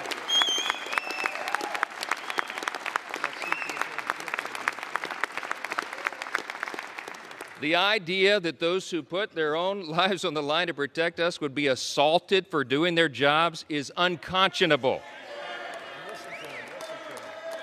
Law enforcement, I know you agree. I know, amen. Law enforcement will have the help of a border wall now that's 100% complete. Yeah!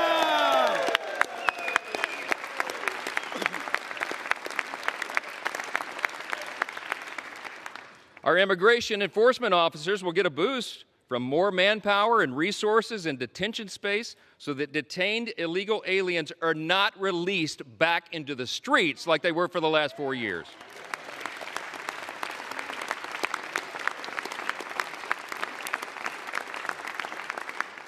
And our homeland can rest soundly again under the protection of President Trump's Golden Dome. That's what we're investing in. Look, any of these individual achievements would be historic victories for a Republican Congress or any Congress. And today we're delivering on all of them in one big, beautiful bill. That's what Americans can count on when we pass this legislation, and that's exactly what Democrats will vote to oppose today. That's a fact. We didn't write this bill for the Democratic Party or the elites or the media. This bill is for hard-working Americans, and they deserve it.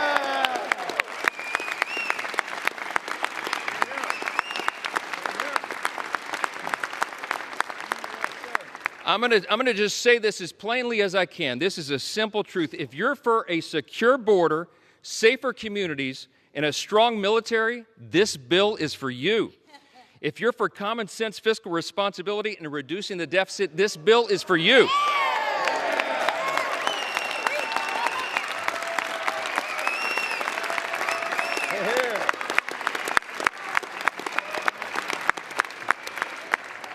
If you're for fair and lower taxes, bigger paychecks, affordable gas and groceries, and restoring dignity to hard work, this is the bill for you.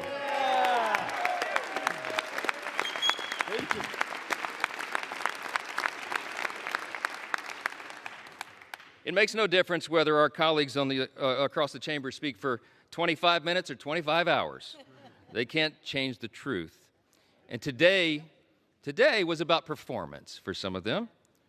But today for us is about results. Results that improve the lives of Americans, regardless of their race, religion, color, or creed. It does not matter.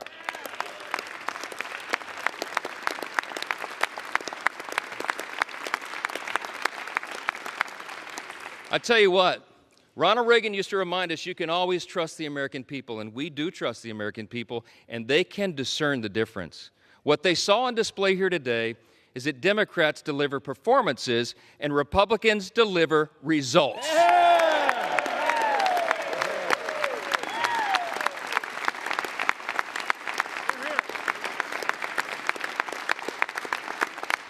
Today, my friends, we are ready now. We are going to deliver what we were sent here to do, and every American will benefit from it. In 1793, just steps from where we stand today, President George Washington laid the first cornerstone of the United States Capitol. Over 50 years later, on July 4th again, members of this body gathered once again to lay a second cornerstone. Once more on July 4th, at the height of the Cold War, Congress laid a third cornerstone. And this week, with this vote today, on our nation's birthday being tomorrow, we lay a fourth.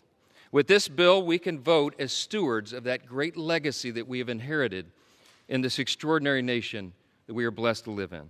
We can lay another sturdy foundation for the future of this country, a future where working Americans can feel relief, where government can finally start living within its means again, and where the United States is safer, stronger, and more prosperous than ever before. That's right. Now, I'm going to say this as they mock America and mock everything and mock the bill. We'll see how the people feel about that. Yeah.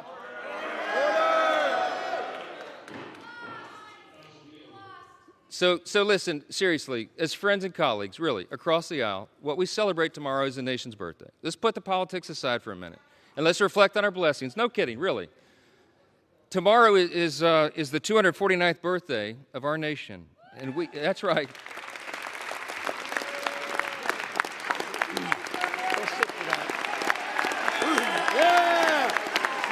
USA! USA! USA! USA! USA! USA! USA! USA! USA! USA! USA! USA! I mean this sincerely. I thank my colleagues for standing. We all should be united in that. We are. We have squabbles, we have partisan debates and all of this, but at the end of the day, we're all Americans, man. And we gotta believe that. We gotta know it. We gotta recognize that we live in the greatest nation in the history of the world. It's not even close.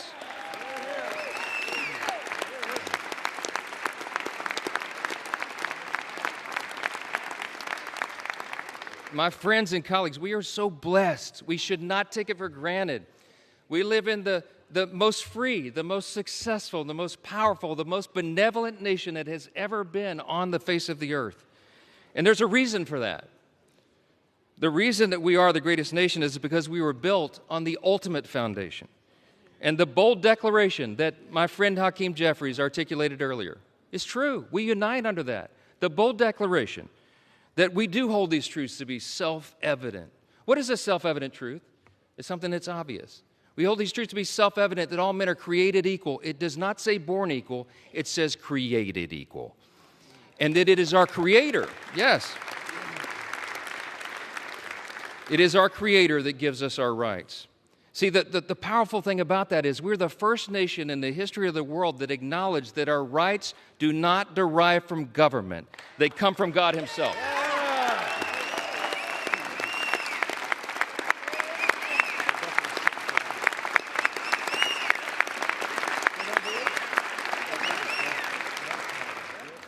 You see those words up there, that motto, it says, "In God we trust," right above the Speaker's rostrum. You know, a previous Congress put that there in the early 60s in the height of the Cold War. There's a little visitor's guide that people get when you do tours late at night. You've probably seen your constituents and visitors and friends get the guide. If you turn, I think it's about to page 21. It explains why that's there. And it says, Congress voted to put that there as a rebuke to the Soviets' worldview at the height of the Cold War. Why? Because communism, socialism, find their root in Marxism. And Marxism begins with the belief that there is no God. It's wrong. And this Congress made us stand those many years ago, and we should do it again. We're different, we're distinct, we're exceptional, because we acknowledge that right there, our motto.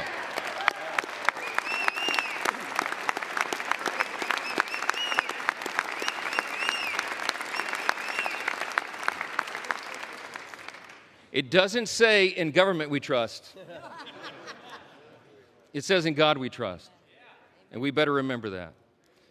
He has blessed us with His grand experiment in self-governance now for almost 2.5 centuries. And by God's grace, we are working hard and we are delivering on our promise to make America great again.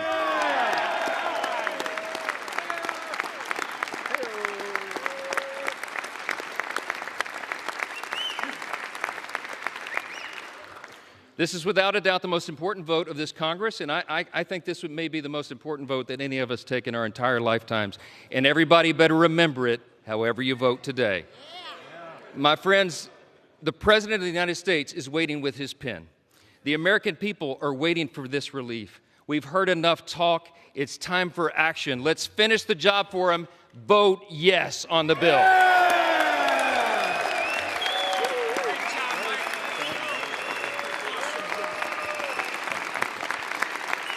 With that, I yield back.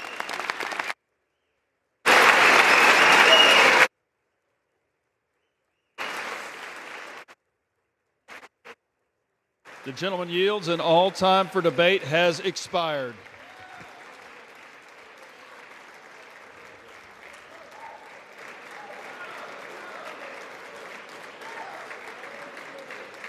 Pursuant to House Resolution 566, the previous question is ordered.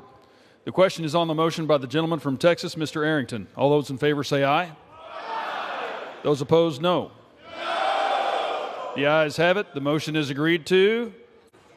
For what purpose does the gentleman from Massachusetts seek recognition? Vote is requested. Those favoring a recorded vote will rise. A sufficient number having risen, a recorded vote is ordered. Members will record their votes by electronic device. This will be a 15-minute vote.